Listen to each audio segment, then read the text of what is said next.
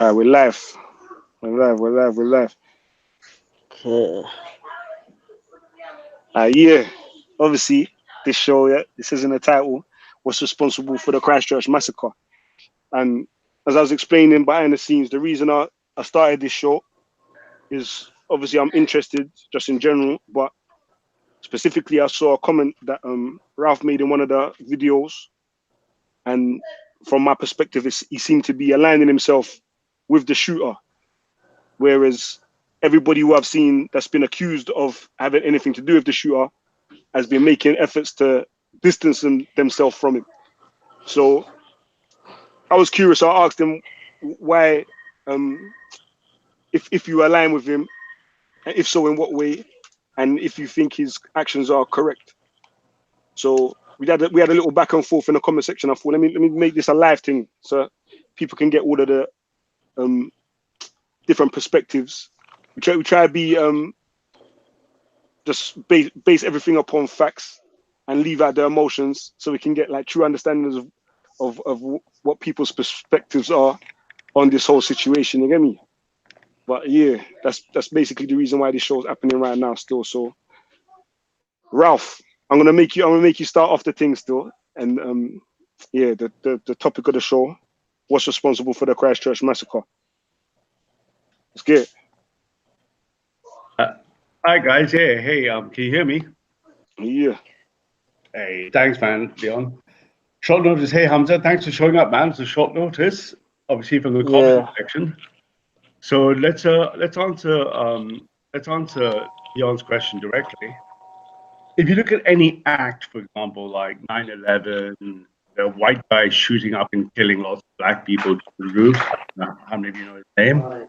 Who killed up all the black people in the church, or a mosque bombing by Muslims on Muslims. If you look at any of these acts, one clear thing you have to do, and be very careful with the global media aid, is there is an act performed by a person, and then there's a motivation for an act. And depending on the structure, the motivation of the attack, the rest of society will use a moral judgment. If I gave you a simple example of a couple of deaths by different moral scenarios, if a young mother who was 18 years old and had never had a child in her life and was a troubled child herself, and she just killed her baby when it was 3 months old, we would look at that morally because of who the person was and what their motivation was, as opposed to, say, Hitler, who killed 6 million Jews in an oven. That's a different act. So the first thing we've got to do, and everyone's going to go in there, is to separate the act itself and the motivation behind the act. As the media immediately says, far right, white supremacist, far right, neo-fascist, I thought it'd be crystal clear to separate anyone condoning such an act, as opposed to throwing out the baby with the bathwater and saying, therefore, the motivation for the attack was not right. And just to finish my point off, if you look at the words used in the media today and look at the shooter's own words, he references continuously the Great Replacement, which is what us entirely in our movement from Trump all the way down also reference as a motivation, except we don't do what he does. So that's the context of the comment, where I'm just remarking on how the media sees what the act is and immediately decides to blame us. Does that make sense? Okay. So it's my turn. I'll just jump in, I suppose, Leon. Yeah, most definitely. Do your thing. Do your thing. Okay, that's very peculiar. The first thing. Oh, sorry, Ralph. How are you? You okay? I'm all right, my man. How are you? Yeah, I'm good, thank you. I'm good. I'm finding your comments as usual slightly peculiar. You're saying that the act and the motivation are two different things. Whilst there may be two different things, one leads into the other. You don't see, for example, the persecution of the Jews being separate to the idea of eugenics, nor did you see, for example, the slavery of black people being separated to the concept of the white man's burden, where there was a civilizing mission by the colonizers at that time. So I'm finding it very strange that you somehow managed to separate motivation from an action where we know ideology is the driving force behind all actions. In fact, the Muslim will quite bluntly tell you all actions are by intentions. The second point, and I'll just go into a quick rant myself after the second point. The whole concept of the great replacement is very, very peculiar in and of itself. The only reason why you see so many movements or demographic shifts in such large amounts is because there's a history of colonization. And this whole concept of the great replacement or white genocide is a misnomer in and of itself. We know what genocide is. When white persons aren't having babies, this is not genocide. This is a lack of attraction or something that's happening in their personal lives. Not all. But it has no reflection to do with foreigners or migrants causing genocide to any kind of population. I think there's a complete misnomer. I'll just jump into my point if that's okay. Unless, Ralph, you want to respond to that? No, it's up to you, man. If you're on the floor and you want to finish one point, if it makes sense, Okay. I'll let you carry on. Yeah, sure. I kind of had to patch this up really briefly because I only got informed just a few moments ago that I'll be on this panel with yourself, but it's an interesting topic anyway. There's something here. Sorry, 1 second. Leon, you there? Yeah. What was the topic of today? If you could just reiterate that for me. What's responsible for the Christchurch massacre? Okay, so what's responsible for this massacre? There's some scholars who mentioned this kind of information before, like Aaron Konandi or Deepak Kumar, and they're like prodigies of Edward Said, who's known. He's a Palestinian Christian who wrote the book Orientalism, and this was to say that all of the scientific works, similar to what we have Ralph quoting and mentioning, are acts of violence that enforce colonialism and imperialism. It justifies this. So what happens is that a bogeyman is created. A bogeyman is a person or thing which is regarded like as an object of fear, and this is extremely useful because what fear does physically, it causes the heart, of course, to race. It causes your breathing to hasten, and it puts you in something called flight or fight response, where your stress hormones go up, adrenaline, noradrenaline. Mentally, the brain is profoundly complex organ. It starts shooting off. The most important thing is the emotion, however. What does fear do to emotion? It causes irrationality. When fear comes into a person, it causes irrationality, and this, by definition, is a phobia. Now, the creation of the bogeyman is what I just wanted to move on to right now. In 1920, you had a famous experiment. It's quite widely known. It's by a psychologist by the name of John Watson. He taught an infant to fear a white rat. Now, the infant wasn't scared of a white rat before. However, this is called Pavlovian conditioning. And that's where the rat is associated with a negative effect. Now, if you look at the Gallup poll in 2005, you realize that the teenagers in America, their main fears, number 2 is spiders. Number 3, they fear death. Number 4, they fear failure. And number 5, they fear war. Guess what they fear in number 1 position? Ralph? No idea. Terrorist attacks. Oh, yeah. Teenagers in America, 2005. This is after the bombing of Iraq. They feared most terrorist attacks. And now, that's completely understandable because I myself was on US soil during 9/11. That's great, but you weren't on Iraqi soil, were you? When they done shock and awe and dropped more bombs in the first few days of the whole of the Second and First World combined, right? Okay, you might be running off piste a little bit. What's your main point here? Do you believe there's a bogeyman? The bogeyman is an Islamist? Yeah, so I'm getting to this. So now what happens is the media and corporate studies have shown that the media create bogeymans as and when it's necessary. Now, I can go into statistics. I'll keep it very short. Language is very important in all of this regards to the media. They excuse themselves, i.e. the colonizers, and they blame others, and they create a language. For example, they on one hand can be called an expat, the others will be called immigrants. You have FGM for the other, and then you got labioplasty, which is one and the same thing. So in one hand, you're pointing fingers at other people, but the rest of the time you're excusing yourself. And there's no way to kind of win with the media or the colonized mind. They say that you're lazy. In the same breath, they'll say that you take all of our jobs. They say that you don't integrate. At the same time, when you do, they say it's creeping Sharia. And what happens is that they create a scapegoat, this bogeyman, and it's extremely beneficial for domestic issues. For example, the problem of jobs, the problems of jobs, housing, welfare, social cohesion is all blamed on who? This bogeyman that's been set up by the media. And it's also extremely useful in foreign issues such as terrorism. It gives a green light to attack countries. And we've seen this historically. We're just talking about one country a few seconds ago, Iraq. There was a whole talk about Iraq being a terrorist state, that they had weapons of mass destruction,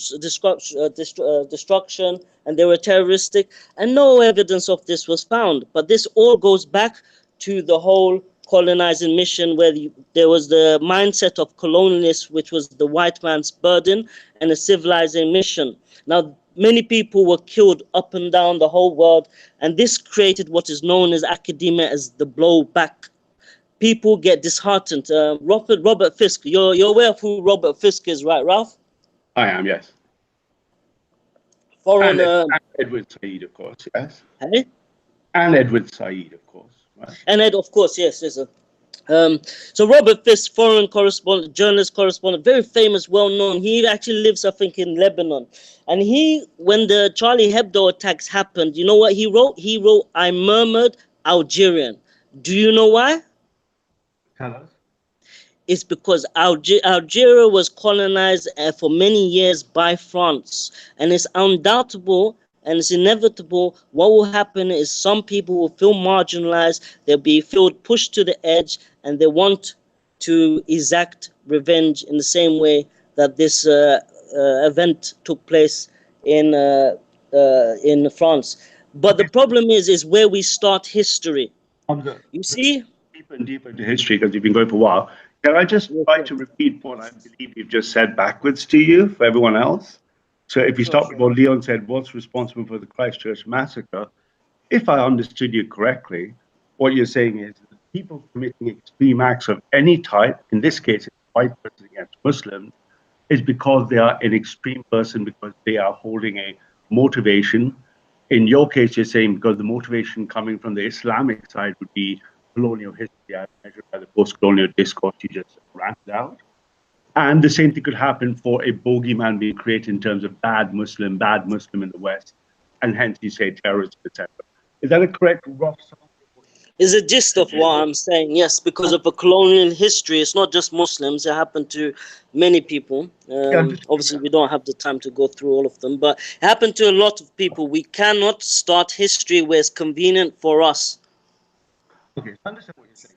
So that's your answer for what's responsible for the Christchurch massacre. I don't believe it's the correct answer. Would you like to hear what my answer is to the Christchurch massacre? Yeah, sure. Okay, so if there's one event that's happening, and I'm here as I'm stating the standard party, international global party line of the new right to the conservative right, so we count everyone else underneath us at different stages of our views. And we hold at the top of our model that under accelerationism, the West is under we define as meta narrative. Ralph, is your connection okay, or is that my connection? Sorry. No, it's Ralph, man. Your mic sounds crazy when you're breaking up. You sound low or something. I don't know what's going on. All right. Let me just change the settings. Well, you sound good. You sound all right now. I don't know if you changed anything. Okay, let me try again. So let me start from the beginning, right? So my response or answer to the question, what's responsible for the Christchurch massacre, is that because the person has openly claimed to be representing the right, independent of its acts, such as the political motivation. No, it's happening again, you know. All right. I don't know what's up. I'll tell you what. Sorry, Ralph. Let me get you to speak, and I'll let you know if we can't hear you. You can. You mentioned act and motivation, that they're two separate things, and I mentioned they can't be taken away from each other. Could you care to respond to that? Yeah, I'm just quickly looking at my settings. Can you hear me now? Yeah, that sounds good. Okay, yeah.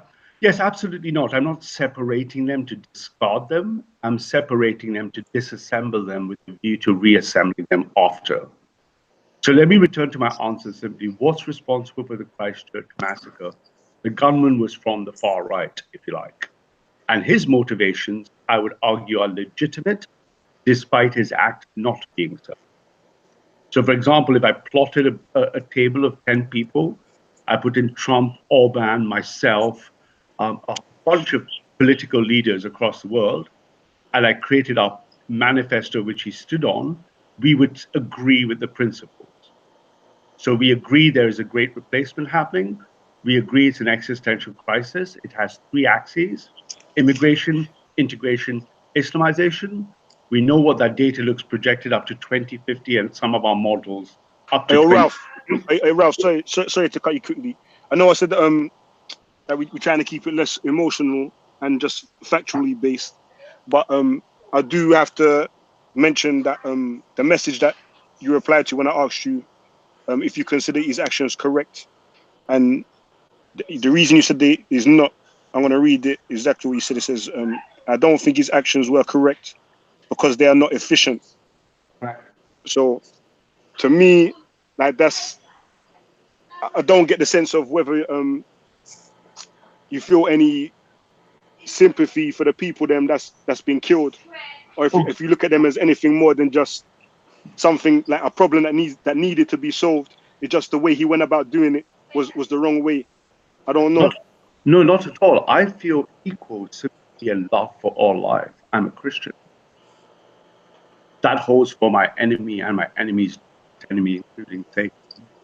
So when you've So asked me, so do I so, care so, for so, 50 people what who did you were mean? shot dead? Of course I did. So what do you mean by because they are not because these actions are not efficient? What do you mean by that? Oh, because if we consider what he wanted, which is that's why I say we must understand the motivations, just like we understand the motivations for the 9/11 bombers, and we understand the motivations of Dylan Roof, the white kid who shot up and killed black people in a church. We must also ask the same questions of what are the motivations for a white guy who kills Muslims. Three different scenarios: 9/11, a white guy killing black guys in a church, or this mosque attack. We must still have the same question pattern that says, what were his motivations, right or wrong? What were his actions, right or wrong? Were his actions wrong? Of course they were. When I say why are they wrong, because they're inefficient, because they will not help us achieve the motivations he has, which are legitimate. Because another reason why I asked that as well is because a lot of the time when I hear people say that you're a Hitler or you're a Tommy Robinson supporter or something like that, you always reply that you're furthermore far right than they are. Correct. I'm a Christian. Yeah, but I would argue that when people say that you're like Hitler, it's That's just the common perception in people's mind. What they're actually saying without directly saying it is that you want to murder Jews or you want to murder a set of people in order to solve your problems. yes, but that's what that's called, Leon. If you guys What's are that? listening in the comment stream, just type into Google Godwin's law. Godwin's law says at some point in a conversation, one guy's going to call the other guy Hitler or refer to the Nazis. That's just people don't understand politics. Calling you Nazi, Hitler means nothing, right? I'm clearly not a Hitler or Nazi. Right? I'm not saying that you are, but I'm saying if this is what you're being accused of, and then your response is to say I'm worse than that, Correct, then because I'm a Christian. That's usually because people don't understand. but I don't know if the people who you're saying that to are understanding that you're being sarcastic or um the Well, reasons why you're explaining now is the reason why you're saying that you're worse than that. And I well, don't know I don't know if you mean for them to understand that that's what you're saying, or if you're happy for them to believe that they think that you mean you're going to do far worse in terms of killing innocent people. oh, good Lord, I would never condone, nor have I. I don't think anyone in the section watching the stream ever did anyone. But I'm saying, are you happy to have people believe that if that's what they believe, if that's what you understand that they believe? No, no, no, no. What I'm saying is there is a legitimate motivation. Let's take a simple example, right? Let's take immigration.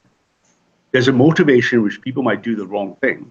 The motivation might be legitimate. The act isn't. Let's flip the other side. If I was a Palestinian boy living in Gaza, third generation of occupation, I would feel it's legitimate to have an intifada, an uprising against the Zionist state of Israel.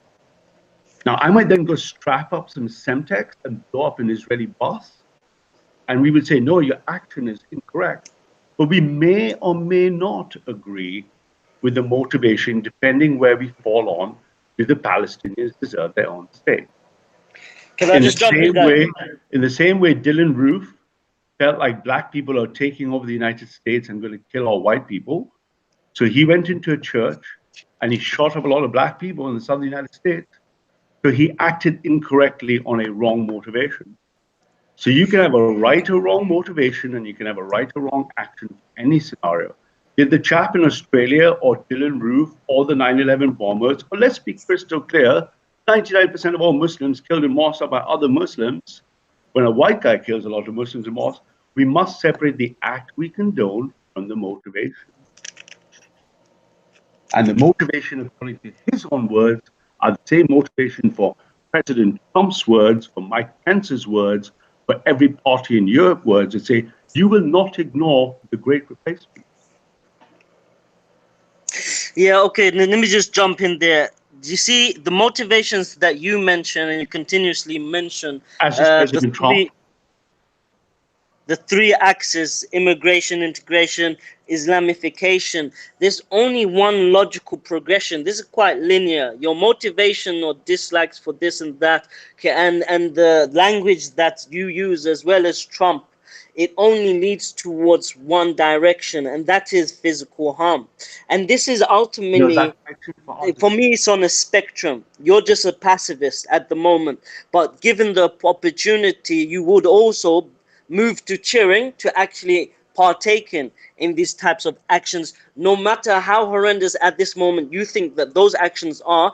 Deep down, this is the natural progression. If someone has a motivation where they hate Muslims or hate a person, just like eugenics caused them to kill the Jews, or the concept of superiority caused them to enslave people, the hatred or phobia towards Muslim, which is irrational, will cause them to kill Muslims. This is only a logical kind of linear way. This whole topic of the great replacement is a misnomer, like I said. There's no genocide that's taken place here. Because of the capitalist society, perhaps white people are feeling squeezed and they're not reproducing in large quantities and large numbers. So they are being, they're not having enough children and their numbers are dwindling. This topic of immigration also needs to be understood, like you said, it needs to be understood, is that people are only here because you are there. The whole integration thing is a farcical, because why? Integration is a two-way road. You can't ask one person to integrate whilst you are not integrating. I've traveled, or I had the opportunity, alhamdulillah, to travel to many parts of the world. Wherever I go, I always see enclaves of European people. Wherever you go in the UK, wherever you find a large congregation of minorities, you find something called white flight. I'm not saying it's all white people, don't get me wrong. This is just a preference many white people have, is that they aggregate to their own. Just this is natural, in fact, even for others. And the last point you talked about is the Islamification. Yeah, Islamification is very attractive in terms of its proposal. It's something which you, doesn't matter how much you wish to fight against it, it will still go on. And the last point you made, the 99% Muslims killed by other Muslims, there's a history. Are you guys still here? Am I still online? You're good. Hello? Still, man. Okay, sure. Yeah. So the last point you made, Ralph, 99% Muslims killed by other Muslims, there's a history behind that. And it's called the rule, divide and conquer. Okay. These So let me just Muslims jump were in here fighting before you go others. too long, just to help the audience along. So you had three particular bits you said there in quick sections by reverse engineer you. The first bit, I'll just kindly say thank you for your concern that I might be on some radical pipeline to commit an extreme act. Inshallah, I won't be joining that pipeline, but I appreciate your concern. There's a prevent program if you want to have a look at that. Your second points are more interesting. So your second point is what you're saying is, yes, there is a set of thing called this great replacement, but you immediately started to try to pretend it didn't exist. But before you do a counter argument to the Great Replacement, the key thing to understand is myself, President Trump, every populist nationalist party in Europe, and the shooter think it's true. It doesn't matter that you don't think it's true. We can have a different live stream if we want, just on the Great Replacement, but I'll just show you the data. But the key point is we believe it's true. And we are creating our foreign policies, our build the border wall, everything on those fundamental observations. Whether you agree with it or not is secondary. And the third part of your report was, even if it's true or not, this immigration, integration is a two-way street, etc., etc. Well, you're now trying to already look at Islamization and integration, but nevertheless, repeat polls and electoral results show the native population think it's a problem. So whether you Ralph, or not, that's hey, Hamza, let me come in next. Yo, Ralph. Yeah. No, not you, not Black Ralph. Other Ralph. I'm saying half. Yeah, cool, Ralph. See when you said we think it's true, like again when I see you say that, it's to me it's I don't know. It's like I'm still kind of baffled that you seem happy to group yourself with this guy who committed this act. Like it makes me wonder, like, is there anything? What do you mean group myself with him? He's some guy in Australia I've never met. I've never heard about him. No one in the world had heard about him. So why are you saying we all the time when you're referring to? I talk because the media is saying it's ours. I'm not the one saying you should be looking. Why would you perpetuate that unless it's true? Because we are sitting on the right, and including President Trump. If we now do a Twitter tweet analysis the next 150 hours, we will be blamed for it. So we have a right to resort because we believe we are correct and right. Hence, we have the White House. So you're confusing me now. It's like it's either you're in a group with this guy, not like you signed up to a club. Either you align with him on some philosophical basis that would Yeah, correct. Of course he does. He's one of our guys gone off reservation, gone mad, right? Just like he hasn't gone mad. You can't collectively hold the 19 hijackers and hold every Muslim alive responsible, can you? Would you hold every Muslim responsible, even though all the 19 hijackers said they did it in the name of Islam? We will not hold the Muslims responsible. You won't hold either me or President Trump responsible for one of our guys going off reservation, right? Yeah, Ralph, look, there's a difference between colonization and the murder of millions of people to the lack of fertility amongst a population. These are two different things completely. Okay, so if I'm not making babies, I'm not going to come up with an idea that then legitimize murder of another people. You may share the same... Sorry, one second. You're projecting there. You're not saying that.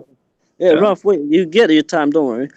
You keep saying we, and this is a very interesting point that Leon pointed out, this inclusive pronoun of we. You, Ralph, are not part of we.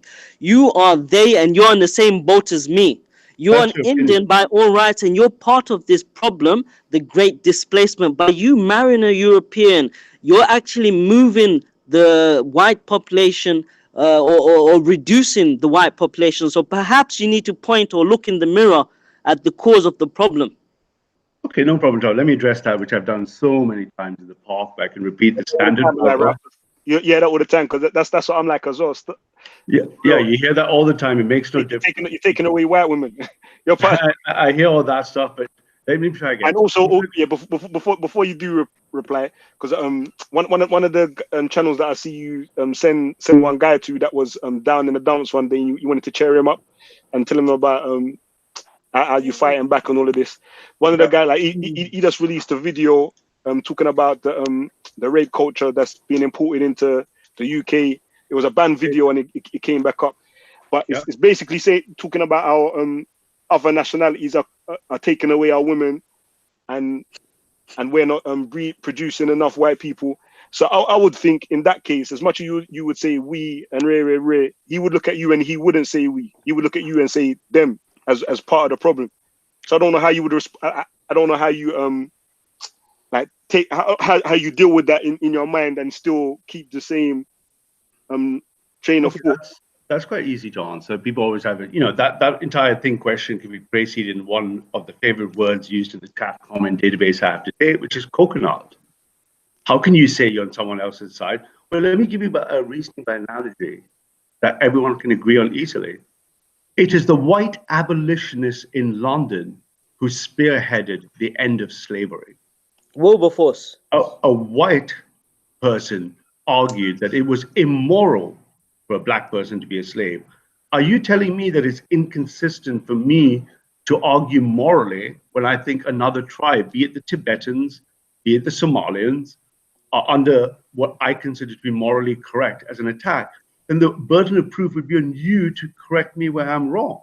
I'm not saying, Sorry, can I just I'm not jump saying in you're there, wrong. Rob? I haven't heard a correction yet. Yeah, I'm not saying you're wrong for that. I'm saying if you think the solution, if you think the solution is for them to reproduce more, then Well, okay, let me answer that. you breathing into the stock is like counter. That's counter the solution. Okay, there's 2 points over there. That's the problem. So, yeah, but there's 2 points there, Leon. So let's break them up because those 2 points are mixed up and they come up. Do the white people have a problem in of themselves that they can't blame non-whites because they're not reproducing under their birth rate? It's only white people's fault that that's happening and their fault alone. They're not having babies with other white people. The answers to that are well understood, but forget that, it's still their fault.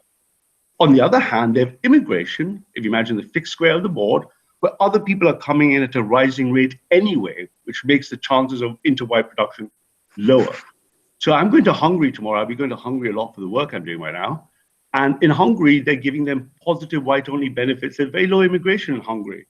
So there's not even a problem to blame non-whites. There's hardly any non-whites around. They say, no, we need to give you free tax breaks, free 7-seater cars, because you guys need to reproduce anyway. So when you say the Great Replacement, if you unpack the Great Replacement, underneath it has Whitey's old engine problem, and then immigration coming in, independent of Islamization. On the demographics, Islamization's problem, why Whitey feels threatened, is not only is it culturally completely hostile, it's replicating at a very far rate. So we know the projections of the ONS data, it could be up to 20, 25% Muslim. These are the components of the Great Replacement. This is the view shared by UK, by AFD, by Trump, by Pence, by all of us in the conservative right-wing movement. All of us. We don't argue this data. You guys don't like the data. We don't. We use it for our policy. Now we're saying this is occurring for whatever the reasons it is the framework by which we will set our value-based moral position. Do we want to shoot up a church, a synagogue, or a mosque? No, we don't want to shoot them up. Do we want kids blown up in Manchester in a pop concert? No, we don't. So we don't agree with those as ways to get the result. But do we see more of them coming? If you plot the spatial map and animate terrorist attacks in Europe by Muslims, the numbers just keep going higher and higher. Raf, do you feel you've answered the question in regards to the inclusive usage of we when everyone believes you are also part of the problem in the great scheme of the great white replacement because you're advocating for them? No, not at my age, not at my age and just one of me, no. And I hang out with extremely far unless you're sterile. No, mate, you don't hang out with such people. I know a lot of them for many, many years. You don't need to go through a dustbin to know what rubbish is, Ralph. No, but you're imagining what they're like as people. But you can give me 10 contacts right now for people you're imagining. I could give you 100 that are my mates. But so that's not the question, Ralph. The question that was asked of you, Ralph, the question that was asked, because it seems like you're digressing greatly, was why do you keep saying we? We don't feel like this answer, actually, your answer actually because I sit on question. The conservative right. I mean, how many times do I have to tell? I mean, how many okay, t-shirts? Ralph, just now you mentioned there that you've got dozens or so contacts of right. If you actually read what they say, and I'm sure. No, mate, I know them. I don't have to. You're reading. That's great. That's great because if you read the manifesto, you are part of the problem. You don't know these people. I'm glad I don't. I'm not taking that as a badge of honor. I don't see why you should. What I'm trying to show it to you or tell to you that you are not part of we, even in their opinion, be it that you only know 10 people, Hamza, the most of them are online. Hey, Hamza, and you see the comments also on all the YouTube videos. Hamza, you don't understand. You are not seeing, Ralph. You're clearly not seen as we. Okay, Hamza, hey, Vincent. Here's the funny thing, right? If you imagine a little theater and a stage, there's one big group of actors on the stage that you don't know, and you're telling me how they think about me, and I'm telling you I know them, and you don't. And I Okay, thank great. you for your input, but Okay, this is a it's like good a question here, comedy. Ralph. It's like a comedy theater. What color would you consider yourself as? Would you consider yourself as white? Because it seems like these Dude, manifestos. how many One times second, people let me ask me formulate about the white? question. I'm not white, If you mate. allow me to formulate the questions, you can see what you can answer to it. It makes sense.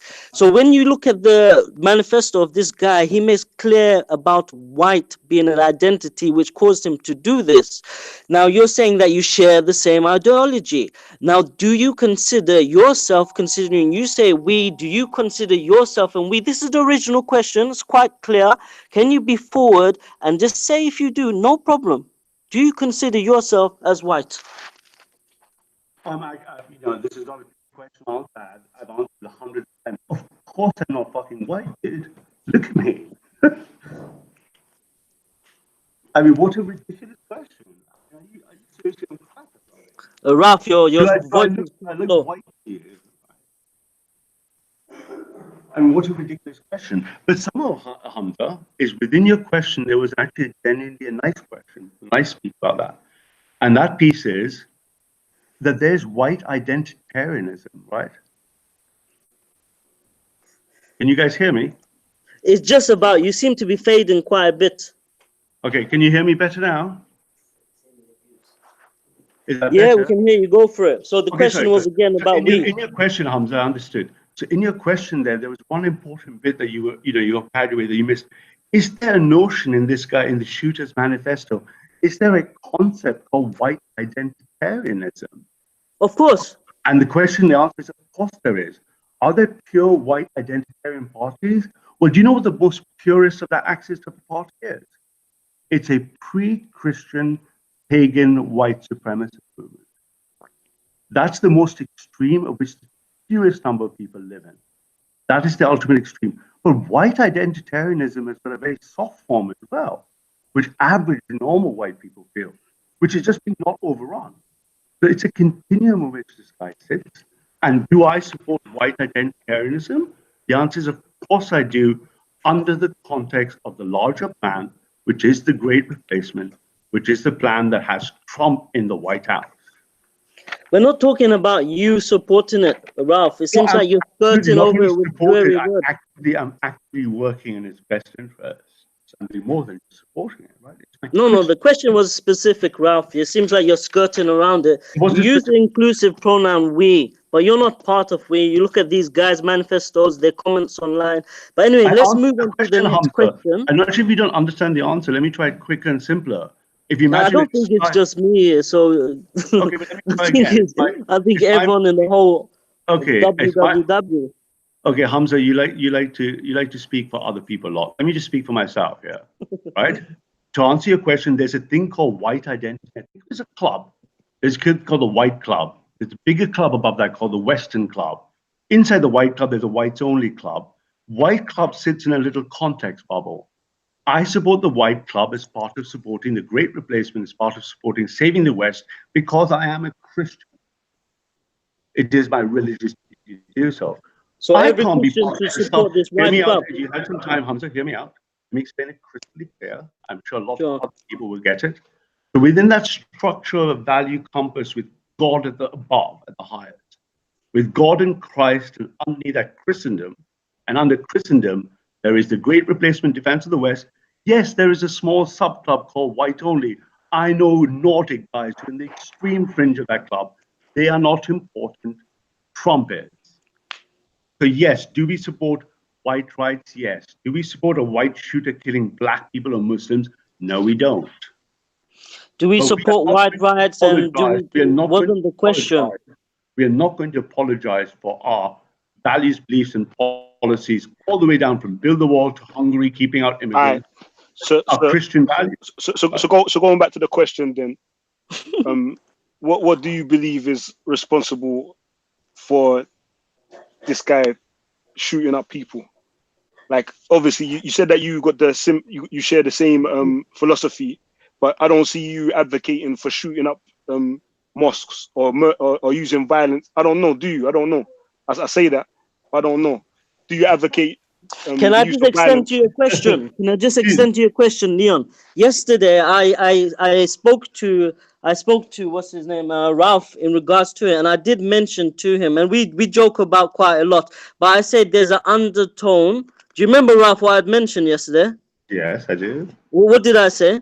No, Well, look, Hamza, I no, understand. no. Don't skirt around the issue. No, Hamza, Let hey, me make Hamza. the point that I Look, want to. Hamza, I Okay, let understand. me say it since you won't say it. I said Okay. to him, there's an undertone of cleansing in your voice.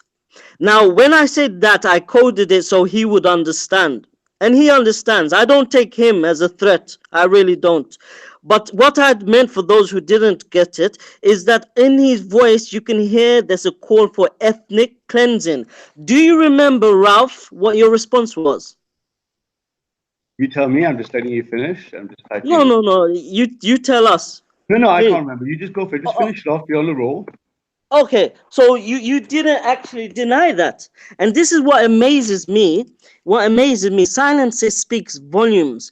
When Muslims commit crimes, they're all collectively held responsible and asked to apologize, not just condemn, but also apologize as if we are to blame.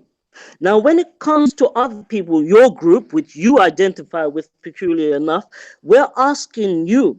You understand the motivation. That's great. We're asking you about the apology and the condemnation. You gave the condemnation a bit half-hearted because when we explain away the mechanism or the motivation, you know what we're accused of? Do you know what we're accused of? Apologizing for terrorism. Yes. And also supporting it by all data standards. You support it highly. About 35% have passive level 2 support right now, Ralph, Muslims in the UK. you're skirting the issue. No, The I'm sorry, question Hamza. Are you asking me to apologize in a way that makes you feel good? Fuck so off. stick to this. This I'm not is going to it. This do is that. a good Are you way. mad? Yeah, so you won't apologize. Would you No, condemn at Hamza. least? Hamza, be crystal clear. I'm not going to apologize with you being the arbiter if you think my apology is bizarre. Okay, you don't Let's be apologize. crystal clear, So right? do you condemn? Do you Well, condemn? of course, everyone condemns. I'm a Christian. Your sound has gone low again. Yeah, I'm a Christian. To take life is a sin. There are conditions, and only conditions under which we take life. You, as the comment says, Ralph, you are a very dangerous man. I just want to go to a point that you Thanks mentioned very before much. about just a point before Wilberforce, the great moral shift in Christianity that caused the freedom or the liberation of slaves. Was there anything else? Because I don't want you to throw that information in there. Was there anything other than that that could have been factors for the reasons why people stopped slavery, such as the loss of profitability of slavery, such as the overwhelming amount of slaves in the world and the non-necessity of extra slaves? Okay, wow. So, all right, Scooby Ball parked that stuff when we done the chat with the mosque and stuff, and you can go home and think about me being not apologetic as you would like me to be. But I couldn't care, Ralph. just to answer your question, to another sudden next bit is, do you want to talk about slavery for some reason? No, you mentioned Wilberforce, right? Well, no, I was just trying to be polite It's a when you side. give Yeah, me the it's a standard. side dish. Yeah, it's a Okay, Yeah. you can soft leave topic. that. Leon, if you think we should leave it, we can leave it. Yeah, you don't really have to go like after. I feel we still can beat out the main question, which is the title of the show, a bit more before we get into that still car. That one there, that will just open up. That can be a show in and of itself. You get me? Do you think that I've given my reasons as to why this like many other actions occurred? Do you think I've given the reasons? Me. Yeah, like the history of colonialism, which then led on to Yeah, give me immigrant a summary. Give me a demographics. summary because while you have been talking, I've been doing other things in the background. Okay, that's So okay. I So haven't heard everything. So as Ralph reiterated after I had spoken the first time round, my point was to just go into the whole concept of colonialism and the presence of foreign people or boots in those countries. And what they also done, I didn't actually get into this. If you look at places like India, and Wilberforce is a very good place to actually start and then digress into, because what happened was, after the loss of profitability of slavery and the laws that were passed to stop slavery, what happened was something called the scramble of Africa after the long depression, which was caused by the change in industrialization. So people who were working with their hands no longer became in need because of industrialization. So we went under a long depression, and Britain needed money. And the best solution for her, Britain, as well as her European allies, was Africa.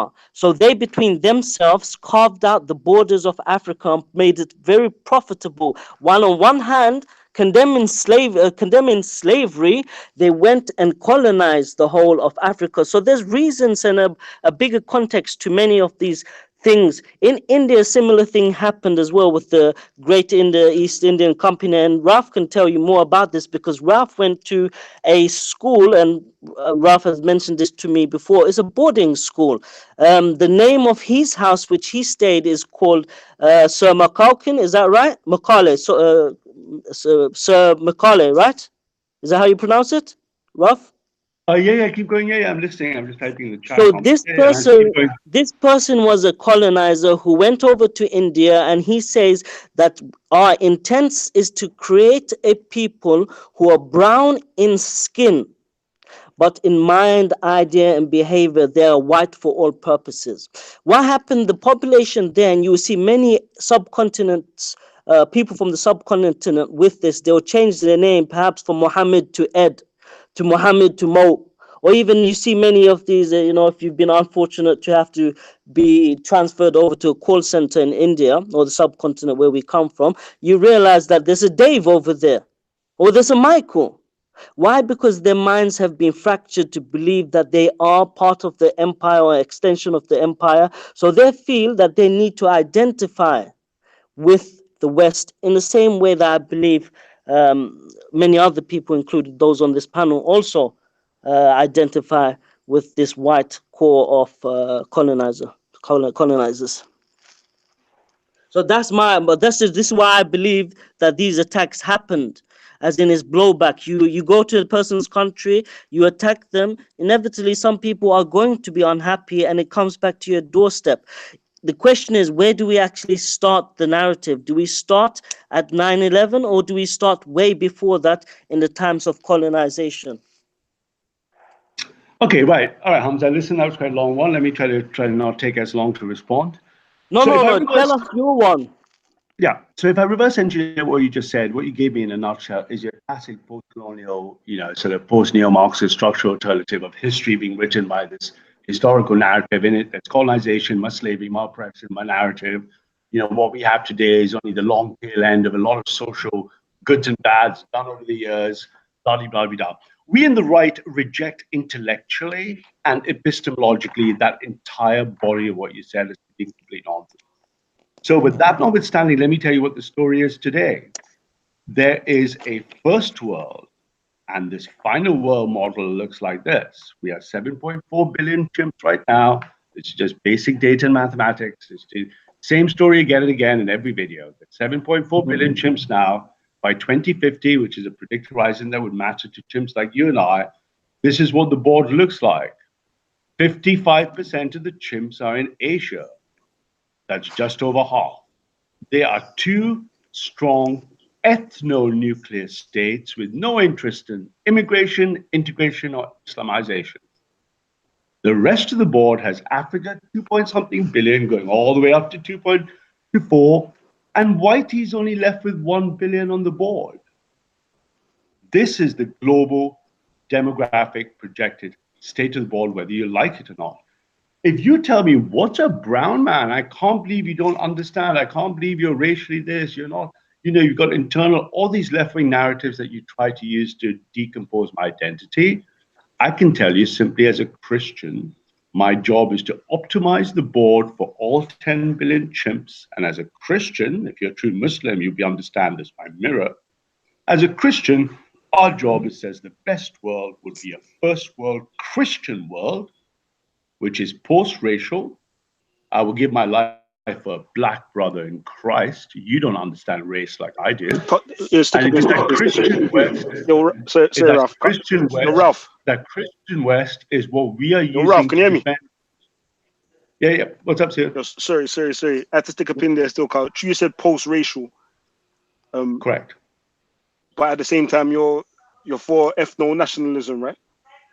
Correct. So I can give you a simple analogy right now. Please. If I want to support the Korean people's right to be Korean without Chinese invasion. No black people, no white people, no brown people. I will stand and support all Korean nationalist causes so that the Korean people can continue to be Korean. Or at least they get to choose if they want to mix it all up. It is their right of self-determination. And that is a Christian concept.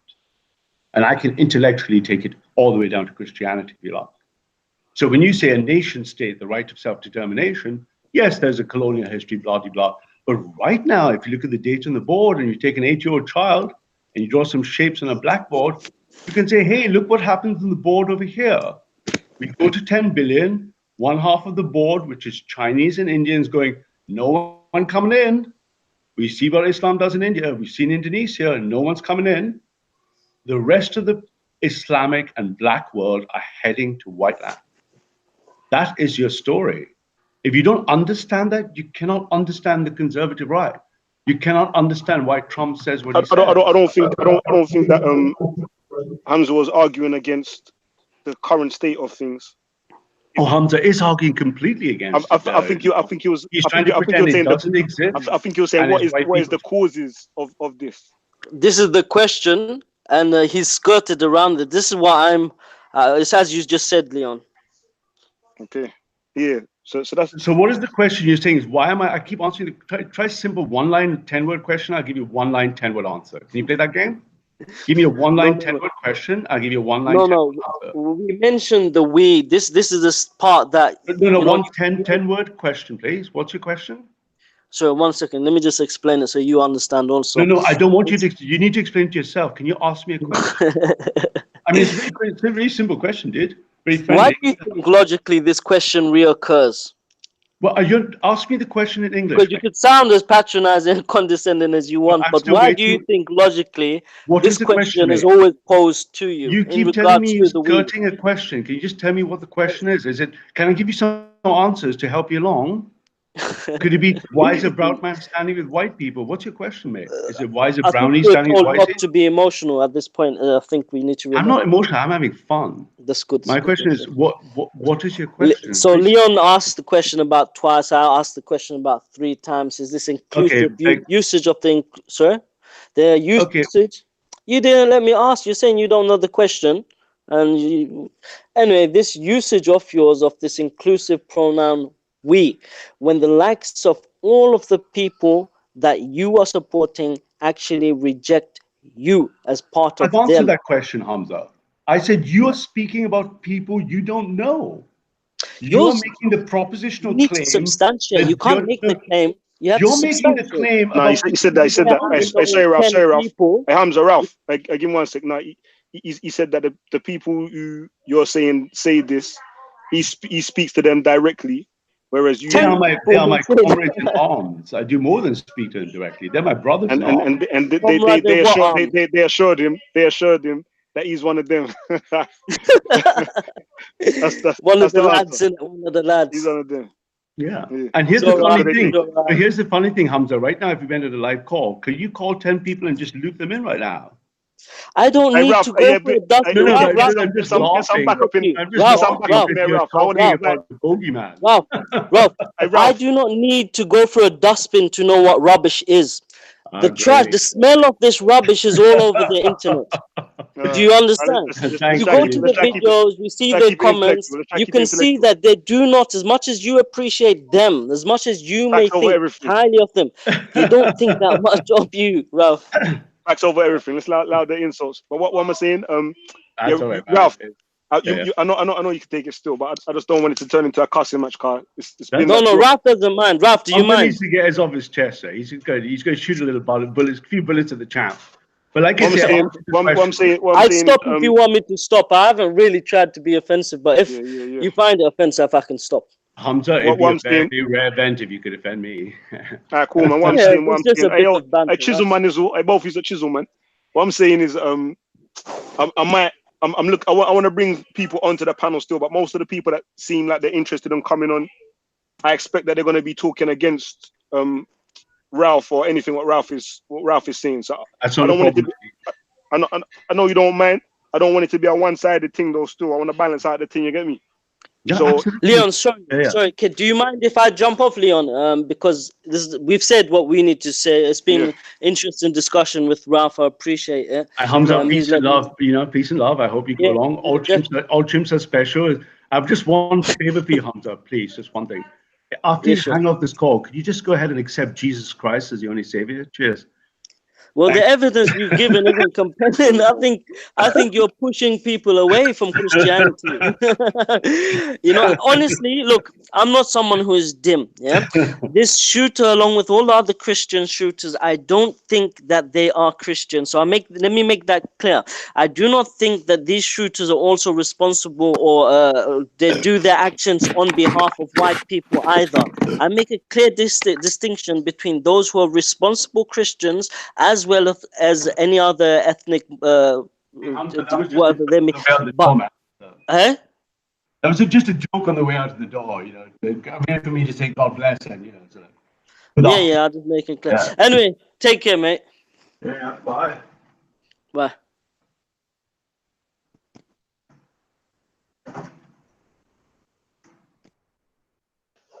Yo, sorry, my bad. I miss Hamza, man. I was on my phone.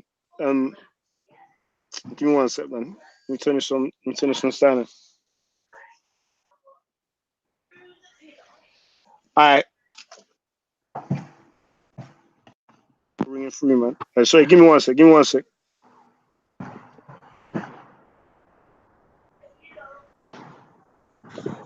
Yo, Ralph. Yeah, I'm here, man. Yeah. Alright, cool. What I'm saying now is back to the title of the show. Like I think I asked you earlier still, but I don't know. I think you and Hamza started talking about something different. It's windy where you at, the wind is taking over the call. Yo. Yeah, I'm here. Can you hear me? Yeah. So what I'm saying is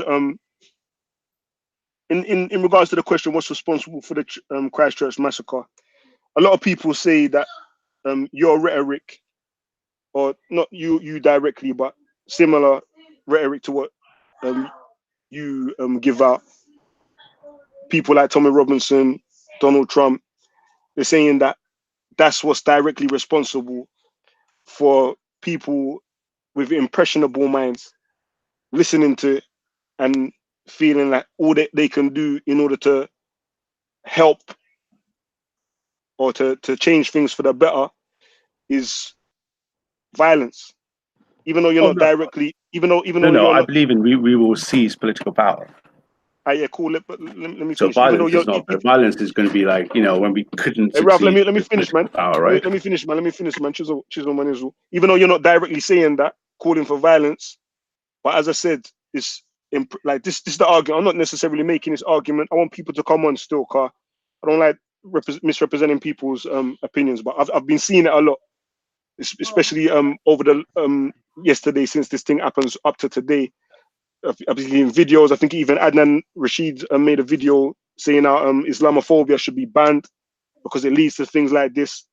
I wouldn't know if he would consider how you express yourself to be Islamophobic, but differently. But no, I ain't finished the question yet. But sorry, man.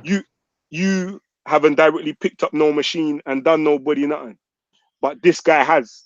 So let's get into why you think he's taken that step, whereas you're, in your own words, not advocating for that. Yeah, but I can explain how it works if you want to hear it from the other side. I want to hear your opinion. Yeah, if you want to hear the other side, otherwise you can't understand the motivations of what you might consider your enemy, right? So let's break into two parts, right? one bit is if you look at the PREVENT program, you look at long, successful, older programs, especially in the US, that ran in the 70s and 80s. Over the last 20, 30 years, we understand the motivation for terrorists a lot more. Like the Israelis have done fantastic work. And we realize that the single reason, a single common motivator for terrorism seems to be what's called identity detachment. So what happens, you have someone, let's say a Palestinian boy, frequently unable to express his identity of what he feels he is because he's suppressed. And when that thing detaches itself and goes down a life cycle of detachment, we understand this, a large percentage of those people will become terrorists. They could be Islamic terrorists, they could be white supremacists, they could be black supremacists, they could be, let's say, people in Myanmar and Burma killing Muslims. It can be any type of people against another people. It's a common pattern. So what's happening over here for this guy at his age group is he is living in a position where he feels, and if you look at all the Discord servers and the private right, a lot of white young males feel very impotent because they're struggling to balance what they see internally as a pressure, like they've got to do something now, they've got to do something now, against the slow pace that we believe we can get by electoral power. So we plot the last 20 years, 10, 15 years, we have swung the neoliberal pendulum, and we are creeping. In the next 10, 15 years, we should broker control of the Europe and the United States. So by political power, we believe we can solve these problems. Certain young men are in the social media frenzy in the age, looking at, the Manchester kids, 9/11, this bomb, that car guy, this guy drives a truck into something. They're feeling impotent because what they feel they should do, they don't have a way to express it. So his motivations are the same as the rest of us, and his inability, and that's the same thing they found for the 7/7 bombers. It's the same thing we find, but especially with bombers, we can actually interview after. Like I said, the Israelis have done the best work ever because they've got a lot of failed Palestinian bombers. You say his motivation is the same as you. All terrorists or people who conduct the act, they have the same type of motivation pattern. But would you say that you're responsible, or not you directly, but people like you, are responsible for him getting his information? In other words, if you wasn't speaking the way you would, and he never listened to you, would he be able to come to the same conclusions? Absolutely right. Yeah. So, for example, one way for me to stop all Muslim terror acts and violence is to ban Islam across the world. But we're not going to ban the conservative right, are we? So we're not going to ban ourselves because one person didn't understand. Or again, if you go back to the pattern of what makes a terrorist or an active shooter, is he's lost detachment of what he wants to do. He's impotent. Think of it as Rat Boy in the park. He wants to express an act of anger, but he has no power to do so. So when Rat Boy snaps, the two parts of his world that says, what I want to do, my will to power, and what I can do, cracks. This guy's will to power is he wants to save his people, his country, his nation. He can't do anything in this modern world. He's impotent like Rat Boy. He's not powerful. So as a young man, his only act of power is to break the barrier. Now, is the reason he's doing it incorrect? No, of course not. The reason's not going anywhere. We do not intend to sell out the West, right? That's just not happening. Not on our watch, right? Is that going to make sense? Or?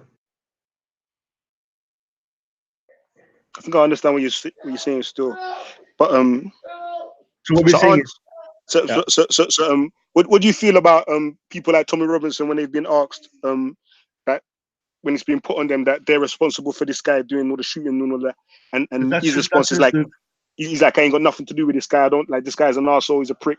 Rare. Well, no one had heard of him before, mate. No one knew who he was. Yeah, but like I didn't know him. Tommy he didn't only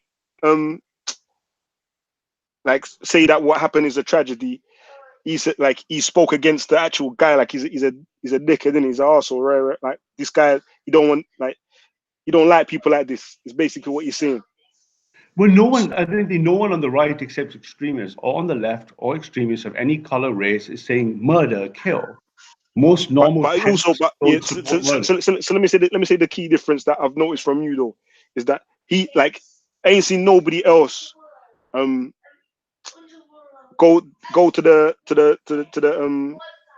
of feeling necessary to say that to say that even though this guy is an arsehole, he is right on certain things. Like nobody don't even want to say that. What do you say to that? Leon, that's because if I went to about 20 Discord servers right now where everyone, even the soft right are, you guys aren't there because you're not talking to the other side, man. Everyone has to talk to all sides. If you make a bogeyman, you don't go there. You don't talk to a young black kid who's got 3 knives. This was COE's about. COE's an open platform. Everybody to come and express themselves. I You want to know what people are saying. That's why you are a master, my man, because this is mastery. Yes, because you have to listen to what they're saying. You think I'm the one? No, I'm bringing the message to everyone in the corner because the message is there anyway. Right? And because look at this way, why do we have words and language? Why does free speech matter? When we came down as chimps, I love talking about chimphood. And if we look at the origins of language and how we look at it in the right in generative anthropology, is we negotiated in our brain speech to prevent violence. Speech is the line after which you get violence. If you don't let the other side speak and you won't listen to the words they are spoken, then of course you get violence. I want to hear every side because I want to use words before violence. Does that kind of make sense? Not listening to someone because they're a white. Do you think, let me put it this way, people ask about color of my skin. I can hang around with a room of 20, 45 or 55-year-old men who are ex-National Front who want to string me up. They want to packy bash me out of existence and close the pub door at the back. I can sit with them and listen to them. That is Christian truth. That is Christian truth, because without listening in words, you get violence. Words are the precursor to peace, otherwise there's violence.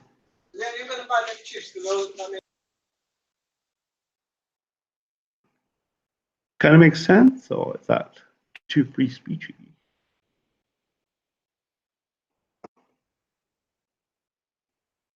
Anyway, I don't know if you can hear me or whatever, it's all gone like dead quiet. You guys hear me? Yeah, I can. I can hear you, bro. Keep going. Sweet, just checking, man. Okay, so I don't know, does that answer your question, Leon, or? I think Leon might have wandered off, man. Who are you anyway? I don't know your name, bro. I can just see a picture of you smiling at me. Yeah, I just wanted to come on to clear up some few things in it. So, yeah, I was just gonna go into what you meant about when you were talking about you're more right wing than Tommy Robinson and all those people, because being Christian, a lot of people don't understand the definition of white supremacy. And yeah, I have I would say it's my own definition, but I don't know. I feel like this is what's really going on. Right. So my definition of white supremacy is the ideas of rich, cisgender, straight white males, and it goes into race, goes into gender, it goes into class, and it goes into sexuality. I think those 4 places pretty much, yeah. So where you were talking about being more right wing than Tommy was the fact that you're more Christian than Tommy. Tommy only focuses on the race aspect. You focus more on the religion. Oh, not just that. I'm actually more. Tommy is just a civic nationalist, right? Civic nationalist, yeah. He's a civic nationalist. So there's 2 types of nationalism above civic nationalism. Okay. So I'm even more far right than that. If you look at political theory of how you organize society, so I'm very, very far right, Christian, reactionary. I want a Christian world. Yeah. By the book and by the sword. Yeah. I would argue already there anyway, but yeah, like more work to do, my friend. Yeah, well, I don't know. Like, I mean, when you look at the 4 aspects, like I said, when it talks about race, Christianity is a white religion, dominating religion. When it talks about sexuality. Why do you think that? What? Sorry. What? No, Scripture just prohibits what you just said in Galatians 3:28. There's neither black nor Jew or Gentile. Yeah. Okay, so Christ sees no color. I'm sorry. As a Christian, I can assure you. I hear what you're saying, but regardless, when we go through what we notice when we go into the church, we don't see a non-white Jesus Christ. You understand? You see in, you know. Yeah, but Jesus wasn't white even technically, right? So Yeah, I know, but when you go into your church, you don't see that, do you? no, the churches and buildings are different places. I've spent a lot of time. I lived in the My US. bad. I'm back, man. I'm back, man. My bad. Sorry, man. Got sidetracked, man. I had to do something in the background again, man. But yo, yeah. No, no. Try answer the question though, Ralph. You just came in the thing. I don't know if you have already still. But Oh yeah, we're past that. We're talking about churches. No, but I was just gonna say. So I spent a lot of not time. you. Ralph, the other one, man. You all got the same name. No, Renegade. I'm You're Okay, Renegade. Raphael. I I'm didn't know that. Raphael. I'm Raphael. Everyone keeps calling me Ralph. I'm Raphael, fam. Yeah, cause you've been No, absent, fam. You've been absent, so now your name's changed to Ralph now, fam. this way is man, fam. My man took over your name. It sounds similar. You get me? No, Nah, but man. Raphael, Renegade. as a Renegade. Now Christian, I want to hear. Now skip that question, man. That's dead, man. I want to hear what you think is responsible for the Christchurch massacre. That's the hot topic right now. yeah, but I just already answered that. So you want me to do it again No, quickly? not you. Renegade. I want Renegade Raf, man. Okay, all right, gotcha, man. Ain't heard his I, opinion yet. I feel like it's scared of you know Arabic or Arab religion being the dominant amongst society, or Arabs. Some people might say Arab supremacy.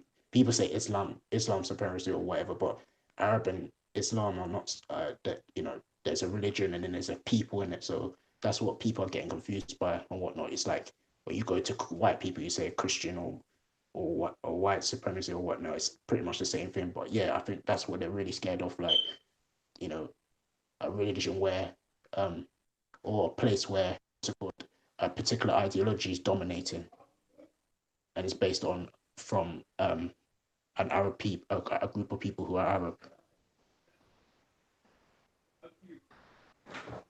I should give you a tip, Blake. Everyone's giving me compliments. Yeah, that's Who's it. Mike's that? Alright, say nothing. So you think that the fear of foreign culture basically coming and taking over was what made my man shoot up the place? Yeah, this irrational. It's not really like what's going on anyway. Like no one's coming in and taking over, but from But when that's you what I'm watch the saying. But news, that's what I'm saying. But like he ain't the only one who thinks like that, yeah, I know. or who thinks that's a reality. But Yeah, I don't see enough people going and drawing for mash and licking down people. yeah, because that's the problem. Like, it's blown up when one person does it. Like, people look at this one individual. The news puts it out and sees it this one individual, and then everyone just blows up and says, "Yeah, oh, this is what's happening." Like when you And hear do you about, think do you think that the narrative that I'm airing spoken about the most right now is that it's because of freedom of speech and Islamophobia, people speaking against like hate speech, people Right, easy, but speaking. I'm gone, yeah? I don't know exactly how man's gonna define hate speech still, but these are the terms what I'm airing. Hate uh, speech against Islam is what's making man feel like they it's open season. When you refer to people as musrats, when you refer to people as enemy combatants, things like that is what gets man in military mindset and makes man want to open fire on Muslims. What are you saying to that? um, it's a bit of a loaded question. Yeah, I feel like I'll say it like this. Yeah, like it's people have this fear of what's it called their what they call white identity or white culture. You know, people often say there's nothing like white culture, but in a way there is really. But and people are afraid of that, so they're looking at Islam as well, and the politics between the West and and the Middle East, and they're seeing it as like, yeah, the Middle East are trying to impose their religion on people, and then people live in these pocket communities, and in their communities they're seeing, you know, just grouping off a particular group of people, and they're using this to say, yeah, these people are trying to take over our country and whatnot. And with all that put together, you know, when you tell a lie enough times, people will believe it. Does anybody know what the actual conditions was like in New Zealand? Like, was there any what was the Muslim community like over there? It doesn't have to be how how it was as a whole. It could be just a community, like I said. It could be just like Oh, yeah, a pocket community, and like, you know, I hear you still. I live in Sutton, in it. It's not very diverse. It's more white people, So I could look in that area and think, oh, white people are trying to take over the thing and whatnot. But when I go to somewhere like Peckham or Brixton, you know, it's more black people there. I'm thinking, oh, it's safe. It's, you know, it's cool, isn't it? But that's how it could be. It could literally be like he living in an environment where it was happening. Then you know. Also, another thing is people are what they listen to and what they look at, in it. So he's watching the news, he's watching certain things and whatnot, and it's giving him that idea in it, and it's just feeding him into his thinking, and then he just goes off and does something like that. You see what I'm saying? So what do you reckon is a solution? Man are saying ban free speech, ban Um, Islamophobia. What you saying to that? the thing is, it's very hard because I don't really agree that we should take away. I feel like it's more education and being aware of what's really good, because this is what I've always said is a propaganda being used to continue the machine. So I say that this idea of what's it called, the politics of the Middle East versus the West, it's all propaganda to distract people, and really what's going on is that you're Climate having change. poorer and poorer people. Yeah, well, climate. I wouldn't say climate change There is was a big protest with yeah, all the youth yeah, them striking. yeah. I heard that in the university the other day or something like that. But yeah, those type of stuff. Like, I feel like these are also distractions. They are serious situations. There are serious things, but you're just throwing it in content, fam. You can't just throw it in like that, fam. Like But that's the reality, fam. that's a completely On different thing. the same day, I was gonna go down and film it as well. There was one big and it was different countries all over the world. The Mhm. students came out to protest climate change again.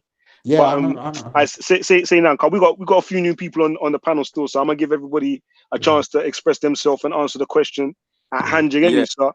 Ziriab, your time still. The question is, what's yeah, responsible for yeah. the I saw. Christchurch massacre? All right. So, in answer to the question, this is an issue of security. Let that be repeated. Let me repeat that again. This is an issue of security, and unfortunately, call me a cynic, but I see these crimes that are committed by fanaticists on whatever end of the spectrum are going to be used by the state wherever it is in order to extend its reach and its inordinate influence. So in answer directly to the question, it's an issue of security. Why wasn't this guy on the radar of the intelligence services? It's a question, but ultimately it surrounds the issue of security. The thing is, this issue, right? This growing problem of security has led to the regurgitation of the Huntington theory, that is the clash of civilization, which Ralph kind of alluded to, because it sounded like that's what he was alluding to. This idea of, you know, this clash of civilizations, this clash, however you want to put it, it goes back to Samuel P. Huntington's idea of a clash of civilizations, right? Now, to address that, I think the the intellectual class have had a role in popularizing this thesis.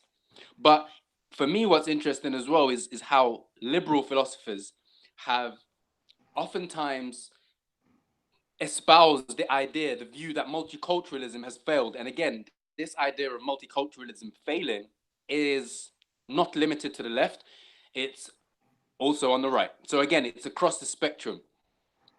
And in that line of thinking, issues such as national sovereignty, security, cultural coherence, all of these issues are also thrown into the medley, or thrown into the pot. Now, breaking it down one by one, you've got the issue of multiculturalism, which, in the view of detractors from multiculturalism, multiculturalism has undermined a sense of national solidarity. Now, I'm not so sure that that is true, right? I don't see why necessarily having a multicultural society would necessarily take away from national solidarity. especially not when national solidarity is based not on ethno or an ethnic kind of perspective, like the exclusive Jewish state that is known as Israel, right? Self-described as such, but on higher ideals and precepts and yeah. So for example, civic nationalism, which I know, yeah. So that's that. But what I'm saying is that this idea, these ideas are all part and parcel of it. So you've got at the top, you've got security, but then you've got the issues of, you know, national sovereignty. You've got issues of quote unquote cultural coherence, right? And it's Islam which has been brought into the arena, so to speak, or the political arena, in amidst these political and social changes, and identified as the problem of state security. And so that's why you have Prevent in this country. And although you know, ostensibly Prevent is for both for right wing as well as any other kind of extremist idea, but we know that Islam has been brought into the arena, political arena, as the focus and the problem and the major problem of state security. So then, From who's been highlighting that though, or who's been giving that narrative? Again, this is why Where's this guy Huntington, getting it from? Yeah. Why this is why I said about the Huntington thesis. Okay, so the Huntington thesis of the clash of civilization, which has led to this. What's that? I don't know what that is. Huntington thesis. Where's that come from? So it's an idea, as I say. If you put in the clash of civilization, his name will come up and his idea will come up. And that basic precept is that Islam is not compatible with the West. This is what everyone's repeated. That's the basic idea, boiled down. Correct. And that's a position we take openly. Yeah, exactly. So it's no secret. What I'm saying is all in the public domain. This is not conspiracy theory or anything. This is all factual-based analysis. So now we need to wrestle with these issues before we get onto what underlies these issues. Because although it's quite clear, I can explain is in the target. Let me just land 2 seconds. So although Islam is in the focus or in the scope, so to speak, the real issue, and again, Ralph has been very honest and upfront about it, is the fear of the West, of the multipolar world that we are moving into, and the increasing irrelevance of the post-Second World War global financial system with its institutions, and the US, the dollar, the Anglo-American dollar imperialism, which has underwritten the global financial system. This is the real fear. It's not Islam, but it's what I just said there. But before we get onto that, we need to deal with all of what I said before. Yeah, but let me just say, I haven't got that much long time, guys. So I'm just going to jump in for a little while, Leon. Yeah, I'm off to the nice ethno-national state of Hungary tomorrow. So you're right. Are you welcome? Are you sneaking in? Yeah, me or Yabi, open invitation. So so funny that. So is it Ziryab, right? Yeah, you make the points very well, and we are living in this. You know, if you look at the idiom of the clash of civilizations, and that's got a nice historical precedent all the way back. You know, I'm going to Hungary, so in the semicircle of statues over there on the left is a statue of our Saint Stephen, a crusader, Saint Stephen I, which is the home of the Saint Stephen's Basilica, which dates back to 1,000 years ago in the trips to the Crusades, the Holy Lands. When you say we are scared, and let me tell you from the horse's mouth, of this new world of Bible, we're not scared. We are preparing for defending what we have always had to defend. It isn't a fear. It is a motivation behind what you would call Islamophobia, everything against immigration, against integration, against Islamization, because we do not wish to live in Islamic lands. I'm a Christian, and I know very pious Muslims. I can appreciate, even though I reject their prophet, that they have faith. But I want them to live and practice Islam away from us. You're also right, my friend, in saying there's a history of the antagonism because of colonialization and slavery and general Western hegemony. And we in the very far right reject and regret our adventures into the Middle East. But do not confuse that for us saying, no, it's now time for us to defend this, ideally in an isolationist fashion. Trump, we are burning up the supply chain, the global chain, to prepare for national defense of our Christian West. And this is post-transracial. And we have decided we are not going to live with Islam. That is our decision to make. Well, all right. Well, all right then. Yo, beyond atheism, coming from your time now, blood. Yeah, hey, how's it going, Pick him man? out, respect. Yeah, What's how you doing? responsible for the Christchurch massacre? That's the question. Yeah, this is what I think. Yeah, basically, I put it down to like Western liberal culture, like PC culture, like especially feminism, like women going into the workplace. Basically, I see a lot of men. I think the ones that even follow Ralph around Speaker's Corner, it's like they don't respect Western culture. Do you know what I mean? There's no respect for it. It's like the culture doesn't respect you, and you don't respect the culture. And then the Muslims, they're like a symbol. Do you know what I mean? Like the Muslims and the Jews. So these people, they just kind of scapegoat the Muslims and the Jews, but I don't think they really give a shit, man. I think they just like this guy wanted violence, innit? He wanted to like take down the system. He was angry. He don't respect it. So I think he just took it out on the Muslims to create a war. Like, he wrote that propaganda thing, right? He goes, I want to start a civil war or something. So You're right, Imran. Imran, you're totally right. That's the same standard pattern for all. Even Dylan Roof, who shot a black guy. That's the standard pattern of a misfiring chimp. But the message, but the thing is, Ralph, the message he has is the same message that we all share, including Vice President Pence, including Trump. Everyone, we share the same message. We're not going to have the West be 30, 40% Islam. That's not going to happen. Yeah, but this is the thing, right? Why don't you guys go after your own culture, like your kind of liberal culture? That's a separate question. That's not a separate question. It's not, because you're scapegoating Islam, right? You're saying not Islam. Scapegoating. You're basically even if we were looking after Western Christendom completely, we would still want that same thing. Look, first of all, forget about Christendom. Yeah, it's irrelevant. Okay, no one in the West follows Christianity. You got no respect in the West. Yeah, nobody respects Christianity in the West. Look at the media. Look at the TV shows.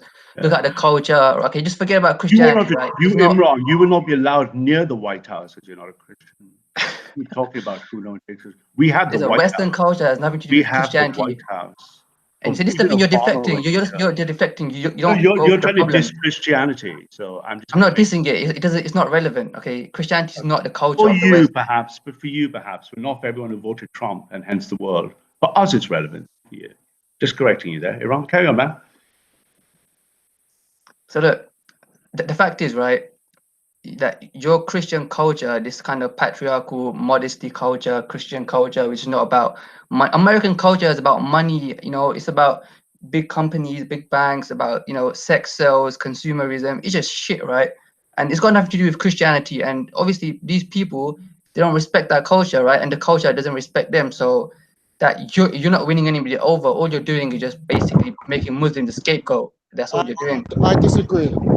I disagree with Christianity not being part of American culture, or at least having some part of play in American culture, and the same with Britain not having British Christian culture involved in their culture. Raphael, you're completely correct, Raphael. You're totally right, because we have just under 90 million hardcore American evangelical Christians that support the entire Republic.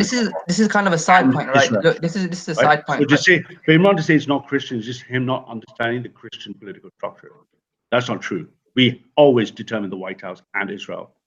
So we are, Mike Pence is a hardline Christian. So let's not bring Christianity into this, right? Or if you do, just make sure you understand what it is, right? Going back to the point, the central point here is to remember that security is the issue. Islam has been brought in to focus the state's attention, or the state security's energies and expansion on towards. But in reality, it's the same old game of state overreach. Secondly, there's a strain, or there's a school of thinking which has led many to believe erroneously that, and this is the ideological framework or basis justification for liberal interventionism, that it's the West's ideas post-Enlightenment that makes it superior. But we disagree. I disagree from the far right. Absolutely, with that statement. It's this. But this is the thing. When we were saying earlier about Samuel Huntington and his ideas and this clash of civilization, right? He makes it clear in no uncertain terms that it wasn't ideas that won the world, and it was violence that won the world.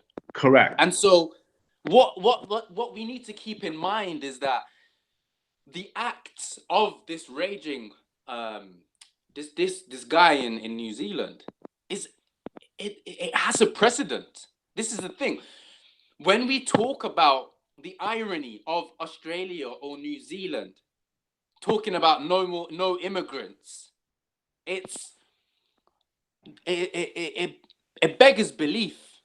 But again, it's this point. I think Hamza pointed it out earlier. We pick and choose from what point we look at history. So it's from the point of time of Europeans coming over to Australia, New Zealand, and it's like, okay, we're starting from now.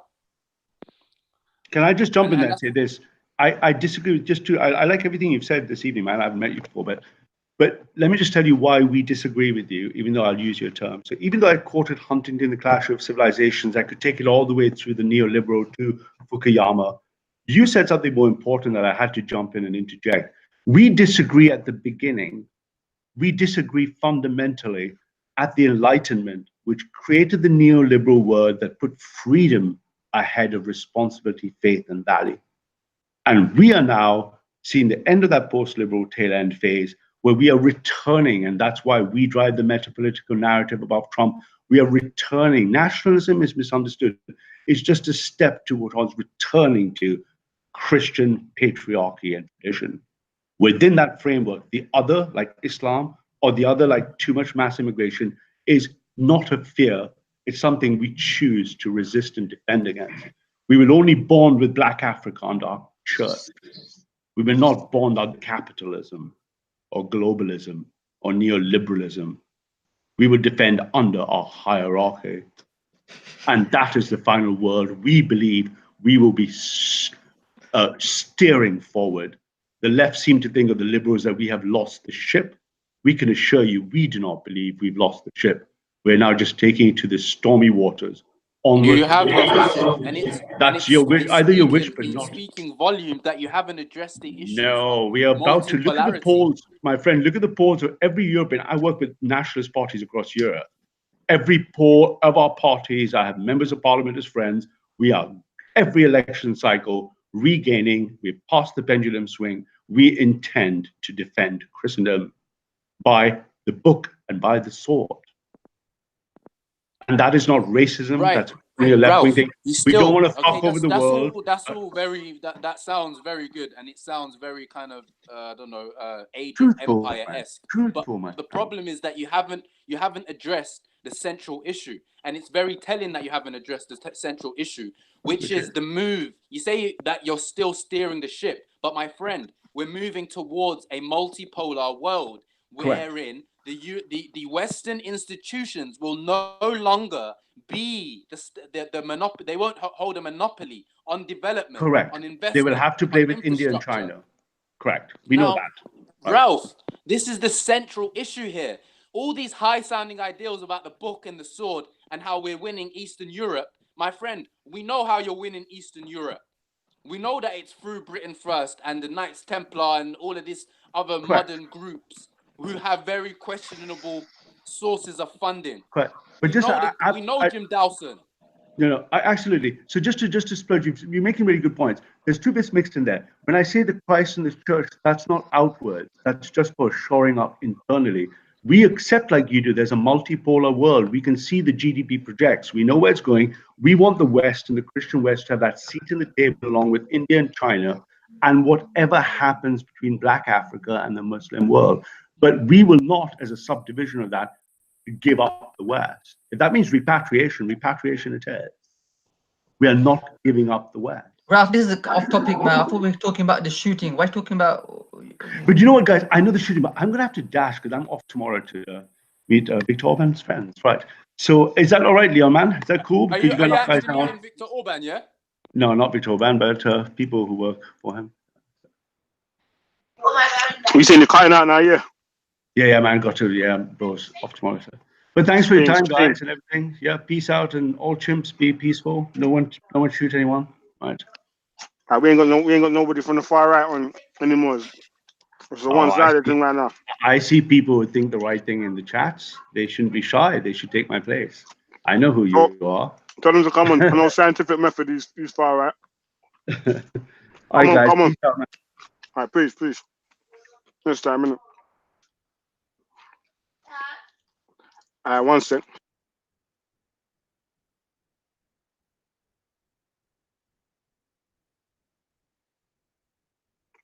All right, cool. All right, right now it's an open panel thing still, Carl.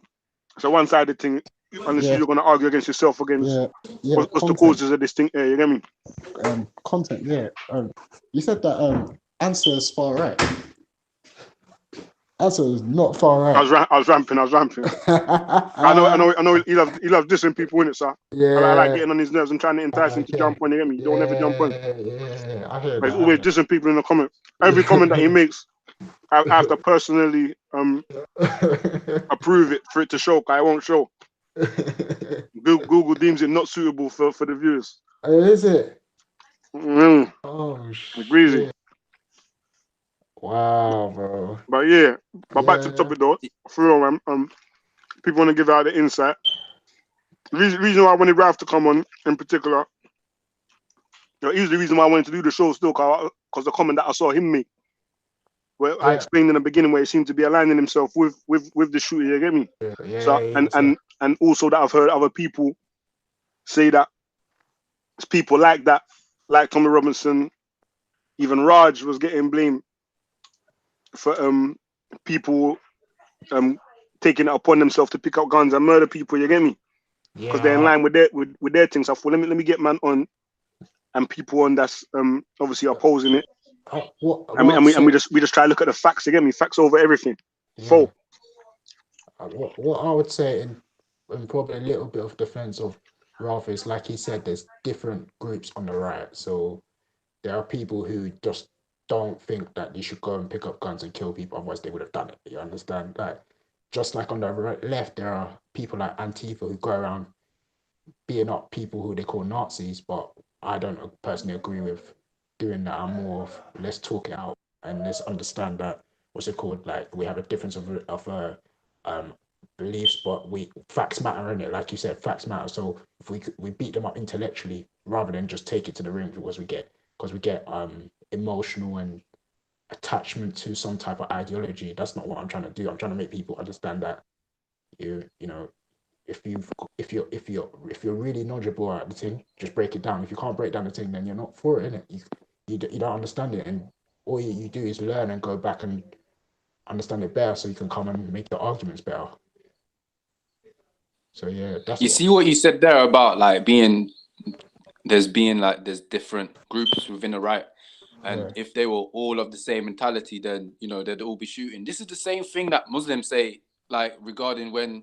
Yeah, and I agree with. Muslim I agree shooters, with him. I hear you. I'm not pointing out inconsistency on your point. I'm just saying that jumping off from what you said and making a wider comment, it's, for me, the whole point of this was a exercise in justification, in the sense that, and I don't agree with Muslims saying it, and I don't agree with the far right saying it either, but this whole idea of like, deflecting and saying, but look at all the peaceful Muslims. Or, but look at all the peaceful. What he said was basically that, look at all the peaceful white nationalists. Yeah, that's what he did say. He did basically say that. Dumb. Yeah. But you know what? Yeah, like, at the end of the day, like,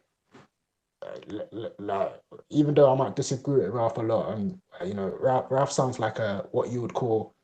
And when you understand political philosophy, it sounds like an ANCAP or one of them libertarian right wing thinkers, and I'm just like, that's a contradiction anyway. So we don't take them as serious, because they're just joking. But yeah, like, pretty much just like we could break down what you're saying and say that it's nonsense, really, to be honest. But I did disagree with you on the part when you did say that white people don't have Christianity as like, even though they might not have it as a prevailing like religion and using it as their but a lot of their ideas today, a lot of their things today come from Christianity. So I wouldn't just say that it's not synonymous or it's not separate from each other.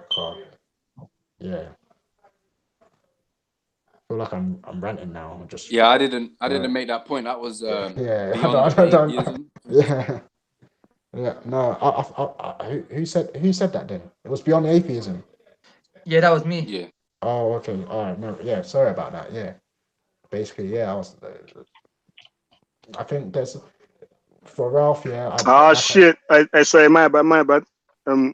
And Roger's in the building to take over from Ralph. You're the new far right representative. You're crazy. I'm the far right. He's even got his gun representative. out, mate. He's even got his fucking. Even got his He's even got his shotgun. Fucking hell, this guy. Yeah, let me just say something there. Let me just say, Man says you got your shotgun now. You know, that's too soon, bro. I don't know if that's appropriate. No, but the thing is, let me just say something. Condolences to the victims.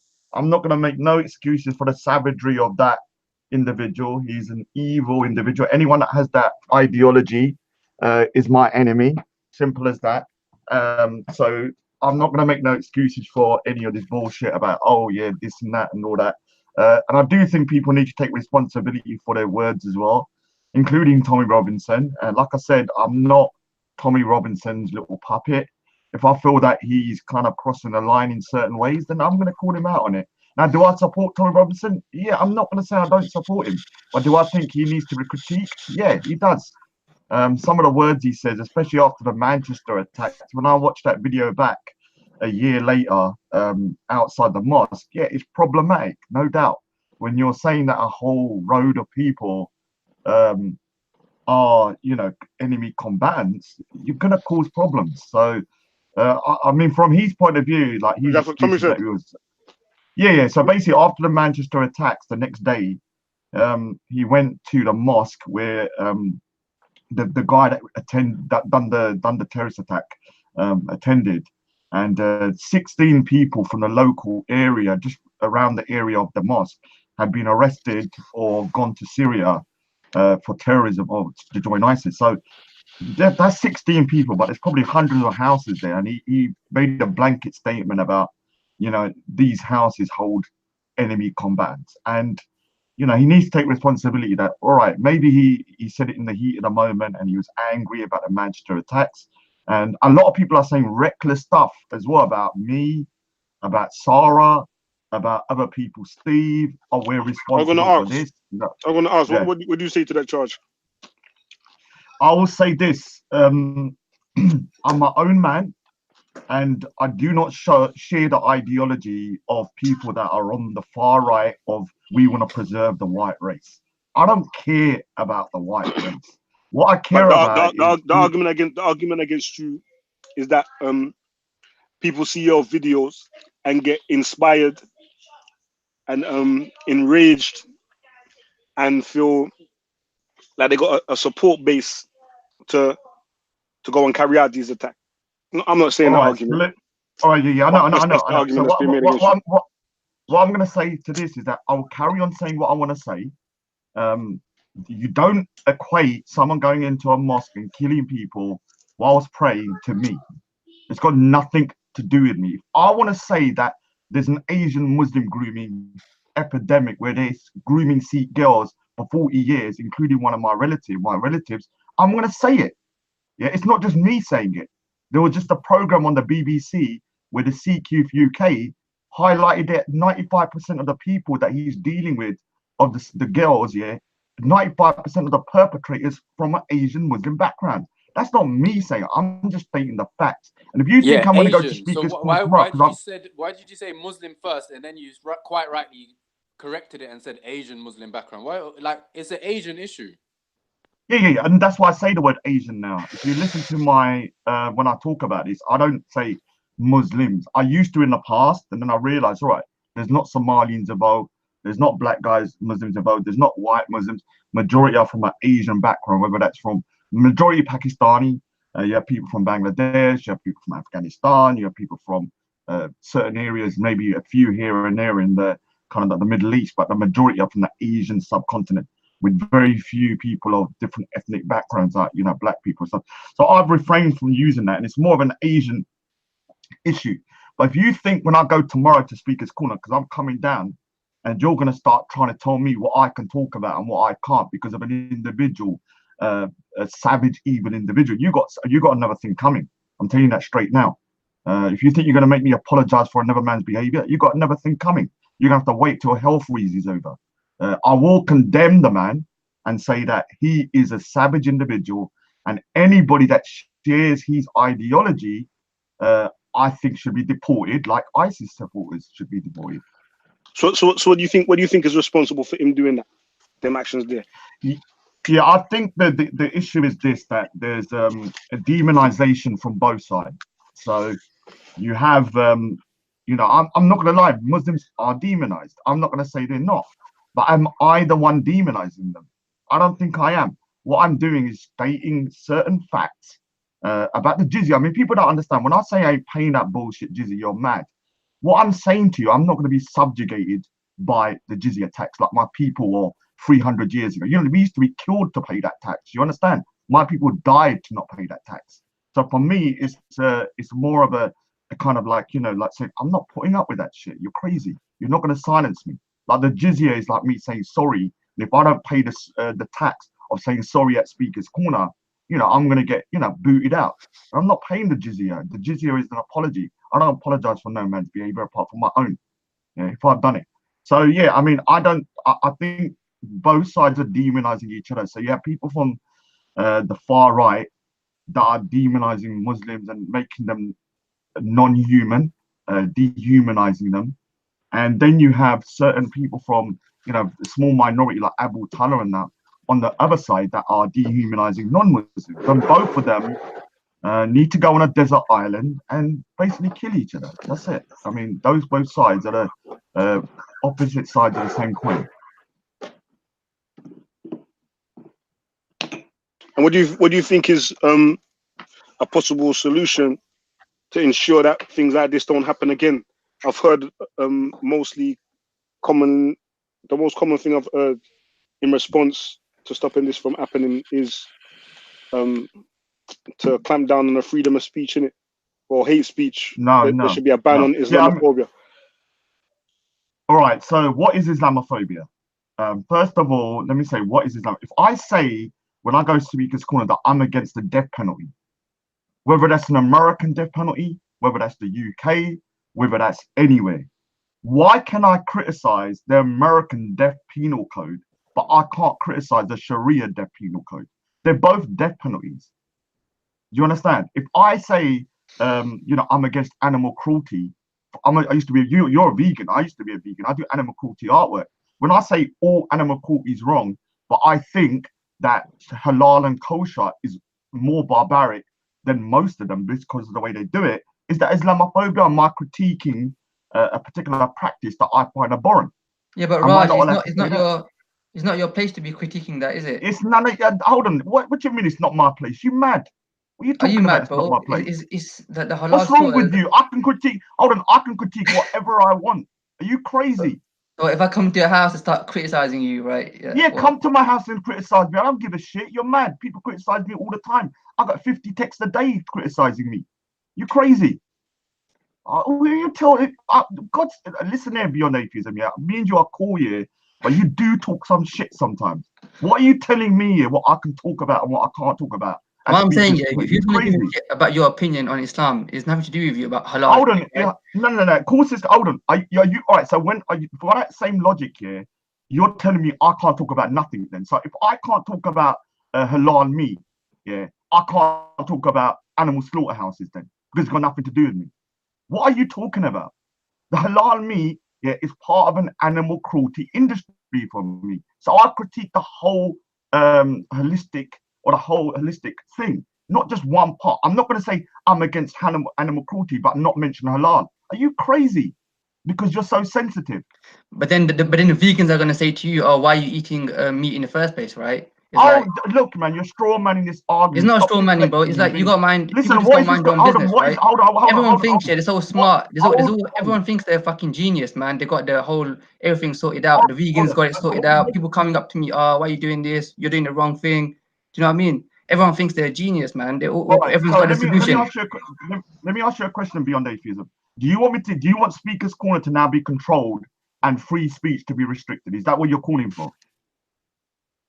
No, that's not. So you can't criticize no. Allah. So are you trying to say that nobody can criticize anything unless they're part of that group? Is that what you're? Because I see you criticizing things. Look, you can that you've got nothing to do. Yeah, you can You know what criticize. I'm saying? Let me say. You can criticize no stuff business. that's out there to be criticized, right? So you can criticize American stuff, like because that's where you live, right? And they're putting it out there, but the Muslims are not bringing up the halal thing. So if you, all right, let me say something to you beyond atheism. I'm sorry, you've lost around. In my opinion, I'm seeing you like around 100 IQ points lower than I originally thought. So you're going back into like the 50 IQ points. What are you talking about? I hear you talking about loads of stuff at Speaker's Corner that you got nothing to do with. Nothing to do with you. If you talk about flat Earth, can you talk about that? It's got nothing to do with you. If you talk about something else in another country, you're not there. What are you going to talk about that for? No, I talk about that. All I'm saying, this is not long. Look, let's not get sidetracked here. What I'm saying is that sometimes you just no, got but to be tolerant. your argument. Sometimes you just got to be tolerant. Do you know what I mean? No, sometimes, no. Sometimes, innit? Not all the time, but sometimes. Let me tell you something. I want people to listen to this very carefully. I will talk about what I want. Don't dictate. So will Raj ever speak about kosher meat, or does he just not want to speak about that? And if not, why not? Hey, what did you mute him, Z-Rev? Yeah. Quickly, I had to say that, innit? No, I know me. Who are you? Hey, Raj. Who is this dude? Hey, Raj, calm down, man. Respect my authority, fam. I'm gonna deal with it. I'm gonna deal with it. Hey, Ziri, none of that, fam. I beg, man, don't mute nobody, because that's what's gonna happen, innit? Man's gonna feel like they want to start muting you back, and then man just gonna start stepping over each other, innit? Everyone can talk and have their time uninterrupted, fam. That's how I'm trying to run it on it. Facts over everything. Emotions have to take the back seat. You get me? Then my man get his thing out, and then you can reply to him and say what you want. Yeah, all right. So what I'm going to reply to that is that people have very selective hearing. They just want to hear what they want to hear. If you listen to me when I'm talking, I mention kosher, I mention halal, and I mention animal cruelty in terms of abattoirs and stuff like that all the time. I don't just say I'm against halal. Big up I'm for against the whole thing. Yeah, you need to listen to. I mean, when I do my drawings about animal cruelty, because I've done a lot, I've never done one about halal. Shit, Raspect in the building. Yeah, I know he wants to come up to clout chase me. That's why. Baby, Kentucky Fried Pigeon. Yeah, all right. So, Mr. Horsey, yeah, let me listen. Hey, Rod, finish saying what you're saying before I interrupt. All right. So, my bad.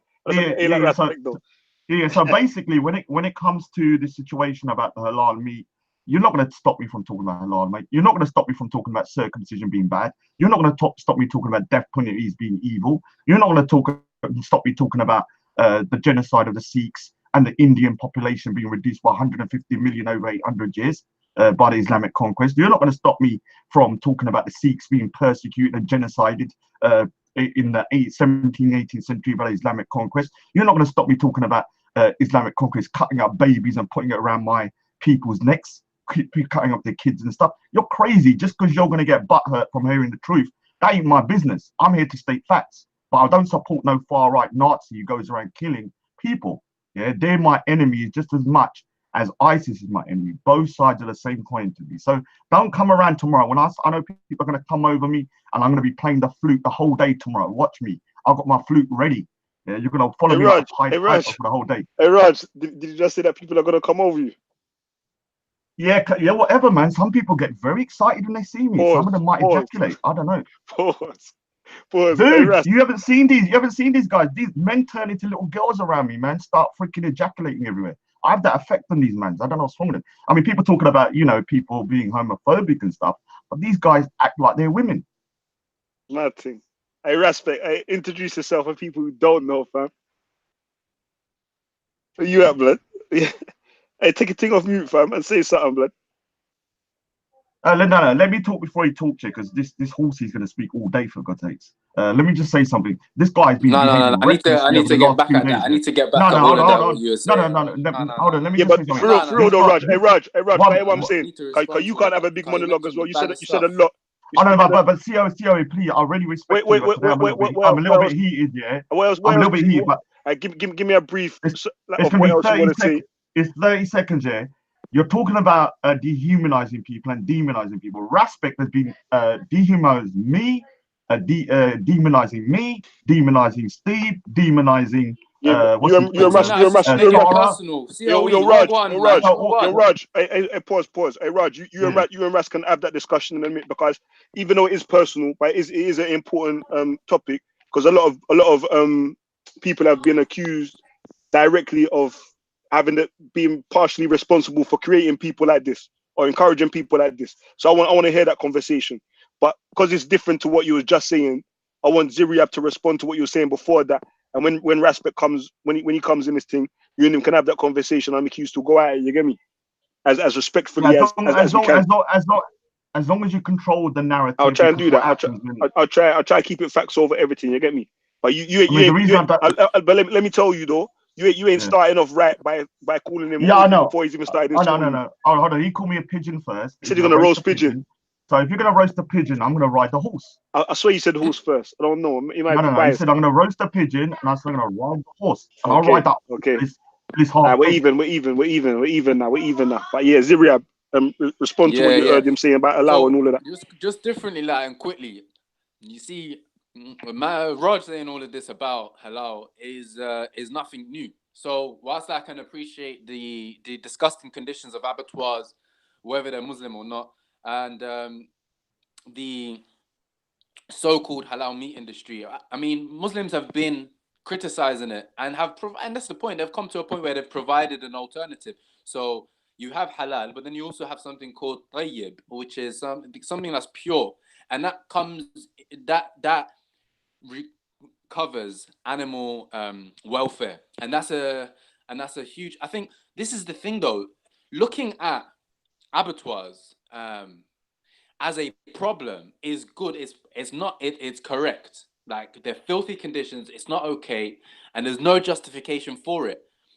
Now that's one thing, but then I don't see why someone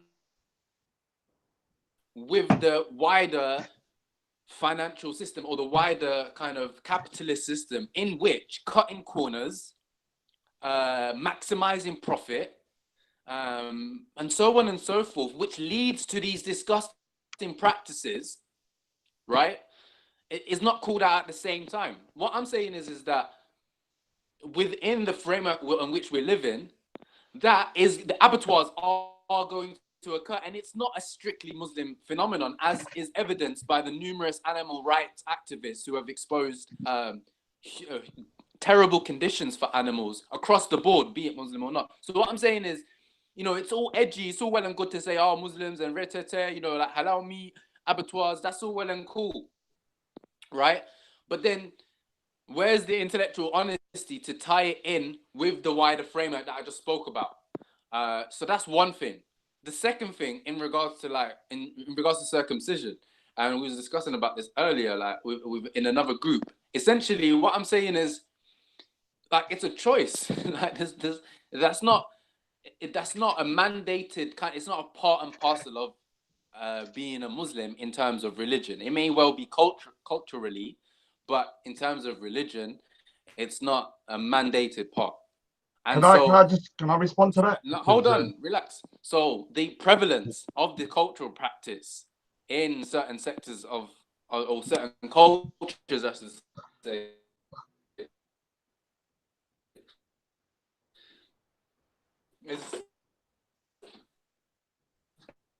is as in, what I'm saying is, you don't have to be circumcised. That's a Jewish thing. Yeah, it's not the same in Islam. So that's a separate issue. I personally have problems with it if it's not needed medically. But yeah, that's what I have to say about that.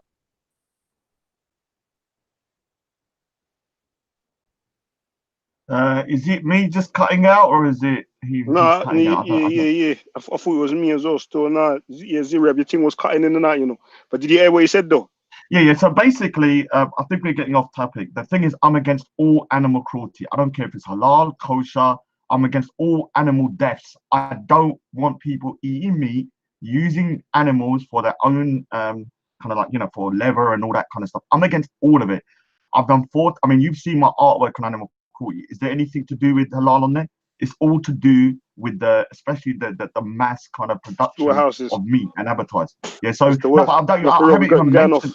But what I'm saying, it seems to be this narrative that I'm just concentrating on Muslims. No, I've never even mentioned Muslims in the halal meat yet. In terms of my artwork is directly to do with the abattoirs of the West at the moment. And if I want to do a drawing about halal meat, I'll do it. You can't stop me. Yeah, that is my right. I can criticize the whole process. When it comes to, I mean, I'm not sure whether it's. I think we need to go back to the main topic about Raspect demonizing and dehumanizing me, Steve, Sarah, saying that he's linking us with this individual.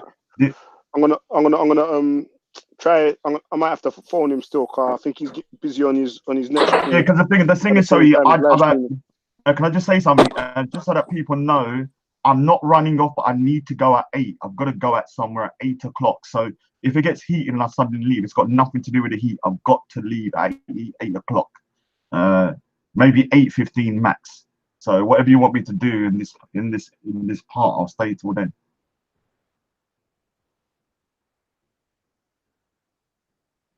Yeah. That's calm. I'll send a message to him still to jump on still. So soon as have you got anything you want to ask? Anything you want to ask me while I'm on here? Boy, yeah, I was gonna say. I don't know if I asked you already still, cause I was doing bare things in the background. I've been busy this stream still, so I ain't been able to concentrate too much. But if you didn't answer already, what do you feel would be the solution? I think I started answering that still, and I was naming some of the suggestions that's been come about so far in terms of limiting free speech. But ignore all of that. What do you feel needs to happen in order to try and ensure that this don't happen again, or do you think it's inevitable that actions like this will happen again? It will be inevitable if people don't start talking, and that's why free speech is so important.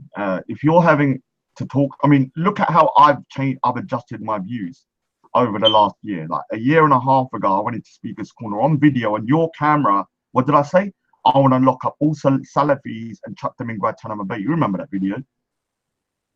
Yeah, COE? Yeah, I remember still. Yeah, and when I said that, that's what I truly believed at that point. I saw all Salafis equated to terrorists.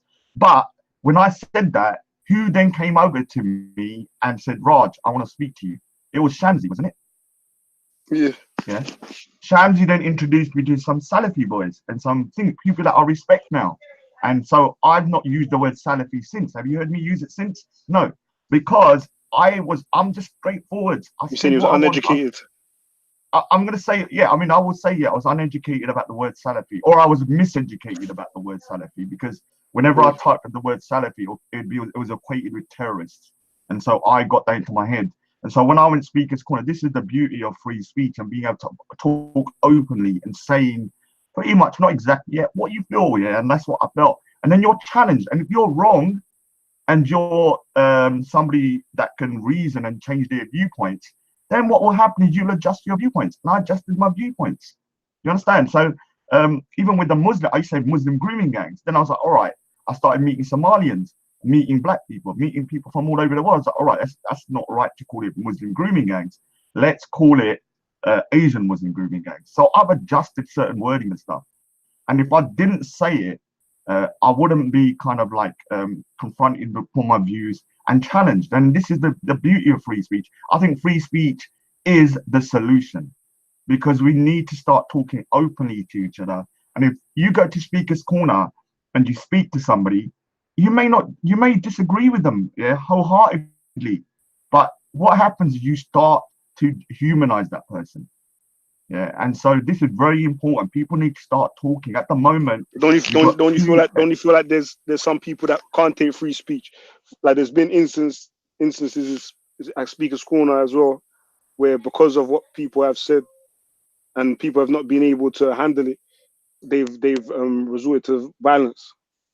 So but one thing I have seen is that I've seen people, when they first come to Speaker's Corner, they would hear something against their religion, they go crazy. Then I've seen them like 6 months later, they're just a bit annoyed. Then I see them now, they don't even flinch an eyelid. It's about acclimatizing. People can acclimatize if you have enough intellect. Now, if you're low IQ and you're a full-on retard, sorry about the word retard, it doesn't matter. You're lost. There's nothing we can do with you. Just don't come and listen to things. Go into your room, put some earplugs on, or just, I don't know, go to the moon or something. We can't be dealing with that shit. There are certain people who are just too lost and too unintelligent to understand that words are words. And, you know, there is a fine line between inciting violence and free speech. And I agree, you know, it's a very fine line, and we need to be careful not to cross that line. I don't think I have crossed that line myself personally. And if anyone says I have, I want some concrete proof, man. Don't just start pulling out freaking bullshit arguments saying I did this or I did that. I want to see concrete proof. One of the things is that there's a narrative that I curse Islam. Find me a video where I've criticized Muhammad or said anything about Muhammad. Find me a video where I've said something about Allah, and find me a video where I've said something derogatory about the Quran. Find me it. Let's see if you can find it.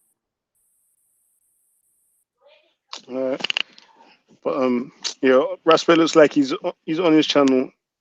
Like Sarah's in the comment section still, so he's going back and forth with him in on the panel. Yeah, still. but I mean, what he's doing to Sarah is demonizing Sarah to a next level, and it's very irresponsible of Raspect. What do you feel is the dangers of him doing that? Because you see him like you're saying, it's a big problem. So what do you see as happening as a result of the way Raspect's dealing with you and Sarah? Saying that's what I'm saying. I want him to actually come on and speak for himself. You know, was he actually saying against you? So basically, what he's doing, he's saying this guy who killed people in thingy. These people probably watch videos of Raj, watch videos of Sarah, and maybe they watch videos of that, and that's what made them go out. We don't know. So he says it and then puts the little disclaimer, oh, maybe, oh, we don't know. But already we have, remember, you have to understand here, not everybody is like us. Most people are thick. No offense to the people, but a lot of people just listen, they're sheeps, they will not take things into context. And he knows this. He knows that most people are going to listen to that and some of them will equate what he says with us. That guy might have watched the video. We can never prove it. And so you think he's being deliberately dishonest? Who's that Raspect? Yeah. Yeah, so on the other side. Yes, all right. So let me just finish my thing. What he's doing, Raspect, is deliberately being inciting violence or trying to incite some kind of backlash against myself or Sarah or people like that. And what he's doing is basically very dangerous, because you cannot equate me with that individual. I'm not going to accept it. And if you start doing that, I'll start equating you with the Nation of Islam. I'll start equating you with black supremacists. Proudly still. Hey, you'll take it proudly. Yeah, see, that's your hypocrisy. That's your hypocrisy, isn't it? Yeah, I wear that proudly. Cool. You're a black racist, but you're cool with that, but you're white racist. Hey, both of you, calm down, man. Yeah. Match real quick. So, Ras, let me air exactly where it is you're charging Raj with.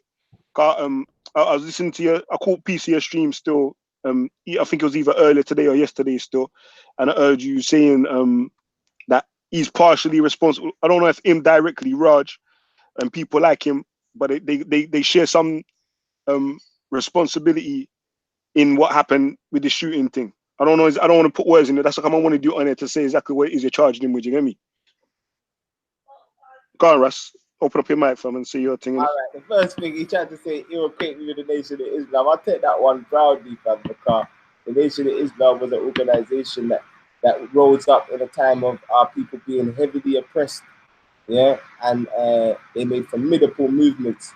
Ideologically, I'm not into no spookism. You get me? That's just me. You know what I'm saying? I gotta be able to, I'm a bit like content. I gotta be able to verify. Even when I'm dealing with the Bible, I'm personally not I'm personally not. I'm not someone who's gonna come and tell man anything happened literally. You have to read it for yourself and take your own reality. I believe that there's a spiritual teaching inside the Torah and the NGO, and that's what I take most importantly. So I'm a person that likes to deal with facts. But and I feel like anyway, differently from that, what I was saying is there's a whole ideology that is pushed by. Firstly, let me address. All right, cool. Yeah, there's two sides to the same coin. Yeah, what you have is you have extremist Muslims and you have extremist Islamophobes. Yeah, and obviously, I'd say that this thing, especially in the West, definitely starts with the extremist Islamophobes and really the money-hungry America and Britain when they went into a war that has now been denounced illegal. Yeah, in the Middle East and all of the wars that have been happening in the Middle East. Because everyone listening that actually watched that video, I just want you to know, yeah, I just want you to know that that video was light work. That video was nothing. That video was 1 day in Iraq. That video was half a day in the Gaza Strip. Yeah? When you're talking about what Muslims have having to be dealing with the West and the foreign policy, yeah, in the Middle East, right across, yeah, that video was nothing. Them women and children, that was like 50. You know, Iraq would have begged for that. Yeah, so that's the first thing. Yeah, so if you was disgusted by that little video, then you understand why man is disgusted with the foreign policy of this country, which I feel like definitely is fueling more hate and is there to create more division. And then you have what you call the extremists. You understand? And the funny thing is, the people who call themselves Islamophobes, they love the extremist Muslims. You know, when you get some Muslims who, you know, talk about righteousness and talk about fair and say that the Prophet was the most fair people and we got to be fair Muslims, the Islamophobes are going to call them chocolate Muslims. But when you get a Muslim like Go Live who says, yeah, we're going to treat you worse in Sharia and we're gonna do this and we're going to do that, they say, yeah, we like these guys because they like to promote them to create more fair. Yeah. And you have people like the Fitness Swine who's created a plethora of videos on Muslims and people who never who haven't got a problem with Islam. Like I feel like people who are Islamophobes, they fear Muslims, they fear that brotherhood, they fear some takeover, but I don't fear no one but the Most High. So it is what it is. Your religion, I'm not scared. I'm not scared of no man. 100 man, like, I'm not scared. I've got the Most High on my side. I got love in my heart. That's all I need. You understand? So you can be whatever religion, whatever ideology, that it doesn't really matter to me personally. You know what I'm saying? Like, just as long as you got righteousness, as long as you got goodness, just as long as you got good manners and good character, that's where I start my journey of linking up with humanity. And I feel like all of if someone's truly following Islam, then those are going to be core principles in how that person is. Yeah. And there's been this whole ideology that has from especially Tommy Robinson, where there's a video where he calls all of the Muslims in a certain housing district combatants and enemies. LBC, they played the clip. I can play the clip, but I don't want to get you on strike. But I'll play. Raj told me about it earlier still. Yeah, LBC played two clips where he clearly is putting up all Muslims as enemies. He blames them all for 7/7. You understand? So what I'm saying is, when you have someone like Tommy Robinson who is pushing that ideology that all Muslims want to harm us and they're all enemies, yeah, when they're pushing that ideology to people, yeah. Sarah, sir. My energy is real. This emotion is real. Like, yeah. So when you have someone with that ideology, yeah. So when you have someone like Tommy pushing that ideology, and then they're telling people that the government is completely failing at dealing with this, they're failing. So what you're trying to explain to me, Leon, is that basically I'm living with these people. These people want to kill me. First chance they get, they're gonna try to kill me. Yeah. And then you're telling me the government's not dealing with it. So really and truly, if I've got intelligence, Leon, yeah, if the government's not going to deal with it, then I'm going to have to deal with it myself. I might have to go down to a mosque. I might have to So we're saying that's Tommy Robinson's telling people that there's problems with these Muslims. The government's not doing nothing with it, but he's not saying the next step but that's automatically going to come into a man's head. 100%. And you're saying so he's saying to Raj now. I heard you call Raj's name as well. What's his part in that? Okay, so like for example, the killer himself, yeah, said he was. Well, we've linked him. I'm gonna get Pat to do a proper breakdown, yeah. but he's definitely linked with, you know, all of them far right movements that are connected to Tommy and supporters of Tommy. Yeah. But differently from that, he, from his own words, said that he's inspired by Donald Trump. Yeah, this is the murderer's words. Yeah, he's inspired, and Donald Trump is very close to Tommy in, you know, his narrative of Islam. You could say, you know, they're kind of the same. They don't really say anything different. Well, you have former Trump advisor, one of the main people who helped to get Trump into power, Steve Bannon. Yeah, and he's on LBC claiming that Tommy Robinson is the backbone of Britain. Yeah, so all I'm doing is I'm just linking up the dots. You know what I'm saying? And I'm saying that this guy's inspired by Trump, and Trump's people are definitely supporters of Tommy. Yeah, ideologically and verbally. So it's not just the ideological thing. There's verbal connections between the two, and there's a plethora. Like I said, me and Pat are gonna link up, and we're really gonna make.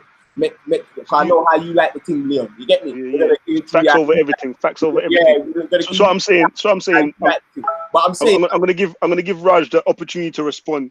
But I want to ask. And all I'm saying is, everyone who's been endorsing Tommy, and you know, just screaming like he's some savior, he's come to bring free speech. I'm saying that all of them, have fueled that narrative. Okay. Yeah.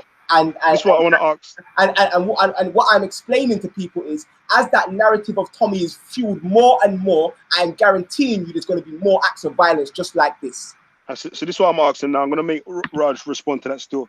But I'm asking, so would you say that that being the case, that Raj is deliberately contributing in that way, and that he's happy to see things like that happen, the massacre?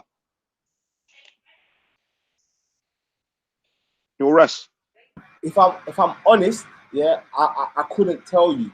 This is what I'm saying. I think if I, you know, I think people that are critical of Islam but are able to make clear distinctions between peaceful Muslims and extremist Muslims, and people that endorse righteous Muslims, you know, they push them and they push that as Islam.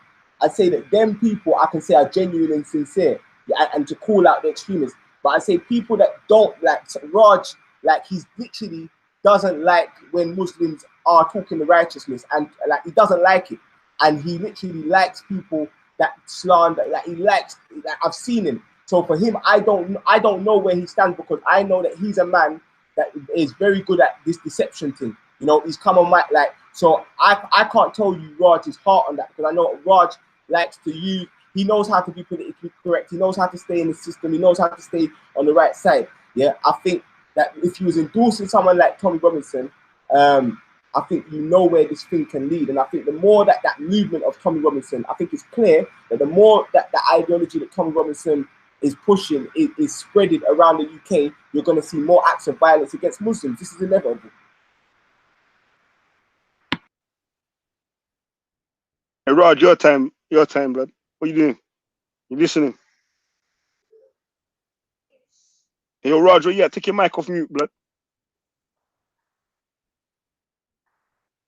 Who muted me? I don't know. Is that your boy on there, that guy that keeps? No, he's gone, man. He's gone, man. All right, cool. So basically, it's was you trying to speak all this time? You know, no, I wasn't. No, I wasn't. No. So let me just respond to this. First of all, the guy that done the shooting is evil personified. There's no excuse. I don't care what anyone says. If I hear anybody that I know saying, well, maybe because of this, I will disassociate with that man from that man straight, because I'm going to start seeing you with having no moral compass. I am disgusted with that person. Anybody that holds that ideology is my enemy, straight. And if Tommy Robinson holds that ideology, he's my enemy. Now, when it comes to, I'm not saying he does, but when it comes to that video of him standing outside a mosque, I watched it again a year and a half after the attack.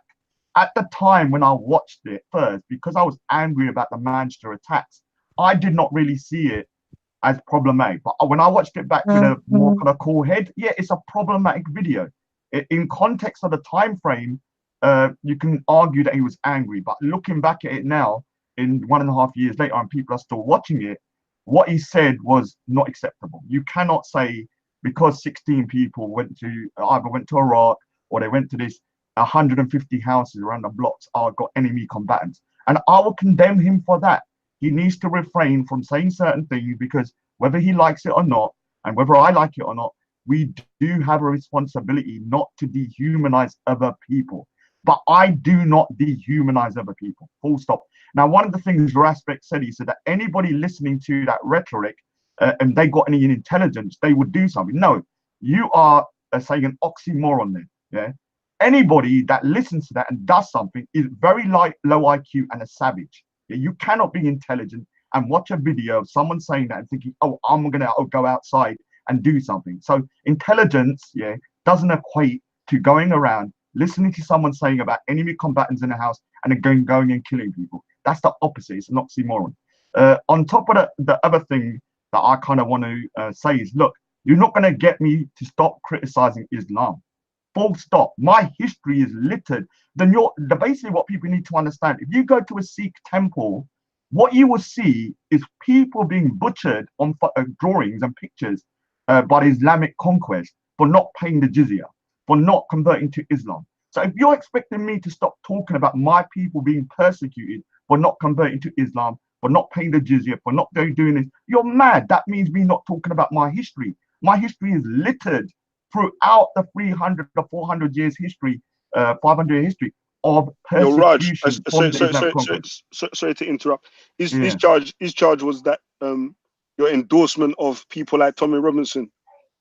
Oh, all right. So, like I said, I agree with. Is that what it was, Ras? Yeah. I don't want to misrepresent. You know, I'm critical. You know, I'm critical of everything. They're all critical of everything. All right. So yeah. So let me just respond. That's the scapegoat. I'm glad you done that, Leon. Thanks. All right. So let me just respond to that. When it comes to certain individuals, I can agree with certain things they say and agree with certain things they stand for. But it doesn't mean I support them wholeheartedly, and it doesn't mean I won't condemn them if I feel that they've crossed the line.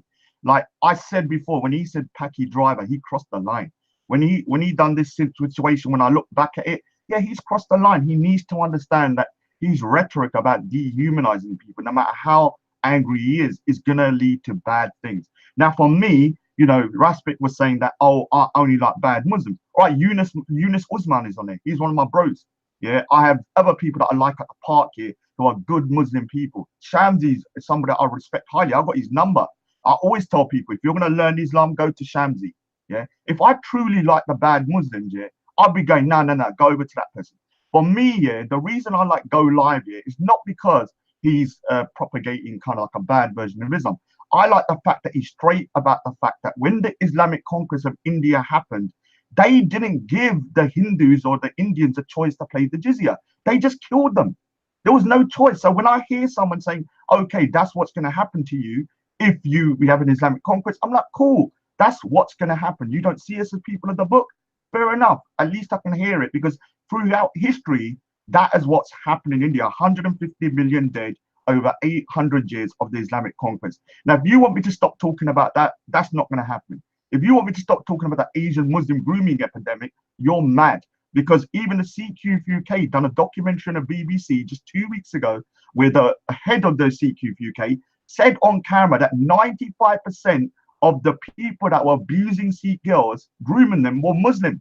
Not me, I didn't say that. There's a report out that said that as well from the Sikhs. So all Sikhs, nearly 99% of Sikhs agree with me on that. If you want to stop talking about halal meat, I'm not talking about halal meat. I'm not going to stop talking about abattoirs. I'm not going to stop talking about kosher. I'm not going to stop talking about the supermarkets and their barbarity with this animal factory farming. And I'm not going to do that. If you want me to start apologizing for another man's behavior, you're crazy. Because I am not apologizing for nobody, and I will condemn people, but I won't be taking responsibility for another man's words or actions. Yeah, Ras, yeah, you want to respond to that also, but before you do, Ras, sorry, fam, before you do, Steve Speaker's Corner's just jumped in there as well. I swear I heard you call his name and so I don't know. So you see, hi folks. Peace. So you're gonna be up next after Raspect says his thing still to give your take on the topic at hand. You get me? Yeah. But yeah, go on, Ras. Yeah. Like, I don't really man talking about his history and all of these things, like man talk about the Arab slave trade and all of these things. You know what I'm saying? Like man don't care about all of that. Like man's like you just divert. Like man wasn't talking about any of that. Man was talking about Tommy Robinson, and I'm letting you know that as that rhetoric that Tommy Robinson spouts continues to go around, you're gonna see more violence. That's all I'm saying. Like you can take it how you want to take it. I've told like people are acting like content, yeah. Like why is he acting like he's shocked that I'm saying this? Like I didn't have a debate with him about the niqab, and I said the same thing to him. Content. Do you remember the debate about the niqab? Which one? With Raj? With Raj. Yeah. You remember me telling Raj that the things that he's spouting about the niqab, yeah, that can incite people to violence when it comes to the niqab. Like I told him this. Leon, I'm gonna quickly ask you something. If I convince you, yeah, okay, you're a strap man, you got some straps, yeah, Leon, yeah, I convince you that your next door neighbor wants to kill you. He's your enemy and he wants to kill you. What are you gonna want to do, Leon? If I'm convinced and I got straps, kill or be killed, innit? All right. Move away. All if I'm a straps man, though, I'm looking to queff. I'm a queffer, you get me? I'm a queffer. All right. So I want to queff, you get me? What I'm saying is very simple, Leon. I am 100,000,000% critical of any terrorist, whether it's a white supremacist or ISIS.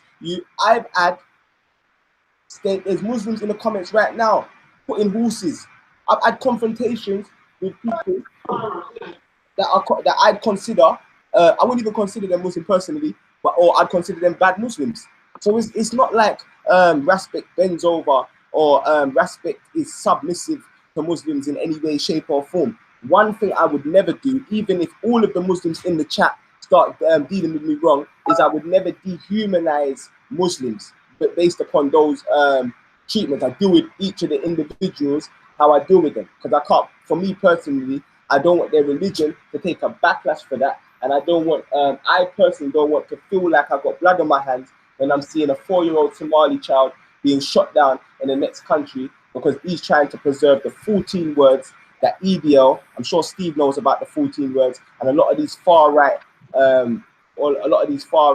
movements hold allegiance to, which is basically preservation of the white race. And like I'm not a person who has issue with the preservation of the white race, just like I ain't got a issue with the preservation of any race. But when you want to preserve your own race at the detriment of other people, that is when the issue starts.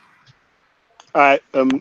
So I'm going to let Steve jump in. Raj, you might want to respond to that still, but I'm going to let Steve jump in. To just come on. I don't know if his name's been called as well. I want to hear his perspective on the thing. But Ras, just like how you said, if a man's convinced that somebody's trying to kill him and he's got his mash, what's he gonna do? Rare. If people believe you that people like Raj, Steve, Sarah, whoever else is you mentioned, have some responsibility with these people in the mosque getting shut up, I don't know. Do you think that they might get some violent repercussion based upon you saying that they're partially responsible as well? Bro, you guys don't care about violent repercussions. They ain't gonna get no violent repercussions based upon anything I'm saying, bro. Like their whole narrative and whatever people have been on, you understand, fam? Sure, no one cares about none of that. Can I respond after Raspect for a second? Like no, 1 minute, fam. Yeah, I was asked a question, so what you gotta do? Yeah, and I said after you. Yeah. So just keep. You can go after. But, yeah, what I'm saying is,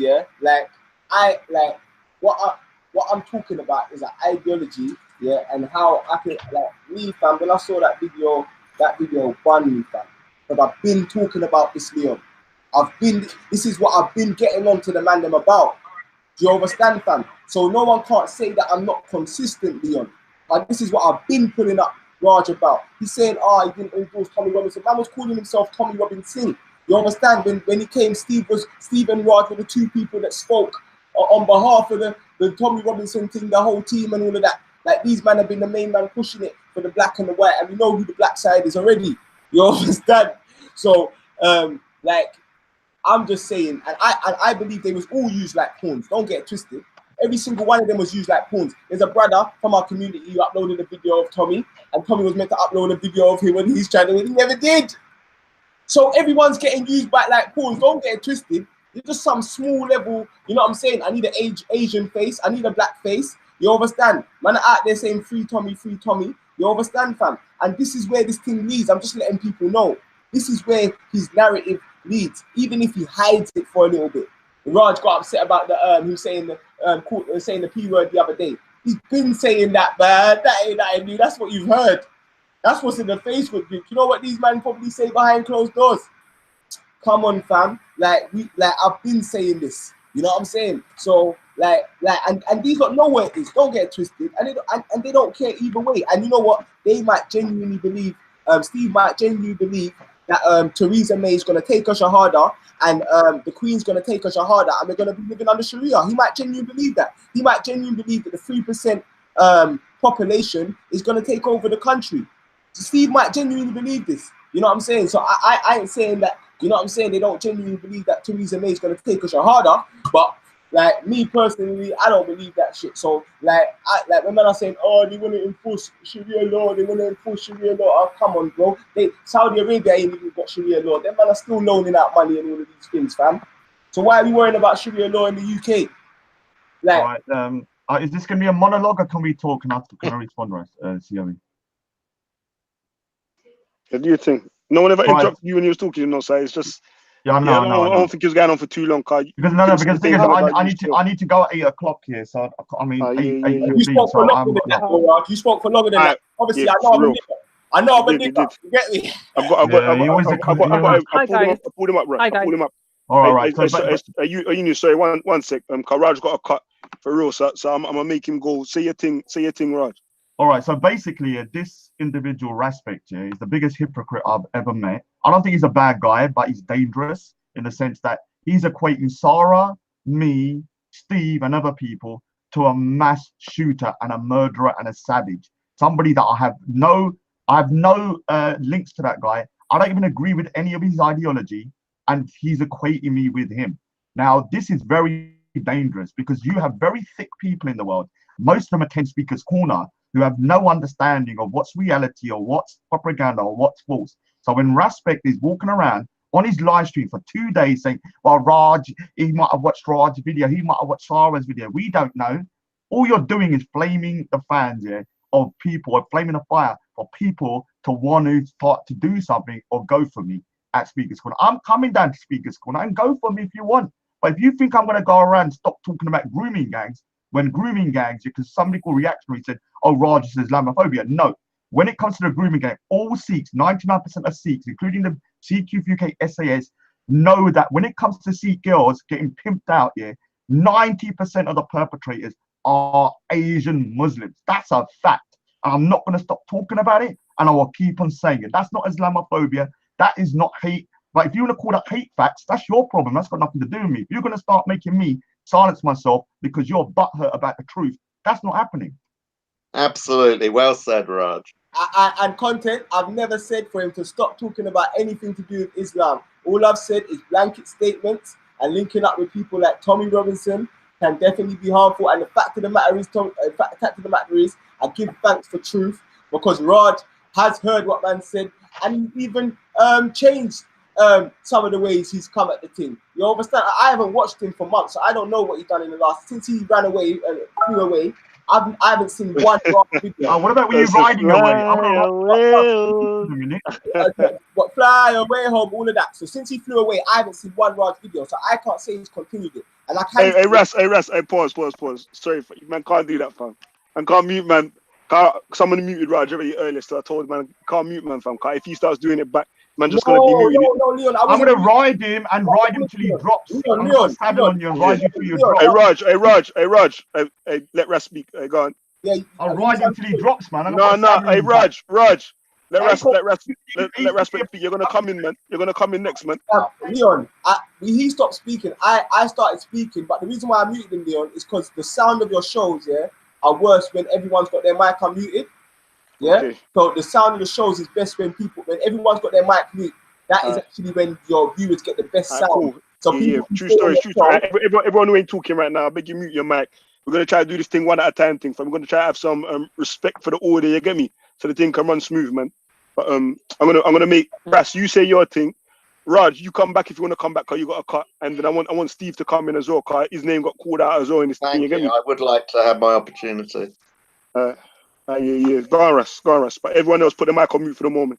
Yeah. So I haven't got no problem with Raj, Steve, and Muslims like Shamsi, yeah, like Karnain, yeah, like Hussein, yeah, fully sticking it on Muslims who have an ideology that can be seen as extreme, harmful.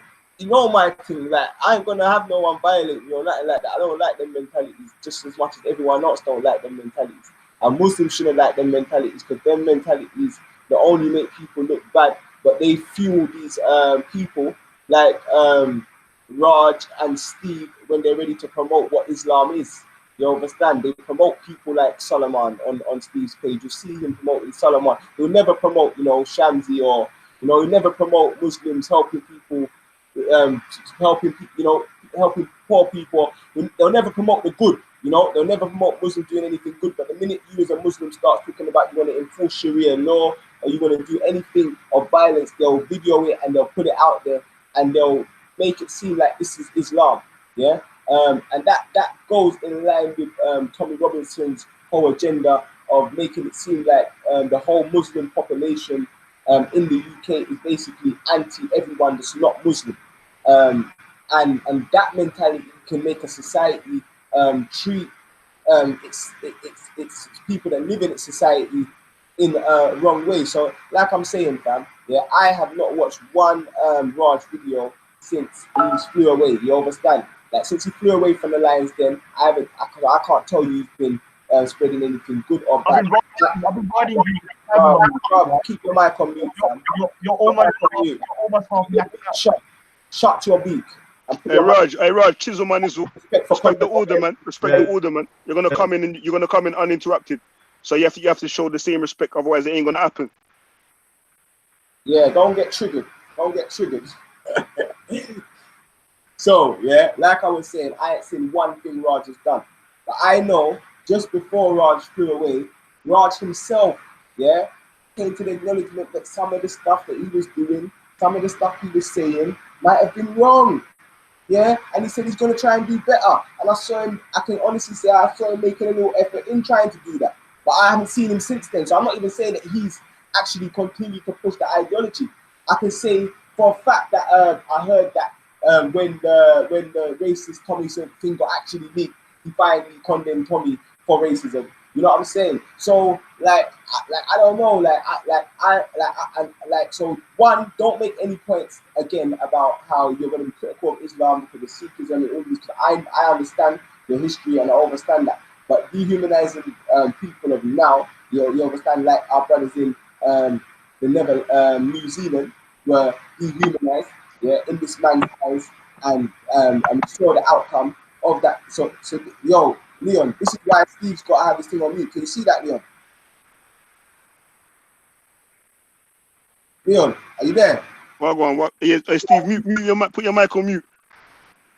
You're gonna come in next, man. Cause you're making up noise. It's fucking up. It's messing up the things too. Yeah, that's what they do. They leave their mic off mute and it messes up man's show, like, you get me? So they always make sure people keep their mic on mute. My mic will always be on mute. But anyway, I gotta do your thing.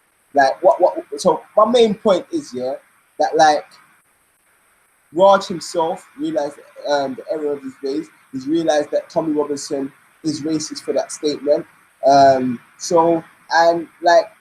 But I was critical of him from the beginning because I could see this in Tommy Robinson without having to see these things. And like he called himself Tommy Robinson.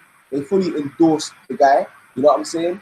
And it's this guy's narrative. Like I'm telling you, I'm not asking you.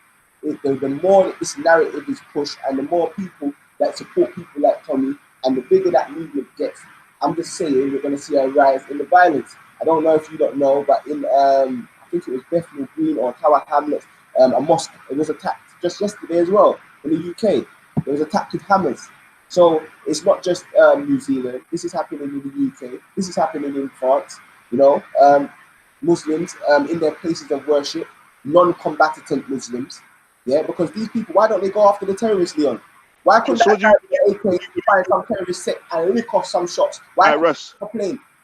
Russ, so what do you feel the people that you've accused that's on this panel of being partially responsible, what you feel that they can do in order to ensure that these things don't happen, or that they're not responsible for it at least? Yeah, so I just think I saw a video where someone was like responding. One of the main people was responding and basically saying, yes, there's Islamist supremacy and it's a supremacy mentality. But even for you to say that like people of the Abrahamic faith are, you know, lower IQ or stupider in some way, you've got a supremacist mentality. You believe that you're supreme to people of Abrahamic faith. So everyone's got some form of a supremacist mentality by that ideology. Yeah. So the end of the day, yeah, what I think it should be, yeah, is I just feel like people should be making clear distinctions, yeah, when they're talking between peaceful Muslims, yeah, and the extremist Muslims, and there should be more solidarity with the Muslims who are sticking it on the extremist Muslims, yeah, and I think that people should instead of like talking about how it's immigration or talking about this and that, people just need to condemn these actions outright without trying to make excuses for these guys. And people have to understand that while Tommy Robinson and people like that push this narrative, that people are combatants, that people are enemies, that people do want to harm them, that all Muslims got away with 7-7. That was Tommy Robinson's word. He said, all you Muslims got away with 7-7. While people like Tommy Robinson are pushing that narrative that all Muslims got away with 7-7, yeah, once you're endorsing Tommy after he's pushing that narrative, then let's not be surprised when people in the UK that feel like Muslims are responsible for 7-7 see a Muslim woman and attack her. We can't be surprised. That's what I'm saying. Yeah, but we need to delegitimize that, though. The same way that the justifications of terrorists are delegitimized. Sorry if I'm them man just come on the thing still. They ain't had a chance to talk yet too much anyway. So I want Steve to respond to what Raspect has been saying, and if you can as well, the title of the show, what's responsible for the Christchurch massacre. Well, I can address that as well. The evil nutter idiot that did it is responsible for it. That's where the responsibility lies. You know, it was an absolutely disgusting, vile, abhorrent attack, and anyone that doesn't feel that, quite frankly, isn't a human being. You know, I stand completely, fully against violent attacks, murder, violence in any situation. And I think anyone that's ever listened to me at Speaker's Corner knows that. I do not think violence is the answer from anyone for anything. I also think any form of supremacism, is that the right word, is equally abhorrent and evil. It doesn't matter whether it's black supremacism, it doesn't matter whether it's white supremacism, it doesn't matter whether it's Islamic supremacism. They are all evil, vile, and wrong. Just say supremacy. Sorry? So just say supremacy instead of supremacy. That's an easier word to say. So they are all wrong and evil, and they do not help mankind to live together. They are all absolutely wrong. But there's an awful lot of people getting hysterical today, quite frankly, which I think is precisely what this guy, the murderer, wanted to achieve. He wanted to achieve a war between us all. And I think some of the hysteria that people are whipping up online, whether it's on Twitter, whether it's on live streams, are quite frankly doing what this evil, mad guy wanted to achieve. He wanted to achieve and whip up hate and more violence and more anger between us. So quite frankly, I think a lot of people are falling into his trap. And I think we should all step back, think carefully before we start ranting and raving online, because there is also a huge lot of people who are completely politicizing this moment. I'm sorry. I'm sorry to interrupt still.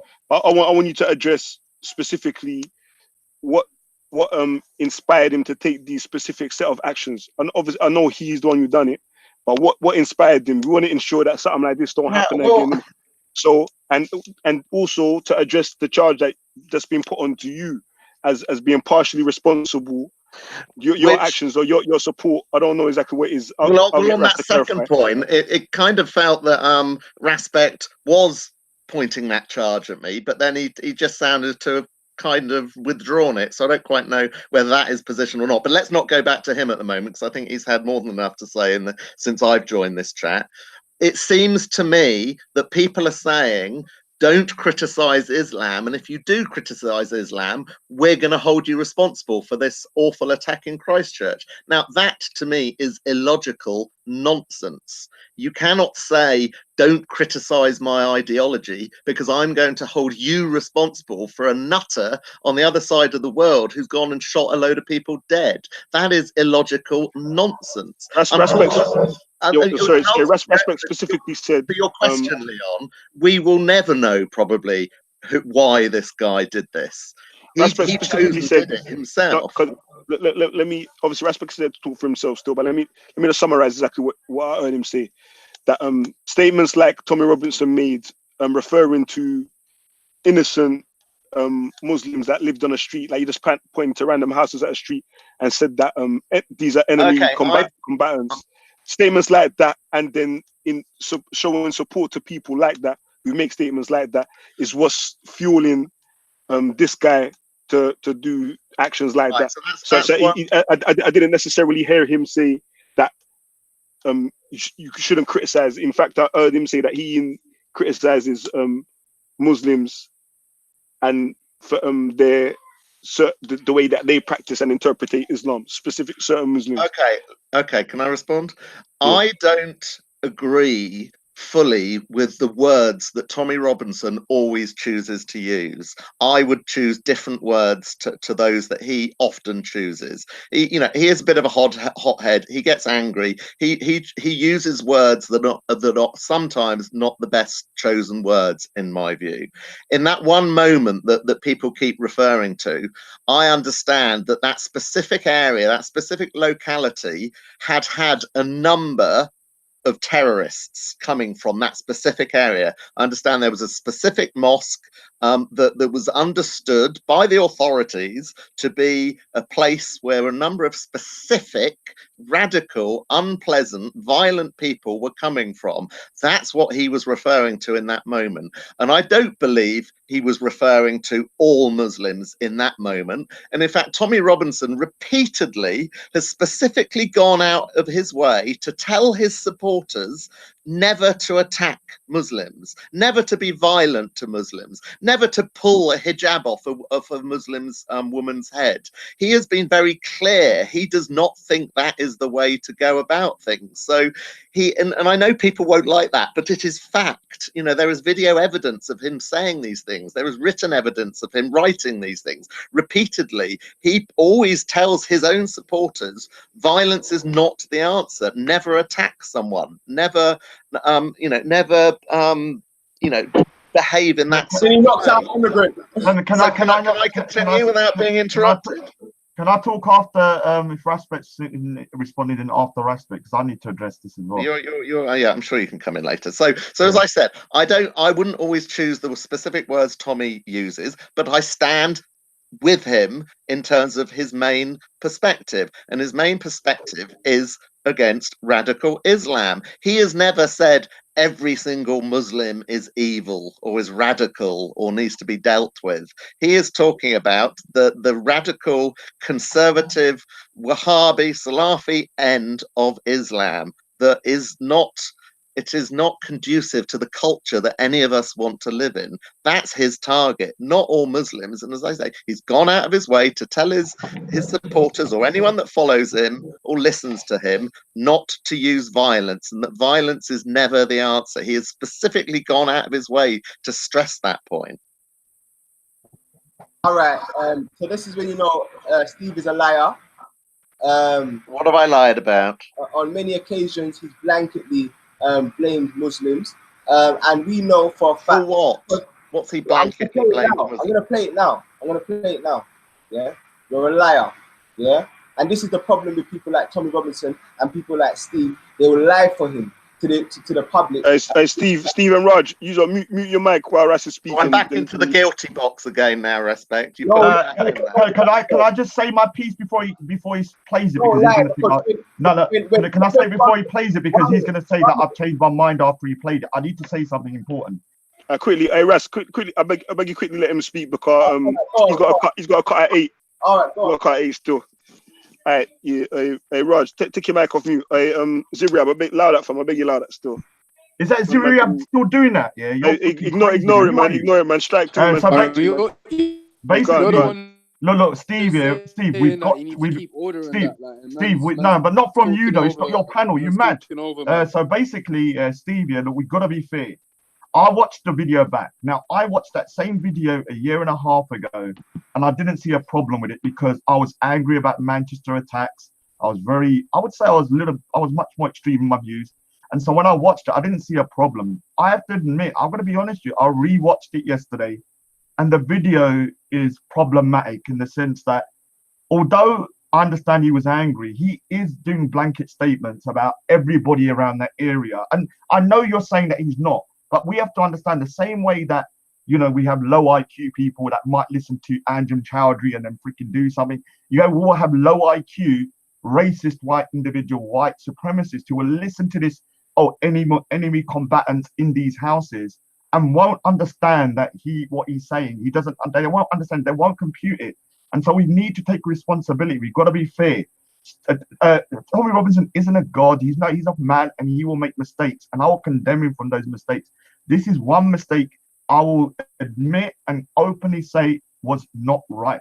He should not have done that. He could have easily gone down there and said, look, there were 16 people that lived in these houses that went to ISIS and done terrorist attacks, but everybody else is not responsible. But he didn't say that, and this is a problem. So if we're going to be fair and we're going to be try and look at these things from a more kind of like unbiased and more, unbiased view, and look at what words can do if not said in the right way from certain individuals who have a lot of power.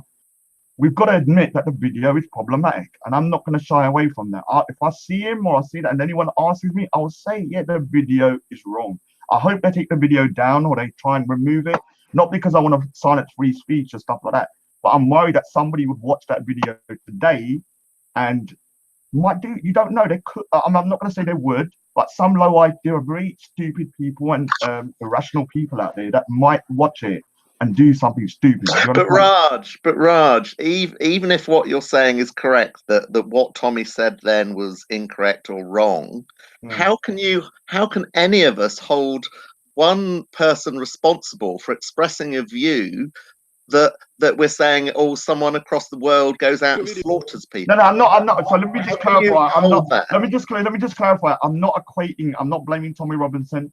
I'm not blaming you. I'm just saying we need to take responsibility as people that are from a particular different angle. That if we start saying these houses are full of enemy combatants, some people are going to listen to that and think, okay, I'm talking about low IQ people. There are very dumb people around the world that will listen to that, and some of them cannot rationalize it and think, he's just saying that because he's angry or whatever. They could watch it now and they could listen to that and go, all right, enemy combatants. To me, enemy combatants means that people that are trying to fight you or trying to subjugate you. And it's problematic. I'm just saying that although I do support Tommy Robinson, I'm not going to not criticize the man and put him in his place if I feel that he has gone past the line or he might have said something that is problematic. I'm not equating that with the violence that happened in New Zealand. I'm just saying it can be problematic. And there is gross hypocrisy at play today. Do people not realize that less than 2 weeks ago, 32 Christians were slaughtered by Muslims in Nigeria?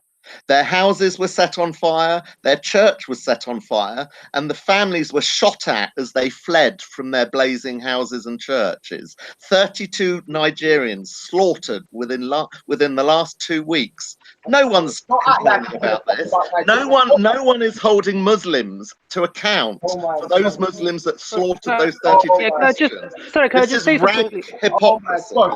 Because they were black. Hey, you're gonna come in next. Calm down. You're gonna come in next. But this is rank Is this hypocrisy. the emotional panel? I'm off, fam. Yo. Just say something quickly. Yeah. Sorry, can I just say something quickly? Everybody, 1 sec, man. That's the maintain order, you know. It don't work if everyone's talking against each other, over each other. Am I triggering? Eunice, Am I triggering people? maybe so. But we're gonna deal with it. But Eunice, you're gonna, you ain't spoken from you. Come on, still. I'm gonna make you come in still. But yeah, Ras, old tight. Let Eunice say his thing, and then you can respond to Back at and you that. can respond. It's hot. Let me Say clap. again. It's hot, man. Let me clap back while the fire's hot. Hey, Ras, man, you have to maybe take some order, fam, some discipline. I beg you, fam. Hold it, fam. I beg you, hold it. Write it down or something, fam. Let Eunice say something. It was a request more than anything else. You get me? Yeah. No, because Eunice ain't saying nothing from you. Come on the panel still. So Okay. I'm making say something, and then Ras, your time still. All right. Yes. You know, so for instance, the tragedy that occurred yesterday, it was, unfortunate and all that. In regards to the shooter, and people are pointing fingers at certain people in certain political spectrums and all that. I think that this individual, whether he wasn't going for not just Muslims and all that. He would go for anyone that wasn't white, basically. Based on his, philosophical belief and all that. I think that it was a tragic, really tragic event. And in regards to the 7/7 comment and all that, I think it's quite offensive, to be honest. I was a very young child when 7/7 occurred, and I had to call family members and all that to make sure that they were okay and all that. And it was a horrible day for me. It was probably one of the worst days of my life. Yeah. And I didn't live, and I wasn't not too far from Edgware Road or around, the central part of the city and all that. Yo, Alright. yeah, I've been waiting for a minute as well. So Zero, my bad, fam. Your internet sounds.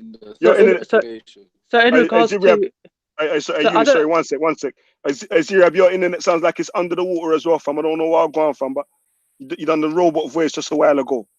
Eunice, I beg you finish your thing. I beg you try to be rapid as you can still, car. Okay, Ras is holding by the living fire. You get me? So for instance, like I don't, it's wrong to say that all Muslims are like the 7/7 bombers and all that. I think that I think the 7/7 bombers were traitors of this country, to be honest. Same as the Islamists that are coming back from Syria are traitors to this country as well. Respect. You know what I mean? Respect. Yeah, Ras, do you think, fam? I'll pay quench the fire, fam. Do you think?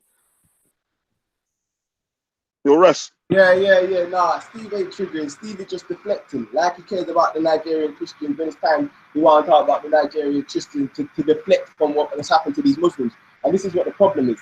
And when black people get killed, I don't like when people say, "Oh, but this person's been killed over here." Right now, we're talking about a man that went into a mosque and he killed women and children. You understand? So that's who we're talking about right now. We know what's been happening in Nigeria, but Nigeria, if you don't know, is an ongoing thing. Boko Haram was actually, brother, I beg you to Steve to keep his mic on mute, because he's really trying to sabotage your show, fam. Steve, you have to keep them. Yeah, everybody. I think they do it deliberately, though. Like that. Everybody, keep your mic on mute when the speaker's speaking. Have respect for the person speaking, please.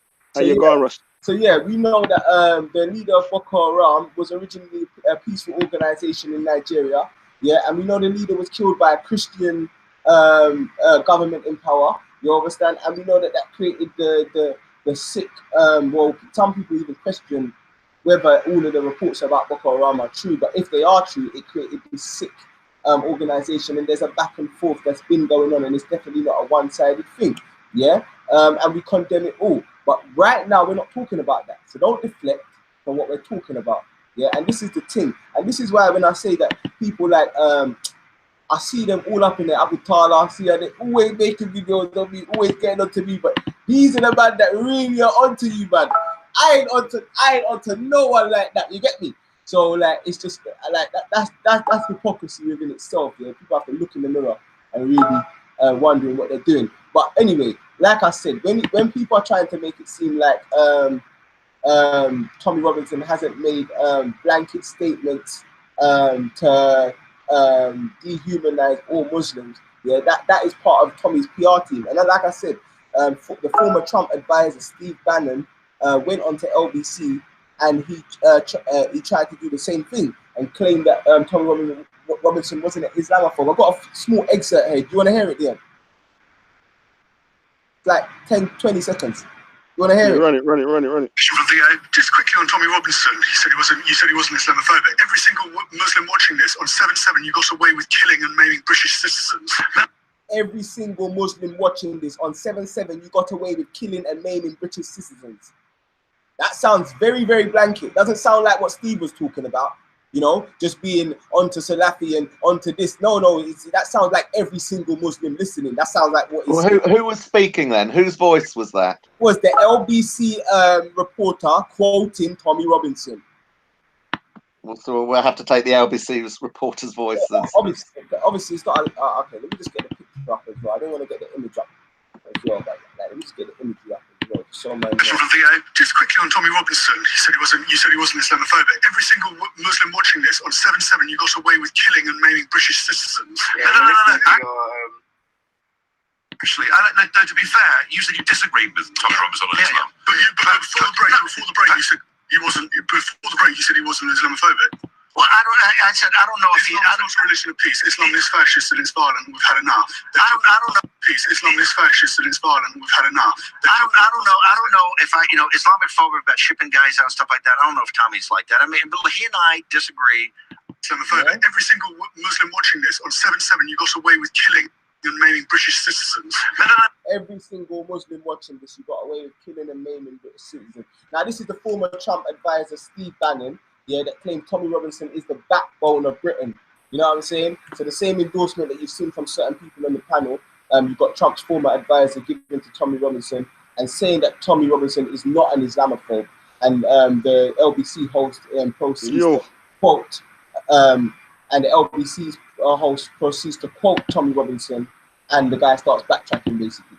Yeah. So when they put this narrative, you know what I'm saying? Like, it's clear lies. You know what I'm saying? The things he says can incite violence. And that's why I kind of have to respect Raj a little bit. Raj will clock the play, Raj will backtrack. Because Raj, you get me? But, cool.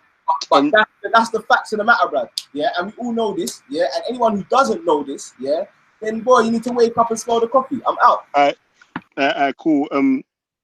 Is this the Raspect show tonight, Leon? Ziriab, no, it's everyone. There's many people on the panel, man. We're trying to balance out the things still. I'm gonna make you come back in, Steve. But Ziriab, I want you to come in. Hamza, I want you to say something next, and then Steve, you can do your things too.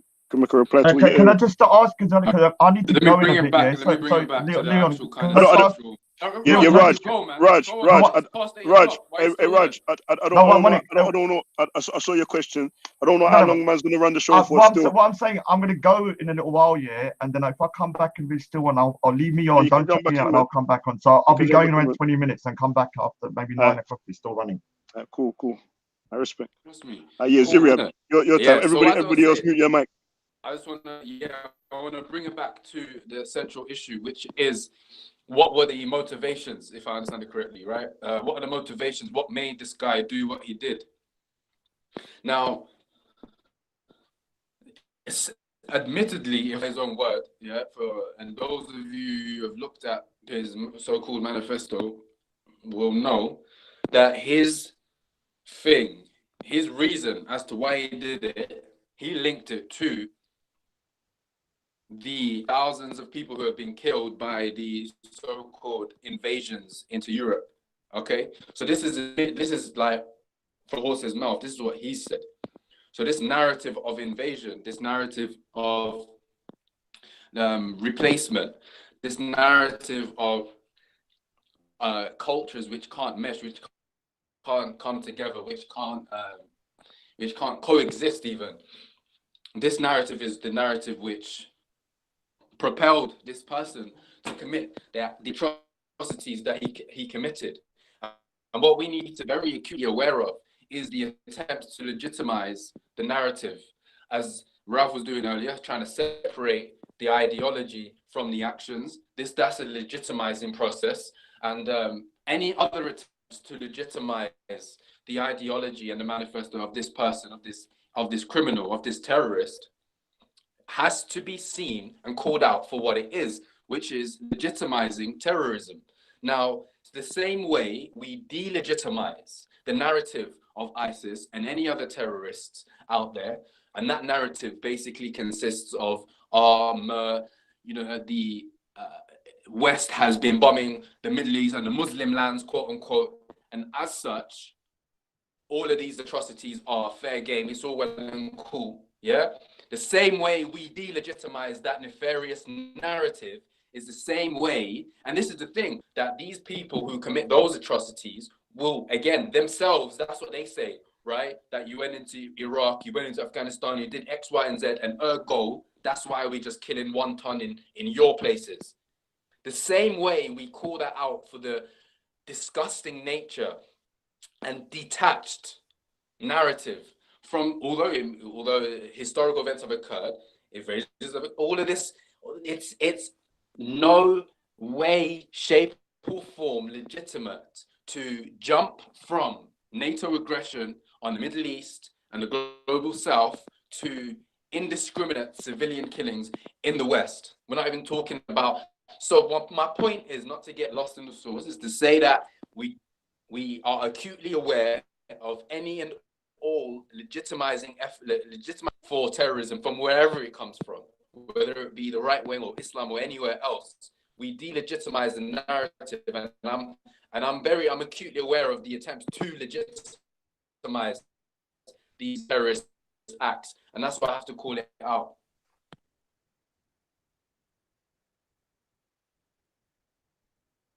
I respect, brother. Hamza, take your mic off mute, fam. Yo, Hamza, you there? Yeah, can you hear me? Yeah. All the way live from Saudi Arabia in the building. Man, like Hamza. Yeah, you jump back in. You cut out earlier still.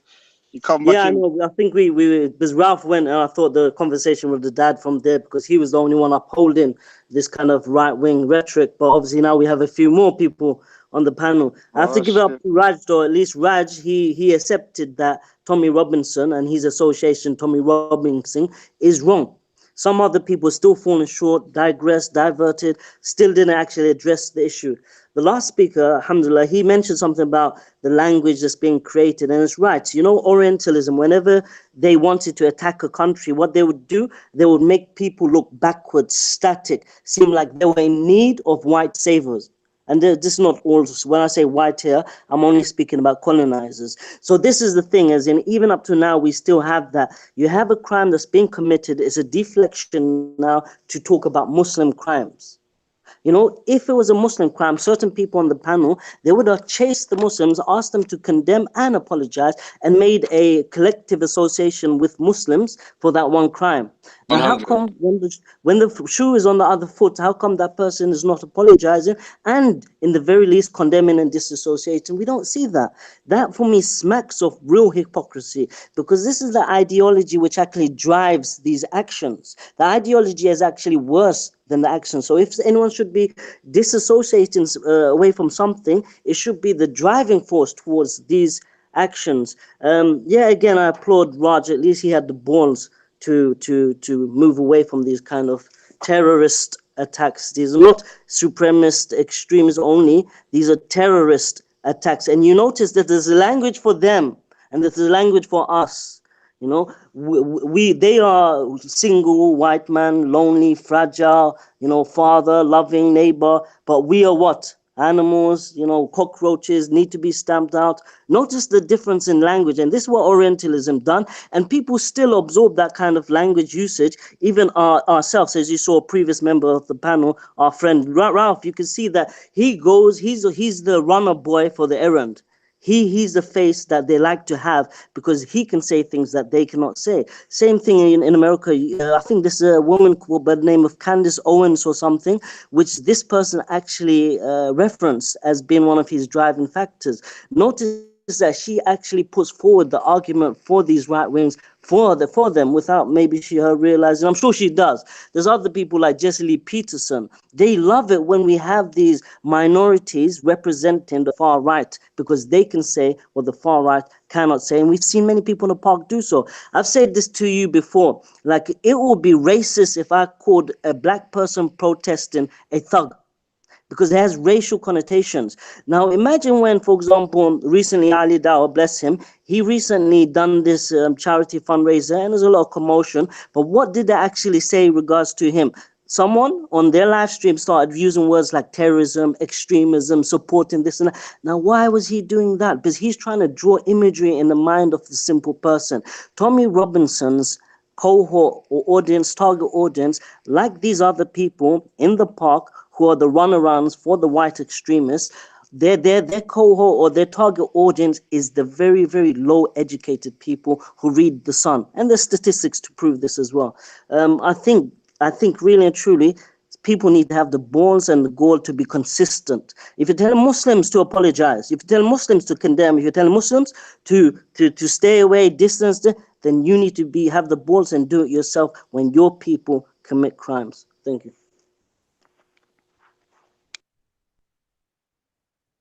Mad thing. All right, Steve, you want to come back in now? You want to respond to what you just heard there? Can you hear me? Yeah. Again, I will point out this is absolute rank hypocrisy. It's not deflection, it's pointing out the rank hypocrisy in what everyone is saying. This is inconsistent. If this is your line, be consistent on this line in every single respect.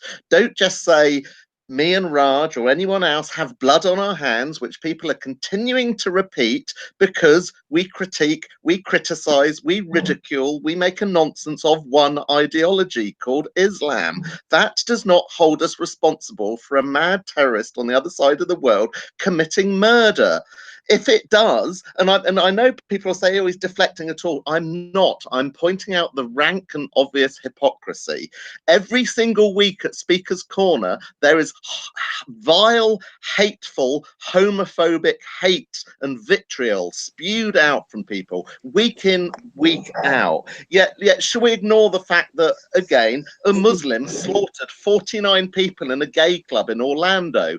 Are all the people that spew vile, homophobic hate every week at Speaker's Corner, the Muslims that do that, are they responsible for the Muslim that slaughtered 49 people in a gay club in Orlando? No, of course they're not, because that is illogical nonsense. Just as it is illogical nonsense to say anyone that critiques or ridicules or takes the piss out of Islam is responsible for this terror attack in New Zealand. It is nonsense. There is no logic to you. You've got to be low IQ to even think there's the remote connection to it, because if there was, every Muslim that is homophobic at Speaker's Corner, of which there are many, is fully responsible for that other idiot that slaughtered 49 people in a gay club in Orlando. But of course there isn't a connection, because it's an illogical connection to make. But why is everyone still spewing out this connection that people that ridicule, or, you know, if Tan's kneeling down with a can of Tango in the middle of Soho, the gay capital of Britain, But no one somehow he's responsible for this terror attack? It is nonsense. And again, I'm not allowed to continue because other people are triggered and they're let in. You are not being consistent, Leon, on this live stream. Other people get long stretches of uninterrupted. No, my man, just cut in and cut back out before you finish speaking. And I'm interrupted. Chisel, man, my man just cut in and cut out before you even finish speaking. And if you had time to address it, you just stop, man. But yeah, so respect the thing, man, because you've been muting, man.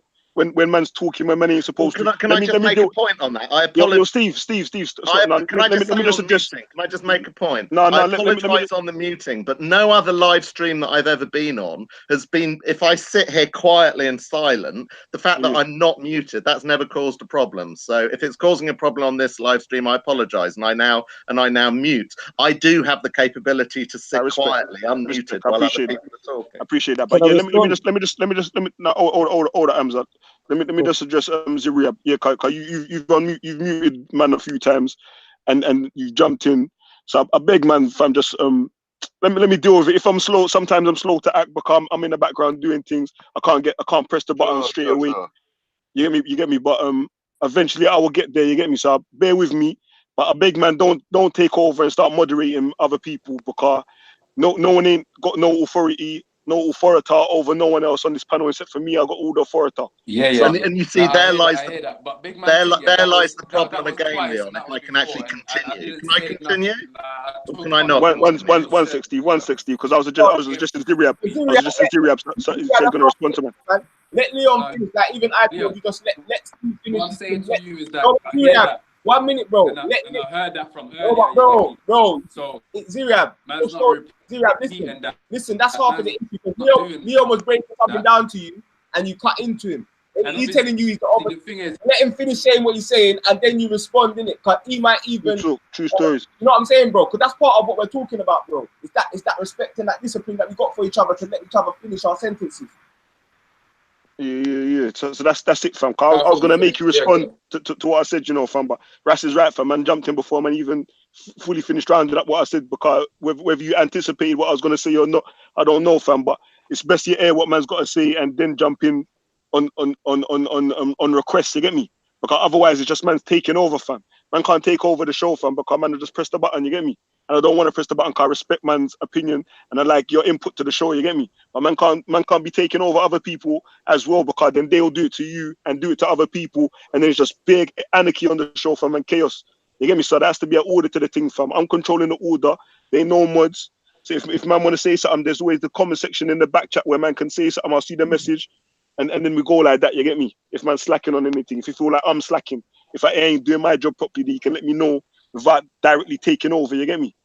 Because that's a violation then still. But yes, respond to that if there's something you want to say in regards to that.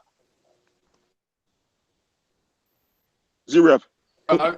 So telling me yourself, I took it on board like way earlier, and I haven't kind of done anything untoward. Again, where we are to like here right now. Like as I said, first and foremost, let me just make it clear: it's my bad, and I hear what you're saying. See, you get me? So respect. might as well leave that one there. But like if I'm asking a question, yeah, and it's regarding like the complete omission of everything that's been said. Yeah, I heard what you addressed it earlier. Anyway, you're doing stuff in the background and red tear, so yeah, it's noted. But yeah, let's not say that again. And obviously, I'm gonna keep it in line and respect your mod. My authority, South Park style. On this thing. Authority. Yeah, say no more. Authority. Hear me? All right. Say now. Hamza, you was gonna come in. Yeah. Steve, I don't know. Was you finished saying what you was gonna say? Cause I heard you say something a while ago as well, you know. But Hamza wants to say something still, so if you wanted to say something, I beg you say it now and let Hamza come in straight after.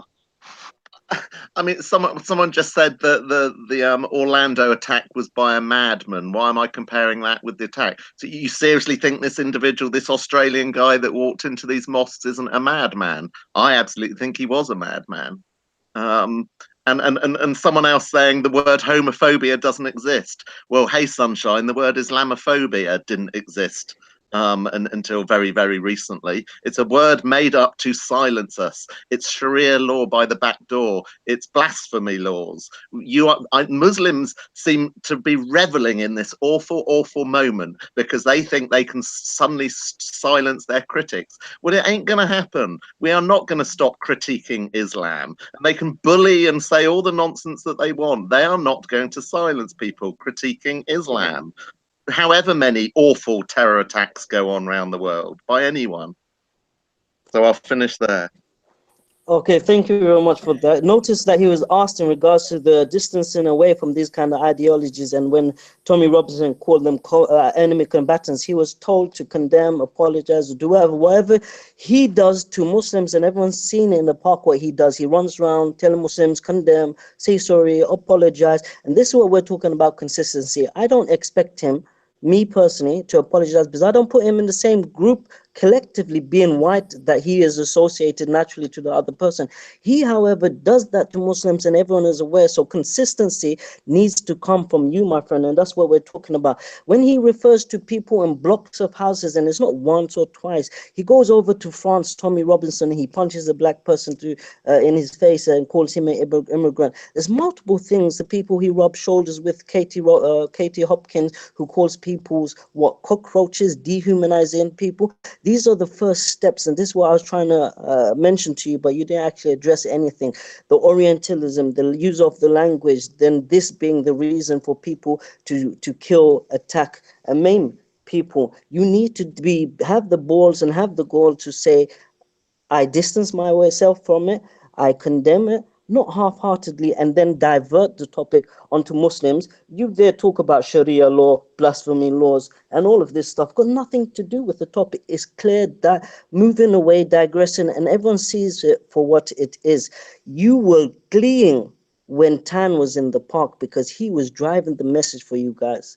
You were gleeing, and like many other Driving people. what message? Sorry, Sorry, what message was Tan Sorry, driving? one second. So when he was there, he was with his vile anti-Islamic rhetoric, and no one's talking about freedom of speech. Notice that no one even tried to silence him. He had a good long run. So you have to be honest in the very least to be able to say that he had a very, very good run. Anyway, the point is that you digressed. You were told to Sorry, what was an alternative to having a good run? What was the alternative to Tan having a good run? Notice you were complaining about people cutting you off, and I didn't, even though my mic was unmuted. Yeah? So don't try to ask me questions on you. He made clear references to all the Muslims in these blocks being called enemy combatants, and you don't even have the balls. You're half-hearted to condemn him. Why? Because you support him, and this is the ideology that drives this kind of madness. Okay, can I respond? Tommy Robinson is not responsible for this vile heinous attack in New Zealand. End of. Has that answered your question? Because people are claiming I'm not answering the question. Tommy Robinson is not responsible for this attack. Look, no one's trying to. You're answering something which hasn't been like the question. We're talking about you. What we're saying to you, what I'm saying to you. I wasn't responsible for it either, clearly. No, but you have to have consistency. If you go around running around to Muslims saying that you should apologize, then you need to do the same thing. This is what we are talking about, consistency. You can't simply claim it. You have to substantiate it. You can't. How have I been inconsistent? How have I been inconsistent? Well, you're interrupting me time after again and again, isn't it? Asking questions. That's one, yeah. Two, you've been asked to distance yourself and condemn the actions and statement of Tommy Robinson in regards to him calling everyone in that house an enemy combatant, or those blocks enemy combatant. You still haven't done it. Do you want me to answer? Can I answer? Yeah. I can answer. I have permission, do I, from everybody? I don't want to be told off for interrupting. You need to stop trying to be condescending to people. Well, if you're having a one-on-one with someone, like you and Hamza's going back and forth, and he said it's cool for you to say your thing, man. You're good, man. Okay. Tommy Robinson is not responsible. I said earlier, he doesn't always choose the best words, in my view. I would have not stood on that street and said it. I understand why he did choose those words, because that area, that locality, that mosque had a number of radicals identified who were true hate preachers, who were truly preaching hate and division across communities. That's why he chose that words. It wasn't words that I would have chosen, but I understand why he chose those words. Does that clarify it for you? Yeah, sure. Does the rhetoric apologizing for terrorism sound similar to you at this moment? Sorry, say it again. What do you mean? You know, usually when Muslims try to rationalize the mind of someone who's been colonized and you get this blowback or this and that, the immediate thing is like, why is it that you're apologizing for terrorism? Now, it seems like rather than condemning Tommy for his statement, I'm not saying anything else. I'm saying his statement of calling all of these people in this block as enemy combatants, which will cause people to do extremism and terrorism. You still haven't, instead of distancing yourself from that one comment, what are you doing? You're trying to excuse it. Because I understand why he said it. Why are we only focusing on that one moment? This is one of many. Would you like to talk about some others? The 7-7 are responsible for 7-7. Yeah. What, he said Muslims were responsible for 7-7? Yeah, every Muslim listening was responsible for 7-7. I'm not aware of that quote, so. Well, I just played it on. That's what I'm saying. But you No, don't no, want you played an LBC presenter. you saying don't something. want to be aware of it, and that's the whole point. And If he said that, okay, Raspect. Can I answer? You say you don't care about the. Just say you don't Raspect, care. I've got the actual Because they're Muslim. I said Why it in the back chat. I've got the actual. If Tommy or anyone else said all Muslims are responsible for 7/7, that would have been wrong. That would have been wrong. I've got the actual clip. I've just said it would be wrong. I've just said I agree with you. That is a wrong thing to say. Then. Go on, Steve. Condemn him for the statement. I just said it was a wrong thing to say. It was a bad thing to say. You shouldn't have said it. Can I be clearer than that? Can I be clearer than that? All right, cool. So next time someone says the same thing on a thing, all the person has to say is it's a wrong thing to say. They don't have to condemn the person or the ideology. They're just gonna say, you know what, that's a wrong thing to say, and leave it there. Then Steve, we'll keep to that one. And I would have worded it wanted to me to say it. I've said it, and that's what I believe. If I was now, that's not enough. 1 minute, Steve. If I was to be calling all homosexuals enemies, yeah. If I was to be pushing out a narrative that homosexuals are going to take over, if I was to be pushing out a narrative that homosexuals have it out for us, car, you know, I hear that every week that homosexuals are taking over. Every bloody week. 1 minute, bruv. Every week that is said by homophobes. Have respect for Leon and mute Yeah, your one at a time. Everyone else mute your mic. So. Yo, Hamza, mute your mic as well, fam. You got your mic still on. So basically, if I was to be, my thing on homosexuality, and Leon knows it, is that I don't believe it's a natural way of life. It shouldn't be forced on the children. People shouldn't be transgendering at 13. Yeah, but I don't believe any harm should come to these people, and I've never incited any sort of harm. I think I just stay away. I say most men just stay away from all of that. They do their thing, we do our thing. Yeah? Okay, can I respond to that? No. You can say every week. He ain't finished yet, man. Let him finish. Hey, Steve, let him finish, man. He ain't finished yet, man. He was on a roll. Raspect jumps in whenever he chooses. No, That's not afforded to other people. You just took no, you always having a conversation, though. You're having a back and forth. Hamza said about the statement. Hamza just backed up. I came with a statement to back up Hamza's statement, and then I backed up that I've got the original thing of Tommy Robinson saying it, and then I'm addressing your point about the homosexuality, and I'm agreeing with you. I'm saying if I was pushing a narrative that homosexuals are combatants, yeah, enemy combatants, if I was pushing a narrative that all homosexuals should be blamed for certain events that happen, if I was pushing a narrative, yeah, that made homosexuals seem like they're enemies and they're out to harm other human beings, then I would actually be a kith and kin to violence happening to homosexuals. I'd even go as far as to say, Steve, yeah, that I've got to be very careful about how I articulate things about homosexuals, yeah, because of that, yeah, because of that, I've got to be very careful about what I say regarding homosexuals because of that, because I could say things and someone could take my word and do something silly. You understand? So I would agree with you, Steve. I would agree with you. Okay, well, at the same time, that agreement definitely puts Tommy Robinson and all of his supporters in the same lump as me. Okay, well, thank you for that. But I do hear people saying on a weekly basis that homosexuals are trying to take over, that their narrative is being forced on everyone. I do hear that narrative every single week at Speaker's Corner, and it's clearly nonsense. And and as you sensibly just said, you know, you're not comfortable with homosexuality, and you just very sensibly and maturely said you need to be careful in how you discuss that so someone doesn't use that to commit violence against homosexuals. Well, that care and attention certainly is not used and applied by people every single week at Speaker's Corner. And I said, not members of gang, not Christians, Muslims at Speaker's Corner. They do not take care and attention that their diatribes about gay people aren't vitriolic, aren't hate-mongering, aren't things that some people might be encouraged to use violence in response to. And again, that is the rank hypocrisy of what we're talking about here. It is only being applied in one direction.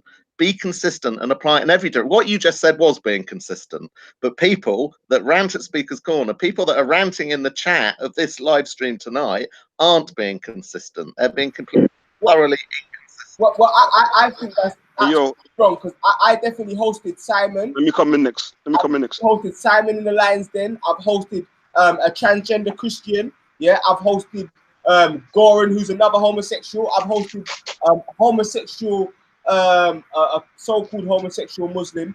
Like, so So-called. there's been a plethora of people that I've dealt with, and I make it very clear. Raj and Steve have got their mics off mute, Leon. I think they're trying to sabotage the show again. It's You not up your mic. sabotage. I'm You have sorry. your mic. Raj is going to come in next. That's all I was going to come off to say still. All right. Yeah, go on, Russ. Your thing. So, Russ, yeah. get the link from him, man. Tell them to give us the link over here. Chat, man. Yo, Cardi wants the link as well. Yeah, tell him to send me an email, because people are complaining that there ain't enough Muslims on there ain't enough real Muslims. They're saying Zibriab's a phony and Eunice is a phony as well. Hey, you know what you said to that? Hey, not even starting the war. Eh? Let me not start the war. Yeah, go on, Russ.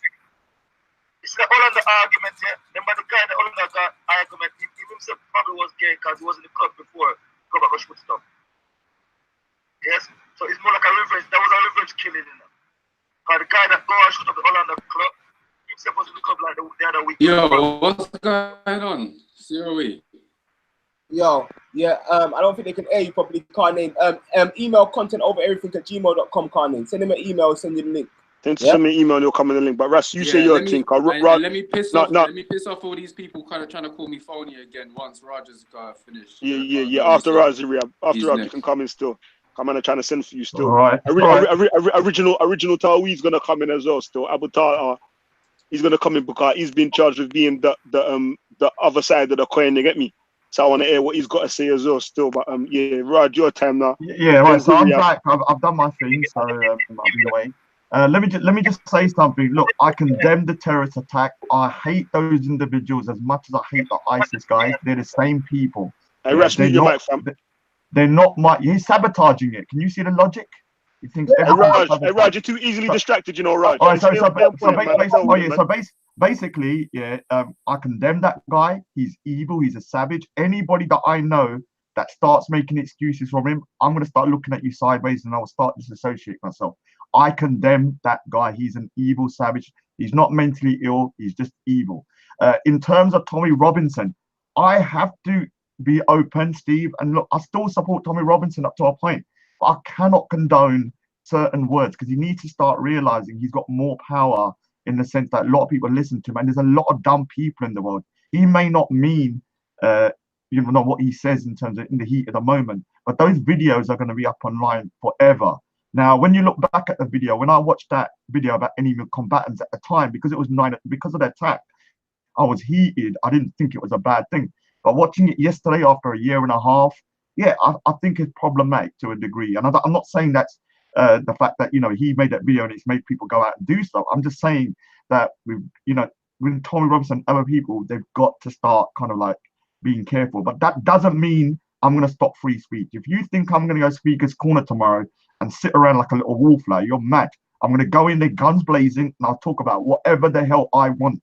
Yeah, and no one's going to stop me. If I want to talk about grooming gangs, I'll talk about it. If I want to talk about 150 million dead Indians in India, over 800 years for the Islamic conquest, I'll talk about it. No one's going to stop me. Now, Raspect, once again, you're the biggest hypocrite I know in the world.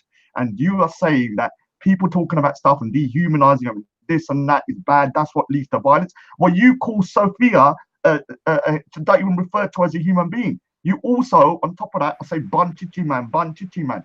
You condone people coming onto your panel, dehumanizing gay people and transgenders to the point that they don't see them as human anymore, just either as sexual objects or just as like some kind of new creature or alien, like Mo Queen said. Yeah, so this is a complete hypocrisy. This guy is one of the most anti-virulent, anti-gay guy that I've ever met that is on the Raspect Rebellion channel. And nearly everybody that comes on that panel spews hatred towards gay people to the extent that it could lead to violence. Do you understand that? The same way that you're talking about Tommy Robinson dehumanizing Muslim people, you guys on that panel constantly say banchichi man, this law at gay people saying that, oh, gay people are trying to, don't lie to me, that Raspect. Let me say something, Leon. He and his panel have constantly said that gay people are trying to indoctrinate our children trying to make everyone into gays, blah blah blah. What rhetoric is that? That's Leon, similar to the rhetoric. That's similar. Let me talk. I Let me talk. rush So, let me talk. him say his Let thing, me fam, talk. whether it's true or Hold not. on. So it's the same rhetoric here. gonna come in next, and then you come. Hold And you on. can say So it's the something. same rhetoric here. It's the same rhetoric. When people on these panels are saying people are trying to take over by making our children gay and all that kind of stuff, yeah, you're saying the same goddamn thing as somebody like, you know, a racist fascist saying that, you know, white people are being taken over, white people are being depopulated and all that kind of bullshit, yeah. So you are the same side of the same coin, but your hatred for gays and white people is the same as somebody like one of these racists who have hatred for Muslims or black people or white, Asian people. So stop being a hypocrite. Get off your high horse, whatever you are. That's no dig, but you do look like a horse. And start talking like a goddamn unhypocritical human being. Just be a man and admit it. You're part of the problem as well, the same way that I'm part of the problem. I got to watch what I say sometimes, yeah. And I even said when I talked about the niqab, I'm still going to talk about the niqab. I think it's a problem, but I shouldn't have said it the way I said it. I should have said, oh, I should have just said, look, let's talk about it, not ban it. And I understand rhetoric like, yeah, let's ban the niqab might have repercussions in the sense that people might, low IQ people might start seeing it as me kind of saying, oh, people should, like, you know, not wear it. So, you know, some idiot might take it the wrong way. So we do need to be careful about the way we talk, including Raspect, who's dehumanizing me, dehumanizing Steve, dehumanizing Sarah Garvey, equating us with terrorists and a guy that killed people in a terrorist attack by saying they might have watched our videos and been inspired by it. So don't talk about us lot instigating violence as well, yeah, because you are one of the biggest instigators, yeah, of stirring the pot, yeah, talking about pastor this, pastor that, pastor this, yeah, and even using this situation, yeah, in order to get back at your enemies. All right. Leon. Yo, Russ, pardon me, fam.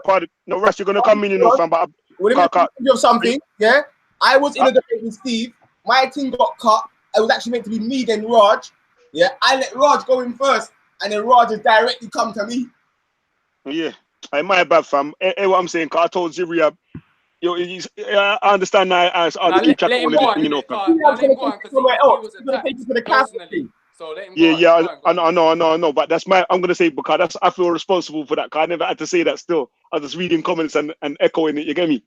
But do your thing then, Ras. Cause Ziriab's giving way still. But yeah, Ziriab, you're next, fam. You're next, fam. Let's for that. Go on, Ras. Okay, Leon, have you heard me ever? Even though we know it's I'm saying in the culture, ever heard me say Banchichi man on the panel? Banchichi man on the panel. Yeah. I don't know. You might have played the Adis before. I don't know. Yeah. So one, if you're gonna make a claim about things I'm saying, tell man to bring the proof, innit? Yeah. If you can bring proof, yeah, then I'll shut down my channel, innit? You can't bring proof for these statements that you're making, yeah. Then end of the day, your thing's null and void. Yeah, you're just making statements. Yeah. I would say as well though. I should have said it when Raj was doing his thing still, but yeah, like remember the subject matter. I beg everybody remember the title of the show as well, and try to keep it grounded around that rather than accusations of hypocrisy or you look like this or anything like. You know what I'm saying? Yeah. I got you. Obviously, man, I'm saying man look like horse, but obviously, yeah. Penalty for them ones there. Their mum calls me Black Stallion. Your mother calls me the Black Stallion. If you call me a horse, your mother calls me a Black Stallion. But I told your mum I don't do pigeons. You get me? Keep it like that. Yeah, you want to call man a horse and call man. You'll go there. You get me? You'll go there. So it don't make no sense. No, everyone calling man a horse. Yeah, I'm taking it. I am the Black Stallion. Yeah, the black horse is the best rider. It's stressed it, man. We get it, man. Come on, man. Yeah. I hear you, man. I hear you. I should have checked man when he spoke, so I didn't say nothing. My bad. So differently, bringing it back to the. I think I have to take my hat off to Steve, to Raj, yeah, because I know they're not working together, but they are doing bits when it comes and taking a conversation left, right. Steve did an excellent job. Steve, I commend you and your efforts to not address the substance of what was said. So try and listen now. I'll be very quick and succinct to the question is, what caused, well, let me read it verbatim. What's responsible for the Christchurch massacre? Now, what I'm saying is, according to his manifesto, The reason why he did this was because of the hundreds, tens of thousands, or however he put it, of Europeans who have been killed through invasion by enemy forces. So I think that's why the other brothers were talking about Tommy Robinson and enemy combatants, because there's a link there in designating these people as enemies. So what I'm saying is now, given from the horse's mouth, that the reason for this occurring is the so-called killing of Europeans, the invasions of Europe, and so on and so forth. Anyone and everyone who holds that idea must distance themselves from that idea if we are going to be consistent. Because what I'm saying is, we have to delegitimize that narrative of saying, well, as Ralph said earlier, we can separate the ideology from the actions. That in and of itself is problematic. Why? Because when it's Muslims committing acts of terror, where in Europe or whatever, and the narrative that's supporting those heinous crimes, those terrorist acts, just like the New Zealand shooter was a terrorist and it was a terrorist act, the narrative is delegitimized, and rightly so. Meaning that those Muslims who say, oh, because of the war, because of the NATO aggression in the Middle East and in other parts of the quote-unquote Muslim world, that's why these attacks are occurring. No one accepts it except for extremists, right? And we delegitimize that narrative by saying, no, there is no connection. The same way we have to now delegitimize the narrative that is taught, that displacement theory, this narrative of historical killings of Europeans as a reason for killing Muslims today or killing brown people today. Because the thing is, it's very interesting and it's very telling that none of this would ever go for any other community. And the unique historical claim of Jewish people is that they've been repeatedly, I don't even want to open this, but quickly I'll just say that they've been repeatedly persecuted and so on and so forth, and as such they're a unique case. And be that as it may, there's historical precedent in Europe for Muslims being persecuted, like the Andalusians, the people who were indigenous to that land and accepted Islam because, whether you like it or not, they were Europeans. They were Iberians, I should say, who accepted Islam, and it became problematic for them when the Reconquisition occurred. So again, to summarize, the point is this, Steve. From where I quite rightly delegitimize the narrative of terrorist sympathizers, we must now delegitimize terrorist sympathizers and anyone who attempts to legitimize the ideology, not the actions, the ideology. I know you've said that is foundational to the act. Okay, can I respond? I'm still waiting. So let me just get Raj quickly. Yeah? Can I not respond to the point that was just made? Sorry, fam. I'm trying to give out equal time for everyone. Still, I've responded since Raj, fam. The last person you spoke before Ziriab. I swear you spoke before Ziriab. Oh, fam. It's not the Raspect show. You let it slide. I let it slide. Ziriab came in and started. This is not Raspect show. Steve, calm down, man. I'm asking the question, man. You're gonna come in next, I man. remember, fam, addressing the horse thing. I didn't address nothing about the big homosexuality. Yeah, that's what I'm saying. Though, but even that, though, fam, man's trying to keep it on the subject matter. Like all of like I interrupted to say, man, them are taking the conversation to some next passer thing, fam. When man ain't trying to get the thing into, you get me?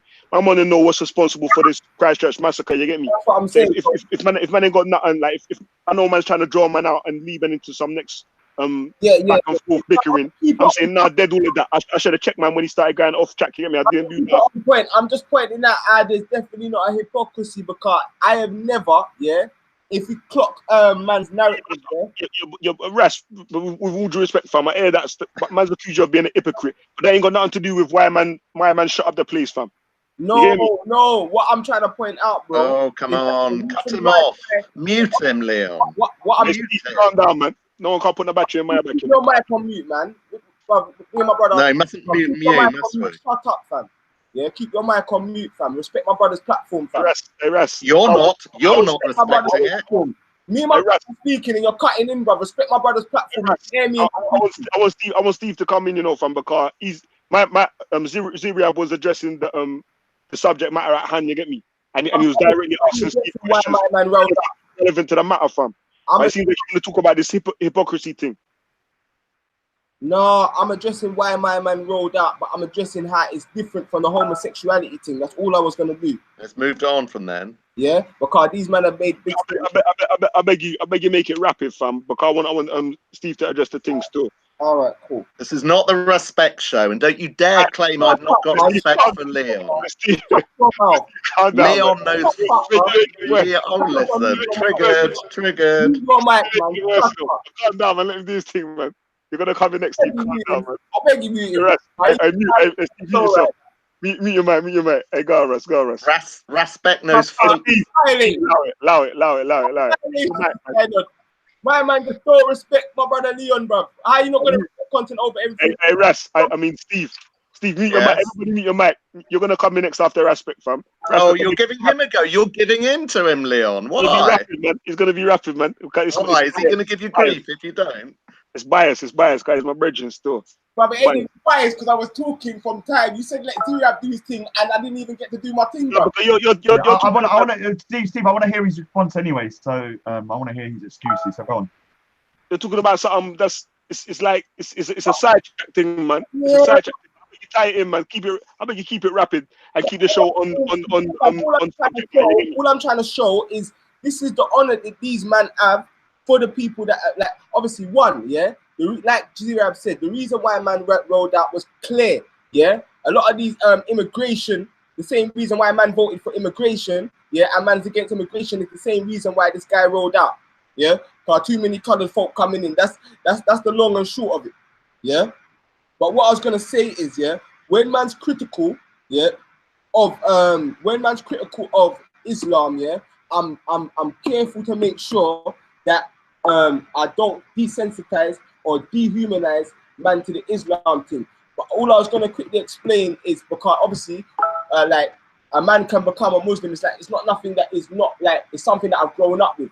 Yeah, I can't lie. With man changing into woman or woman changing into man, this is a new thing for man. So man doesn't understand it. I still don't agree with it, but I'm not dehumanizing the transgender whatever. I can't say what it is, but the transgender person in the park that's been there before Simon has never had a problem with me. I've never disrespected them in any way, shape, or form. You can ask them. Yeah. So it's not like man just go around bashing transgender people, or even like I speak about it if I don't come across it. But if I come across it, I'm gonna say my opinion, and I think they're delusional and they've got a mental illness and they need to be helped. That's what I say about transgender people. I say they need to be helped and encouraged medically to keep their sex and be who they are. They need to be encouraged to be who they are. But what I'm saying is, yeah, with this shooter, what you're gonna see, like we've seen in this conversation over and over again, yeah, instead of people just saying, you know what, this guy's a white supremacist, he does harbor a lot of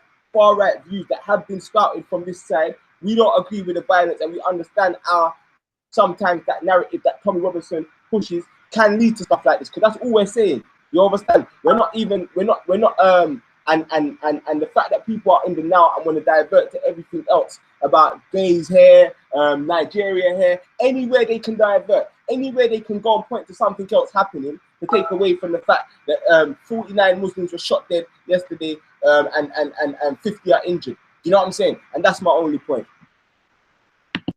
Right, it's the Raspect show over for 5 minutes now. Steve, I bet yeah. Do your thing. I beg you and everybody else as well. That's gonna try and make the thing personal. One little quick thing, and then I'm gonna go on to actually responding to the points that were made a moment ago. No, but I'm saying I beg you, don't make it personal, because all you're gonna do is encourage man to respond in kind. Innit? I wish you would apply the same to Raspect. I know. And judge me by my statement, what I just made. If you see me fucking up, check me, and I'll try to correct myself in it. But this is stand here. I have the utmost respect for you, Leon. I have the utmost respect for you, as I you appreciate know. that. I appreciate that. This is the level that I'm gonna try and maintain from Good. here going forth. You get me, sir? I beg Good. everybody listening as well, because this ain't just to Steve. Try Well, to I keep hope like, everyone else don't gets keep a it chance to personal. speak before Respect comes back on. Right, Don't keep okay. it personal. Let's just keep it on subject matter. I Go on, wanted please. to respond very specifically to the specific points that the guy made, but now that time has passed now because Respect has jumped back in. But I will try my best. I will try my best to respond to the guy's If you don't remember, you could ask him to give you a quick summary. Okay. Well, I'll have a go, and if I get lost, then maybe you can come back in. So, firstly, I absolutely condemn these terrorist attacks. They were wrong. They were bad. Attacks like that are never justifiable. So that's the first point, because people still don't seem to be realizing that. I absolutely condemn. They were abhorrent. They were vile. They were disgusting. They should not have happened. This is appalling, absolutely shocking and appalling, and that should never happen to any human beings, any people whatsoever. They are abhorrent, disgusting, vile attacks. Now, if someone who, and I do believe sometimes it is mental ill health. Sometimes they are psychopaths. Psychopaths do suffer from mental ill health. That is a form of mental ill health. Sometimes they've been, their brains have been polluted by radical extremist beliefs. Now, who knows whether this guy, whether it's pure he's a psychopath and it's mental ill health, or who knows whether it's just his brain has become polluted with radical extremist evil views, or who knows whether it's a mixture of those two. We'll probably never ever know. We might know. Psychiatrists might study him when he's in prison, and we might get to the bottom of understanding some of it, but currently none of us know what the reality is. Now, some people might share one aspect of something that he believes in. We all have lots of different beliefs on lots of different subjects. It's not uniform. We have a multitude of different beliefs about different things. Now, he might like his bacon crispy. I might like my bacon crispy. Now, you cannot say because I share a view that he might share on something, somehow I'm part and parcel of the atrocious act that he committed. Now, and I'm trying to answer this other guy's point where he was saying that if you don't disassociate yourself with the narrative that the person was following or was spewing, then you're part of the problem. But why? We can share common views and common beliefs with someone who's an evil, vile terrorist or an evil, vile nutter. It doesn't make automatically every view that person had evil, and therefore anyone else that shares any view with someone evil. No, of course it doesn't. And that's why I make the comparisons with the Orlando attacks, with the attacks in Nigeria, because they are people who self-identified as Muslims. Would it be right for me to say every Muslim is associated with that attack of gay people in a gay club in Orlando? Of course not, because that would be illogical. But of course, those Muslims would share some beliefs with the evil person that killed those gay people in that gay nightclub. Of course they do share some of their faith, but it's not saying they're equally guilty of killing people. So why, if I had happened to have a certain belief or thought that this vile terrorist evil wanker had that slaughtered these poor innocent people praying in their mosques, why does that make me in any way, shape or form guilty? Because I might share a certain view of his. There is no logic to that. And if there was a logic to it, every Muslim in the world would be guilty of every single thing that a Muslim ever did. That's illogical. Right. You've addressed the point as best you can, Steve, but everyone will notice, and it's not gone unnoticed, that the central issue here is not whether or not you are in any way, shape, or form connected to those attacks or to those terrorist attacks at all. Neither is it that you are an apologist for the attacks. We've made it clear. Again, you're answering something which has already been established. You need to address and what you're wrestling with now and what you're contending with here. And you semi-touched upon it. but I want to make it clear, seeing as the rest of it has been cut off now, we can talk straight. So the central issue here is the self-confessed motivations of the terrorist in terms of displacement theory, in terms of crusaders, in terms of Islamic invasion, in terms of multiculturalism being a failure, in terms of all of these, just these 4 points are enough. These being a motivation for the terrorist attacks, now we are in the realm of delegitimizing. What I'm saying is, now that that's occurred and he said that these are the motivations, what we have to do is analyze these ideologies, or these ideas, I should say, and delegitimize them. Because okay, can I come back? So one of those things you finished. Well, can I respond? You've just made a specific point. Can I respond? But I need to say why. Because this is a question of consistency.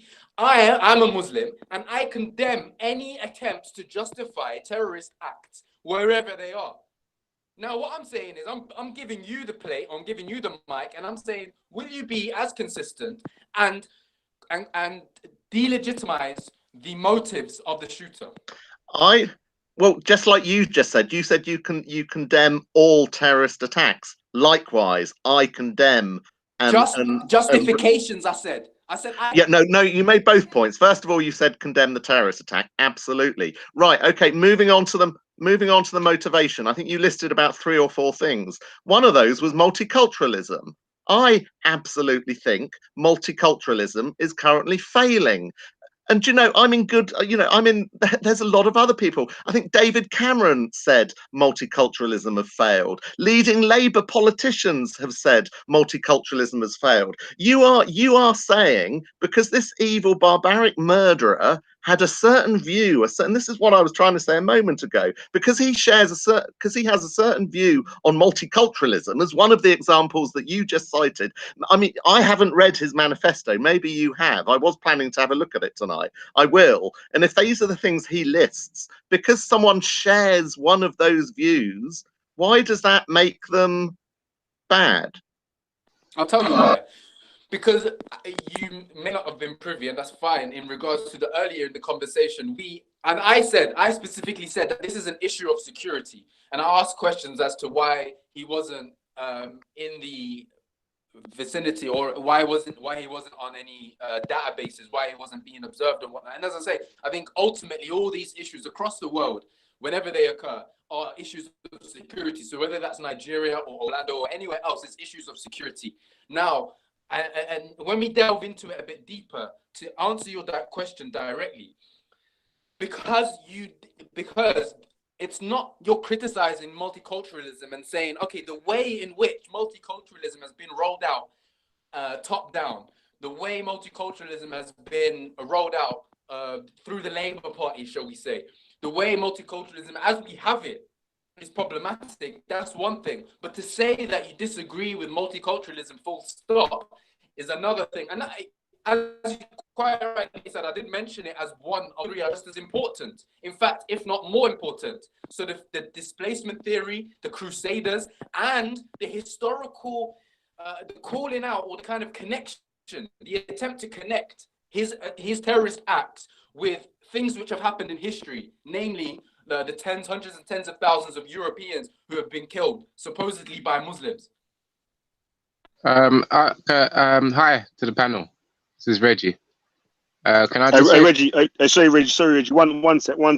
Carl, man's been trying to get original Tawhid on the panel for the longest time. Still, he's finally jumped on. So I know you came on before him, but I want to address him first. Still, especially where he's a Muslim and it's been put to him that he's like a side of the other coin. He's also responsible on the reverse side of the thing. You get me? Like, he's the example that these shooters look at and say, I'm going to get these guys, even though they're not actually getting him.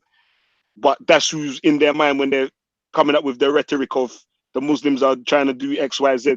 So I want to put that to you, original Tawi, and see what you guys say in regards to that still. And what do you think is responsible for the Christchurch massacre? Man like Reggie, I'm going to make you come in straight after him still. So I beg everybody on the panel. I know the panel's, there's a bag of people on the panel and everybody wants to speak at the same time. So I beg you bear with me. I don't usually do these shows like this still, so man's working out as I go along.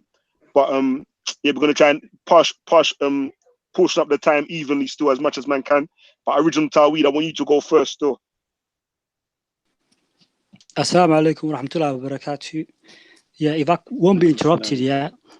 First of all, I reject that what you said, COE. Yeah, I'm not responsible. You can't put me with those people. Yeah, I said clearly, and I made it clear on camera. Sorry, just to clarify, yo, Abu Talha, just to clarify, that ain't me saying that. You know, this is arguments that have been heard made against you. I ain't saying that I agree with that, but I've heard this. I made it. And not I made it clear, specifically as well from other people, but yeah. Go on. Yeah, even on your own channel, yeah, you can look at my videos that I made on your channel, and I made it clear I don't support the killing of innocent people. Okay, men, women, and children just randomly killing them. Yeah, I never supported that. Okay, when it comes to this topic here, when Muslims are massacred, they always want to shift the topic. They always want to shift the focus. Okay, and they want to talk about ISIS, and they want to talk about a group in Iraq and Syria and all this. But we're talking about New Zealand, right, and a murder that took place here against Muslims, right. That is what is the topic, okay? So when you see them diverting, you're talking about Nigeria and all that stuff, yeah? That is because they don't want to deal with the substance, okay? And the substance of Steve, okay, is that he is a hypocrite. And the biggest hypocrite I ever met in my life, okay? Because this is the individual, yeah, that will go up to random Muslims in the park. Remember, sorry to cut, man. Remember, but I said I'm going to try to be consistent with this thing still. I'm going to try and keep the thing. We don't want to make it personal, you know. If you think he's a hypocrite, all you do is give examples of his behavior contradicting what he's speaking against. I'm speaking to the behavior. Yeah, rather than just giving him labels, because there's connotations with these labels that you'll just throw the thing sideways. You get me? And the man will feel like you're just dissing him, and then you feel like he wants to diss you back. You get me?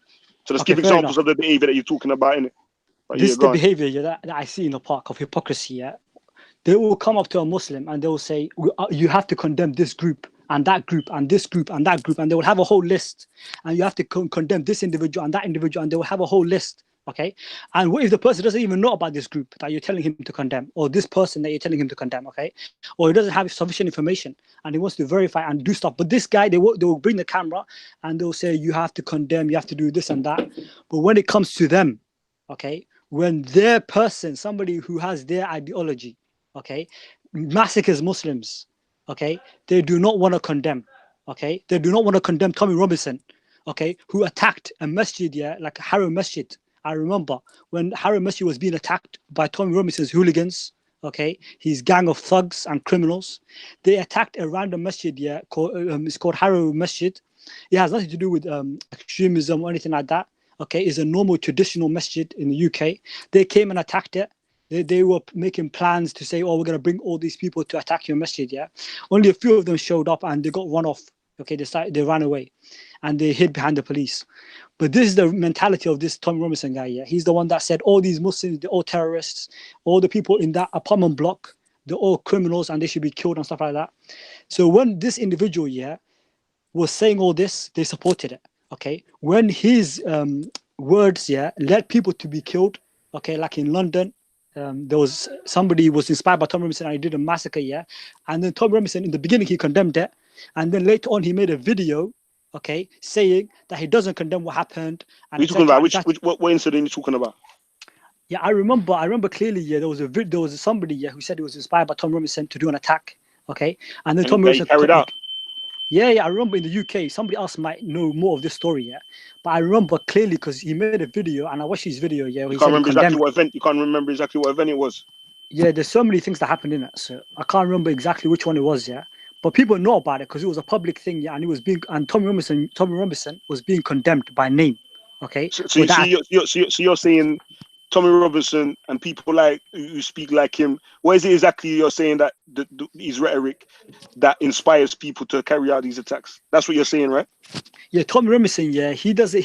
This is what he does. Like, he knows he has to be mainstream. He knows, yeah, he cannot say all Muslims, right? But he does say all Muslims. But at the same time, it's like this guy's, you know, he has like a forked tongue, you know, like a snake, a forked tongue, yeah. So one thing he will say something here, and then he speaks in code, is what you're saying. Yeah, like it depends who's listening. Do you understand? Okay, if he's on Fox News or if he's on BBC News, yeah, or CNN, yeah, he's gonna say something. He's gonna say, "Oh, I'm not targeting all the Muslims. I'm only targeting the extremists," right? But he considers all Muslims to be extreme. That's what people don't understand. He considers all Muslims, yeah, to be extremists and terrorists and all that, right? So his whole rhetoric here is targeted towards the whole community without to differentiate. Do you understand? Okay, and even these people we can say they are extremists. Yeah, who told you could just go kill them? Yeah, who told you? Yeah, that you can just massacre people? Yeah, randomly, right? So this is Tom Robinson, and Steve is a supporter. And I spoke to Steve many times about certain topics.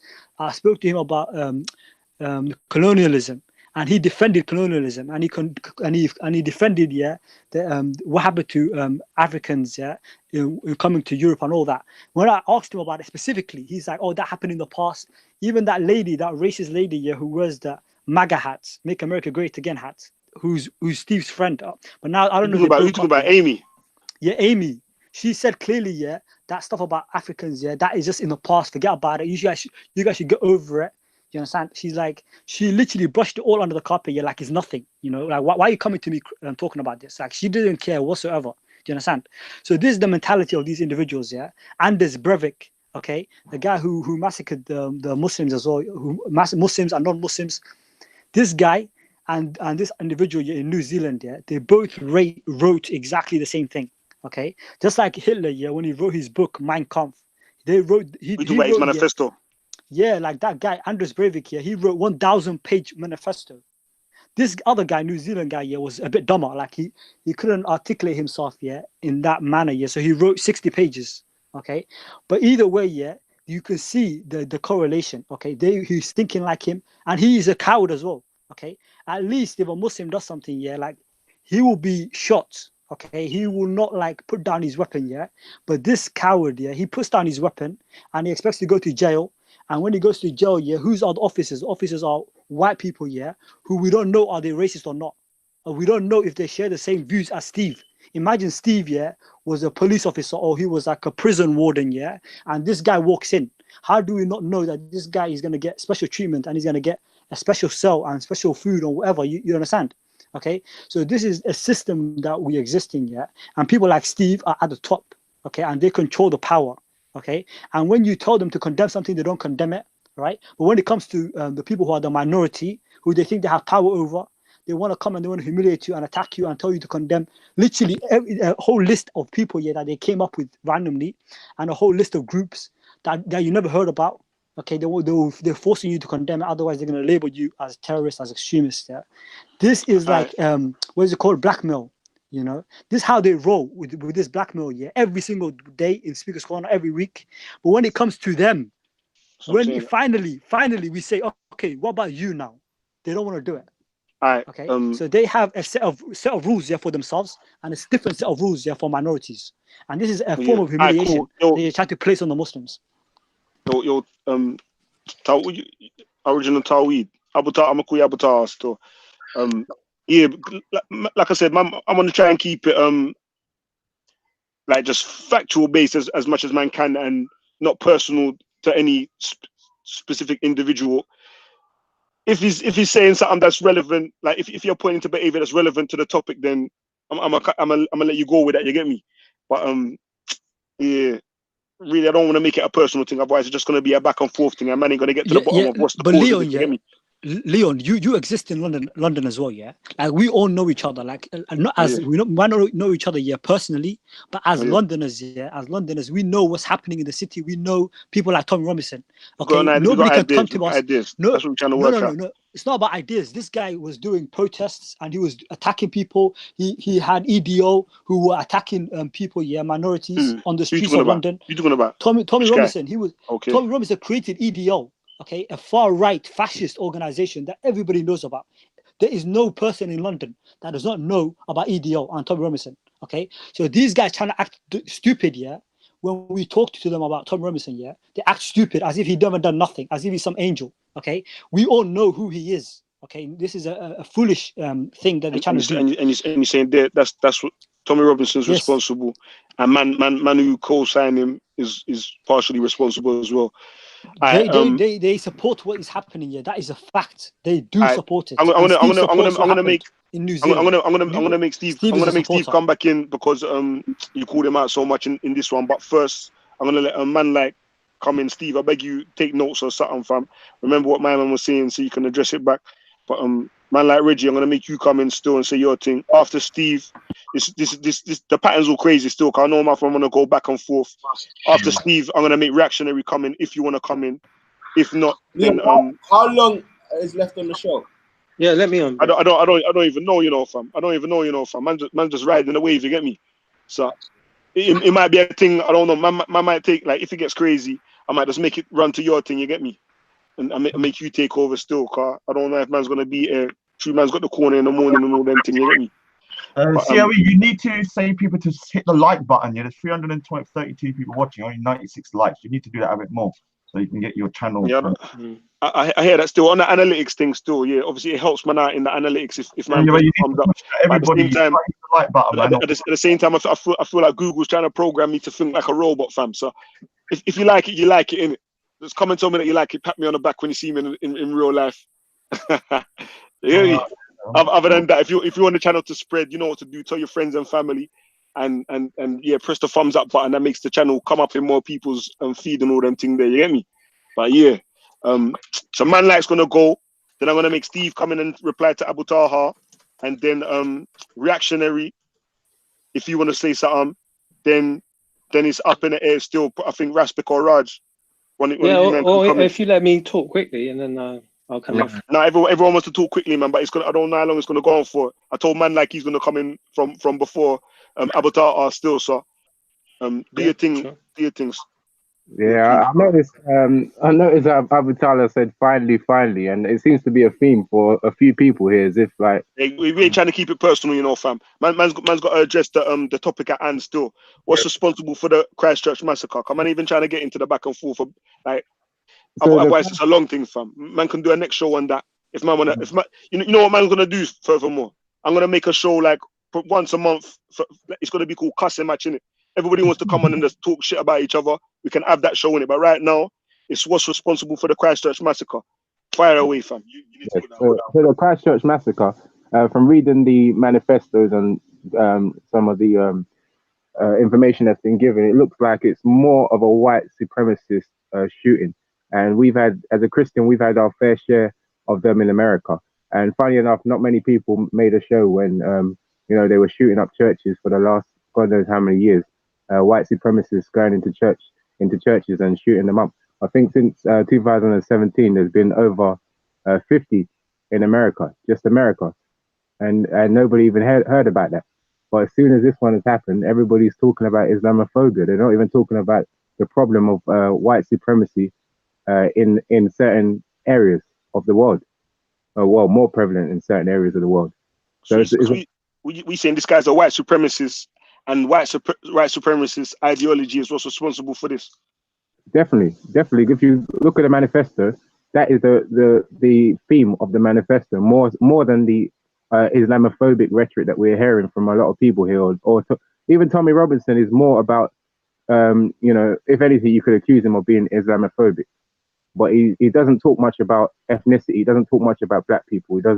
He occasionally he's made some remarks about Asian people, but he's not really talking much about that side. He's talking more about religion and a specific religion.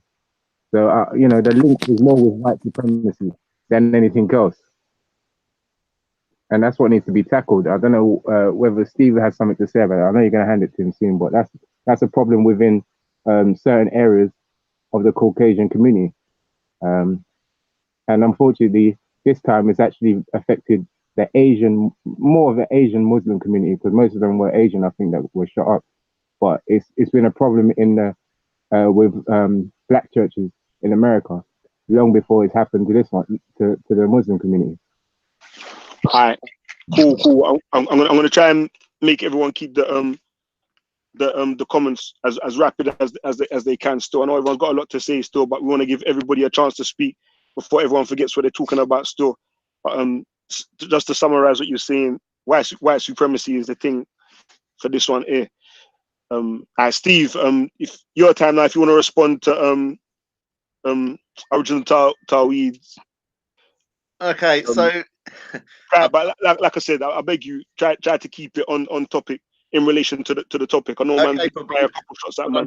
But I'm sure you got to understand, and I think this is probably how Respect feels when it's done towards him. When people throw accusations at me, when people throw blatant lies at me, I'm going to want to respond to them, aren't I?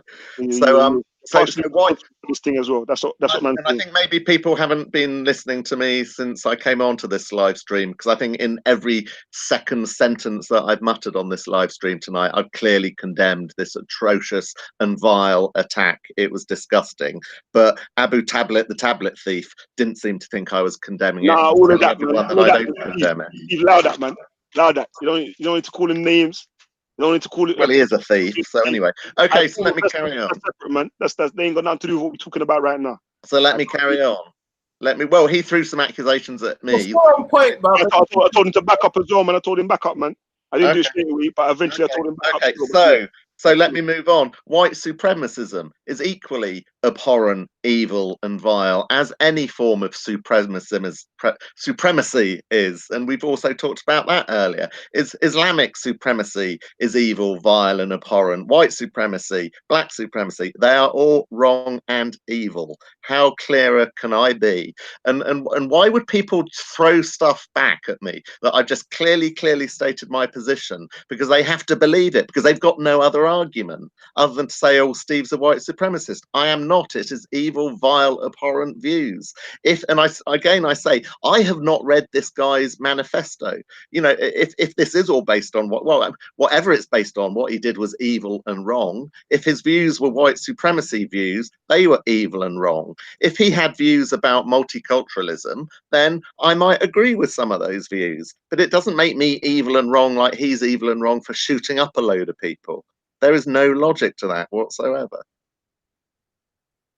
Reactionaries time now. Yeah. Reactionary. Your time. Big up. Thank you, Leon. Thank you, Steve and Reggie and everyone. Quick, just before I speak, I just want to express my condolences to the people who died in New Zealand. And I ask Allah to forgive them and bless them and raise their rank. So, quick comments about what's being discussed. This act, was it an act of terror? Yes. The chap who committed the act himself confirmed it's an act of terror. On Raspect Rebellion earlier on, we went through some of the writings that he posted in his manifesto, and he confirmed that it is an act of terror. Why? Why did he do it? One of his reason that he gave, or one of the main reasons he gave, was for the invasion of the European nations and their lands by these immigrant communities. And what he saw as a problem is their high birth rates. And the problem is that these multi-ethnic diverse groups are coming in from other countries and reproducing at greater rates, which is putting the white European race under threat. So urgent action is needed, or an act of desperation is needed. In his case, violence. Who's responsible? Who's responsible for the acts of terror? Who's responsible for promoting the environment where people come up with these attitudes? Well, there's a group called the White Power Movement. They might not have an official name as the White Power Movement, but they're known as the White Power Movement by university professors and intelligence agencies, just like they've labeled a group called the Black Identity Movement. These are considered groups by these agencies that are a threat. So what is the White Power Movement? Where did they come from? What are they about? They were set up by a guy who came back from the Vietnam War, and Timothy McVeigh is a follower of that. What you have to look at is this event is not an isolated incident. All of these so-called lone wolf attacks, Dylan Roof, Timothy McVeigh, and this guy in Australia, they're all linked. They're all connected. They're part of a group of a string of activities pushing the same agenda. They're made up, or they're executed and trained by paramilitary people Usually it's people who come back from serving in a war. So they're acclimatized to violence and killing. Recently, over the past several months, we've seen in the newspaper cases of serving or ex-serving British soldiers having their garages raided, and the police discovering huge amounts of armory and bomb equipment. One person was found on the underground with a bag full of explosives, and the media failed to call it a terror. It called the person a terrorist. They called him a crazy person. And what we tend to see in terms of the media, they don't label these people as terrorists. They call them lone wolves. Or in the case of the Daily Mirror, an angelic little boy who got radicalized somehow. Angelic. Those words aren't used when it comes to Muslims, ever. They're intentional, indiscriminate, hate-filled people. But with these guys, they're angelic little people. They're just like us. We should feel sorry for them. It wasn't their own doing. They were radicalized. What about Steve Bannon? No mention of him. Steve Bannon is linked to Donald Trump. Steve Bannon is behind Breitbart. And Raspect Rebellion, good on you for showing a video of him speaking earlier. Steve Bannon came to the UK when Harry married Meghan, and he came on to Piers Morgan's show, where he announced that his goal over here in Europe is to unite the far-right groups, to push the far-right agenda in politics and make that the new norm. This guy in Norway, so yeah, people are talking about Tommy Robinson.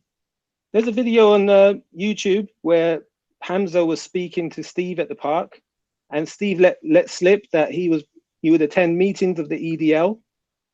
Steve has been seen at Tommy Robinson events in the organizing section, in the background, in the in the backstage environment. I don't know what your role is with Tommy Robinson, Steve, but you clearly have more than just a fan appreciation of him. You seem to have some sort of proactive dealings with him. Does Tommy Robinson have any responsibility? I wouldn't say he's part of the white power movement. From observation, he's part of the media manipulation to otherize, if that's a word, the Muslim community, to make us seem dehumanized, to make Muslims be dehumanized. So when acts of terror occur, nobody feels sympathy. So for example, on Facebook, I've got Muslim friends and non-Muslim friends on my Facebook page. And when there's any attack, like France, for example, all of my Muslim and non-Muslim friends had messages of condolences and shock and horror. They changed their pictures and their profiles to the French flag and all these types of things. Now I'm looking at Facebook today. Not a single one of my my non-Muslim friends has made a mention of what's happened in New Zealand. To me, it's not surprising, but it is shocking. It's understandable, should I say, in the climate that we live in. So Muslims have been made to seem otherized. We don't belong. I think that's really the main points I wanted to get across. So I'll leave it there. Can I say something really quickly? Respect. What do you want to say? Rapid speed. Yeah, because this guy, one of the guys, I can't remember who it was, but they said something like, "Oh, you're saying finally," as if it's like the only attack. This is not the only attack. There were thousands of Islamophobic attacks that happened in the UK, thousands that happened in America, all around the world. In France is the most Islamophobic country on the planet. Okay, and the French have been so like brainwashed there into hating Muslims. Okay, if you look at the French military, what they did in Mali, the French military went to Mali and they raped the women, the Muslim women. They raped the children. Okay, and even the United Nations here, you can look it up. The United Nations here, Human Rights Watch, condemned the French government. Okay, because of the soldiers raping little girls in Mali. Okay, if you look at the Central African Republic, the French, they went there and they took the weapons from the Muslims and they armed the Christians, and the Christians went on the biggest genocide. The biggest genocide in Africa, one of the biggest genocides in Africa. There was over every single masjid in the Central African Republic was destroyed. 500 masjids burnt to the ground. People murdered, massacred, men, women, and children. Okay, but why I said finally was because the media was silent on this. Okay, the media did not give a backlash when these things were occurring. Okay, this is the only time this New Zealand thing, is the only time where I'm seeing where people are actually speaking about this. Do you understand? People are actually raising awareness about this. But now when we ask the people responsible, like Steve, okay, and Tommy Robinson, these criminals, when we ask them, okay, what do you think? Are you gonna stop what you're doing? Who's a criminal? Steve and Tommy Robinson. Steve is a murderer. Steve has the blood of Muslims on his hands. Come on, blood. Steve is bathing. He's in a bathtub, full of Muslims. Sorry, Leon. If you don't knock him off now, I will be reporting this to the police. You need to knock him off now, Leon. That's outrageous. Steve, you are bathing, You are bathing. I had to ask him to clarify, because I didn't know what he's talking about. No, you have to knock him off for saying that, Leon. Look at this, okay, I'll clarify. This is what we're dealing with. You can't kick freedom of speech. Freedom of speech. Everybody mute your mic real quick, man. Everybody mute your mic real quick. Can I clarify? No, wait. Before you continue on speaking, I already said, fam, try not to make the thing personal. If you're gonna, if you believe something's true about somebody, unless you got evidence of him actually murdering people, he's saying he's bathing in blood, like all of that, fam, that's all sideways talk, fam. Say directly is what you're accusing him of. I will clarify it. Don't try to paint a picture that's not the actual fact of the situation. I don't know that Steve's a murderer, fam. Has Steve murdered anybody? Is he really at home in a bath of blood, fam? The only reason of saying that, because if he was doing the same thing back to you, fam, I wouldn't have it, bro. I want to think it's a one-way thing, fam. I understand. But the only reason you're saying that is you're trying to demonize him, innit? I'm not trying to demonize him. I'm not trying to demonize him. He was trying to demonize Muslims for ages. Explain that, innit? That's all I'm saying. Is stick to the facts of the argument, because otherwise it's a cussing match, fam. Like I said, if I want to do a cussing Leon, match, I'm leaving at this point, because if that slander is going to be allowed on your channel, I don't want to have anything. It's not allowed. I'll bring the evidence. It's not allowed. It's not allowed. But I'm saying, if man wants to have a cussing match, and you're allowing him to continue.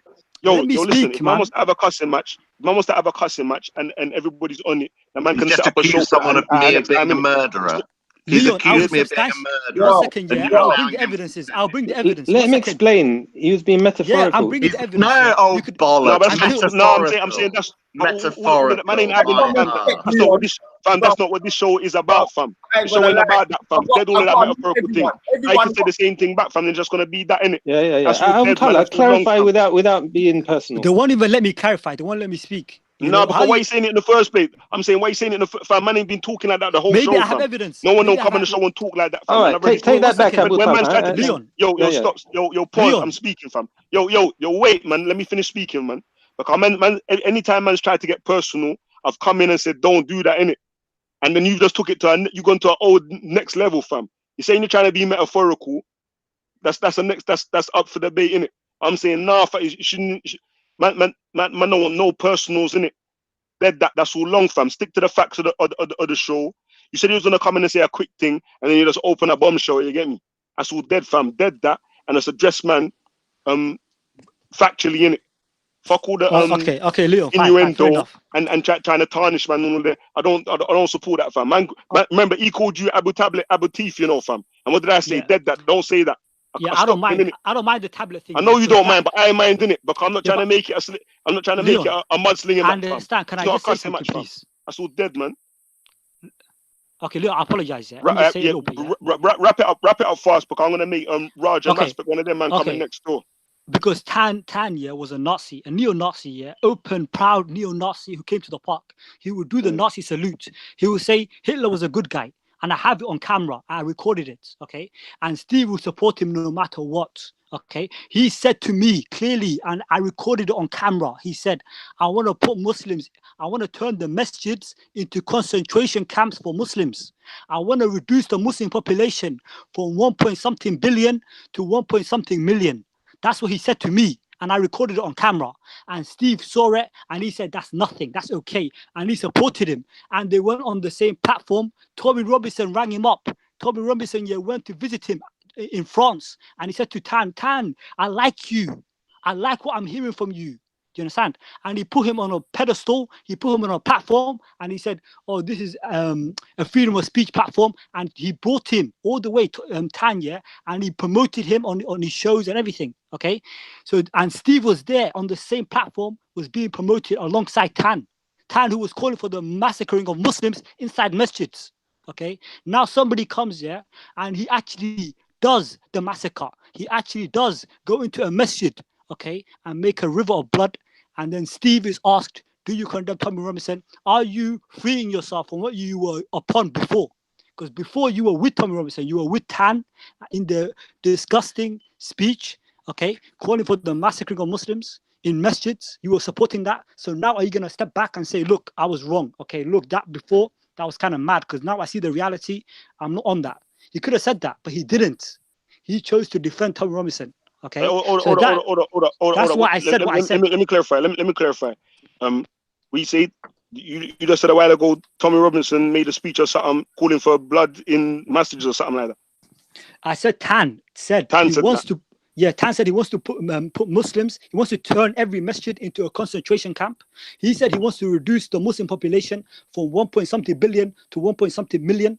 He said Hitler was a good guy. He did a Nazi salute. That was Tan. He got a swastika tattoo on his face.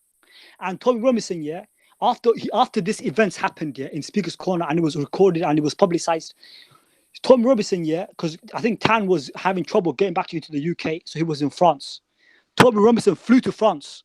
And he said to Tan, I like what you're saying. I like you. I like what I'm hearing from you. And he brought him back to the UK. Are you talking about when you say the concentration camp thing? What are you talking about when he said when he said someone asked him what they're gonna do, what's he gonna do to them, and he said he's gonna put them in, he's gonna make them drink beer and eat pork or something like that. Yeah, but he also said that thing there. Yes, and he also said I hear what you're saying though, because even like my thing would be. He used the word concentration camp. He clarified, but that's what I would say. Just like how you said, he's got blood on his hands and all of that. You're trying to paint a picture that's going to come in people's mind, isn't it?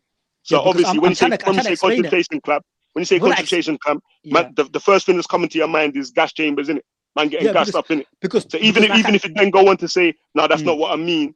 But that's the image that's coming to man's mind, isn't it? So I hear what you're saying still. Yeah, but Leon, that's what I told you, they speak in forked tongues. They're literally snakes. Their tongue, is not like a normal tongue. It's forked. So they will say something, cool. And then they'll walk it back. It's better man say one thing and mean another thing, innit? Yeah, that's what I'm trying to say. Right, cool. Yeah, but that's what I'm saying. But all that's what I'm saying.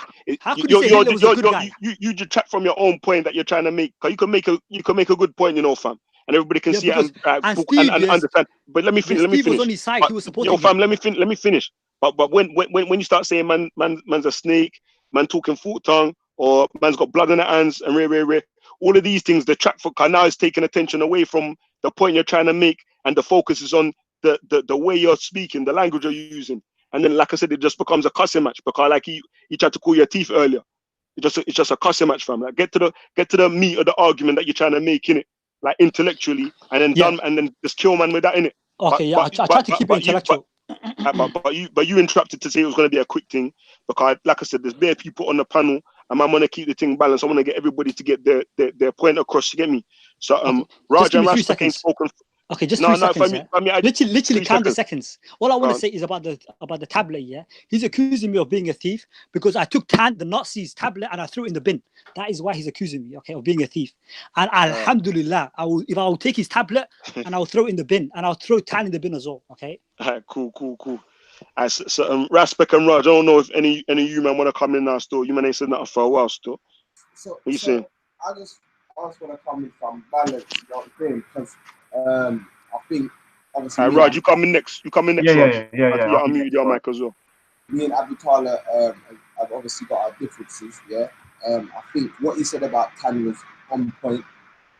Like a lot of the claims, a lot of the stuff that Tan said. So I'd say the thing about Steve and them man might be exaggerated, and we want to just stick on point. I don't don't think the Raj have necessarily got the blood on their hands, yeah, or I don't think I've got evidence to say the blood's on their hands, innit? Yeah. Even I go as far to say in this instant, I haven't seen enough evidence to say there's blood on Tommy's hand. I say there's more evidence to say there's blood on Donald Trump's hands than Tommy's hands, because the guy actually said he was inspired by Donald Trump. Like, that was a vocal statement. He's got links to Tommy Robinson. Yeah, and this is just by what's the evidence. Yeah, I'm talking about the evidence. I personally believe that there's a much bigger connection, and I think when you go back into the politics and the ideology, then 100%.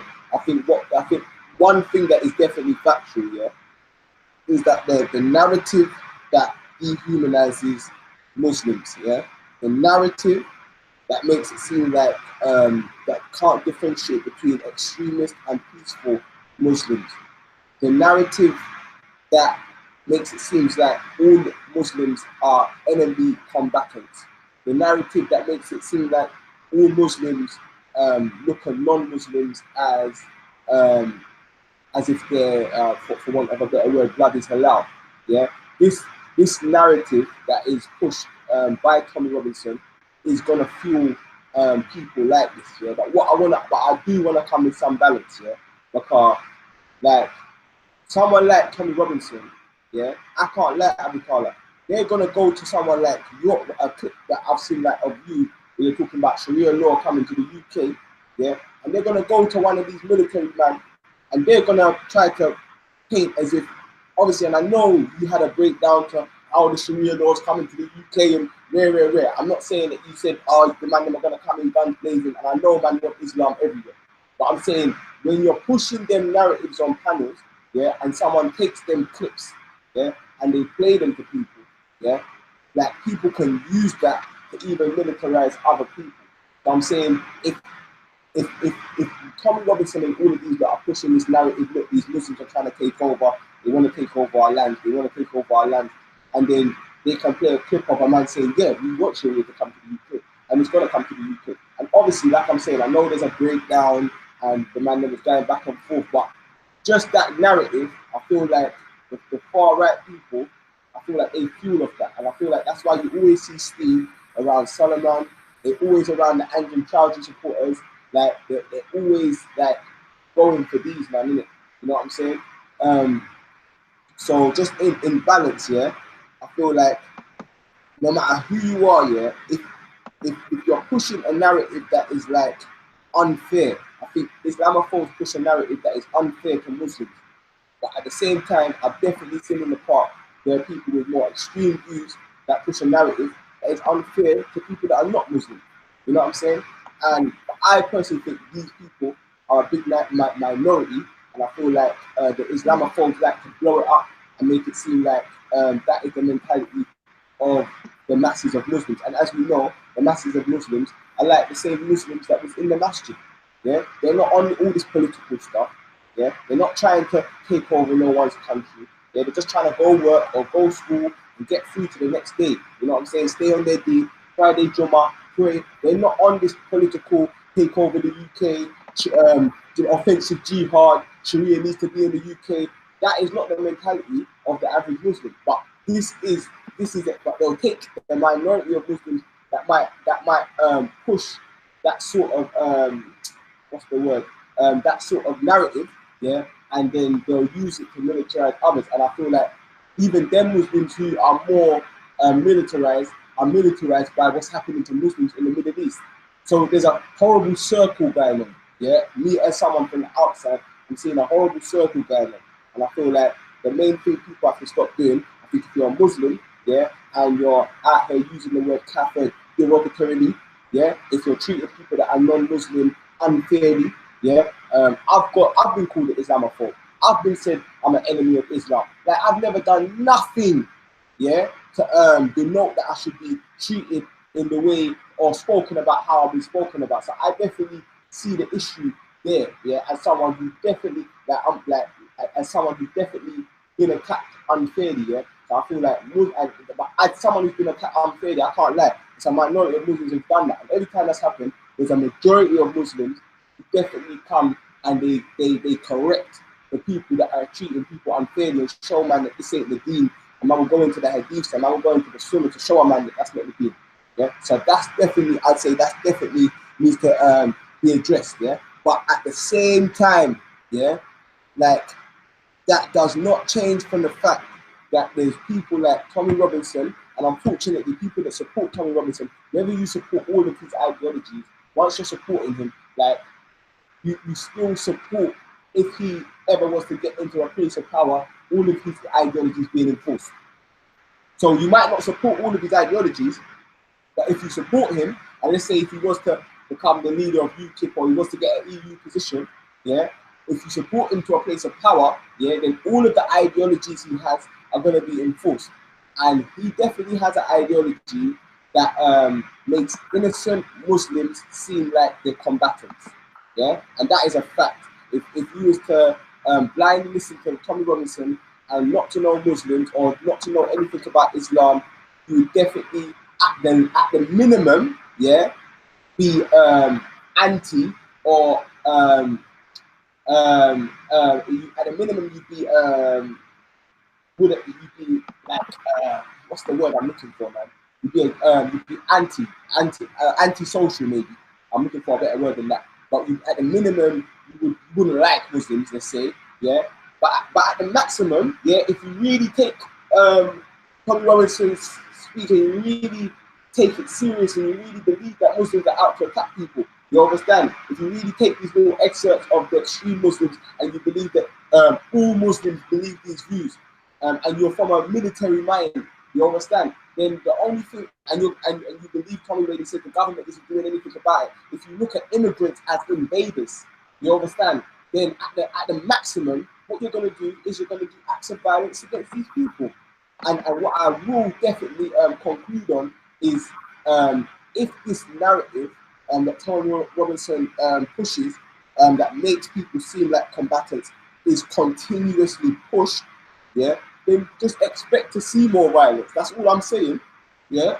And it's the same way the other way around. You know what I'm saying? If these mentalities are constantly pushed, then that's what we're gonna see as that elevates. You know what I'm saying? As more people take on those mentalities, and we're gonna see more violence. There was someone attacked in London, like I said yesterday as well. But the news isn't really covering it. So yeah, on a one of balance, I think extreme and unfair ideals is the problem here. You know what I'm saying? And yeah, that's my little 2 pence.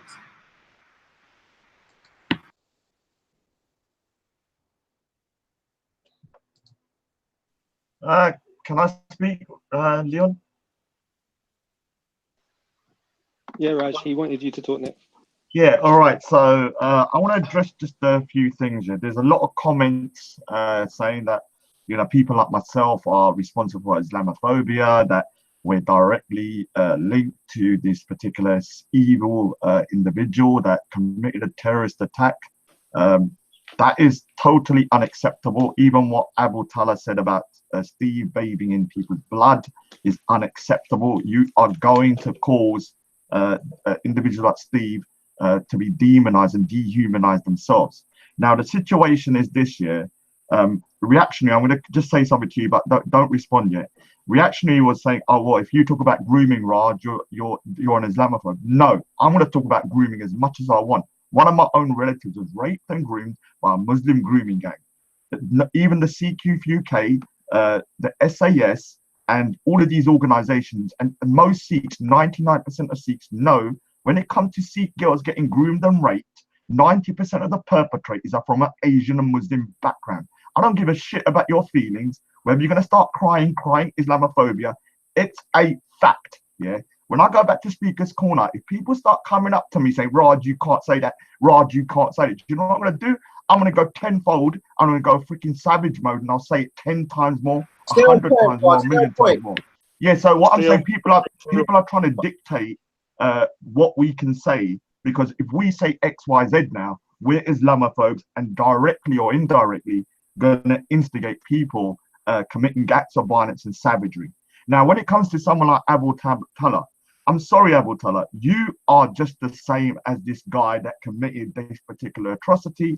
If so this is what you said not to say. This is what COE said not to say. And now you wait. What's the now you want to make it like that? Let me talk. All right, so let me say people with the ideology of ISIS or people that think it's okay to subjugate non-Muslims. He wasn't ISIS. Okay, he was you. He was your Tommy Robinson. You need He to was let a Tommy me Robinson speak. supporter. Let me talk, yeah? One at So a time, man. basically, One at so a time. basically, so Stop changing basically the topic. people like ISIS, yeah, and people that think it's okay to subjugate the ZDs COE, and this is not the non-Muslims topic. and The rape topic them here is are the the Tommy same Robinson. as Yo, these hey, stop, 1 minute. Hey, Raj, 1 minute. Let me just Avatar still. The topic is what's responsible for the Christchurch massacre. We wanna I was gonna say to everybody as well anyway that we wanna look at what is the solutions. Cause we've been discussing what people believe the causes are in it, and that's partially I did bring you in Abu Daha asking you to answer to the questions that's been put to you that people with similar rhetoric to what you're saying, or even your name's directly being called out as being the flip side of the thing in it. So that has been mentioned as well in it. Like ideology, that's leading to situations like this. So let me it's not exactly the topic, but it's similar to the thing in it. So But I want to get from everybody. You're right, one sec. I'm gonna let you carry on still. But I want to get from everybody as well what they feel is the solution going forward in order to see that situations like this don't happen again in it. But are you asking me? No, let me just finish my piece. Okay. I bring you in on that. Like we briefly touched on it still. I don't know if you don't remember, but when you first came on the panel, I put that to you. You get me that? Yeah. So so that's why Raj might be going into it as well a little bit still. But after Raj, after you say what you say, I'm gonna make you say what you say still, but also what you feel should be done in order to prevent situations like this happening again in it. And I want everybody to add in their thing as well. You might not hear from me for a little piece. Hey Ras, I'm gonna need you to hold the fort and bad man up if man's stepping out of line still, or everybody. I want everybody. Everyone knows the ethos that man's trying to run. Free speech for everybody, fair, on point, on code, no insults, no personals. Let's keep it on point. If you don't hear me interrupting when man's going off track in it. But yeah, go on, Rod. So basically, the reason I bring this up is that I believe that individuals that believe in this ideology of white supremacy, that savage individual that committed that crime, which I totally condemn, and anybody that even tries in my face to try and justify or even say, oh, maybe because of this or that, I will heat you up myself. But what I'm trying to say is this, that people that hold the ideology of like Islamic State, which there are a number of them at Speaker's Corner and even on the panel, have the same mentality of dehumanizing the other. Now, the same way that this guy dehumanized the Muslims and thought it was totally fine to go in and shoot kids. I saw a clip of a woman getting shot in the head, which is asking for help, which is one of the worst things I've seen, and doing stuff like that. The only way you can get to that stage is when you start saying these people are second-class citizens or not worthy of respect or life. Yeah. And unfortunately, there are people from the Muslim community who have the exact same ideology, but not based on race, but based on religion, that we are Muslims and you are kuffars. And this is, I've seen hundreds of comments and hundreds of people talking on panels openly about the kuffars being subjugated, have to pay that jizya, which I ain't paying, and all that kind of stuff. And so all I'm saying is total hypocrisy when some people come onto panels going, well, this person dehumanized Muslims and now he's killed them, blah, blah, blah. When these individuals, if they were in power, they would have no issue rounding up non-Muslims if they didn't pay their taxes or do this or were homosexual and stuff like that, and behead and kill them. They are both the same people. They just have different hate for different people. That's it. So I'm going to say once again, when I go to Speaker's Corner on Sunday, if you want to speak to me and speak to you, but if you're going to start dictating what I can talk about, I'm going to go 100 times more into that subject just to annoy you. Okay, if I can say what I'm going to say, yeah. Every instance of Muslim terrorism that occurs in the world, if you look at it and you look at the causes of it, even the non-Muslims themselves will tell you the causes is non-Muslims going to Muslim lands, bombing them, killing their women, killing their children, calling it collateral damage like it's nothing, like water. Their blood can flow like water. They're not even human. Okay, they don't even classify it as like something tragic. They just call it collateral damage, and it's just a number. Okay, that person's entire life is just a number, yeah, and nobody cares about it. And this is what they did. You know, the West went to Muslim lands and they bombed and they massacred and they killed, right? And they raped. Okay, now some Muslims from that land came to the West and did some attacks. Okay, as retaliation. Okay, now to compare this to white supremacist, okay, who's living in his land in his country, yeah, and he is okay in the majority, and his people have the power, okay, and the authority and the control, yeah, and still he goes to the minority who don't have any power or authority in the land, and he massacres them in their holy places, and he kills them. Right, that is not even how are you going? What are you going to say? What is the cause of this? There's literally nothing you could say that causes this except something like, I don't know how to explain it. Okay, and Raj supports somebody who pushes the ideology, okay, of this individual who massacred the minority, yeah, in New Zealand. It is Tommy Robinson. Okay, I grew up in the UK. Okay, I grew up in London, right? So I was aware when the BNP existed. Okay, before the EDO, there was a group called the BNP, the British National Party, and they were racist. Okay, very racist, very vile group that would attack everybody. Okay, they weren't discriminating against. They were attacking everybody, whether you're Christian, whether you're Jew, or whether you're Muslim. Yeah, as long as you're not white, they will attack you. Okay, that was the BNP, and EDO. Yeah, Tommy Robinson, he branched off. He branched off from the BNP, and he created the EDO, which was focused on the Muslims. Okay, for him, it was he hated. He was a racist. Yeah, he was a racist white person, but he saw the enemy. Okay, number one enemy as the Muslims. So he focused his entire group on attacking the Muslims. Okay, that was the EDO, right? And we had many clashes with them. Okay, throughout London, the streets of London.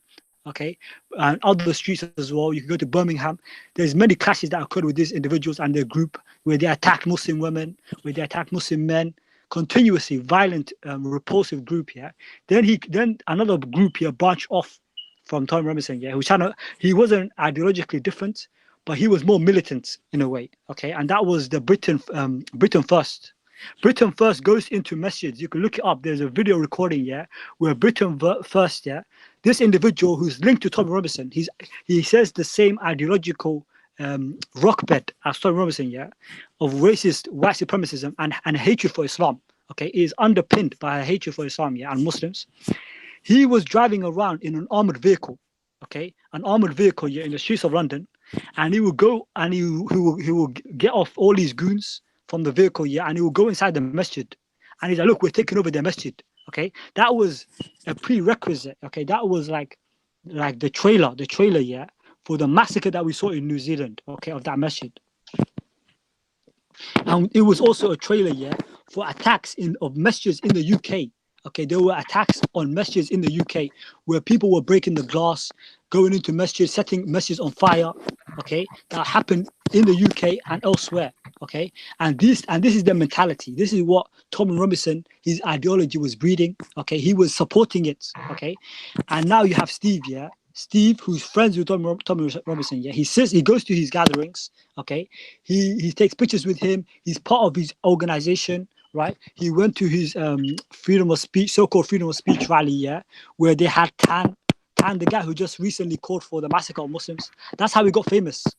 Tan got famous among Tommy Robinson's fan base because he wanted to murder the Muslims. Okay, he said he wants to turn masjids into concentration camps. Okay, so you can see there's a theme of attacking masjids. Okay, which exists in Tommy Robinson and his ideological base. Okay, the masjid is what they see as the target.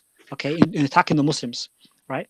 So this is what I'm trying to say about Steve and Raj. These two people, are criminals. Okay, they have a criminal ideology and a criminal mindset, right? They will say anything, yeah, to not be incriminated. Leon, we're criminals now. You're not going to pick him up. To not be incriminated. Yo, Talha, stay on point, fam. Okay, I'll try to. And try to conclude because you've been going for a hot sip. It's a conclusion, okay, I will conclude with this, yeah. Okay, as a Muslim, yeah, who was living in the UK, who grew up most of my life in the UK, I can explain it to you from the Muslims that I know and people that I've spoken to, growing up and even to this day, yeah. There is no Muslim that will tell you, yeah, that there is not an attack, okay, on Muslims, okay, in the UK and elsewhere as well, okay?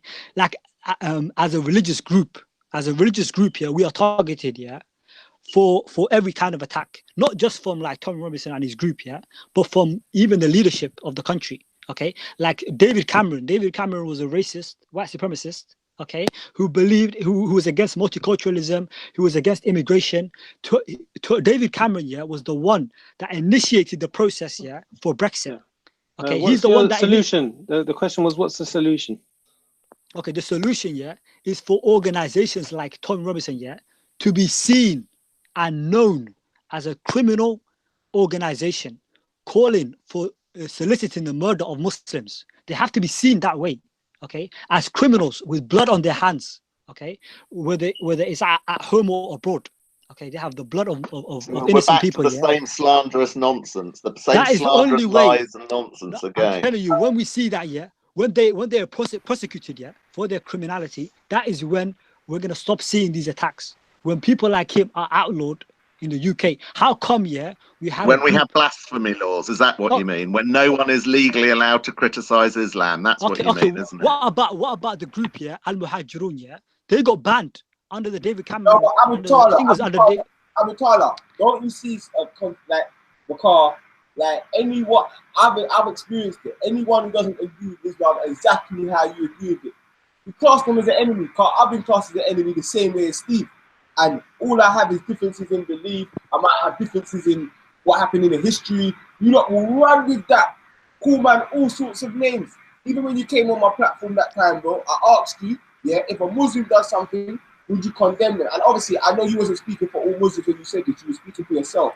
But you Raspect, that's not about our issue between us here. It's not what we're talking about here. Here we're talking about a massacre that happened yeah, in a masjid in New Zealand.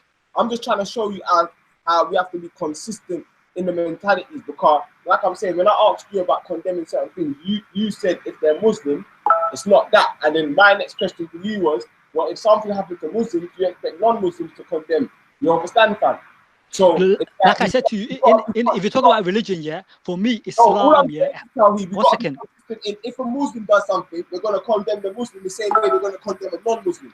No, but Allah 1 second, there's a verse in the Quran. Allah says if a fasiq comes to you with information, Allah said verify, and unless you harm people out of ignorance. Okay, so if the kafir comes to me with information, yeah, I can't trust that information until I verify it and investigate and find out that it's actually a true what he's telling me.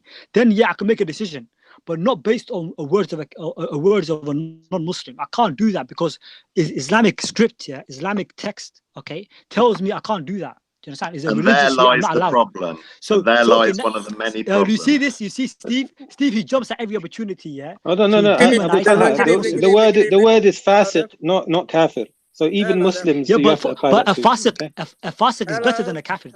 Not every kafir is going to be a liar. Low, remember, reactionary. No, reactionary. Yeah. Wait, 1 second. Reactionary. That verse, yeah. That verse is talking about a fasiq Muslim, yeah? And a fasiq Muslim is better than a kafir. Okay, and if a kafir comes, yeah, you cannot trust his words. It's impossible. The lowest of the low.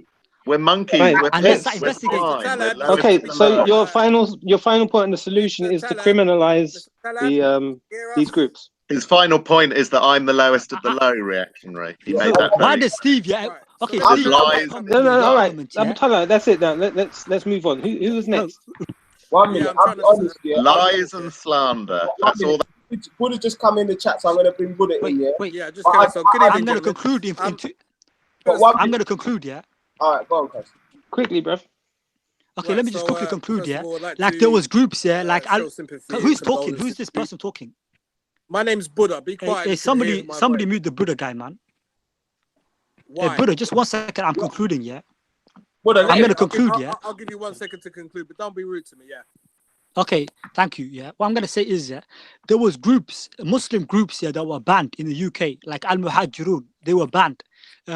Islam for UK, they were banned. There was many groups, yeah, Muslim groups. They were silenced. They're like, you cannot talk, you cannot protest, you cannot exist. And they banned them here in the UK. But when it comes to Tommy Robinson, EDL was not banned. Tommy Robinson was not banned. BNP was not banned. Britain First was not banned when they invaded Muslim masjids. okay, with their armored vehicles and all that, and they attacked Muslim women and children. None of these groups were banned. Okay, so this, why Steve, yeah, if you're gonna speak about freedom of speech, I never heard you say let Al Muhajirun exist, let them have their freedom of speech. You let So you Islam for think they UK should? exist. You think they No, should? I'm saying, Should you? You're I'm not, arguing for I'm them not an having advocate. freedom of Yeah, speech. one second. I'm not an advocate for freedom of speech. You are. Okay, you You're are. You not an claim to be. advocate of freedom of speech, but you are an advocate of Al Majaroon, are you? You are an advocate of Anjem Chowdhury, are you? Yeah, No, he's not saying that, Steve. No, he's It saying that sounded there's like double it, standards. reactionary. I've It sounded very much. Okay, yeah, all right. I think you've had ample time to conclude. I'm gonna bring Buddha in, but I'm gonna be honest here, and I'd say if I ask my solution, I'd say both of these mentalities there's issues. You know what I'm saying? Because if you're talking about, boy, you can't trust the Kafir or treat a non-Muslim fairly, Tawheed, then I don't understand how you expect non-Muslim, like, not. And this is your word, and I feel like people, this is where you kind of give them power, bro. Because as your sister Jana Sita said, they want to paint you as extreme. You understand? And these ideologies that you push, Abu Talha, like to anyone who's not Muslim, yeah, they're definitely extreme, innit? And even to But Muslims, man don't care. This is the thing. Man don't care about all that. This is the baddest thing, and that's why I had to say it from early. From early, I had to make the distinction that any attempt to this is the thing. The guy tried to legitimize terrorist sympathizers and the whole narrative of Western intervention, NATO aggression against Muslim countries, as though it's like an accepted narrative. That's nonsense, bro. That is the legitimization of terrorism. And what I said at the outset was the same way that narrative in mainstream circles is delegitimized and it's not taken serious. It's very much a marginal view. The same way that's delegitimized, we have to delegitimize the ideas and the motivations of the terrorist shooter in New Zealand, namely the invasion of Europe, the Crusaders, and the what do you call it? Depletion, or the whole white race thing going extinct. What invasion? Hello, let me try and jump in there. Yeah, go on, Buddha. Sorry about that. All right, no problem. So condolences and sympathy to the people in New Zealand that died and their families. Raspect, I'm going to tell you something very very mad later on. One of our people that come on your show regularly found out today that two of his family members were killed in that. So we'll speak about that later, I suppose. So it was an absolute tragedy, and this guy is clearly a monster and clearly deranged, and we can set blame on a lot of things. We can set blame on Mr. Robinson and his kind of position he holds politically, as well as Mr. Trump. But I feel it's only fair to actually place blame on certain individuals like Mr. Abu Talib. I think he is one of the key reasons why a lot of people have Islamophobia. When people like Abu Talib talk about they want to have Sharia imposed on the whole of the UK, you can imagine people in the UK are going to be very riled by these type of comments. Now, it's fair to say that those type of comments do not have to result in violence.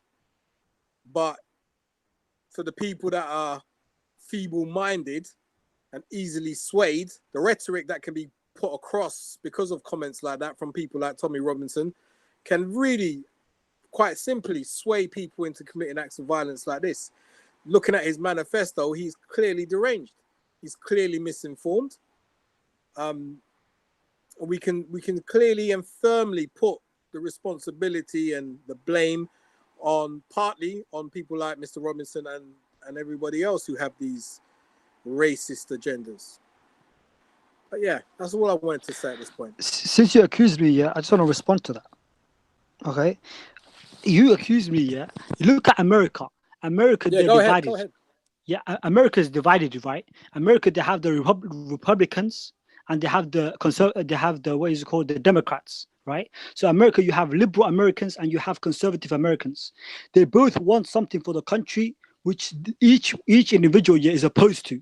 right? The conservative really hates what the liberal wants for America, and the liberal hates what the conservative wants for America, right? But they don't kill each other, right? You don't see the liberal going in and just massacring, Tony Robinson supporters, no, Donald Trump supporters, and you don't see Donald Trump supporters just massacring California, just nuking California off the map, right? So people can have political differences, okay? That does not justify you massacring people, right?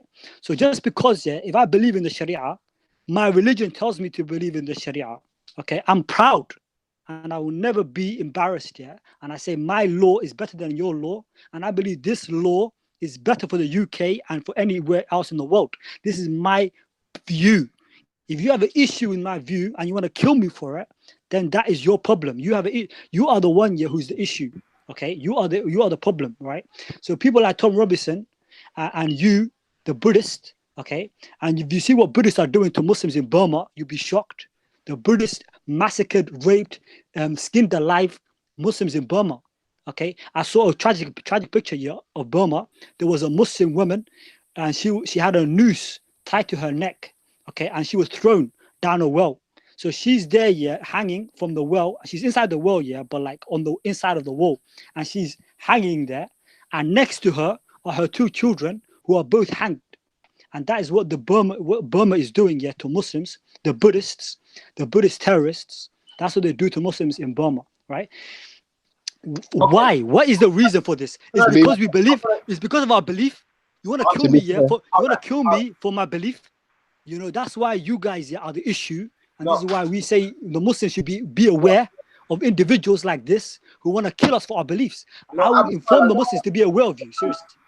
Like, no one wants to kill you for your beliefs, but this is where the issue comes in, because you'll say something like that, Abu Talha, and then people will take what you've just said now and put it on all Muslims, and then they'll think, they'll add that up with offensive jihad and all of these things, and they'll feel like someone like you, Abu Talha, if you had the power, you would try to impose yourself.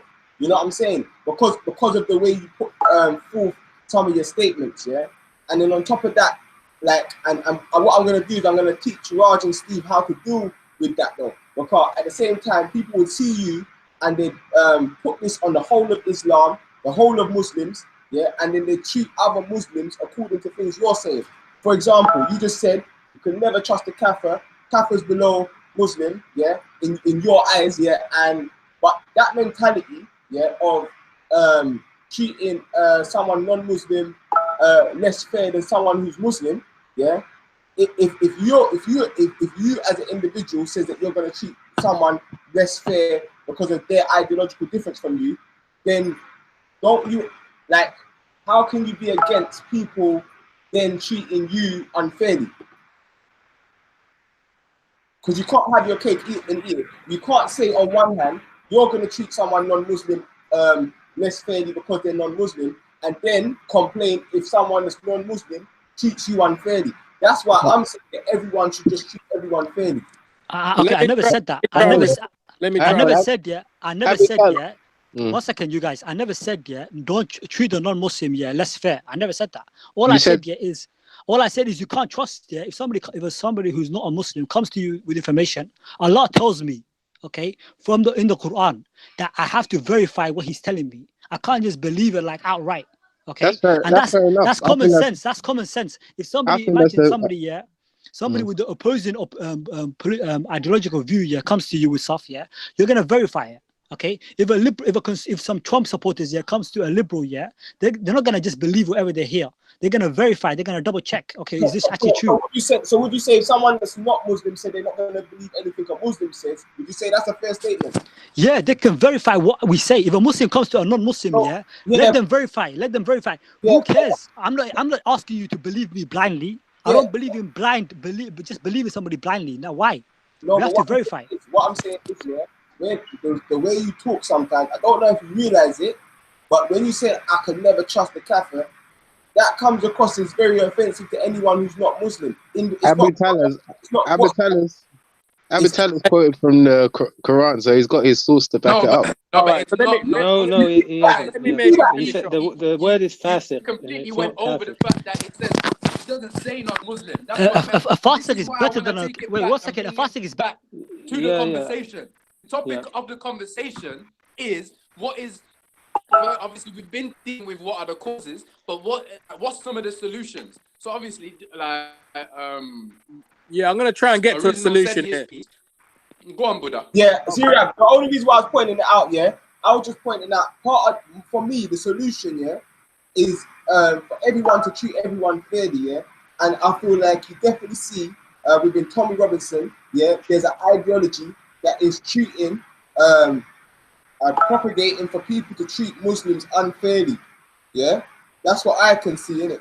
I can see a propaganda machine that is making all Muslims, even innocent Muslims, peaceful Muslims, seem as if they're combatants and seem if they secretly hold opinions in contempt to people that are not Muslim. Yeah, that is the narrative I see coming from the Islamophobes. That's why one of the biggest Islamophobes, Reggie, as soon as Abu Talha finished speaking, Reggie backed him. He said, yeah, he's just talking for the Quran. So Reggie, they need each other. They definitely need each other, and we can see that. Why? Why you guys trying to? Sorry, Abu Talha, but I'm just saying that don't stick with Reggie. The person that gave you the first backing was an Islamophobe that knows that what you're saying and I think you're genuinely ignorant to it. I haven't got to speak, so I don't know why. Like you guys, all I've done is try to understand what he's talking about. That's let me just finish off my thing. You guys sign us up because you don't want to hear what he has to say. Let me just finish off my thing here, right? Okay, look, check this. So solutions, one of the solutions I would recommend is that certain Muslims should stop helping Tommy Robinson.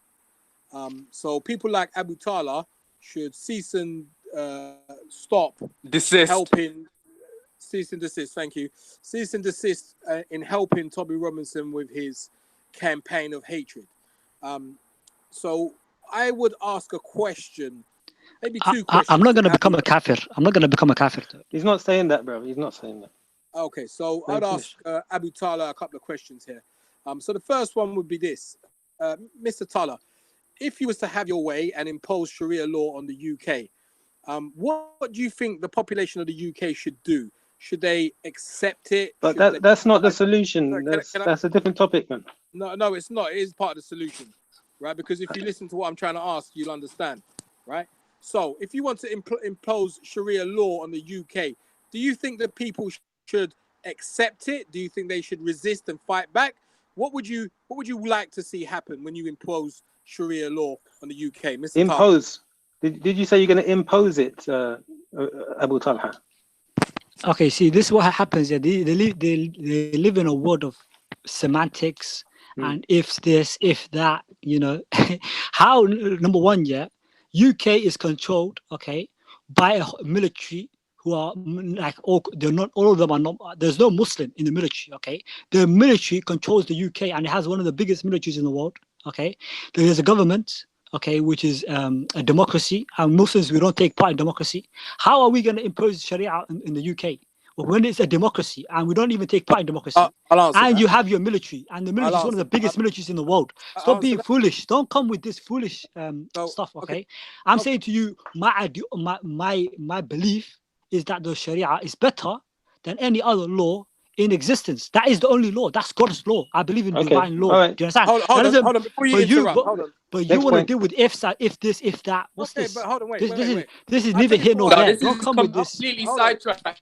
It's not a sidetrack. They want to. They're shifting the focus. Don't shift the focus from what's happening. We're talking about. Stick to the topic. Stick to the topic. I'm sticking to the topic. It's not a sidetrack because I have a recording of Mr. Talha saying exactly that.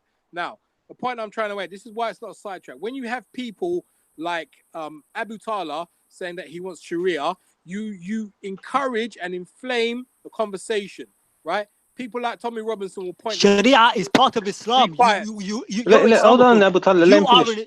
Be quiet. Right. So people like Tommy Robinson will point the finger at people like Abu Talha and say, look what these Muslims are trying to do. Look, Yeah, and that's how you're helping people like Tommy Robinson.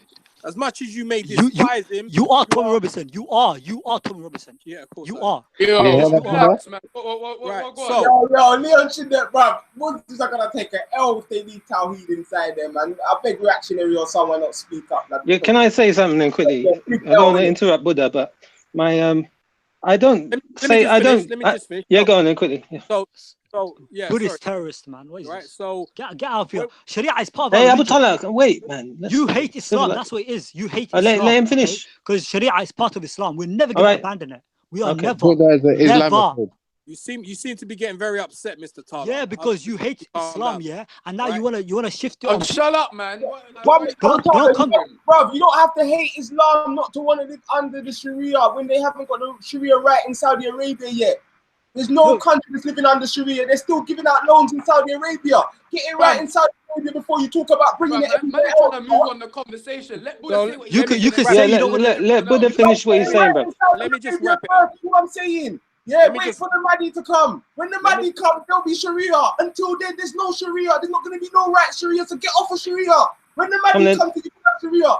Why are you talking about Sharia in the UK when Saudi Arabia hasn't even got it right yet? Can we let Buddha finish now? Listen, we said I believe in it. Abu Talha, wait, everyone just let Buddha finish. You're trying to tell me what to believe. You're trying to tell me what Abu to Talha. I'm not telling you what to believe. I'm just saying get it right at home first, bro, before you try to talk about propagating it everywhere else. You guys are just dominating the call. Let Buddha finish. Yeah, let me just finish. And what I'll do is I'll post the link and then you can listen to it at your own discretion of Mr. Talha talking about Sharia. So what I'm saying is this. When you start to talk about things like that, it's no wonder that people get agitated. Some of those people are deranged. Some of those people have serious mental health issues or serious evil and hatred within themselves, which is one of the contributing factors why they go and do these evil and heinous crimes. That's my only thing I want to say. Together with Tommy Robinson, together with all these misguided Muslims, I think both of them are the two heads of the same coin. And the solution? The solution is what I just said. Stop coming out with all this extremist nonsense and stop talking about Mr. Robinson needs to stop talking about Islamic, this, that, and the other. Yeah, but they're not going to stop. So what do you propose? Hold on. If Mr. Robinson's talking about people that are implying he wants to impose Sharia, he's not talking about every single Muslim. He's talking about specific Muslims that give him that energy, that give him that fuel to throw on the fire.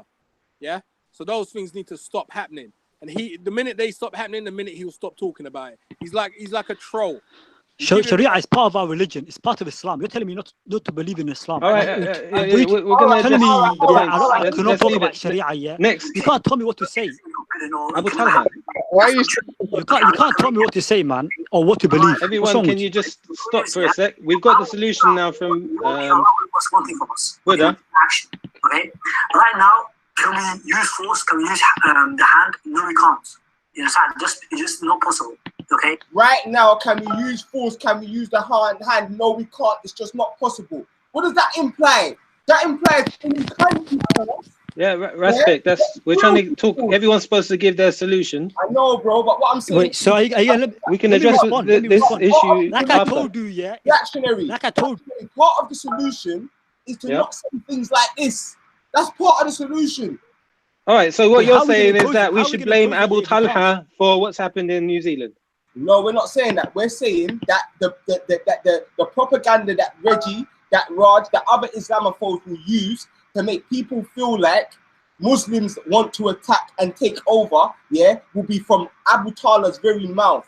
So Muslims have to be very wise as to not give Islamophobes, ammunition and things to use. That's all I'm saying, bro. And if that balance isn't put, then there's never going to be no balance in the thing. Okay. Wait, so you mean to tell me, if Muslims had the power, they would Abu Talha, enough, man. Wait, one second. We want to go around everyone's opinions now. But I'm making a quick response here, because this guy's talking about me, right? No, can we do it after? Can we do it later? Let's go around. Yeah, I'm back now. Yo, everyone hold their corner for real. I've been listening still, but I ain't been able to speak. Yeah, you've been responding every second, fam. So, reactionary, respect for holding down the thing, trying to maintain the order. You do want to hear everybody give their opinion on how they feel we're gonna bring a stop to this. You get me? So anyone who ain't spoke, who wants to speak next, I want to give my piece, but I want to hear Steve first. That's okay. I'm gonna say my piece after. Can I talk after Steve? You was meant to go at 8 o'clock. Just come back. You to leave at 8 o'clock. Why are you still here for? I'm still here, man. I'm here. I'm here for you, Raspect. Yeah, you just used that as a play to talk. Trust me. Reactionary, did you want to ask me something? Yeah, what's your solution on this? Solution to what? Preventing further terror attacks. Yeah, because this wasn't the first of its kind. It's a series of attacks from white power movement.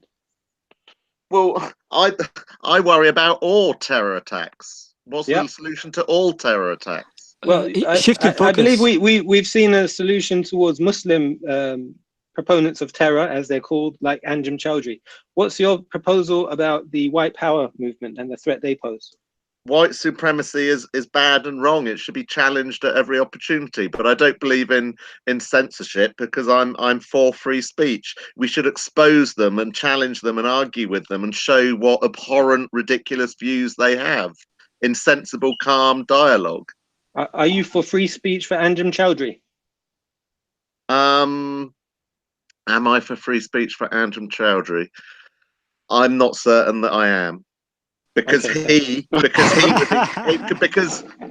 was explaining. Can I answer?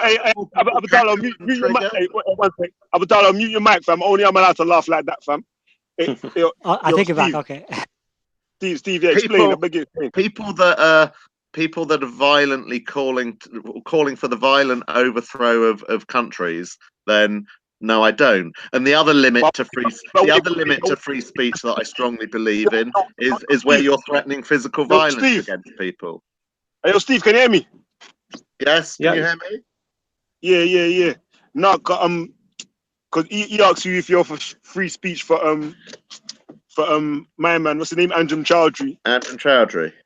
Yeah. But you was like, you said no. No, because he's a member of a prescribed terror group. He's a member of a prescribed terror group. I want to get into the deep. I'm saying, so you believe that he shouldn't be given no right to speak, or he's not allowed to speak in encouragement or to calls to violence? Members of a prescribed terror group should not have freedom of speech, whether it's a white supremacy terror group or whether it's a radical Islamic terror group. Steve, before I forget, man, regardless of the content of their speech, prescribed terror groups should not have freedom of speech. No. Okay. Regardless of the content. I want to specify. Leon. Steve. Yes. How many? Your reaction can't take over the thing, fam. I'm not trying to do that. My bad. No, I just wanted to finish. I'll ask a question. I want you to specifically answer that. You're saying from their prescribed terrorist organizations, then regardless of the content of their speech, they shouldn't be given free speech. Is that what you're saying? Correct. Okay, that's what I want to know. Like National Action shouldn't have free speech because they're a prescribed evil terror group. I told you he's a hypocrite. Hold on. How am I being? You've spoken, Abu Talha. Cannot keep himself muted. Abu Talha, back up, fam. Strike one, fam. I'm gonna start giving out strikes now. Well done, Leon. I just said National Action, a white supremacy group, as far as I understand, should not have freedom of speech. Thanks, Leon. All right, cool. Reactionary. Your time. Continue on your line of questions still. Okay, Steve. So, how many terrorist acts have taken place where the terrorists have directly quoted their inspiration as being Anjem Choudhury? What are you challenging? Whether Anjem Choudhury's group should be prescribed? Is that what you're saying? Well, somebody prescribed them. They weren't forever prescribed. There was a time that they were because the government allowed them. Well, the government prescribed one at a time. Then they changed name and reformed. Then the government prescribed that one. Then they changed named and reformed, and the government prescribed that one. Finally, the government saw through that. Abu Talha, I'm speaking. So my question strike two. Strike two. How many strikes? I dare you. How many strikes until he's out? Steve, I'm gonna start giving you strikes as well. No, but how many? Know the rules. One more strike and he's out, fam. I'm two stories. I don't want to strike you out, fam. I don't. Tell a lie. Let me give you 4. I'm gonna give you 4 strikes. I feel like you're gonna violate. You didn't know it was 3 strikes. So Steve, 4 do you strikes know? Out, fam. Don't take your mic off mute. So, Steve, do we know of any terrorist attacks where the terrorists were quoted as having been inspired by Anjem Choudhury? Yes, Michael Adebajolo. He didn't, actually. He didn't. He what? quoted UK foreign policy was his inspiration. But he was a member of Anjem Choudhury's group, was he not? Yeah, he was in a photograph with him. I remember. So he was a member, and he went on to commit a terror group. So I think that's answered your question, isn't it? Okay, good. But but can I just say, even if he hadn't, there's proactive measures, isn't there? You proactively prescribe. Okay. And I think National Action is an example of that. I don't believe National Action committed terror, but they were prescribed before they had moved on to commit terror. So thank goodness for that. If a group is not on the prescribed list, yeah, but they're attributed somehow to terrorism, should we have concern about them? Should we consider putting them onto a preventative order of some sort? Possibly, but the words attributed to, I think we'd have to be very careful what that means, what that equates to. I'll give you an example. Tommy Robinson, somebody you know, was we have evidence of Darren Osborne quoting himself being influenced by Tommy Robinson. We have the murderer of Joe Cox, the MP. We have Anders Breivik, who actually wrote Tommy Robinson's name. And Can I ask one more thing? And this Australian guy quoted Tommy Robinson. So can I ask a question? Four separate terrorist incidents directly attributing themselves to Tommy Robinson. If I quote you reactionary now, and I then go and commit a terror offence, are you liable for that? Is it your fault? If there's three separate terror incidents quoting me, should we have concerns about me? People quote Muhammad all the time, and before exactly. No, actually they don't. Murder. Should we hold Allah liable? Okay, but you want Anjem Choudhury to be proscribed. But you don't want Allah or Muhammad to be prescribed, do you? But you don't see the double standards then. People are quoting your prophet and your God. So what are you saying, Steve? So what you saying? So it's not enough for a man to quote a man. So the same standard applies to Anjem Choudhury. So it's not necessarily. As evidenced by the Muslims who don't want to hold Muhammad to account. Yo, Steve, I'm asking you for your standard according to the line of question that reaction is coming with. I said no, it's not. When you're saying Anjem Choudhury has been what do you say the guy's attributed name? Yeah. But he was in my man's organization, isn't it? And that's only one. There are numerous other ones. The shoe bomber, it's a long list. I think you have to analyze these. You have to analyze these cases. The shoe bomber wasn't part of Anjem Choudhury's group. Really? No, he wasn't. I'm asking you, Steve, because you're saying it's not enough. It's not enough for him to just quote him or be inspired by him if he's not in his organization. Is that what you're saying? It does not make the person that they're quoting liable. No. Okay. Show me in a court of law. Show me a barrister that would say. I'm not saying it does, but I think what reactionary is saying to you is that if there was a lot of terrorist actions taking place, like that shoe bomber guy, who we don't know if he was a part of Anjem Choudhury's organization, but if it was just enough for him to quote that he's been inspired by the speech of Anjem Choudhury, I think he's saying that you would say that for that reason, Anjem Choudhury shouldn't be allowed to speak, whereas you've said that just because somebody's quoted Tommy Robinson. We're mixing up two different debates here. One is whether Anjem Choudhury should have free speech when he's part and a leader of a prescribed terror group.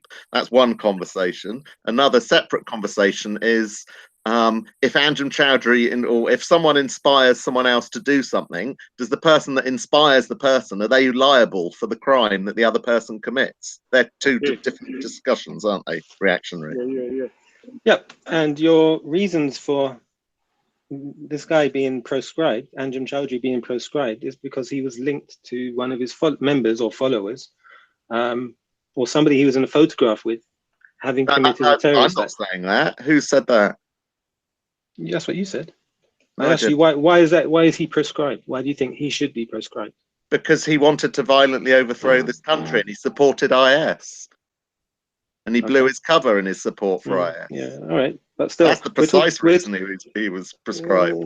Okay, what we're trying to discuss right now is preventing what happened in New Zealand and other acts that are like that. And we're Right. saying that the people who are, we said, yeah, we have it all on record. The issue was people being influenced by certain people. We know of 3, and you quoted me one terrorist incident, which was Adibalajo as being the main reason, chiefly inspired by Anjem Surely Choudhury. you know there are many. Okay, The network there are also many. Anjem Choudhury and terrorism. What we're saying is that there are also many terrorists who are white power terrorists who have attributed their inspiration to Tommy Robinson. Tommy Robinson doesn't stand for white power. He stands opposite that. He's opposed that from the day one that he started the EDL. Real white supremacists detest Tommy Robinson. But no. They detest him. Yeah. Stop trying to mix up Steve. Tommy Robinson and white supremacy. One They've sec, got nothing to do with each we other. established earlier that it's like there's a number of fingers working on the same hand. Now, there's one group that does the otherization of the Muslim community. So what you're saying, he's secretly a white supremacist. What are you saying? Well, he was a member of the BNP, and we know what happened with Nick Griffin when he was a white supremacist speech at the park. I don't know if you remember, but yeah, it was definitely a white supremacist speech. A guy who was banned from the UK. Yeah, Martin Selner. 100%.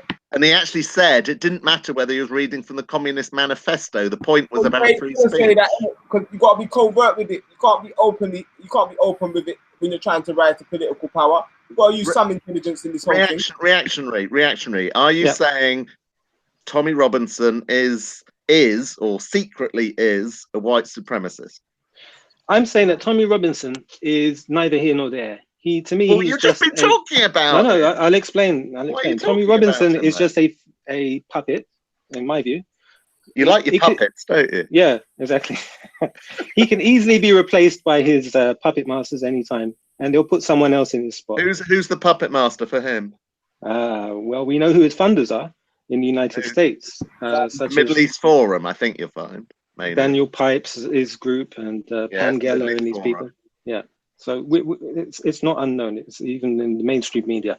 So no one's hiding it. No one's hiding it. You're not saying something. The point is, you want certain people's views to be restricted and curtailed, but Tommy Robinson, who is attributed to 4 separate incidents, attributed to where many people have died. Yeah, they've quoted him specifically. Where the people have cited him. They've quoted him. Yes. So if I quote you, you're liable for my crimes. If I'm quoted, I should at least be investigated. And then found to be innocent, I should imagine, if I quoted you. It depends if there's a crime.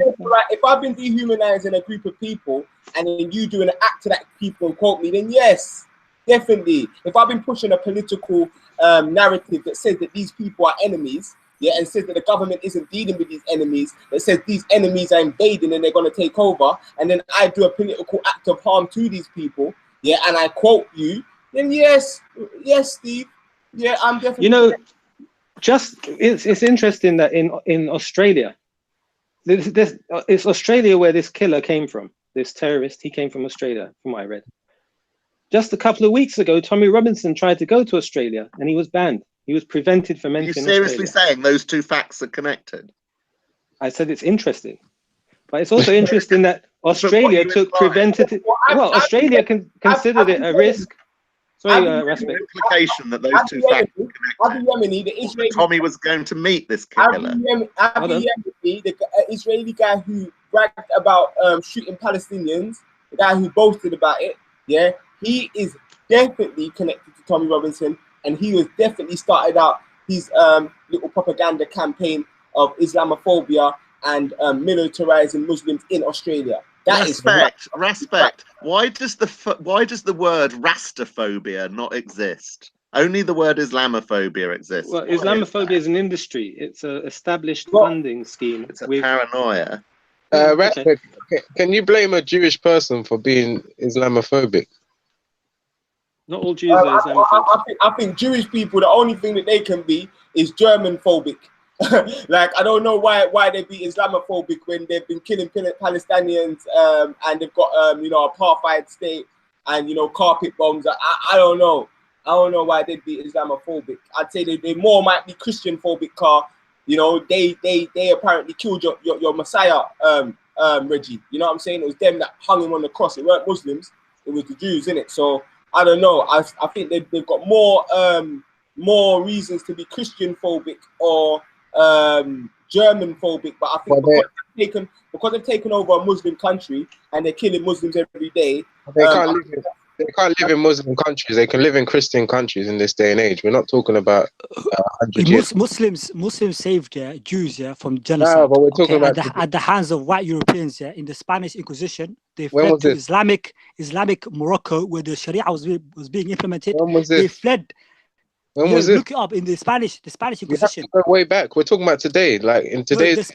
That was the first genocide. They were going to During be World wiped War out. II as well. The Jews are going to be wiped out by white European Christians, and they fled to Islamic Morocco, where the Sharia was being implemented. They fled there. We're And talking even about. there's a member here of the Israeli Knesset where he said the Muslims saved the Jews from extinction. Okay, But and this is today, not the only time. The multiple times Muslims have saved them. Okay, from but white today, Christians. but today, Jews are basically non-existent in the Islamic world, and they're treated Jews are in as. the occupied Palestine. They're occupying Muslims. Okay, in Palestine. What are you talking about? Palestine. Well, Palestine doesn't even exist, but I'm talking about the other Islamic countries. Palestine does exist. They're occupying it.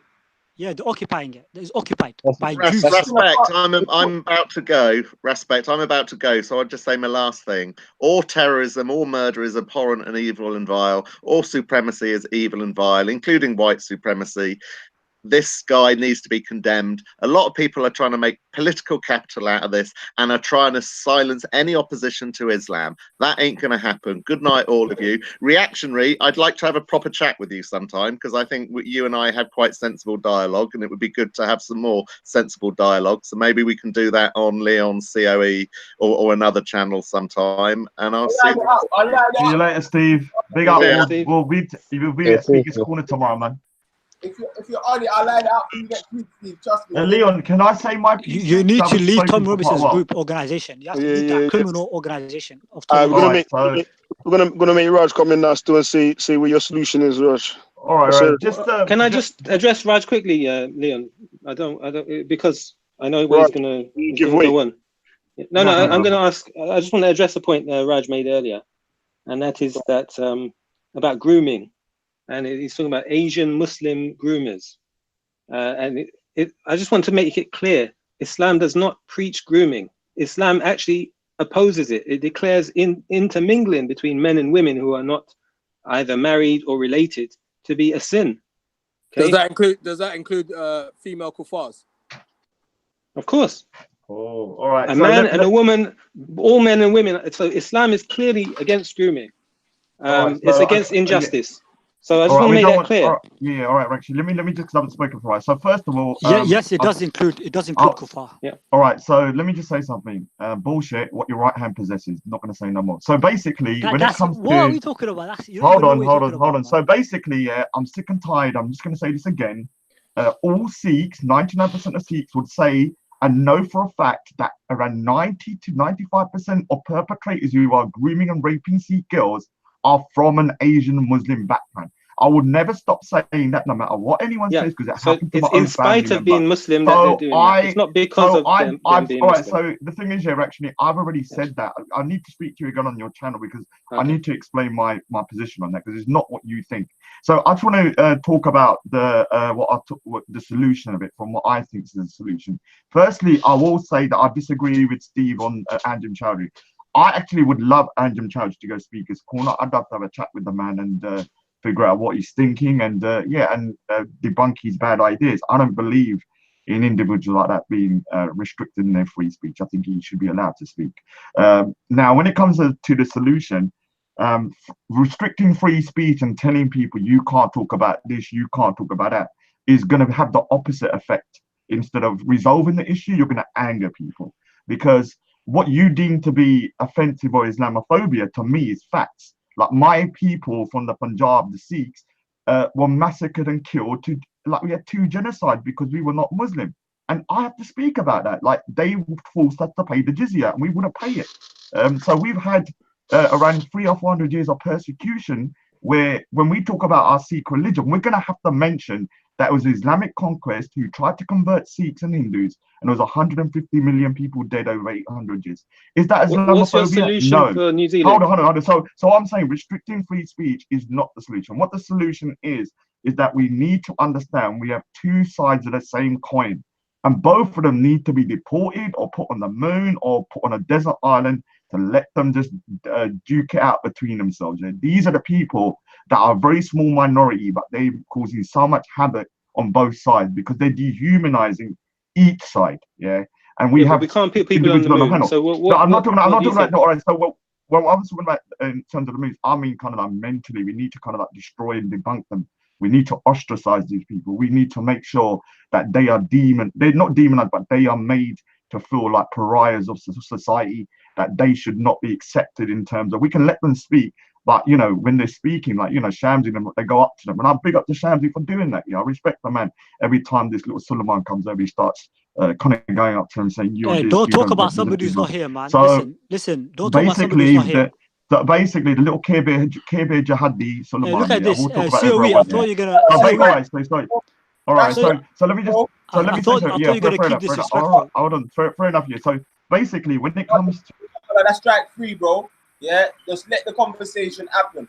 Raj, finish what you're saying, and then you can come in at Talha. He can't violate. He cannot break the rules. Let him finish saying. Let's continue. But you can't cut him because you're gonna mess up Leon's platform.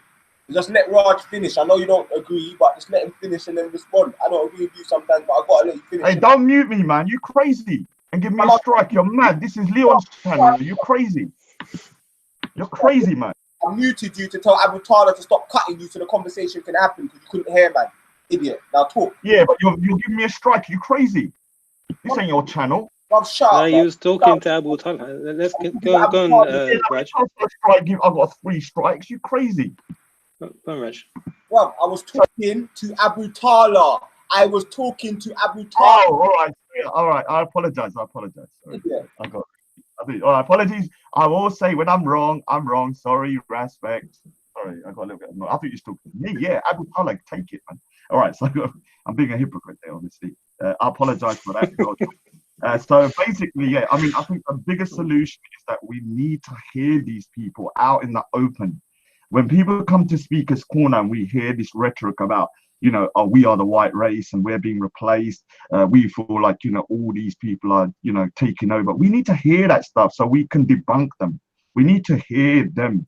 If we start silencing them and say, oh, Anjem Chowdhury can't speak, or this person who's a Nazi can't speak, all they're going to do is go underground, like this guy done, just go into a mosque and kill people. Also in 2012, it's happening already without that. So what do you suggest? No, you need to. So basically, even in Wisconsin in 2012, the same type of individual with a white supremacy ideology went into a Sikh temple and killed 8 parishioners, women and children. So this is happening in America. This is happening in Christian churches.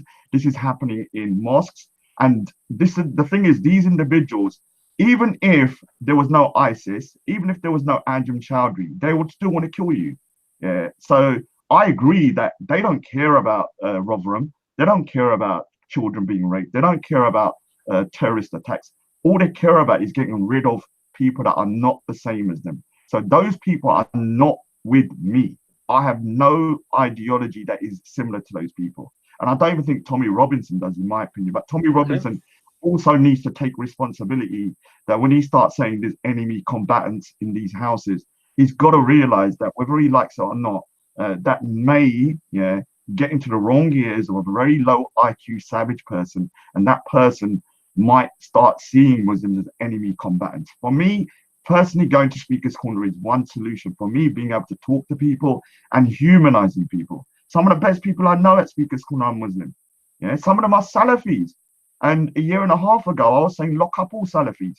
If I didn't say that and didn't say my true feelings, I never would have met certain people. Do you understand? So sometimes being honest about your feelings, and if you're intelligent enough or can move your emotions aside, you can start, adjusting your behavior. So that my thing is that we need to talk openly and rationally and not demonize the other, including when people are saying, Raj, you got blood in your hand, Raj, you got this and that. So, that's not the solution at all. Okay, thanks. Can I just sum you up my might as piece? well Is that okay? let Reggie come in. What was that? Yeah, reactionary. He didn't. Ziria, Bro, your your Wi-Fi's your got a your problem. reception's Go on. terrible, man. Yeah. What's going on? Is it me? Or is it? Somebody just kick Syria, man. He can't speak. Reggie, do you want to go first, or you okay for me to go? So. Also, before you man go, Rob's on the panel as well still. So I don't know if you don't want to make him go first. Reactionary, I know you looks like you're doing this. Save the best to last thing still. Well, I know I'd like to speak quickly if that's okay, because I do need to go. But big up to Rob. Okay, nice one. So just a few points from what I've heard the others talk about. I've mentioned with Steve that 4 separate white power terrorists described themselves as being inspired by Tommy Robinson. This recent one in New Zealand, he quoted himself in his own manifesto as being a terrorist. He was asked, are you a terrorist? He said, yes. So anybody to say, oh, it's a murderer, or use other words to describe him. He himself declared himself as a terrorist. He killed over 50 people. Anyway, he's a Christian. He's a Knights Templar brother. And he's not a Muslim, he's not a Jew, he's not a Sikh, he's a Christian. Are we going to paint him as a Christianist, ideology, whatever the word is, terrorist? I can answer that. I knew that. Okay. I don't know. I don't want anyone to do that, because I know it's just nonsense, right? But what I'm just trying to say is to show the sort of double standards that exist out there.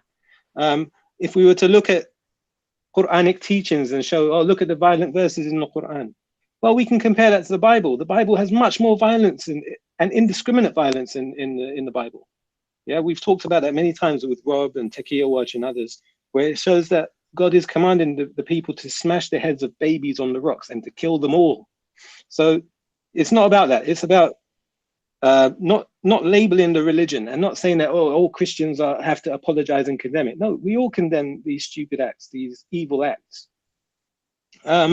Original Tawheed, Abu Talha, as he's known.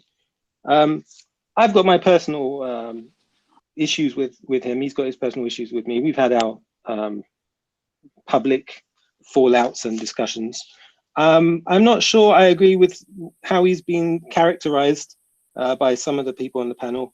I think if he is to blame for anything, it's the way he gives his message across when he's talking about non-Muslims specifically.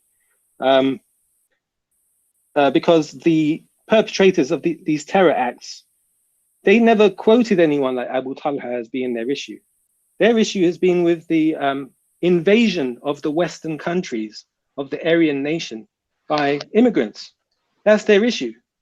They see them as their birth rate is too much. Their issue isn't about what comes out of their mouth or what they want for society. And in terms of silencing people like Abu Talha, well, we don't silence communism. Communists want to implement communism in the UK. They're free to preach communism. Abu Talha, why isn't he free to preach Sharia? Can I respond to you? Yeah, in a second. I'm almost done, and then you can respond happily. I've talked about grooming to Raj. That's fine. Solution. It's to be fair, on the solution side, I think we have to look at who's funding people like Tommy Robinson and who's funding these other groups. When you stop the financing of these groups, you eliminate the problem in a big way, because they need money, they need support. And without that money, it's like you're cutting off their breathing. And what they want, this is my final point, what they really want, as I keep mentioning the word white power, what they want is a race war. Okay, it just so happens it's illegal to criticize Black people or to criticize other ethnicities or to criticize homosexuals. So what they've done, they come up with the new enemy and called it Muslims. And that word is Muslim encompasses Blacks, Asians, some forms of white people who they don't like as well. And so that's the new term. And what they want is a race war. This attack that we saw in New Zealand isn't a lone wolf attack. It's it's the last so far of a series of preceding attacks. Dylan Roof, Timothy McVeigh, others, where they want to initiate the race war.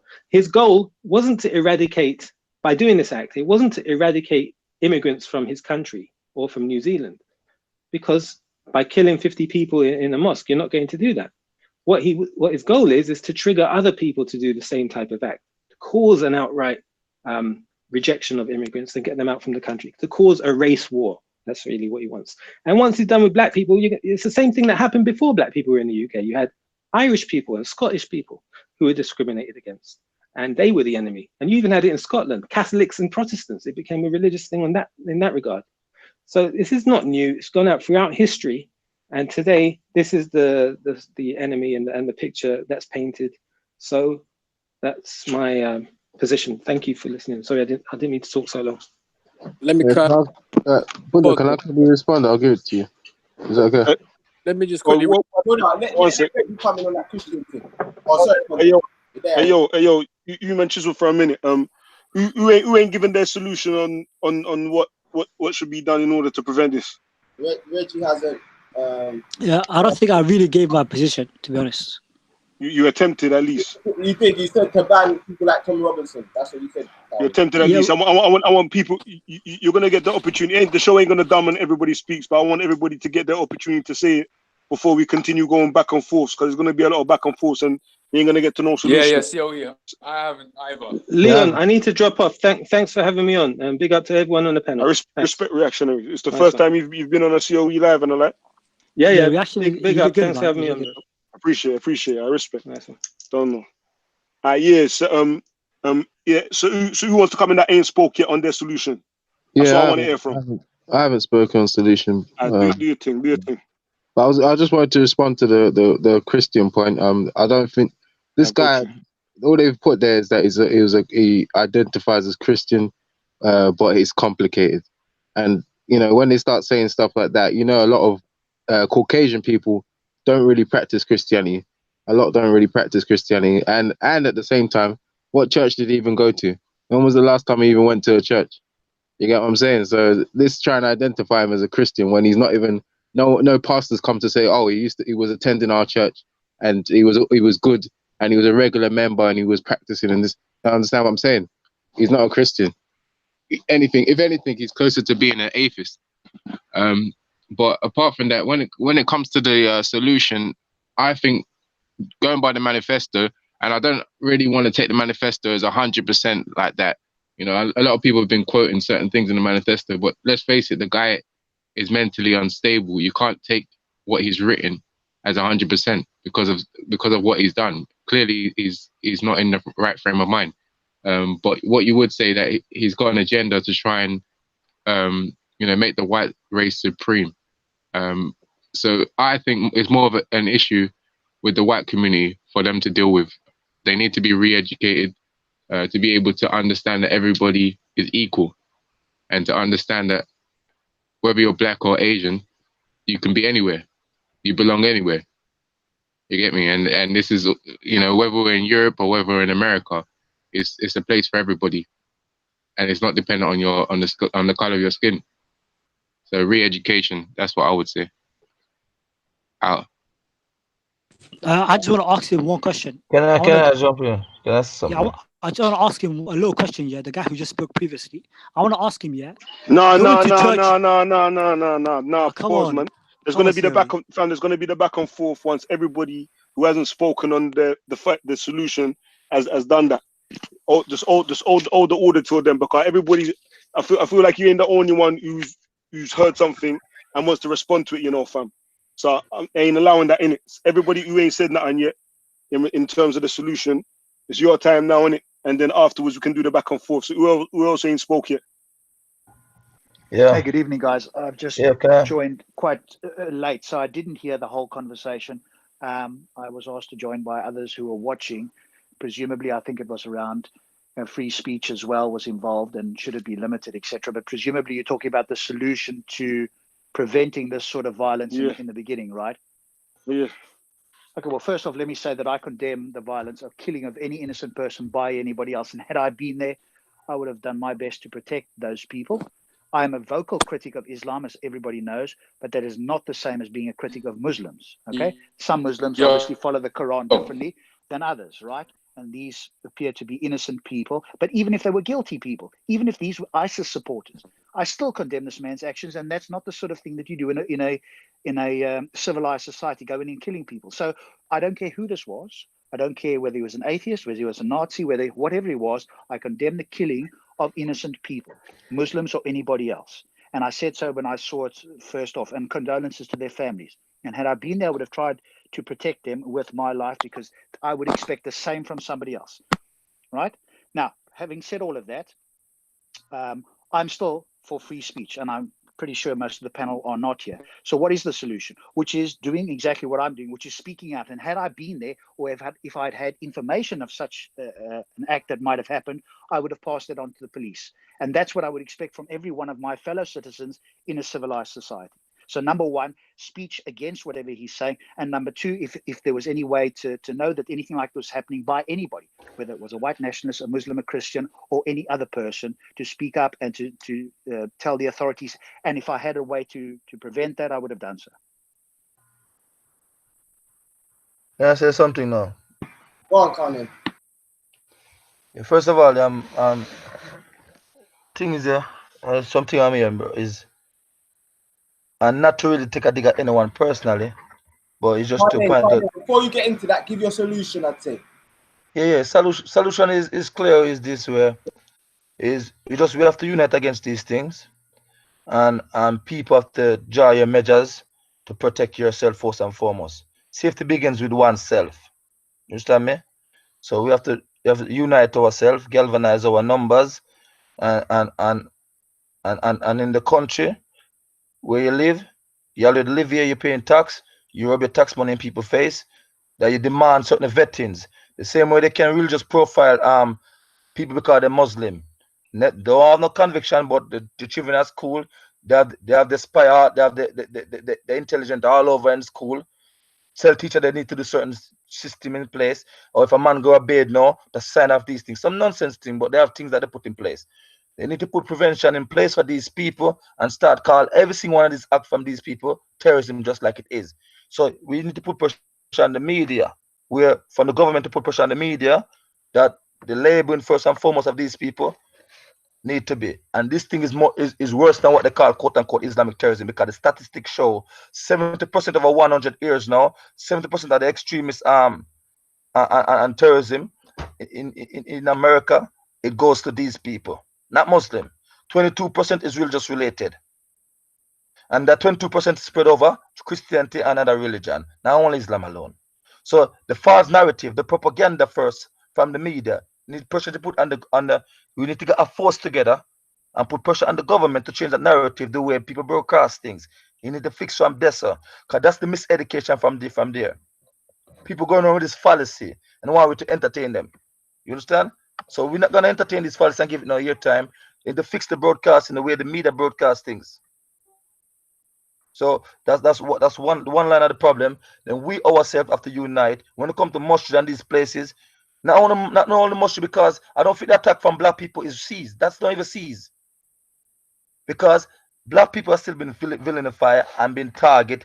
Start mainly from the celebrity. Those who we look as black people look as role model, that might have a voice, that can galvanize a crowd. Have you not seen how they weaken them from America to here? They serve for them like porridge. So they're not even that influential to you no more. They drag them out that every one of them can be on their side. They're scared. They make example of R. Kelly, who else? Everybody else. They're making a celebrity. So that they're scared. So even and reducing the black population with science, that's still going on as we speak. Education still given in the sex education given to black children that can change the sexes. They give it to them equally. We got after man and pill, the promotion of these things, abortion.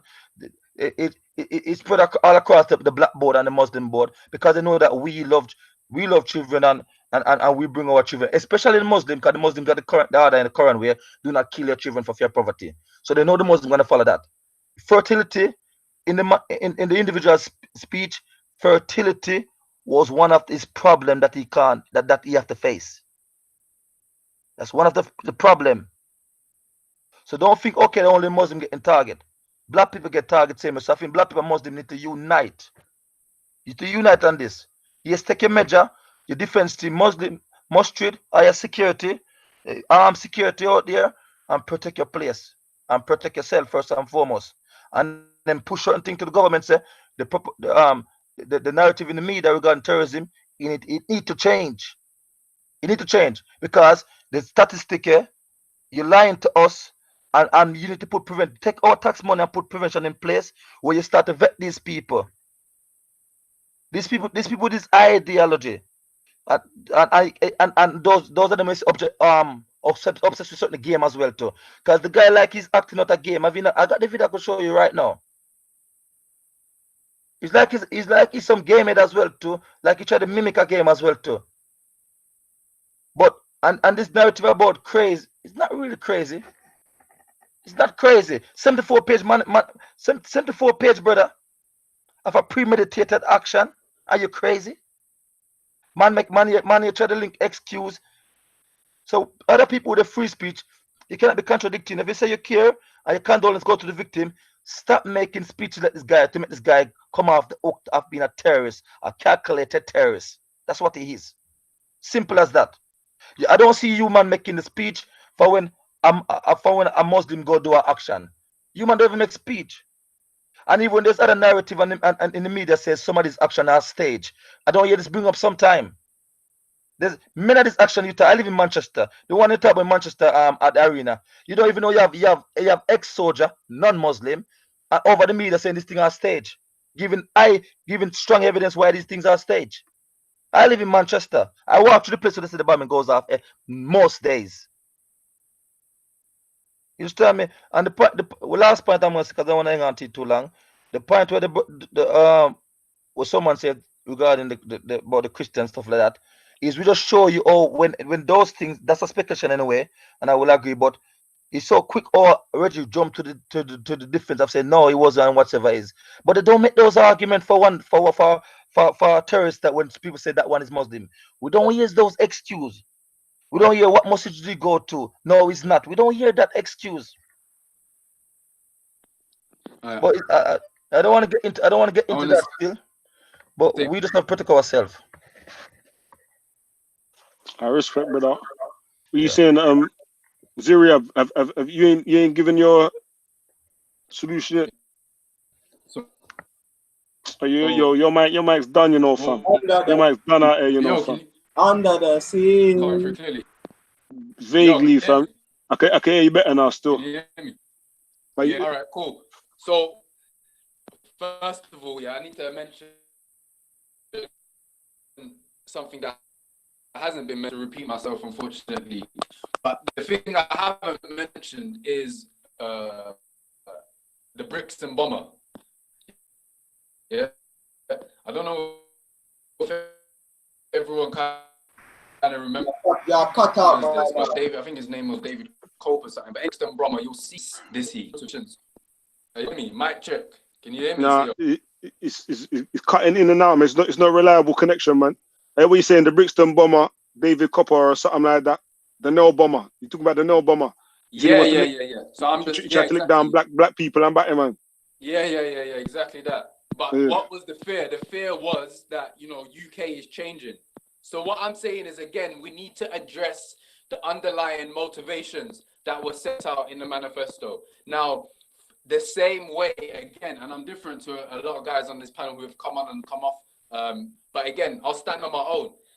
The same way the terrorist sympathizers are delegitimized in as far as their narrative is concerned. The narrative being that the Western nations have been attacking Muslim countries, and so terrorist acts in the West are a reaction to that. The same way that narrativized is the same way we must now focus on the motivations of the shooter, of the terrorist in New Zealand, specifically about Europe being invaded, specifically about declining white birth rates as being a problem in and of itself.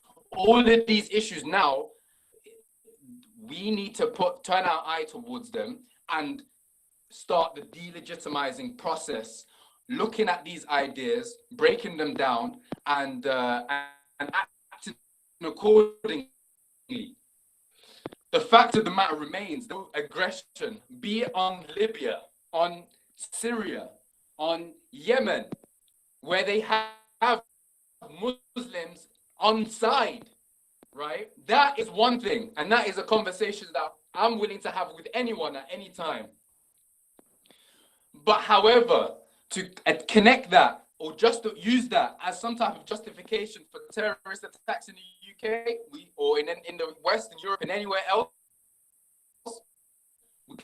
categorically and ambiguously. And now what I'm saying is, let's see if the consistency is there on the side of those who regurgitate those motivations in different ways, be it multiculturalism failing or the invasion of Europe. I should just say that invasion of Europe, decline in birth rate, and so on. Ironically, in Australia, or I should say, the indigenous people were displaced.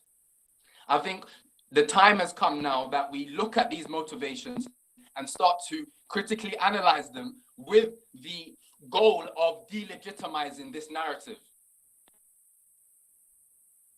Yeah, that's what I got to say. I respect. So what is that? Is that everybody now? Is that everybody's spoken on their solution? I got a little solution still. You ain't spoken yet, Russ? No. Hey, go through then. I just balancing through the random, but I kind of put out the main ethos of my points already. I think primarily this far right Brexit, immigration, immigrants are invaders, Muslims are enemies, this whole narrative that we've seen being propagated by the far right, this whole narrative that we see in this murderers or this terrorist manifesto, yeah, I think a lot of these political ideas need to be challenged, especially the ones who try to paint people as enemies just because they're Muslim, yeah. Saying that, yeah. Secondarily, for the Akis, yeah, I'd say I'd say that obviously I think this goes without saying that everyone should be on some sort of everyone should be proactive and wide awake to their surroundings and proactive in the necessary case of defending oneself. And I feel like even non-Muslims should be proactive in that, because we know that we're actually living in a time where these attacks could happen anyway. You know what I'm saying? There was attacks in London yesterday. We don't know how far this thing's gonna go. But I'd also say, as a balance to that, the narratives and the ways that things are articulated, yeah, should definitely be studied. Because I understand, yeah, what man are saying when they're saying that they believe in the Sharia. You understand, because man's a Muslim, so obviously man's gonna believe in the Sharia. And obviously, if man believes that man's religion is right, they want it to spread all over the world. I think the problem comes up, and like I said, this ain't, like I said, secondarily, and this ain't, I'm not in any way, shape or form acting like any of this this justification in any way, shape or form. It's just a analysis that I've made, and I made it immediately, yeah, in that when people are saying they want to spread Sharia and they're saying we haven't got enough arms to do tools yet, you know, it's not realistic. Talking like that is very militaristic, and I think, like, genuinely, if you're talking about spreading anything righteous, yeah, man should be talking about, you know, dawah. It's, for example, if like Abu Talha was to go out like and do dawah, and Bear man was to convert like Jordan, yeah, and the majority of man in this country was to convert, then a man was talking about, you know what I'm saying? Then that's you could, like that's is what it is. But sometimes it definitely sounds very militarized in the way the arguments put forward. Same way if Abitallah can link up with Theresa May and get her to take her shahada, you get me, and then get her to take that to the Queen of England, you get me. Then obviously, like, you get me? But the way, like I said, it's just the way man are articulating things, yeah? And when man's articulating things in a very militarized way, yeah, I just feel like men, yeah, should be very wise because men have women out there, innit? You know what I'm saying? And we can't always be there with our peoples.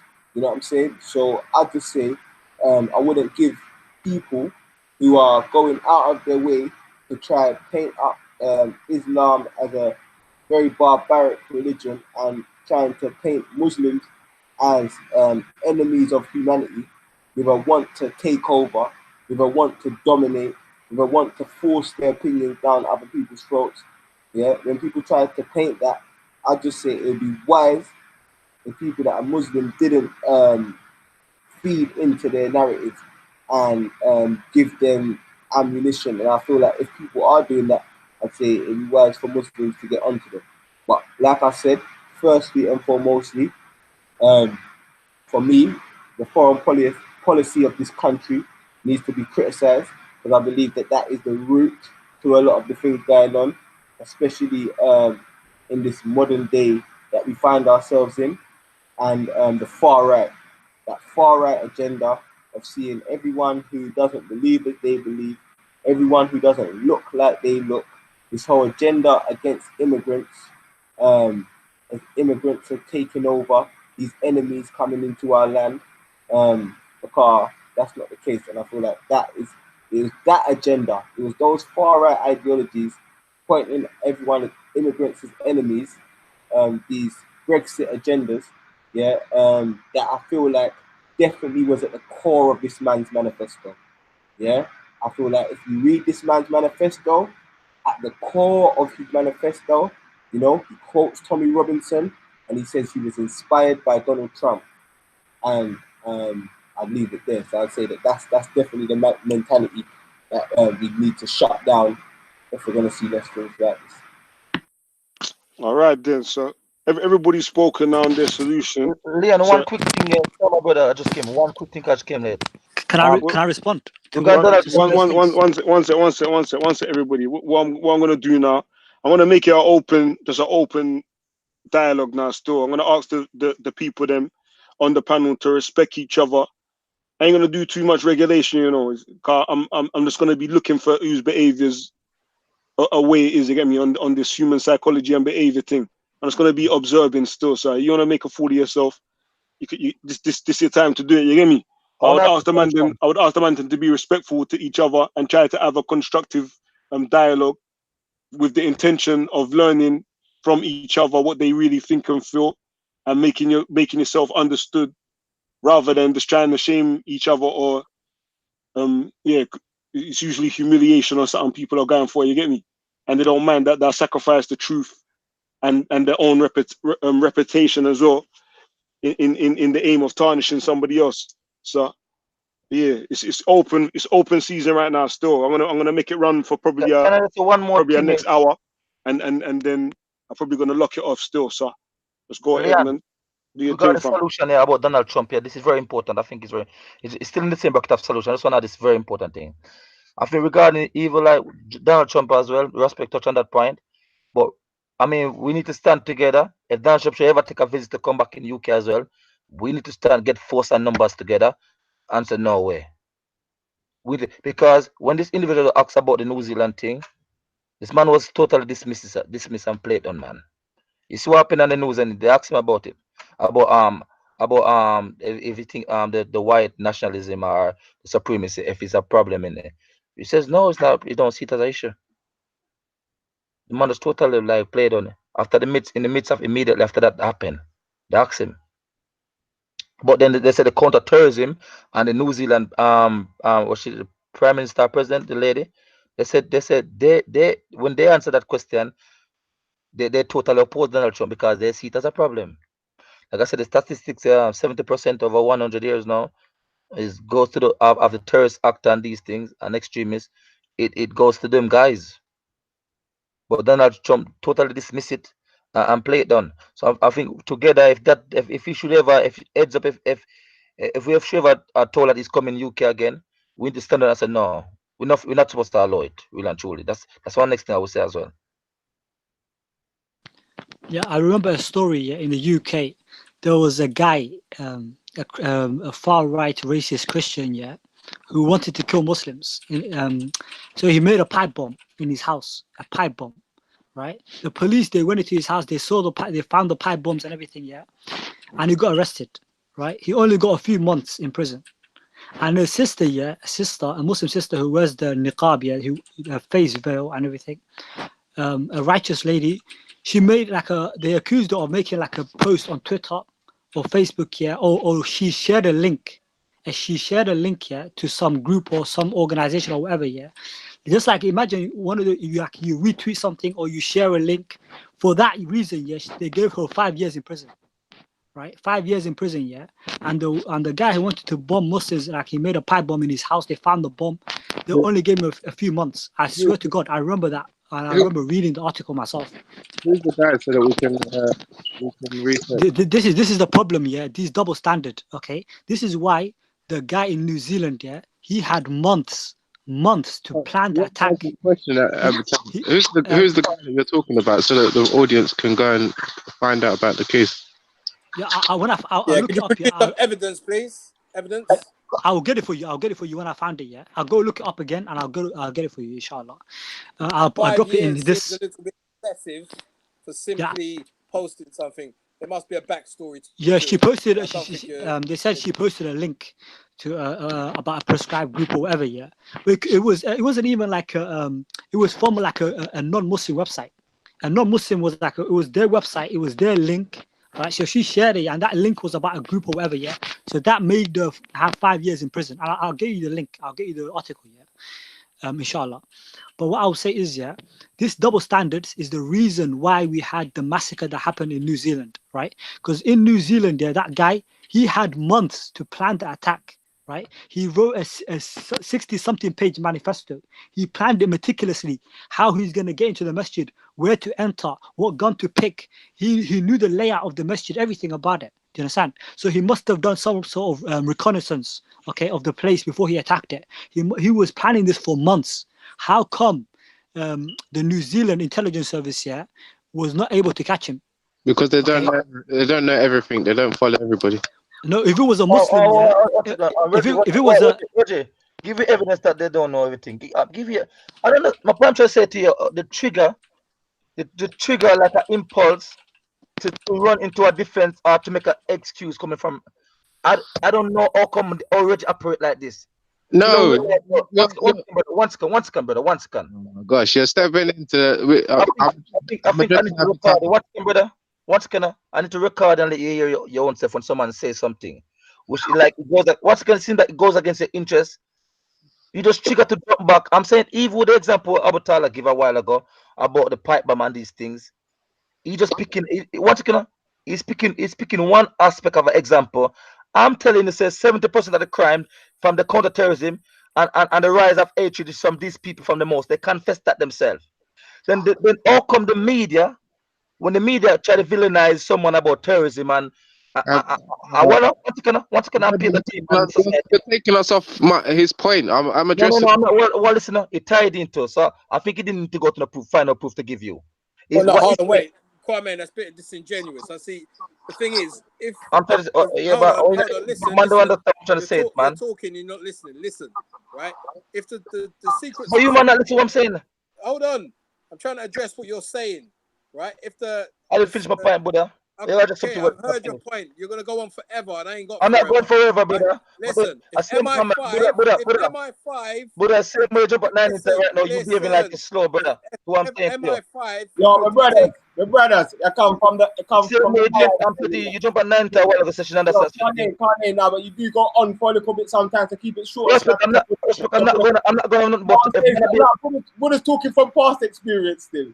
My talk from past experience. Yeah, but I was just close to finish up, but if man move like this slow, them have to spell it out for them then.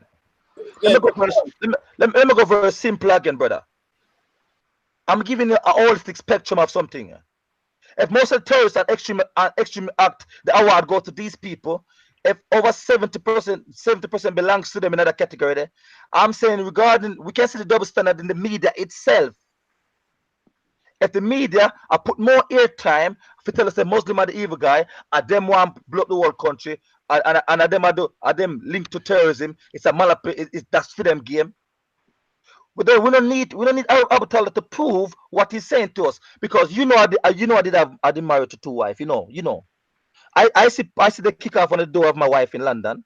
Come in, I'm sharing things you don't know, because what she buys certain things to make homemade soap and shampoo online because she buys certain ingredients.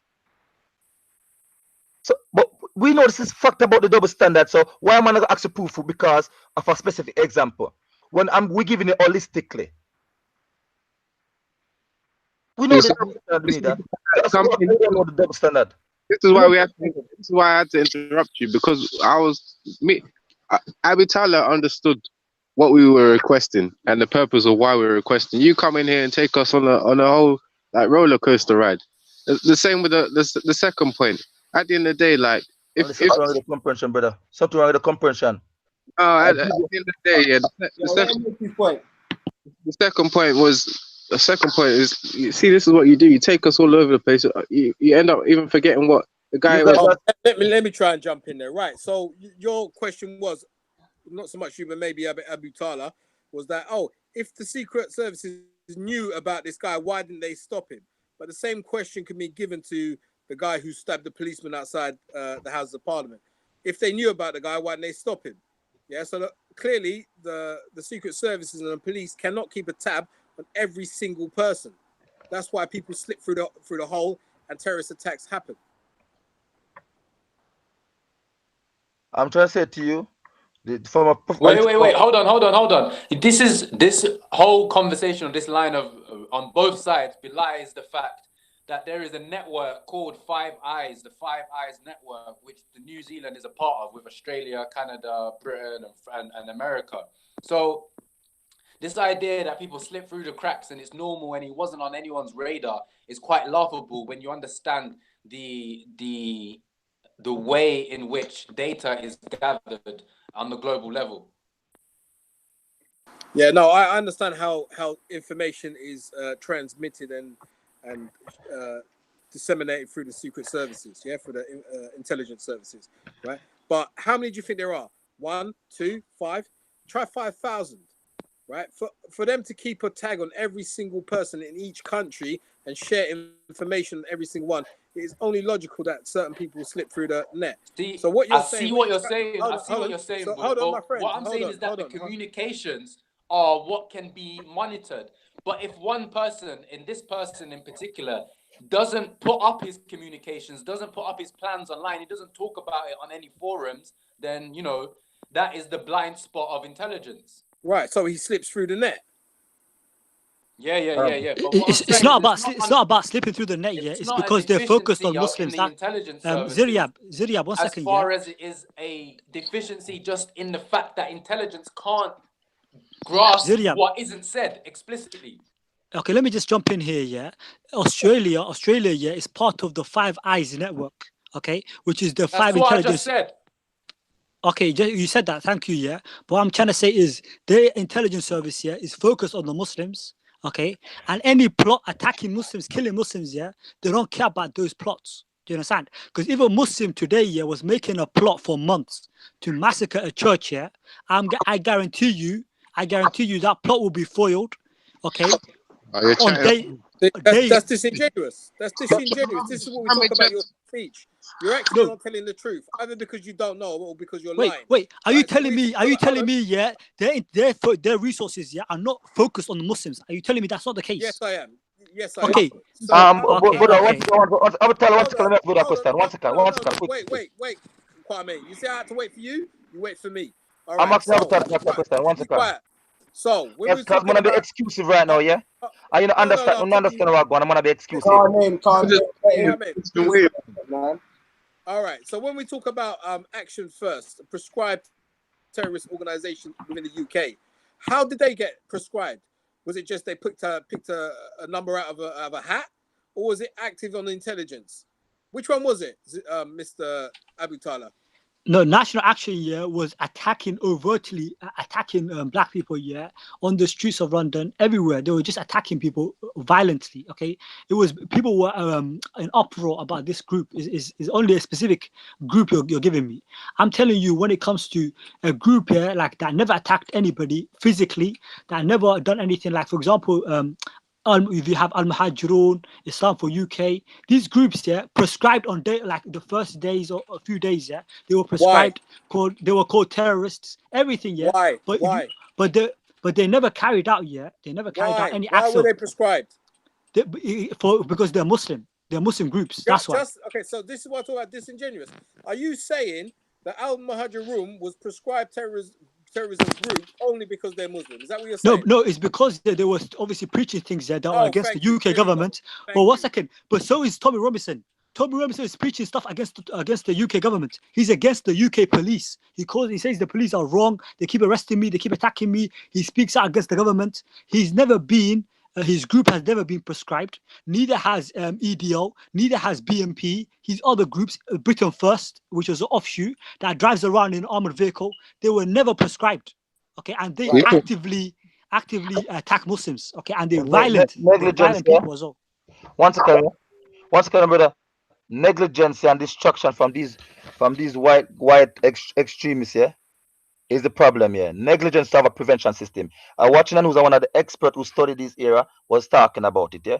So I'm trying to say to you, when Abu Talha says regarding they put our attention, David Cameron said last time over 1,900 new people he employ to target who?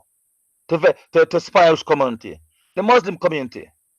So everything you seen in the manifesto a while ago about the white supremacists and the action and the behavior is not a new thing. Those words are not new. And Buddha know those words are not new. Does we not know there's a potential incitement to violence from those wording? We know that long time. It's not new. Those words are not new. If you think those wordings are new, and those things that he said are new, and you never heard them before, then you live on a different planet. Did you say David Cameron's words are incitement to violence?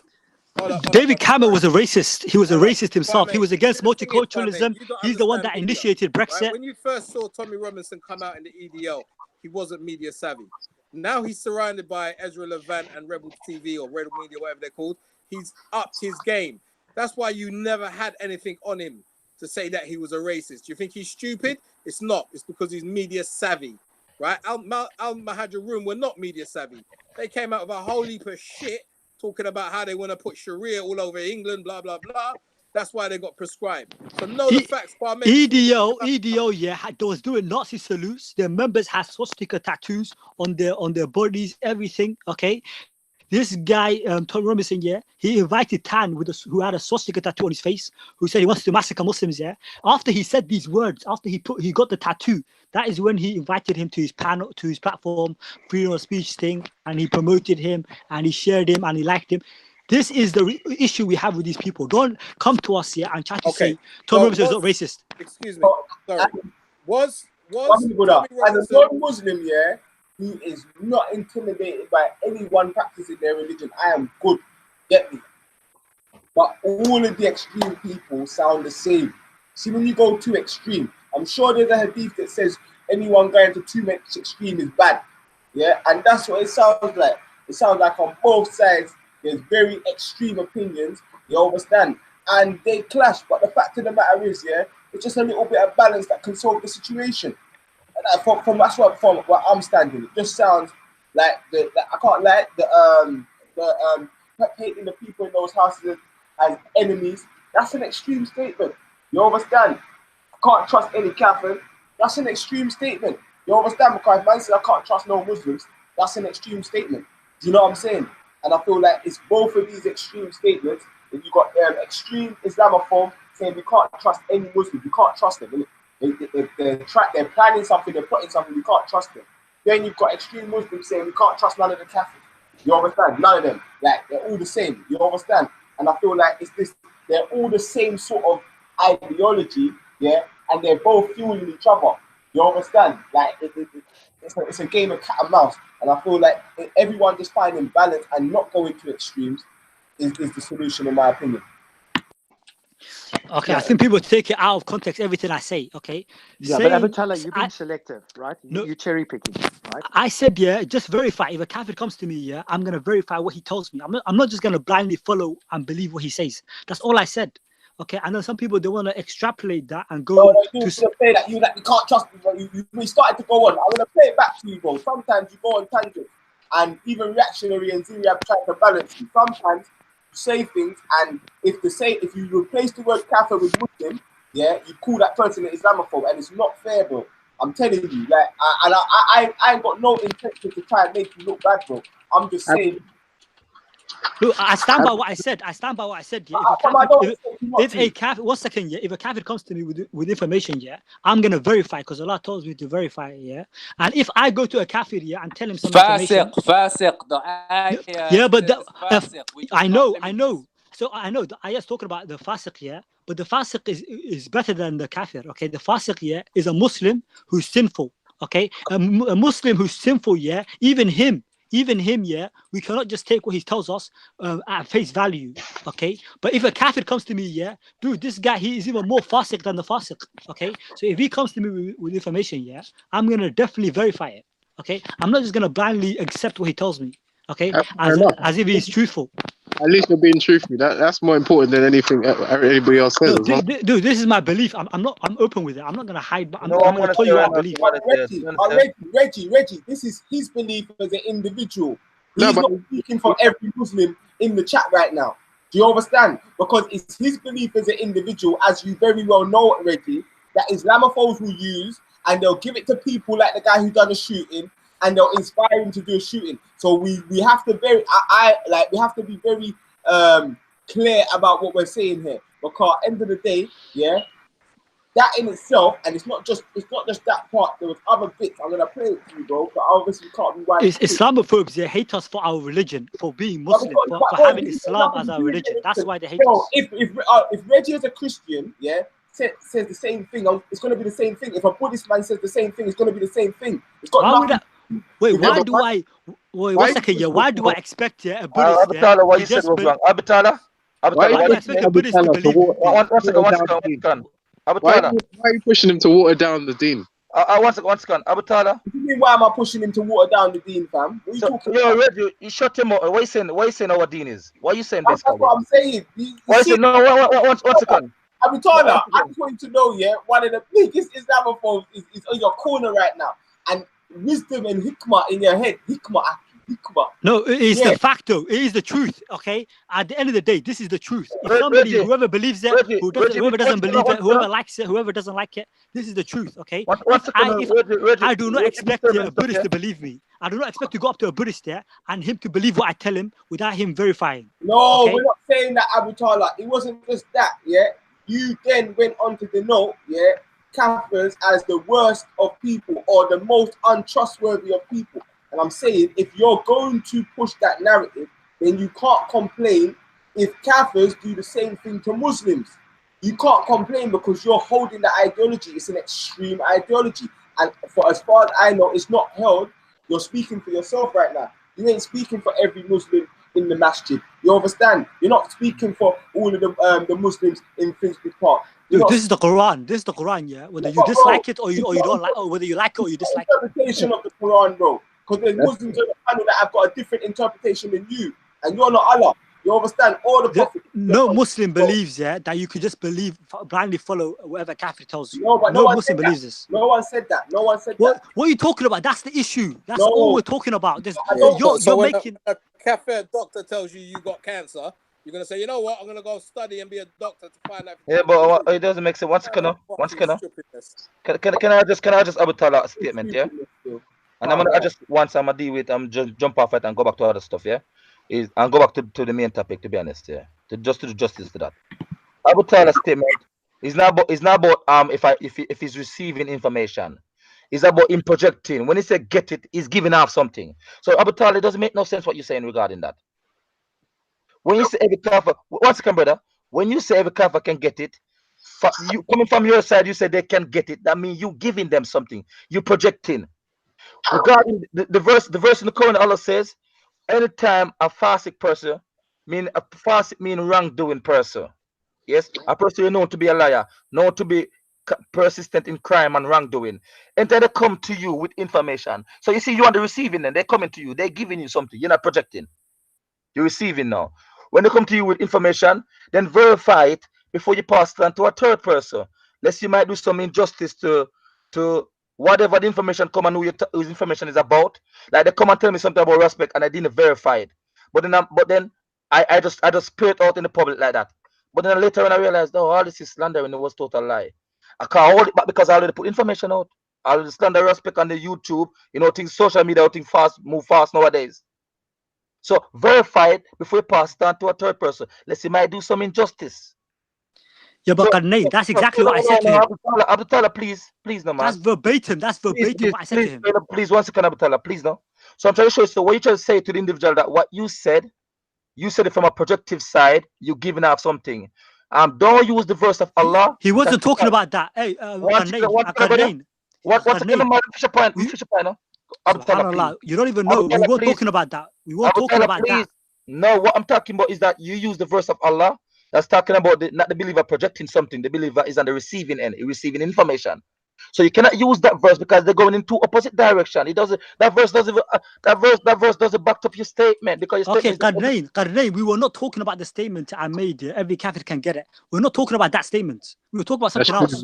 So that statement was talking about get refuted. That's what I was talking. When I said every Catholic can get it, I was talking about refutation. They can be refuted. Okay, and even it was about a YouTube video, where I was refuting the lies they were saying about Islam. I was refuting their lie. So when I said they can get it, I said they can get refutation, and I addressed this many times. But we're not talking about that. So let me ask you 1 second. When you say in this panel, you were the first one to bring this up. What minute, because man, fam, I'm trying to show you when you're saying online that when you get the power, let's say 70 years your grandson, and when you get the power, you're going to take over and you can enforce Sharia by the hand, bro. This is like it's sickening, bro. I don't understand how you don't understand what man's saying. The problem is, bro. But every law, is enforced with a police force, right? You cannot enforce a law, but okay, imagine I today, become the leader of the UK, right?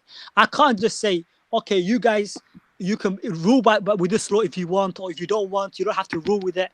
That doesn't make sense. Okay, then you're gonna have chaos, right? Every law has to be enforced using force, using a police force, right? That's how law is enforced. That is how law and order is kept in society with a police force. Put him into their narrative, bro. Don't you understand that? But what do you want? Anarchy? Like, come on, man. People are just gonna burn cars and that could be anarchy, bro. Bro, I don't like. Listen. Another point, Talha. Go ahead. One second, just one question. Why Islam was spread by the sword if just convey the message suffices? Just convey the message is enough for the people to implement Sharia. Why Muslim Khilafah has to spread Islam by the sword? Islam system. Okay, hand in hand. I just want to say something. One second, brother. It goes hand in hand because we are talking about giving da'wah. Does not mean that when we have the ability to use the hand, we're not going to use it. Exactly. So imagine, one second, brother. We agree. Let me finish the point. Let me land. Say I give da'wah for 40 years in the UK. Or my grandchildren give for 50 years. My great-grandchildren give it for 70 years, whatever. And we give da'wah for hundreds of years, whatever. And say we're now 20% of the population. And let's just say we own a big part of the economy. And let's just say we have weapons and we have our own sections of the country, and we have military training and we have weapons and we can actually fight and overthrow the system, Then, okay, we have the means. Right, so we will use the hand. So, bro, like Dude, that is facts though. That is facts. It's like imagine, yes, imagine. Wait, let me say something. Yeah, it's the same with any ideological group. Islam is not my enemy. Muslims are not my enemy. But if you're Christian, white supremacists, black supremacists, and you think like you, bro, that's my enemy. Like, and the thing is people that thinking that all Muslims are thinking like you, that has got people attacking Muslims, licking down Muslim sisters. Every person who has an ideology, the one that a white man roll up on their strap to the masjid, you're not even there, you pussy-o. You're not there when they roll up to reply to the shit you're spreading, bro. You need to stop it, bro. And you need to understand that you have responsibility, bro. Who are you calling a pussy-o? Listen, am I gonna teleport to New Zealand, you idiot, man? Am I gonna teleport? Am I gonna teleport to New Zealand? What's wrong with you? Listen. Yeah. We are Muslims. Yeah, we are proud. We have our own beliefs. Hey, that's the righteous fire. That's the righteous fire. I just want to make it clear. Anytime I'm here and defending anything to do with Islam, it's got nothing to do with this guy. I swear, I'm fully. Alhamdulillah, I'm free from Raspect. Yeah, and when you see, man, yeah, and I don't want you to. I know they ain't got this mentality. Yeah, I don't need Raspect to defend me. Like this guy is a freak of nature. He's a minority. He's on his own. I don't need a kafir to defend me. Big out here, and his mentality ain't across the masjid.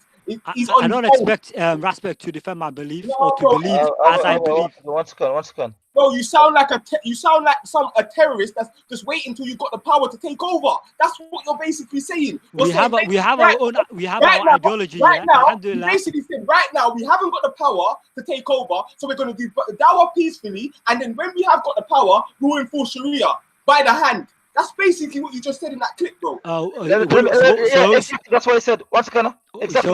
Let me ask you one simple question. That is facts. That's facts. If you have issue with it, yeah, that's your issue. Let me ask you a simple question here. Let me ask you one simple question. We're gonna go back to the Prophet Sam, yeah, to show how ignorant he is about the thing. When the Prophet have the power of, when the Prophet rode into Mecca, and it was a peaceful takeover, yes, you understand? When Allah granted him victory. Allah grant him a victory when he didn't have to shed a blood for that victory. And when he rode in, when the numbers his eyes and they have the power dominant over, because the Arab pagans sit and say, well, we can't challenge this, obviously. Just give up. So when he rode in with victory and you have the power, what did he do, Abu Talha, when you have the power? Yeah, but exactly, I agree with you. Is it let me speak, man. Stop talking over people, man. Hey, show some respect. I'm responding. Are you gonna listen? I'm not begging you for a lecture. You hear my question? I'm responding to you. So you have to give respect, yeah, and let people respond without you dictating to them, yeah. You asked me a question, now I'm responding, innit? I'm not saying, yeah, there's going to be bloodshed, there's going to be killing. I never said any of this, okay? You are putting this in my mouth, and I never said that, okay? I said if we have the power here in the UK, right, there's going to be a peaceful transition of power. Do you understand? Because we have the power. Enforce it by the hand. You said we'll enforce it by the hand. Yes, because we are. And then we'll enforce it by the hand. Yeah, because nobody's gonna oppose us. Okay, if whoever has the power here, nobody opposes them. Okay. So what do you think they're gonna do? They're gonna try and stop you before you get there, innit? You idiot. You're crazy. No one's gonna oppose you, Abu Tablet. You're mad. Bro, how are you gonna get through us? And the thing is, bro, you have a hand to play in this thing. Your narrative has a hand to play in this. Yes, definitely. 100. Yeah, but bigger than that. Yeah. It's not a narrative. Yeah, it is. Everybody has an ideological. Everybody has an ideology. Okay, and if they can rule with it, yeah, they'll rule with it. We are because we were talking hypothetically. It's hypothetical discussion. Attacking anyone. It's a hypothetical discussion. When the worst, so you're extrapolating. When the worst if Islamophobes love you and love what you're saying and advocate for you, you gotta know you're saying something. Raspect, you're an Islamophobe yourself. You have an issue with the Sharia. You have an issue with Islam. You have an issue with the deen. That's what you have. You have a disease. You're not enforcing nothing on me, bro. I don't care who you are. I got no issue with the deen. I'm here with Akis all the time. I got Gambians, Muslims, I got Gambians, Somalis. You hate this. You're trying to change the thing. See, you got the Islamophobe coming telling me, man, I'm trying to change your deen. Yeah, see it there? Let the Islamophobe. You have hatred for the Sharia, man. You have hatred for the Sharia. I definitely want to make, until you're not getting right in Saudi Arabia, I ain't trying to rush to live in no Sharia. I'll keep it 100. One second, Yeah. Reggie. When the Mahdi comes, yeah, you might everything say Shahada and be for Sharia. Until the Mahdi comes, I'm not on it. Yeah, cause you humans are infallible, bro. And you can try execute Sharia and execute a system that's way worse than what you're even talking about. Again, this is hypotheticals. We're not even there. Okay, we are a minority here who are like 1% of the population. Okay, we are nowhere near having power in the land or anything like that. So when people want to make something huge out of something hypothetical, a hypothetical discussion, okay, one second, yeah, which is not gonna be in the future, right? The next 50 years, the next 100 years, yeah, that's not gonna be the majority. I think you best say just go quiet. You will do Islam better when you just go quiet. Qarnayn, you don't speak for me, okay? You don't speak for Muslims. Inshallah, you'll never get that power. And I'm not anti-Sharia. Keep raging. I'm just telling you facts. I'm fully for Sharia being in Muslim countries, but I'm fully for being in Jamaica how Jamaica is. Yeah, I'll keep it 100. Yeah, if I want to go Saudi Arabia or Dubai or even Gambia, man's good. I can travel. You understand, fam? Like, it's not a problem, but I also know my herbs are more protected in other countries. So I'm fully for that. You have Sharia phobia. You have Sharia phobia, man. You need to sort that out. One second, bro. Yo, listen. Sharia phobia, my fam. No. The video you have Sharia phobia, man. The video just watch it. But if Sharia is your Sharia, I got the biggest phobia, blood. Yeah, 100%. If it's you running the team, I'll be a slave straight away. I know your mentality. Yeah, you have a Sharia phobia, man. You should sort that out. Go see a psychologist. See a psychologist. Whatever. I've got Sharia phobia as well. Talha, the video Raspect just played a while ago. You clearly said force, and you said like a police. You're gonna force things onto people. Okay. One second, yeah. Okay, go ahead. I want to give you your opposition that oppose that wrong narrative from the Prophet, some example himself when he have the power, and the Arab pagan they come, and he says, "Oh, what do you expect from me today?" And it's because they know you have the power, they start to play with him. And it says, "This day I say to you, what Prophet Joseph, salam, what he says to his brother, you're forgiven. Go." Did he come with the military? Okay. Did he come with force? With power? Did he come with quwwah or stop not? deceiving the people. I say go study religion because No, you're deceiving. You're saying there he did not come here. You're lying. You're a kadab liar, man. You lied on the Prophet. We hear it clearly, and you should be in prison right now. You should be in jail with this thing. The Prophet ﷺ, yeah, he came with a military. I'm not lying, bro. 100, bro. He came with the military, but there was no violence. There was no violent opposition. Okay, there was no killing that took place because they did not. Interrupting him, man. Let him speak. You could be in jail, fam. That's because he got no sense. I say, Reggie. But you're lying. You're being Reggie, don't think. Anybody can just research this. Anybody can look it up. Don't lie. Don't think. Once again, don't think Abu Talha narrative right there, yeah. That belongs to the 22%, yeah. Okay, what is the military? What is the military? Abu Talha, shut up, man. Are you telling me a military is not force? You do more damage to Islam teaching. So what is the military? Is the military a bag of flowers? I see people like Reggie as a Raspect water, and the Reggie never say use water in the dinner. It's the one who has the power here, the military. The one who has the military power here is the one that rules the land. That's how it goes. That is how it goes in geopolitics. What's going to happen? That's the facts. What's going to? You see, an individual next to you, ready for generalize and make it a blanket thing, whatever you say, like use Prophet Muhammad, astaghfirullah. We're ready to do that.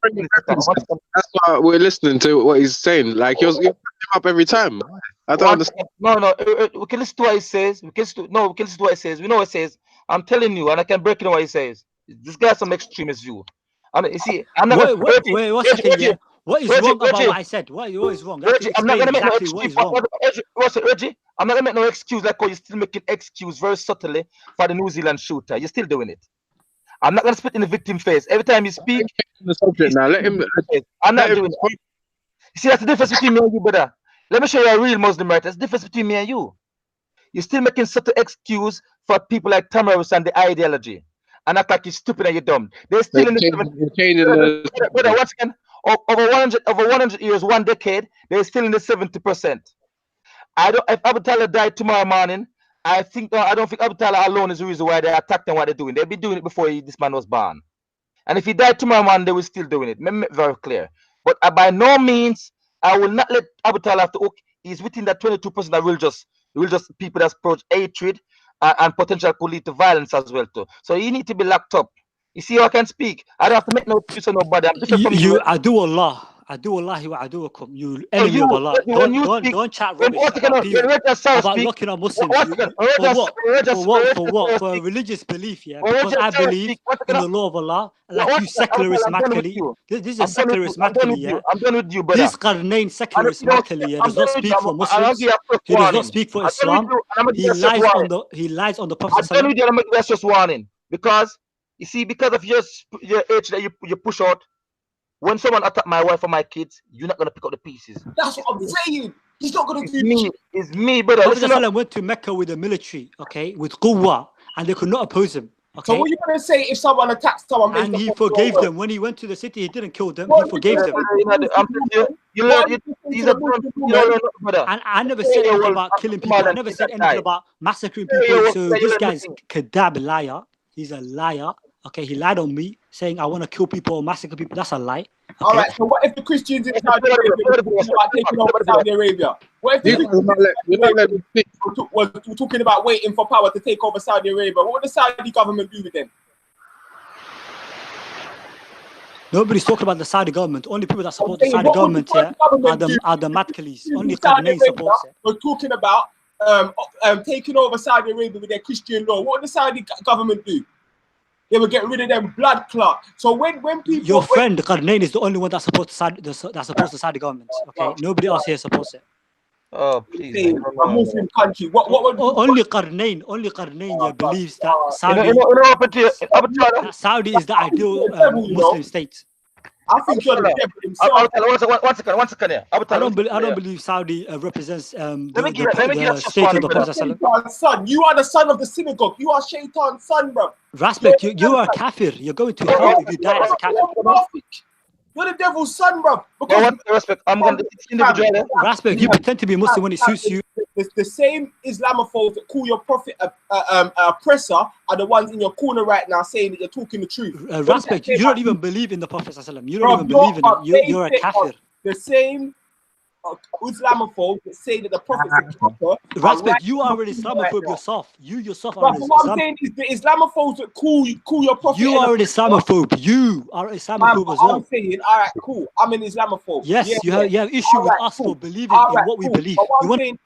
What I'm saying is the Islamophobes that call your some of them want to kill us, and some of them want to change our beliefs. This is what I'm saying. The Islamophobes that call the Prophet an oppressor are backing you right now because you sound like an oppressor. What does that say about your ideology? You believe Islam is an oppressor. I don't believe Islam. I believe the Prophet ﷺ was not oppressing. Okay, the law of Allah is not an oppressive law. You have an issue with the Sharia. That's your issue. You have a vendetta. Play it again, please. All I'm saying is, if Qarnayn is the one that's. So what would you say? What would you say if a Muslim woman was hurt based on someone listened to your statements and they went out and done something based upon your statement? Speak to your friend Qarnayn because he's the one that's supposed to start the government. No, I'm saying, what would you saying if English white guys heard your statements and from your statements he went out and done something? What are you gonna say? This is so he has an issue with Islam. Okay, so he went out and killed Muslims. Okay, that is Islamophobia. That is the definition of Islamophobia, right? No. I'm not here. I'm not going to change my beliefs. I'm not going to change my beliefs because of. He thinks that you're waiting and. I'm not changing my beliefs because of a crazy person. 1 minute. Tommy Robinson told him. I'm not going to change my beliefs because of you. Listen. Because Tommy Robinson told him. Or because of that guy who massacred Muslims in a masjid. All right, wait. I'm not changing my beliefs. I would tell you, no, I'm sick of what guy. I know I'm going to do this guy. I'm sick of you. I'm going to tell you one thing, yeah. Islam is Islam. We're not going to change the religion here because of a Matkali or because of a Raspect. Why should you change your religion because of a mad person? Yeah, Raspect. Matkali is a sect, is a deviant sect. Yeah. Who do you think gave me that clipping, that video clip? Takia Watch. Give me that clipping. You know why? Yeah. He's a fucking Islamophobe. The biggest blood clot Islamophobe on the hangouts. And guess what? You're in his clip, Abu Talha.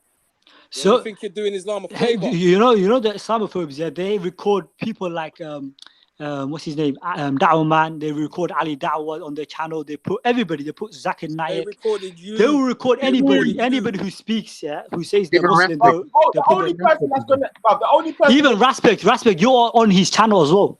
1 minute. Yeah, Exactly. You already channeled, I know. Why does he attack me? He attacks me because they say I defend Muslims. He attacks me because I defend Allah and His Messenger No, from the attacks of people like you. Why does Abu Talha, you do not defend Allah. You do not defend His Messenger. Why did Takir attack me? Because you will try and change the deen.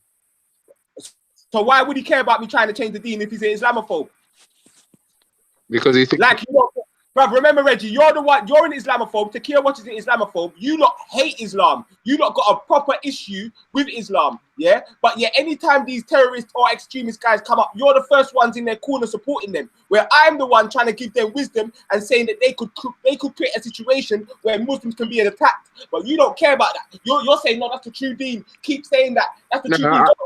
No, Raspect wants to change our religion. And this freak here wants to. 1 minute, Abu Talha. I'm not talking to you right now. I'm talking to Reggie. Yeah, and you know why you're encouraging Abu Talha to continue? Yeah, because you know that when Tommy Robinson and them lot are there, and they're saying, yeah, Islam is trying to take over with Sharia and oppression. Yeah, you can use clips from people like Abu Talha to say, yes, look, see. This is what the Muslims do. Again, you're a liar, yeah. This guy wants to change our beliefs. He wants us to reject the Sharia. And this other guy, he wants to murder us, yeah, because we believe in the Sharia. No, I'm saying practice the Sharia. Respect. Play the full clip. Respect. Play the full clip. One second, Reggie. Reggie don't realize there is right now. Reggie. All I'm saying is practice the Sharia in Muslim countries. That's all I'm saying. Yeah, what did I say though? I never said. I said when we become, if we have the power and the majority, that means it's an Islamic country. If the UK becomes an Islamic country, don't lie. Just play the. You know what? Respect. Play the full clip. Let's see if we can figure out who else. If the UK becomes an Islamic country, we're gonna rule it with the Sharia, obviously. Okay, but how are we gonna? Abu Tablet, I've not spoken for a bit. Can I ask you a question? How are we gonna rule it with the Sharia? If we are the minority, 1 second. If we are the minority and we don't have any power in the land.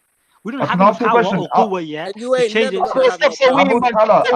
not spoken. And I'm not associated with that name. This mad Kelly, man. I'm not associated with it. Let me ask you a question. If you do, just for hypothetical, it's never going to happen. You can't even run the park. How are you going to run the country? So when it comes to if you took over, yeah, as someone as a Sikh who's not a person of the book, or a Hindu or a Buddhist or somebody like that, do we have a choice of paying that bullshit jizya, or are you just going to chop our head off?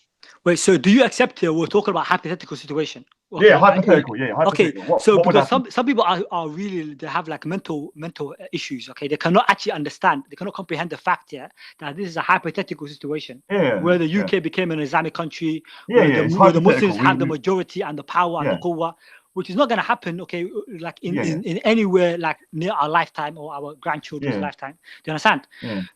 So people are illogical, like Raspect. But now let me say this, about you said if I'm a mushrik and I'm living in an Islamic state, okay, do I have the choice to pay the jizya? No, jizya is only for the Christian and the Jews. All right. I expect, do you know what, look here, Abu Talha, and would go live. I know Raspect's going to say, oh, Islamophobes love you. This is what happened in India for 800 years. When they went into India, because there was Hindus and pagans in their books and Buddhists, Afghanistan was Buddhist at one point. They didn't give the choice to the jizya. They just chopped their heads off or they converted them. Yeah, but that's not true. That's not true. But the Hindus fought back. Hold on. It was only when we started fighting. Only when we started fighting back and it became too difficult. Then the Mughal empires and the Islamic kind of rulers started realizing that they got to start paying the jizya to run the country. So they gave the Sikhs and Hindus a choice of paying the jizya. That's why I say as my people, that's not true though. That's not true. From the beginning, the Jews and the Hindus, and the Sikhs were at war with the Muslims, okay, of the Mughal Empire. There was a war. There was clashes. Muslims were being killed on the other side of that battlefield. Okay. All right. So don't paint it as like some sort of all right. So when would you justify the 150 million people that were killed by the Islamic conquest for not? How many Muslims got killed in those battles? Right. How many Muslims? I'm just trying to show you. I'm just trying to show you that this is the type of society he wants. No, hold on. Did Muslims not die in those battles? Hold on. Let me decide something. I just want people to understand how dangerous this guy is. Yeah, Raj, you are dangerous. You are dangerous here because you're rewriting history. You are rewriting. views. He's not dangerous. He's definitely not dangerous. He gets about 500 views. He's not dangerous though. Not All right, dangerous. so let me just say something. You are rewriting history here to suit your I'm agenda. going in a second here. Let me just say something. When it comes to this New Zealand killer, that guy would have killed them anyway, no matter what anyone says. He hates brown people, black people. He doesn't give a shit about Islam or people being raped or stuff. He don't give a shit. He would have killed anyway. It could have been any excuse. But when it comes to individuals that believe that if their particular form of the government goes into place, that people like me are going to be put to death if I don't convert to their religion, you're mad. Are you crazy? I'm going to accept that bullshit. Number one, yeah, you're lying, because the Sikhs and the Hindus, yeah, if you look at the history, they went to war with the Mughal Empire. Yeah, they had. We were asking you about if you was in there power. was Muslims being killed in the battlefield, right, okay, and the Sikhs and the Hindus they suffered losses. They suffered heavy losses on the battlefield. Man, please just I'm trying to show you how you are making. Abu Talha spends most of his time attacking Shamsi, so you know what he is. You understand? Most of his time is attacking the Muslim brother Shamsi. Who's attacking Shamsi because Shamsi stands for righteousness and ain't talking about invading no one and calls out terrorist mentalities and mentalities. Shamsi's the best He's on and it burns them. He's on your ideology. That's It right. it burns them. Shamsi's the best Dawa man in the park, and I'm so glad for Shamsi being The Matkalis and the. I'm so glad for Shamsi and the Kuffar allies. I'm so glad that Shamsi and Ali Dawa at the top of the team. Because if you was at the top of the team, Tommy Robinson would actually be able to have a run for his money. But because man like is down there, we don't care. We don't want your support. You know that. We don't want. But I don't care. But I'm not supporting you anyway. I would never support you. We don't want it. We don't know. Islam is not in need of you. Alhamdulillah. Islam is not in need of you. I'm here for Sikhs. I'm here for. Imagine seeking kuffar to help you, man. We don't want to help us. I'm not here for you, bro. You think I'm here for? No, just go away, man. I just advocate. I don't expect anything from you. I only expect hatred and animosity. Let me on this guy, yeah? 1 second. Raspect, you don't give me that. You and your fellow hypocrites like Qarnayn and the Matkalis. Play that video and see what he says. The Munafiqeen and the Kuffar allies. Respect. Only of each other. Respect, you know what I'm saying now? Why you don't give me that video there? Because this guy got too much mouth as well too. And if I'm being Qarnayn is Raspect's little friend. Little Matkali friend. Abu Talha, listen to me, I say no. I got you from me right now. I'm not listening to you, man. At all things, at all the hatred that rise against Muslim and like I said, and people, and you don't care. This guy talks against the Sharia continuously. This Qarnayn guy, and so does this Raspect, and so do the Matkalis. They have all of them have a hatred, for Sharia. That's what it is. It's Sharia phobia, man. They have a hatred for Islam, for the religion. Give me that video there, bro. You gotta be. Abu Talha. It's actually very fun to say that people hate Islam when there is no option for the likes of Raj or any Hindu to be alive in England, if hypothetically Sharia takes over. Why the hell do you think people have an issue with Islam, my man? You think we are going to be for Sharia, for Islam, when there's no option to even live? Again, you guys are basing this here on a lie, okay? Saying that no, not a lie. You admitted to it. You admitted to it. You can go look at the Mughal Empire. Yeah, go look at the history. Go read the history books. Sophia, Raj, and Reggie, let me show you guys negative and what you want to promote here. Immediately, I go to Prophet Muhammad peace be upon him a while ago, and this guy when Abu Talha was talking about enforcing the fear of upper hand, and I give you a clear example about upper hand. The Prophet rode in Medina, he had the upper hand. He could have slaughtered every single one of them. But what did he do? Without ambiguity, he said to I forgive you like how Yusuf forgive his brother. You free to go. But I noticed Sophia, Raj, Reggie, they put Abu Talha words over Prophet Muhammad, and they didn't focus on that positive side, yeah. Bro, you're not the issue here, man. Abu Talha is the problem. People like Abu Talha are the people that we have to defend ourselves from. What do you expect us to say and do? You're lying. When did I say? Now we're lying, right? Now we're lying. Everyone clearly knows Abu Talha. What did I say? One second. Let him. Abu Talha really says that the Hindus and the Sikhs were attacking the Muslims. Why were the Muslims in India to begin with? Are they not allowed to defend themselves? There are Muslims living in India. The Mughal Empire. They were Muslims. They were living there. How did they get there? You called for the death of me, that under Sharia, if I don't convert, which I never converted to Islam, I'll be killed. So why would I? You are a sick man, Abu Talha. You are a very sick man. Where did I say that? Sophia Lewis, this is Sophia Films is the Islamophobia as a anti-Muslim. Yeah, I'm an Islamophobe with people like you. You can go to your channel, man. Everybody can see your channel. You attack Yeah, everyone can go to my channel. Go to my channel. I'm a big time Islamophobe, right? But I'm not going to kill anybody. You are out there trying to promote the Islamic Alhamdulillah, State. bring it. What I'll say is, with this guy, Raj, he lied on the history. The history was the Sikhs and the Hindus. How did Muslims get to India, my man? The Sikhs and the Hindus And now you're waged a upset war that against the Sikhs Mughal and the Empire. Hindus were defending their lands?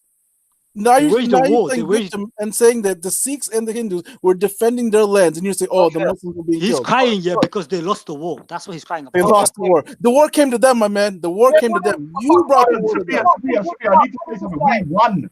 We were running the Punjab. You brought the freaking war to them, Mr. Abu Tablet. Muslim. That's not true. That's not true. Where's the evidence for this?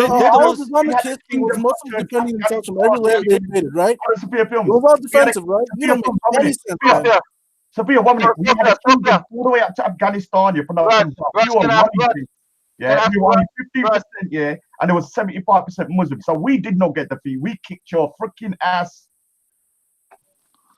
Right, 1 second. Right. No, you're the one always crying about the 150 million killed, man. Come on. Man.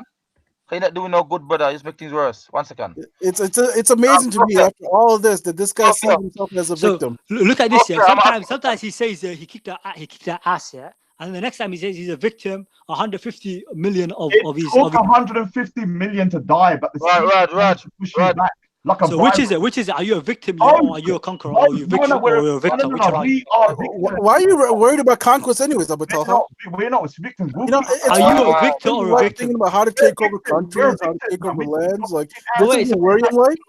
Now he's a victim. And then he's a victim. The biggest victim is you. The biggest victim is you. Oh, the Islamophobes. They hate us because we're Muslim. Yeah, you hate us for our religion. That's facts. You hate us, because we don't want to change our beliefs. You really don't see reality. You don't see how things are actually. Look at this, all of you Islamophobes. Once again. Abu Talha, shut up now. Stop me the microphone, Sophia. You all have an issue with the Sharia. That's all your issue. That's your. It's Sharia for us. It's Sharia for us. Please tell me, is Sharia for us? Once again, Sophia, once again. Sophia, let me ask you a question. I'm asking you a question. Yeah, Raj. Did you the one? Is you Sophia Flim? Are you Sophia Flim? Yeah, yes, my friend. Yeah. You're the one that give Buddha that video, Abu Talha, that extremist video of him speaking in that way. No, man. You give the link. No, man. I don't know what you're talking about. Okay, so you know what we need to do, brother. That video, once again, that video Raspect have. We need to hand it over to the police and make a serious one now against this individual. That's what we need to do. You see, this is the Matkalis, okay? You understand what I'm saying right now? I want all the Muslims to be aware of the Matkalis, because this is how they roll. This is how they. You are an extremist. You're a danger to society. Alhamdulillah for this live stream. Alhamdulillah. I want everybody to listen to this Matkali Qarnayn. I'm saying Raj, this is a serious warning to Raj, Sophia and Reggie. Serious warning to Raj, Sophia and Reggie. This is why the Munafiq is worse than the Kafir. What's it gonna? Serious warning to Raj, Sophia and Reggie. When you think you're playing game with these people, you're playing on people live. When you're trying to play to prove a point, just to prove it, to save your ego and prove a point, to make them spread, listen to him, water on Dundee, and give them the advice to spread more and more. That you don't know, you might be. Hold on. Please, man. Don't put the blame on us. You won't put the blame. He said it. Right. Respect. Your family might be the. I didn't tell him to say it, man. He said it from his own words that I'll be killed because I'm a Sikh under Sharia. I didn't tell him to say that. He's his own man. Where did I say that? Right. I'm talking about this individual. All I said to you was this. What's gonna Raj? I said this is only taken from the Christian and the. Abu Talha, you're gonna go to jail. I'm telling you shit like it is. I know.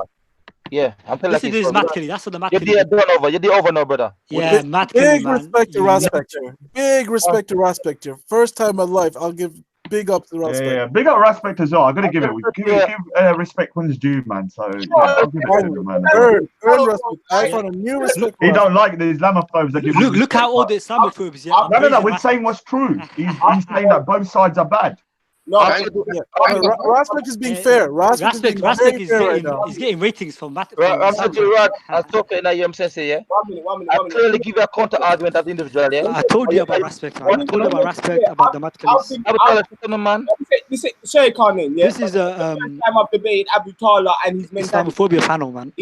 I've been at odds with Abu Talha's mentality from the very beginning. We've been going back and forth from the Yes, very I was always against this even if you go Islamophobe to Raspect. even if you go onto his channel, you'll see he's got videos slandering me. He ain't got no video slandering Takia Watch, Reggie, or any other Tommy or any Islamophobe. This is the guy that mocked Jahannam. It's only me and Shamsi. He mocked the verses in the Quran about Jahannam. He mocked Raspect. He was laughing Hey, about Abu Talha, let me ask you something, man. Let me ask you something, man. Raspect was laughing about what Allah revealed in the Quran.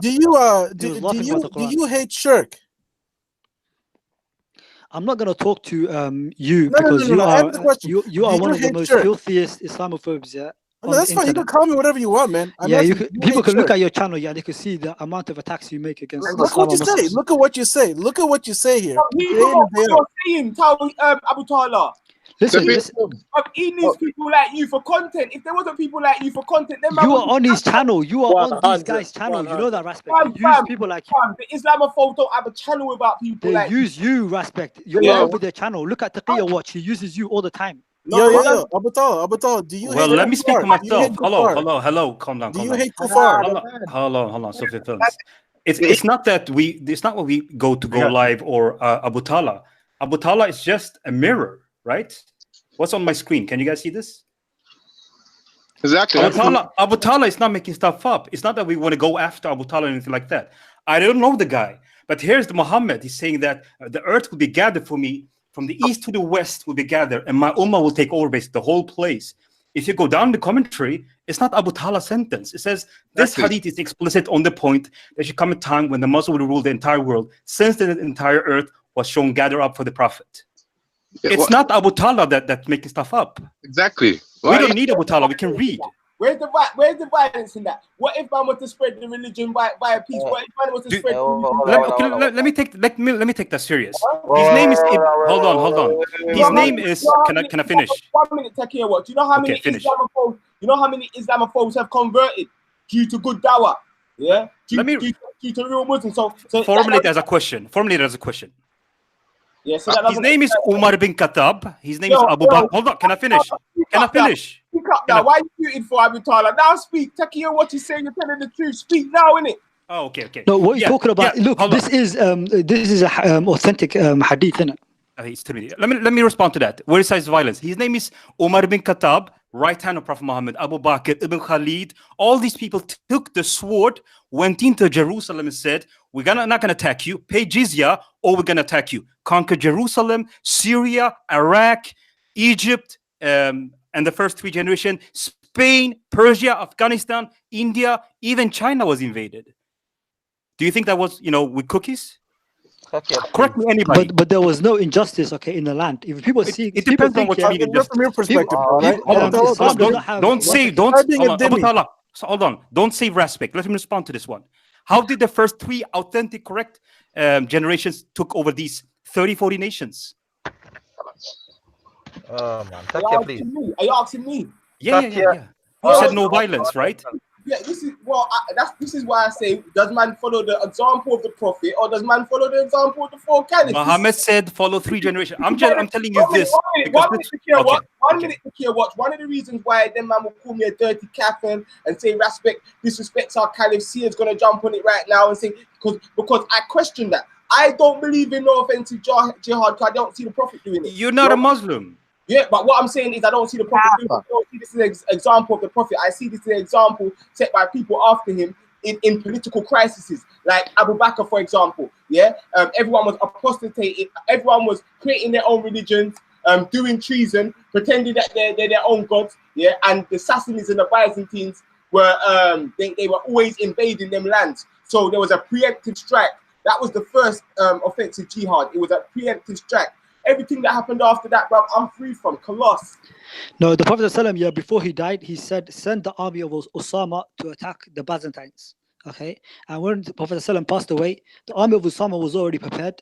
Okay? And Abu Bakr sent it. Okay, he said continue sending the army against the Byzantines. Okay, which was that's offensive. Okay, it was to attack the Byzantines. And even Abu Bakr, he was facing a dilemma where the tribes who were apostating. So there was a war that was taking place against the Murtadeen.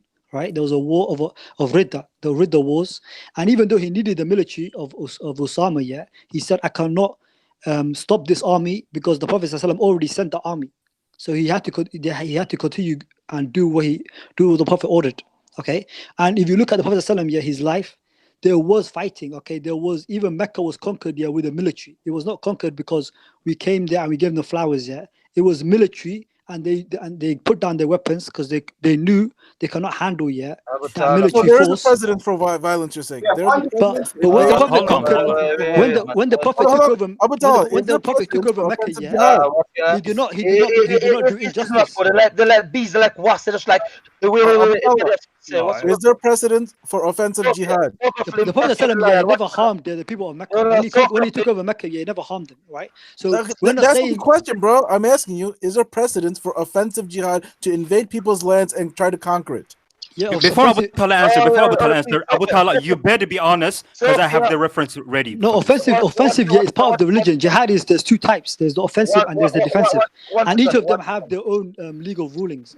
Okay, so how can you blame? Let me ask you, how can you blame people like Raj and the Hindus for defending their country from the likes of you? No, it wasn't because we weren't oppressing them. Okay, nobody oppressed the Jews. Who are you to say that? Are you the oppressed? He's talking about me. Yes, but let me say something.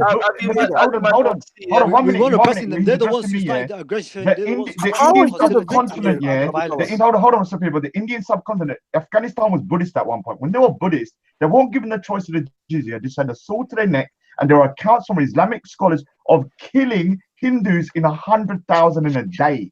And that's from Islamic. Yeah, his name is Tamerlane. His name is Tamerlane. So they did not give, for the first couple of 100 years. They came in the 10th century. They came in to conquer. There is a prophecy, Ghazwa Talhin from Muhammad, that says that India will be put to the sword and they will conquer it. They never did because the Sikhs kicked your freaking ass and we took you out and then started running things around there. And that's why you never conquered it. So that prophecy will never come to pass. But you're a Sharia phobe, though, aren't you? Of course I am. It's like a chicken like in KFC. Why would a Sikh like Sharia? Are you mad?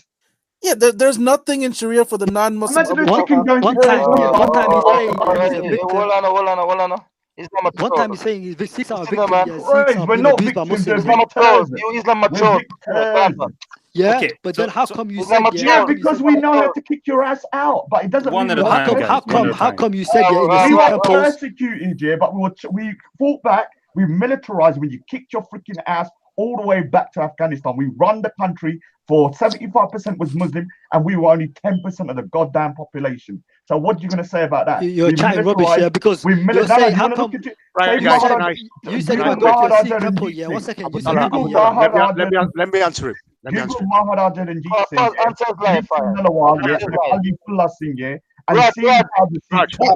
Raj, hold on. 75% was Muslim and you were 10%, yeah? Is that what you're saying? Yeah, that's what he said. Is that what you're saying? That's what I just said. We hear it. 75% of the country was Muslim, 10% was Sikh, and you kicked Muslims' ass, yeah? That's what I just said, innit? Right, no, okay. No, I think he must have said 75% of the country. Shut up, man. We hear clearly. That's what he said. Okay, shut up. That's what he said, didn't he? Right, okay. So if we're Muslim 75%, so how come there's only 20% Muslims now in India? What did you do to them? Like you kicked their ass, didn't you? So how many people died, bro? Tell me. Give me the figures. Oh, he got you. Oh my goodness. Chatting shit, bro. Well, you got owned. What's happening? Okay. Unmute yourself, bro. Come on, Rob. I don't care if you're a white supremacist. One minute, Raspect. 1 minute. I'm about to go. I gotta go shop, so I'm just gonna make it clear. You could have been a white supremacist. You could have been the Zionist in Palestine or Abu Talha, wherever he wants to invade next year. Don't talk about me, man. I'm not chatting about you. Don't talk about me as well. You're an invader of anyone's land, yeah, man's against you. That's it. I don't care. If that makes me a blood clot, whatever you don't want to add to my name, and if you want to hate me for that, if you want to hate me for being someone who hates oppression, no matter what the label the person, even if you call yourself Garvey, black supremacist, you can call yourself what you want to call yourself. From your action is oppression. I don't care about your label. Your label doesn't even exist anymore. That's where Raspect Fire Bingy stands, and I'm never ever gonna move. Yeah, big up all the righteous and sincere people out there, and all the wicked heart. I hope that the Most High can clean it up for you. You understand? Balance to everyone. Well done, Raspect. Well done, Raspect. He's one of our. All right, I'd like to. It's not conquest. I'd like to It's hold on, liberation. Talha. I want to compliment It's with what Raj liberation. said earlier. It's liberation, not conquest. Hold on. One minute. Answer my question. Raj, answer my question. Go on. What? 75% were Muslim and 10% were Sikhs. Yeah. So why is there only 20% Muslim in India now? What happened to him? What, most of them moved to Pakistan and Bangladesh? No, they didn't. Wait, even that's one minute. No, it was one country. Listen, Raj, it was one country then. This is now that happened. I'm asking the question, aren't I? Yeah. At the time, you had millions of Muslims in India. 75% was Muslim. Yeah, that's what you said. Not millions. 75%. You listen. 75% of the country was Muslim, Raj. That's what you said. From the Punjab over to Afghanistan. You don't realize there weren't a billion Muslims. I didn't say in Excuse India. me, Raj. What did you say? You said 75% of the country. No. I said, yeah, we ruled that particular. I was talking about the Punjab, yeah. Right. So next time, say Punjab. Okay. Don't say the country. Okay. Is that right? Yeah. Stop lying. Stop lying. And even if you say Punjab, yeah, actually, 1 second. Even if you say Punjab, yeah, that's ethnic cleansing. Ethnic cleansing, yeah. Look at the definition of ethnic cleansing. Well, ethnic cleansing. So what happened to the Jews, Christians, and the Kuffar of Saudi Arabia? They're pussy holes. Say again, please, Raj. What were you saying? Ancestors of pussy holes that converted. Who's? Traitors. Who's? Yours. So if my ancestors were Hindus and yours were the same, weren't they? Holes and converted. Right. Okay. So is that why you got sold out to the British? Yeah. Remember? who killed Indira Gandhi? Why? What terrorist group killed him, bro? For what reason? What reason did they kill the Prime Minister of India? What do you disagree on? Listen. What do you disagree on? Yeah, 1 second. Raj is getting. 1 minute, please. 1 minute. Take watch. Listen, bruv. You know what my stance with you, yeah? You're a liar. You never put that video up when you give them figures. Buddha was my witness that day. Yeah, all right. You're pussy holes. Yeah. Obviously, I'd be embarrassed if I was you as well. Raj. You did ethnic cleansing, man. Yeah. Okay. Ethnic cleansing. Did you hear that? Ethnic cleansing. Did you hear that? Yes, because 75 was Muslim in Punjab. It was 75%. 75% were Muslims, and you kicked her out. So you saw ethnic cleansing. That's what people wanted. Raj. 75% in Punjab were Muslims, and 10% were Sikhs. So what happened? 99% of people were Christians. Today, less than 5%. Anybody wants to Google, yeah, Muhammad things rule, yeah, from 1800 to 1849 before the British come. The Sikhs. Well, stop. Are you mad? Raj, I don't want a history lesson. Hey, Raj, forced relocation, yeah, forced relocation is ethnic. After Afghanistan, yeah, they were ruling. 2 sets, because the show might done. Yo, content, are you there? Are you there, Leon? Yeah, he's gonna take that. Nah, leave it. Raj is getting roasted, man. Yo, man's air still. What you saying? We're roasting the pigeon. Experiment running well though. One sec. Hey, Ras, what you say? How long's left on the team? I don't know. Where can I see? Where can I check? It's 7 hours now, so I think they'll probably be around 20 minutes. Should come up with like either an hour, half an hour, or it should come up on the screen. If you missed it, you might not see it. The pigeon feast today. I can't see now. Still, back, man. What are you saying, though? Raj, I'm gonna eat you today, man. Raj, you're the meal, man. All you lot speak. Can I just address two people, please? Okay. Raj is getting slow roasted. So fast is going for you, man. Listen, right, Raj. That's it then for you, innit? 75% were in Punjab were Muslims, 10% were Sikhs. So what happened to them then? Raj killed them off. Raj murdered them. Okay. Right, forget it. Right, next person. Raj get this chair. Reggie, today, right? Did we prove that Tommy Robinson had links with these guys? Yes or no? Your ancestors are pussy holes, sir. Yeah, okay, mate. Okay, shut up. Yeah, we know you can't answer. Shut up. Look at the racism from Raj. Reggie, I'm with you. I'm with you. Right. Did Reactionary give some points today? 4 incidents of Tommy Robinson being linked to something. Yes or no? You know what, Tommy? When Reactionary came, he gave an honest assessment, and he said he doesn't personally link Tommy Robinson to them. That was his conclusion. Did he say that? No, he didn't. No, he didn't. No, he didn't. No, he didn't. That is a lie. You lied on him. Talha, please, bro. Let me talk to him. Yes or no? Did he? He said there was 4 incidents that were linked. Yeah. So if them guys were terrorists, are you now going to say that Tommy Robinson is a terrorist? You're talking like a child. What do you mean? Like if someone does something? No. Please, you're a liar. You're a liar. You don't put things up, right? So please don't talk to me. Thank you.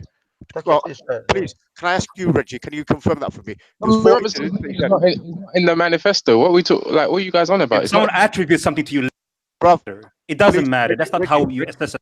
No, Reggie. That's like talking to a child. Yes or no? He gave you 4 incidents today. Was he? Yes or no? You're muting me. I'll mute you every time you speak. And please, content, are you here? Can you answer my question? Yo. Content, can I kick out? Hold up. Yo, everybody be quiet. I did say earlier that it's a free for all time. If everybody wants to show their scummy behavior, then they're basically. Can I just answer these questions? Can I just answer these 2 questions? Yeah, but the muting thing. Yeah, loud the muting thing though still. Right. So Reggie, the muting thing still, guys. It's no point. If we can't air nothing, then there's definitely no point still. It's just gonna be muted, isn't it? So let people talk, even if you don't like what they're saying. If you want to say something stupid and rude, I ain't gonna say go ahead, but I'll allow that. But the muting thing, I don't allow that because he did it 5 times to me. Also, I don't know who wants to free up a place. Cause someone else wants to jump on as well. Still, so if no one don't want to say nothing, or if someone wants to keep violating, I'll press the button. I'm gonna free my space. I just want to have the mic one last time. Reggie, can you answer my question, please? About Tommy Robinson. Even Leon will tell you the same thing. Listen, bro. What did Reactionary show today? He showed 4 incidents where he was, these people used his name. Yeah, and they were all dismissed. Like there's no direct link. They're not directly linked to him. It's like at the end. Well, he gave you direct links, yeah, but you don't want to agree. Okay, fine, no problem. No, but it's like putting Muhammad's name at the end of a killing. Like, do we say that it's because of Muhammad now and Allah? Reggie, you do say that. When they say Allah, you say it. You see, you're a hypocrite, brother. You're the biggest hypocrite in the man. It's unbelievable. How? Well, when a Muslim do something, yeah, and he says Allah Akbar, you say link to Islam because he says Allah. Yeah, but no, you gotta match it with the teaching. If someone says something and it doesn't match the teaching, then that's unfair. That's unfair. I wasn't talking to you, man. Mind the place. It doesn't matter. I don't speak to liar, brother. I don't speak to liar. It doesn't matter. It doesn't matter. The Bible says the meek. Oh yeah, now you're gonna deflect. Well, I know. Listen, you cannot. I'm telling you, you cannot blame Islam unless it matches that. What's gonna? He's a hypocrite because you bring in verse about inherit the earth. The Bible said the meek shall inherit the earth. Jesus said, "Bring my enemy who don't want me to rule over them and kill them." You believe in that way? You should deflect how much you want. I'm teaching you that this way of thinking is broken. You shouldn't blame Islam unless you match it. No, I find funny though, Kanye. Takir lives his whole life saying that the Prophet said oppressor, yeah, and Abu Talha agrees with him. That's what I find so funny. But don't lie on me. That was a silly point. Don't mention my name, okay? You crazy guy. This guy's a liar. It's Raspect. Don't worry. Content. Let me do one last point, content, and then I'll leave my spot. Content, are you here? Takir propagates that Islam is a terrorist religion. Content, are you here? Yeah. One last point, I'll leave my spot. Cool. Takir's gonna bounce. So make him say his last thing before he bounces. Still, say a thing. I want to respond to him before he bounces. All right. So one last thing that I would say is, make him say his thing first. Uninterrupted. Someone was playing the video with Abu Talha, and he said basically it will never happen in his lifetime. The Muslim population will never grow. The police is the one that enforces the law. Blah blah blah. Here's Pew Research numbers. This is from 2017 study. Everybody can look this one up. Is it on my screen? So this is UK today, all right? So I'll just show you what the numbers. The numbers Muslim are 6.3%. Where I live, this guy is hold on 1 second. Where I live is 8%, all right? This is today or 2016. What about in 2050? Muslims always like to brag that Islam is the fast growing religion, right?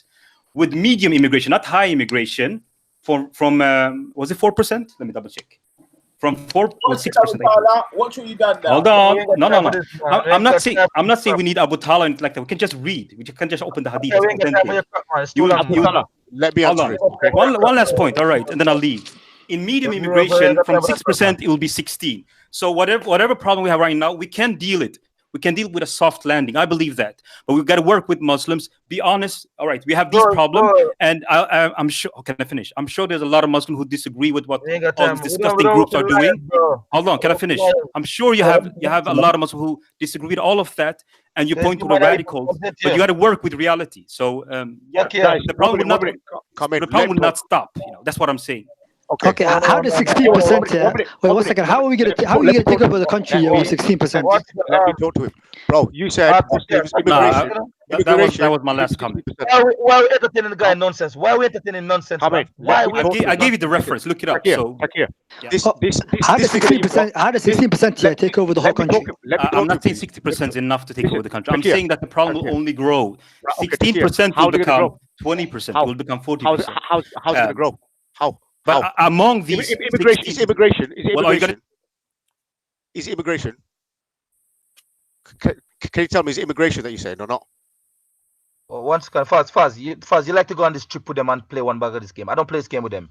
In the Bro, time, let me talk to you, please. One second, brother. Liam, can you enforce the rules, Liam? Abu Talha keeps muting people. Listen, man. You just make it work.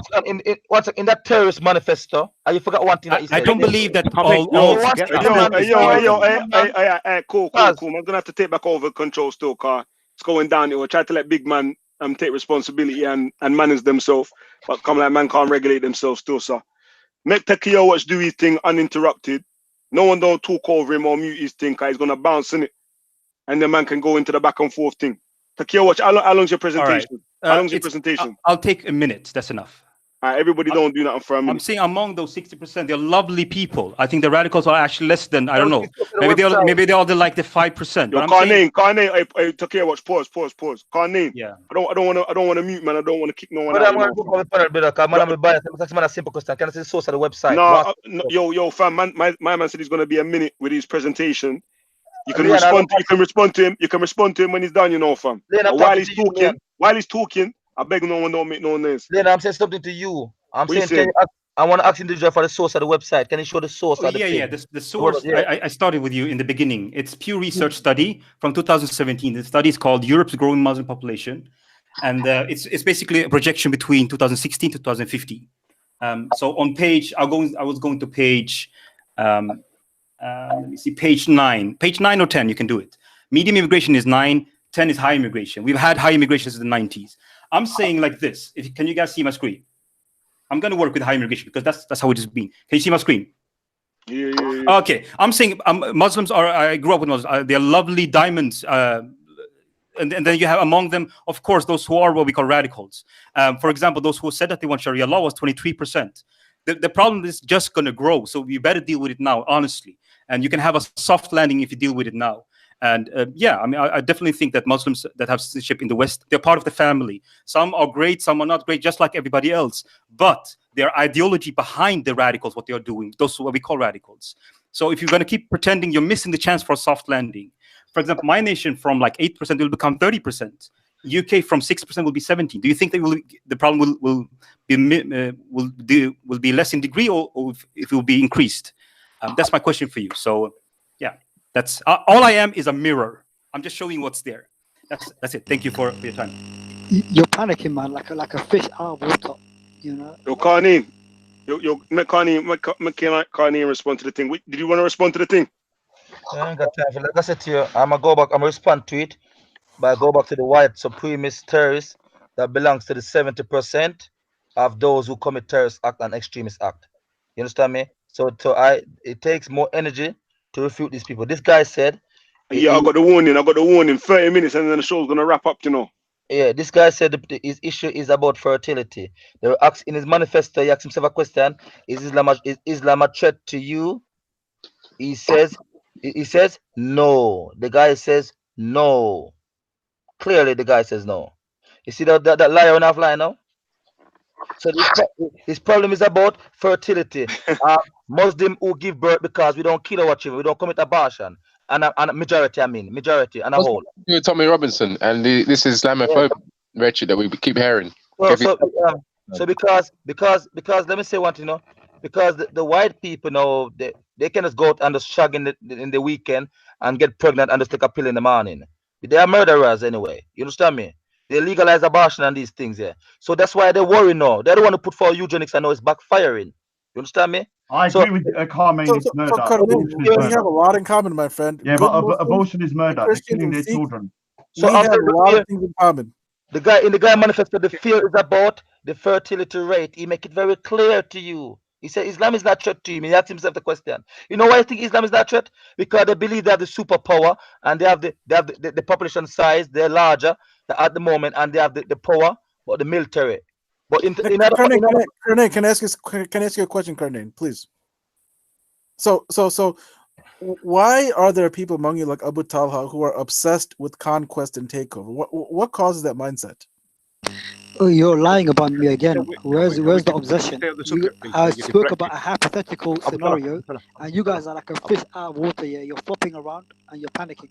Abu Talha's just telling the dean how it is. I don't know why everybody keeps attacking Abu Talha. He's telling it. Reggie, like I said to you, Abu Talha says, we see the video from Abu Talha when he says, okay, then if you have upper hand, he's gonna force this and force that, unlike the police. Right. But Karnain, how is a law enforced? How is a law enforced? Every law is enforced through the police force. Can you guys answer the question, please? That's how every law is enforced, man. Don't come and try to take people's words out of context. You crazy man. The issue is bigger. I'm saying you man are asking the wrong question. You're giving airtime to the wrong question. If 70% of terrorists and these people is from the white racist non-Muslim, then what you guys doing not asking them question? You see me? Karnain, that wasn't the question. I'm saying, tomorrow, man. Let me answer your question. Yeah. This insane masculine man does not speak for Muslims. Does not speak for Islam or Muslims. Tomorrow morning, because what happened in New Zealand and what comes out, even America, they realize, they say we need to pay more attention and spend funding in this area now to prevent these people. They need to get vet their children, these white supremacist children, terrorist children, they need to profile in school just like how you're doing. You understand me? No, Karnain, you gotta understand something, man. The white supremacists, they hear people like Abu Talha and innocent Muslims suffer as a result. You understand this, right? No. Please. We're gonna have our beliefs, whether you hate it or not. If you want to kill us for our belief, you want to kill us for our belief. I'm not a white man. The issue is with you, Sophia. You can't change. The issue is me now. See that? See how Mr. Tawhid thinks right now. Abu Talha, let me answer this fallacy now. You see, we're gonna take you back to the sanction of Iraq, where you put sanction on baby feeding. This white devil put sanction on baby feeding. Then we're gonna lead to the illegal invasion, where you tell lie on a state. That within itself is a breach of UN law, your own law. To tell lie on a sovereign state that they have opened a mass destruction, which is a clear lie. Then you went in and you killed over 1.5 million. By your tax-paying money, you supported them too. You know that Sophia Flame, Raj too as well, Reggie and you. You know what I mean? So you went in and killed over 1.5 million. Then when the splinter cell of individual Muslims. Remember you said white devils. That's unacceptable. That's I don't care what you say. I know what I'm talking. White devils. If you said black devils or whatever, you go crazy. Yeah. I'm talking about your racism. So if I call Tony Blair a white devil, are you gonna defend him now? Is he a white devil or not? Who, me? I'm not white. If I call Tony Blair a white devil, I make it very clear the white devil that killed over 1. You said white devils. You said the same individual. You said white devil. Whoever you want. That's demonizing a whole people. Like the way you don't want people to demonize Muslims, you're calling the whole white race devil. And I elaborate and I linked who I'm talking. I said the action that they do. I break down the action. They kill over 1.5 million. Did you kill 1.5 million Iraqi? Did you do it, Raj? You're demonizing a whole. When you say white devils, that is not acceptable. The same way, like saying you're shifting, Raj. You're shifting. Yeah, so what you're doing is doing the exact same thing as you're accusing. You're diverting, man. You're doing the same. Let me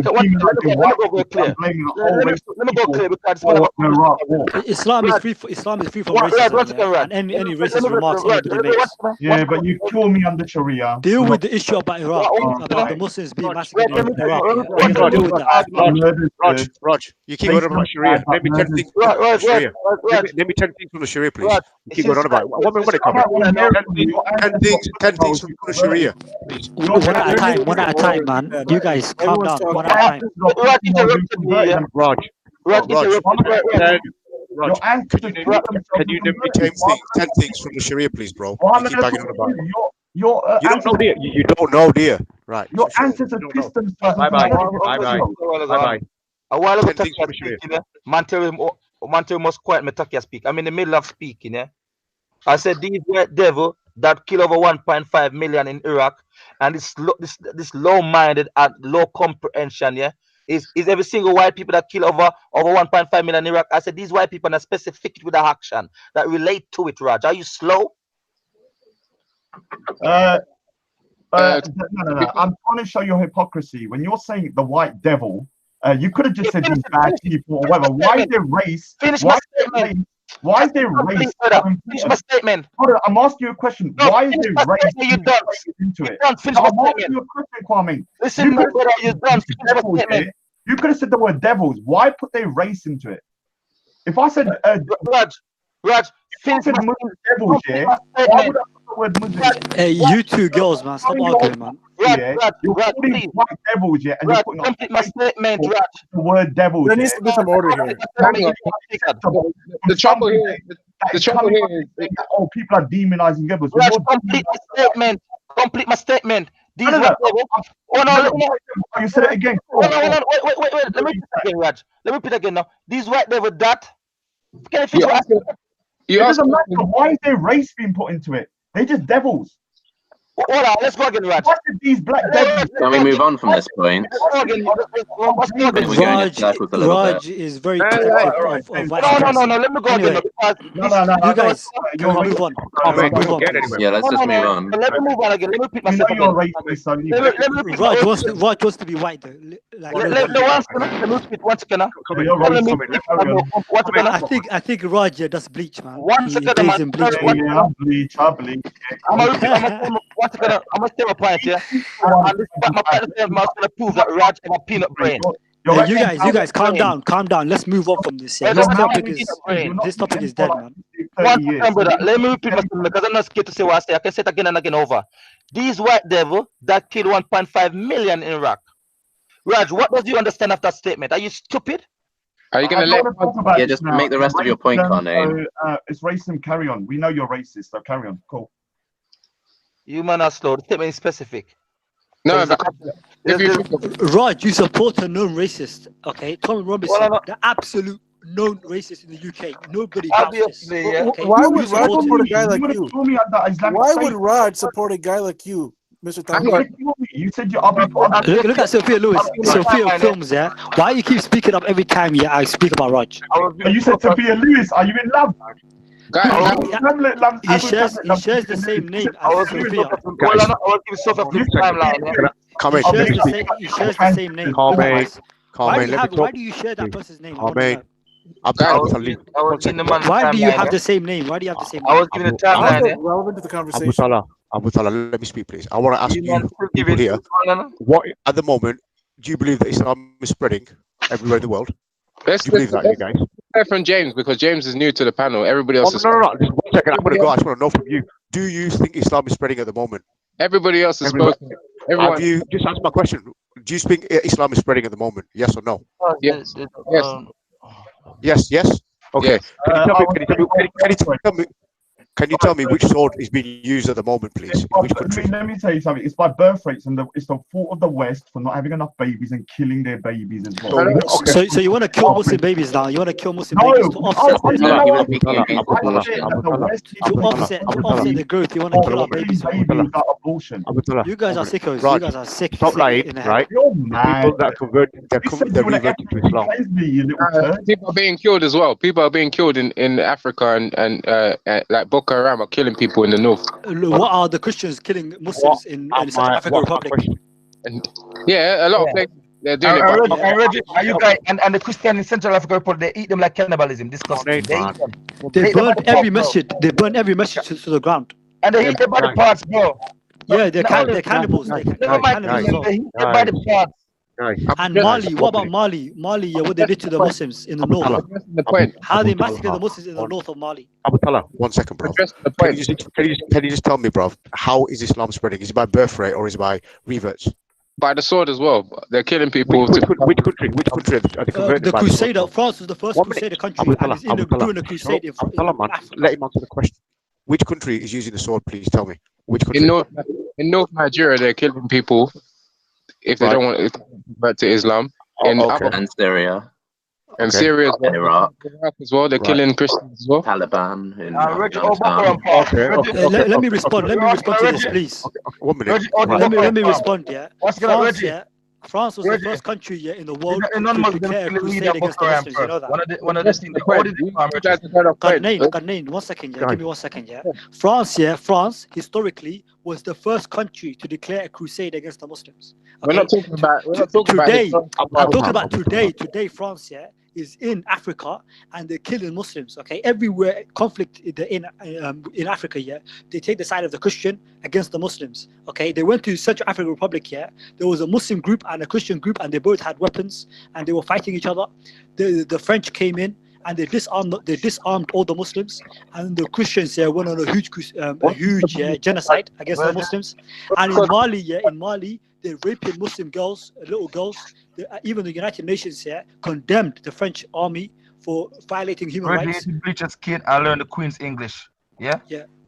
They made children in Mali do bestiality. They do acts with animals. That's what they made them do. Okay. Question about Islam. So what about the French Crusade that's going on in Africa? The French Crusade in Africa right now. What's this got to do with Sir Faz's question about Islam spreading by the sword? You were the first. What are you talking about? You cannot even bring this up because Christians spread with the sword and with oppression as well. Yeah, but what's this not got just to the do? sword, oppression as well. When they take over the land, is oppression. Okay. Yeah, but what's this got to do with Sir Faz's question about Islam? Is it spreading? Yeah, but it's Islam. When Islam came to Spain, they did not kill the Christians and they did not kill the Jews. But when the Christians took over Spain in the Inquisition, they burned the Muslims at the stake. That's and they burned the Jews alive. People of the book, but the Hindus and Buddhists were not, so they were massacred in India. 150 the Christians, million they about burned 800 them. 75%. Now, if your answers are pussy holes, 75%, Raj. Sit on it. 75%. Who pissed themselves when being converted? Do you not understand maths, you little turds? Raj, okay, you're racist. You just secret now, you killed the majority. You killed the 75% who are Apple tablet, eat something, man. You're malnutrition. That's I'll eat you, man. I'll eat a pigeon like you, man. I'll roast you. I'm slow roasting you this whole day, man. What are you talking about? You can't freaking think. You haven't eaten. You're a pigeon, man. You're on the menu today, man. Eat me then. Does Raj pay jizya? But I don't eat something that's haram. Can you confirm does Raj need to pay jizya? Can you confirm does Raj need to pay jizya? No, Raj doesn't need to pay jizya, man. I don't need his Raj. He must be a slave or killed. Why? I don't understand why. You don't need to, bro. You don't need to, bro. So stop going on about it. Yeah, you don't need to. Okay. So stop going on about it. What happened to that? Islam like Reggie and Roger. Elaborate, Sir Faz. What's it gonna? Islam like Reggie and Roger. Elaborate. No. What does it mean by? Drag them to the dirt. You don't speak staff to them when you speak to them. Your question. I don't need to pay the jizya. No. Why don't I have to pay the jizya? I mean, these pigs, you don't speak to Reggie because these are well-known Islamic trolls. Let it slip. You don't be all speaking spoken. They're gonna tweet. You don't need to. It's because you. It's not that. It's because 75% of the Muslims, what about the genocide you did in Punjab, man? You just admitted to genocide against Muslims in Punjab.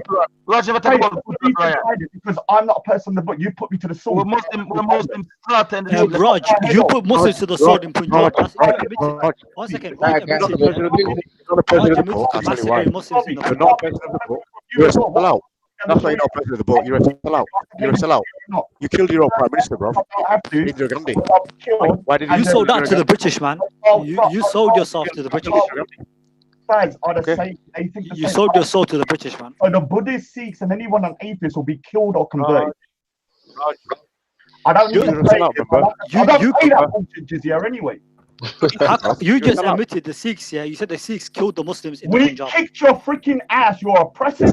You did genocide against Muslims, We yeah, are in the not Punjab. oppressive, yeah. If we're gonna come out here and freaking start chopping, You killed the majority. That's what you said. Shit, yeah, we'll do that shit. You said you killed the majority. You go, Raj. You do it. You said you killed the majority who were Muslims. You said the majority were Muslims and you massacred them. 75% from Punjab to Afghanistan were Muslims. So you killed the majority, yeah, who were Muslims. We killed whatever, man. We had to. Okay. So you are the oppressor. You are the one. We're not pacifists, man. So you're the one, yeah. Who was that over 150 million, right? So you're the so you are the bloodthirsty one. You're the bloodthirsty. Never will be, never had been, yeah. If we got to fight oppression, yeah, you can ask all the way back to where you come from. You killed 150 million Muslims, didn't you? Stop lying. So why won't I have to pay the jizya? I'm glad you said that, yeah, because this shows you, yeah, that when it comes to the Islamic would be put to the sword. So why would I like Sharia? That's like a chicken like. Remember, 75% of Punjab, bro. So the Sikhs would put Muslims to the sword. The Sikhs will put Muslims to the sword. Telling me I'm gonna convert or die. You mad? At least for the stop lying, yeah. What did we do? You said you told us, yeah, we were the majority, and then you massacred us. You said I don't have to pay it, yeah. So what does that mean? I know you said that last time. You think it's funny that you're gonna kill me for your law. You're freaking crazy. Didn't the Sikhs, yeah? Didn't the Sikhs kill them? Carrot. How are you gonna chop me up, you little prick? All right, hey, shut up, Raj. Just shut him up, Raj. We're getting desperate now. We're getting desperate. Bye. Do you guys think we could ascertain whether or not Muhammad did offensive jihad? Is that something we could factually ascertain whether or not Muhammad did offensive jihad? It's embarrassing, wallah. James. One of your family just come into act in New Zealand. That's your family, no, James. So can you repeat that? Can we talk about the guy? Oh my days! Oh my days! James, what do you think about the guy in New Zealand? What happened? Oh yeah, I think it's awful. Yeah, it's disgusting and it's terrible. James, do you condemn it? Stop lying, man. Yeah, that's what you like. And who's to blame, James? Several people. He seems to be a neo-Nazi mostly. That seems to be his main ideological influence. You like that guy? Stop lying. That's your family. Come in, man. Well, what do you mean? You're saying that I'm related to every single one. Man. You have the same views. He's an Islamophobe just like you. Oh my God. And he defend Tommy Robinson, and he just like you. James has never defended Tommy Robinson, as far as I'm aware. Yeah. You know you much because I've defended some of the things Tommy Robinson has done. So you admit you support. Yeah, of course I admit it. That's that doesn't mean I have. That doesn't mean I give my sort of seal of approval to everything that Tommy Robinson has done. I have debate with James as Speaker's Khan already. Yeah, you support somebody who terrorized the minority in the UK. You know, this guy Tom Robinson, he terrorized us for how many years in the UK, terrorizing the minority. And you're telling me you support him, specific things that he's done, rather than saying, do you support him or do you not support him? Yeah, but I'm asking you generally, do you support him or not? Or do you condemn his acts of terror that he did against the minority in the UK? If you can name an act of terror that he's done, then for example, that he's an act of terror, then I'll of course I'll condemn it. Yeah, when he said he's gonna attack the masjid, the Harrow masjid in the Harrow masjid, he said he's gonna attack it.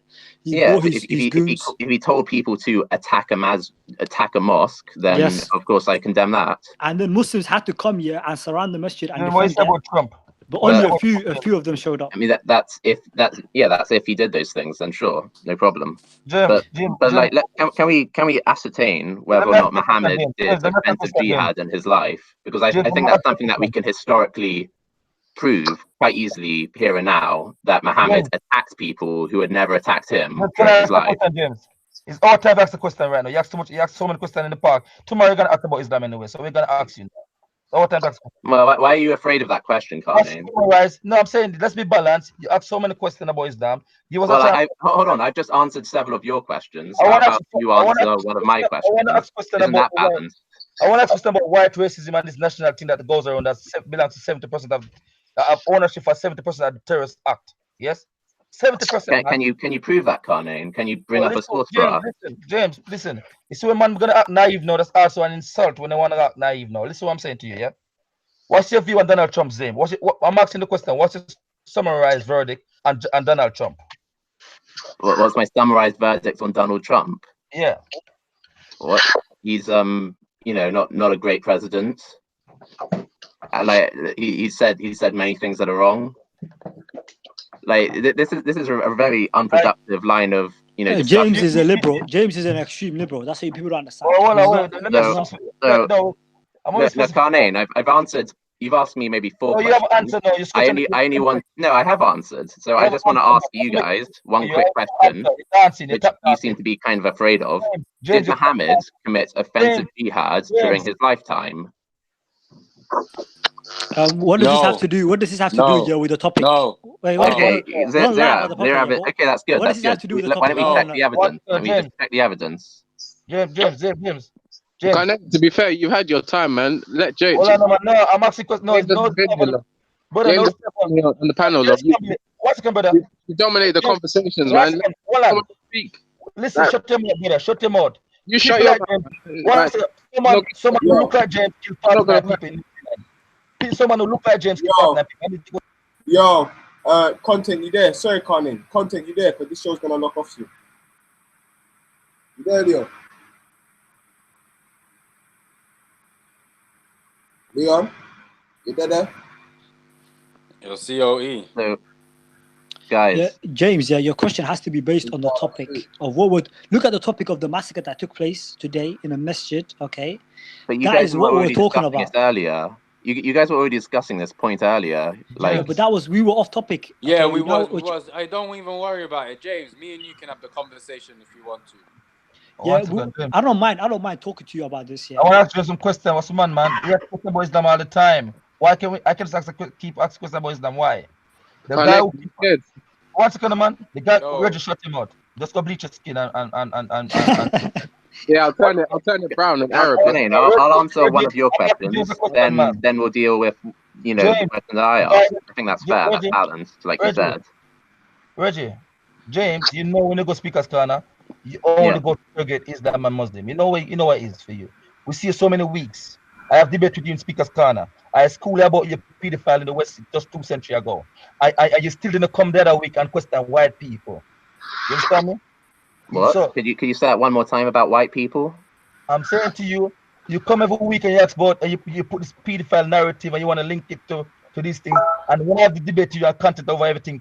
Leon is my witness here. I make you. I have to take out my hat to you because I penned you up to confess that you use the lineage. You came from the lineage of big pedophile just 2 centuries ago. Yeah, most people. That's the same for most people on the planet. My point is, James. That was a Christian country. I give you a reference like Massacre, when the Jews they confessed just 2 centuries ago. In 1920, you just 16 years old, from 13, And before that, you were just 10 years old. Try and close on the question. Sorry, James. Carnain, this show's gonna lock off soon, yeah. I can host an after show if the panel and the people out there want it. Yeah, man, go through. Can I get a 1 in the comments if y'all want an after show continuation of this But conversation? you gotta be discriminatory, Russ. You gotta be bare discriminatory. Yeah. Say that again. You gotta discriminate against idiots.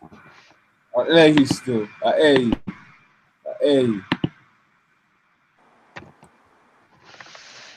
Yeah, Carl. I wanna have it out with James still. Okay. I'd like to talk to Zirab Jamal as well. All right, so are you talking about yourself when you're talking about idiots? So maybe you won't want to go on, Zirab. Anyway, my main point is to show that in the last couple of years of Muhammad's life, there are several recorded instances of him ordering attacks against people who had never attacked him just to spread the religion, just to attack polytheists who were following the wrong religion. And so this is a clear example of offensive jihad. But James, you have to be aware of the topic, okay? I actually want to have a conversation with you. Yo, relax, man. No, we'll talk about this here. But brother, listen, this is a panel, yeah? Aki, you have to be aware of where you're talking. You're talking on a panel, yeah? Where we're talking about somebody who massacred Muslims in a masjid. No, I don't want it to be on this panel because this panel, yeah, is about people who just lost their lives, okay? So I want to talk about this topic, and then when we end it and we go to another panel, then you could ask us whatever questions and we can answer it. Do you understand? That's a very fair point, Abu Talha, and I'm sorry for not like having a general introduction of my overall views of the topic. Like, I feel like my views have been very well represented by many other people who have condemned this heinous and awful attack, and I've said as much in the live chat as well. So I'm sorry if it seems insensitive of me. Because you keep butting in. Keep butting. Are you gonna suck up to a white man? That's how you like to play it. Bruv, get over yourself, yeah, and stop butting in. If you got something to say, wait Brother, for man to finish. It's I would just basic ignore you. I manners. don't give a damn, Yo, brother. rude boy, it's basic manners. It's Manners. basic Yo, manners. So cut calm him out, yourself. brother, man. Stop ignoring me. He's got a Stop point. ignoring me, brother. He's got a point. One at a time. Let's Yo, just be civilized for one moment. You man are the problem, yeah. No, you man are the problem, yeah. When you hear a white man voice and see a white man on place, when you become like a slave immediately, when you suck up. Look at you calling people slaves when you're sucking up to Arab. He's a perfect one. He's a perfect ass nigger. I say you don't apologize. Is that what you interject? Well, I mean, you are Arab you are supremacist Arab. Man. Raj, some people love white men. You don't want to be an Arab, man. Just be proud to be a black Raj, you African sold guy. out to the British, man. You're a freaking Arab guy, man. You just want to be an Arab. You love your Arab masters, man. That's the thing. Raj, you fought for the British, man. You fought for the British, man. That's what you are, man. You're proud of it. Arabs this, Arabs that. Funny, to be fair. You're a mad. You're a mad Kali. You're a mad Kali. Yeah, funny, to be fair, when Abu Khadija said that the Arabs should rule over the non-Arabs and their equal in piety, he did kind of try and make excuses for him. Abu Tablet is the Khawarij. Raj, you don't get to say the word mad Kali. Is the mad Kali. Abu Talha, one second. I want to say some. James. Abdul. Have you noticed how your white media behave? Have you noticed how your white media behave when a Muslim do something wrong? They put it in a repetition like a chorus, so it sink in your brain. All this thing finished right now. You're gonna come back to asking another question about performance that you do every Sunday. You got tomorrow to do that. Because you want to deflect, you don't want to speak about people who look like you crime that they're committing. There's nothing that revealed to me that I didn't know the statistic that 70% of people that look like you. Who's not Can you bring that statistic, Karnane? You understand what I'm trying to say to you? And then can you just like prove the things that you're claiming? James, you know this anyway. Look at America, yeah. The domestic terrorism, yeah, is mostly Christians. Okay, bombing. What is it called? Those clinics for abortion clinics. That is facts. Everyone knows but this. You'd expect that because it's a mostly Christian country. And I don't want to justify, but abortion is murder. I'm not saying it's right, but it is. But why are we bringing up? Why are we going into abortion now? We're talking about a specific. Leave abortion, Reggie. It's murder. We're talking about murders. We're talking about murders, isn't it? Killing. That's what we're talking about. We're talking about specific murder. Forget about your fancy name. Forget about your fancy name. We're talking about murders. In fact, the Lord's Resistance Army, yeah, is a Christian army which is a terrorist organization. It's called the Lord's Resistance Army. George Bush was the biggest terrorist. George Bush, he said it was a crusade. Okay, he's called it a crusade when he attacked Afghanistan and Iraq. He even said, yeah, Gog and Magog is rising up from Iraq. He used very biblical justification for invading Muslim lands. He's killed more Muslims than Muslims. Okay, so George Bush was the biggest terrorist. We all know this. He killed millions of innocent people. Yeah, I mean, everyone knows George Bush is a terrorist. Now everyone knows he's people are Reggie, yeah, who live in the West here, feel like if the place suck up, it untouchable, yeah. I'm telling you, if Muslim move out tomorrow, you remember you're gonna get on the line. I'm telling you straight up. I mean, you're a mud Kali, man. Start condemning your freaking Saudi government. You're a mud Kali. What government, brother? What government? Stop who's my government? America when you're a mud government. I'm not saying who's my government. You clown, who's my government? Where do I live, you jack? I always defend. They criticize Saudi Arabia now. Because where do I live? Criticize it, you mad Kali. You don't. I'm asking you, clown, where do I live, you jacker? You're so slow, you don't know even where I live. The Saudi Arabians. I'm asking you, where do I live, you clown? You're saying government. I'm saying to you that you do not criticize because you're a mad Kali. You won't criticize Saudi Arabia because they pay. Oh, you're a pedophile because you're under their payment, man. You're going there. You probably go there and stay. Even your own Sikh community don't like you. Your own Sikh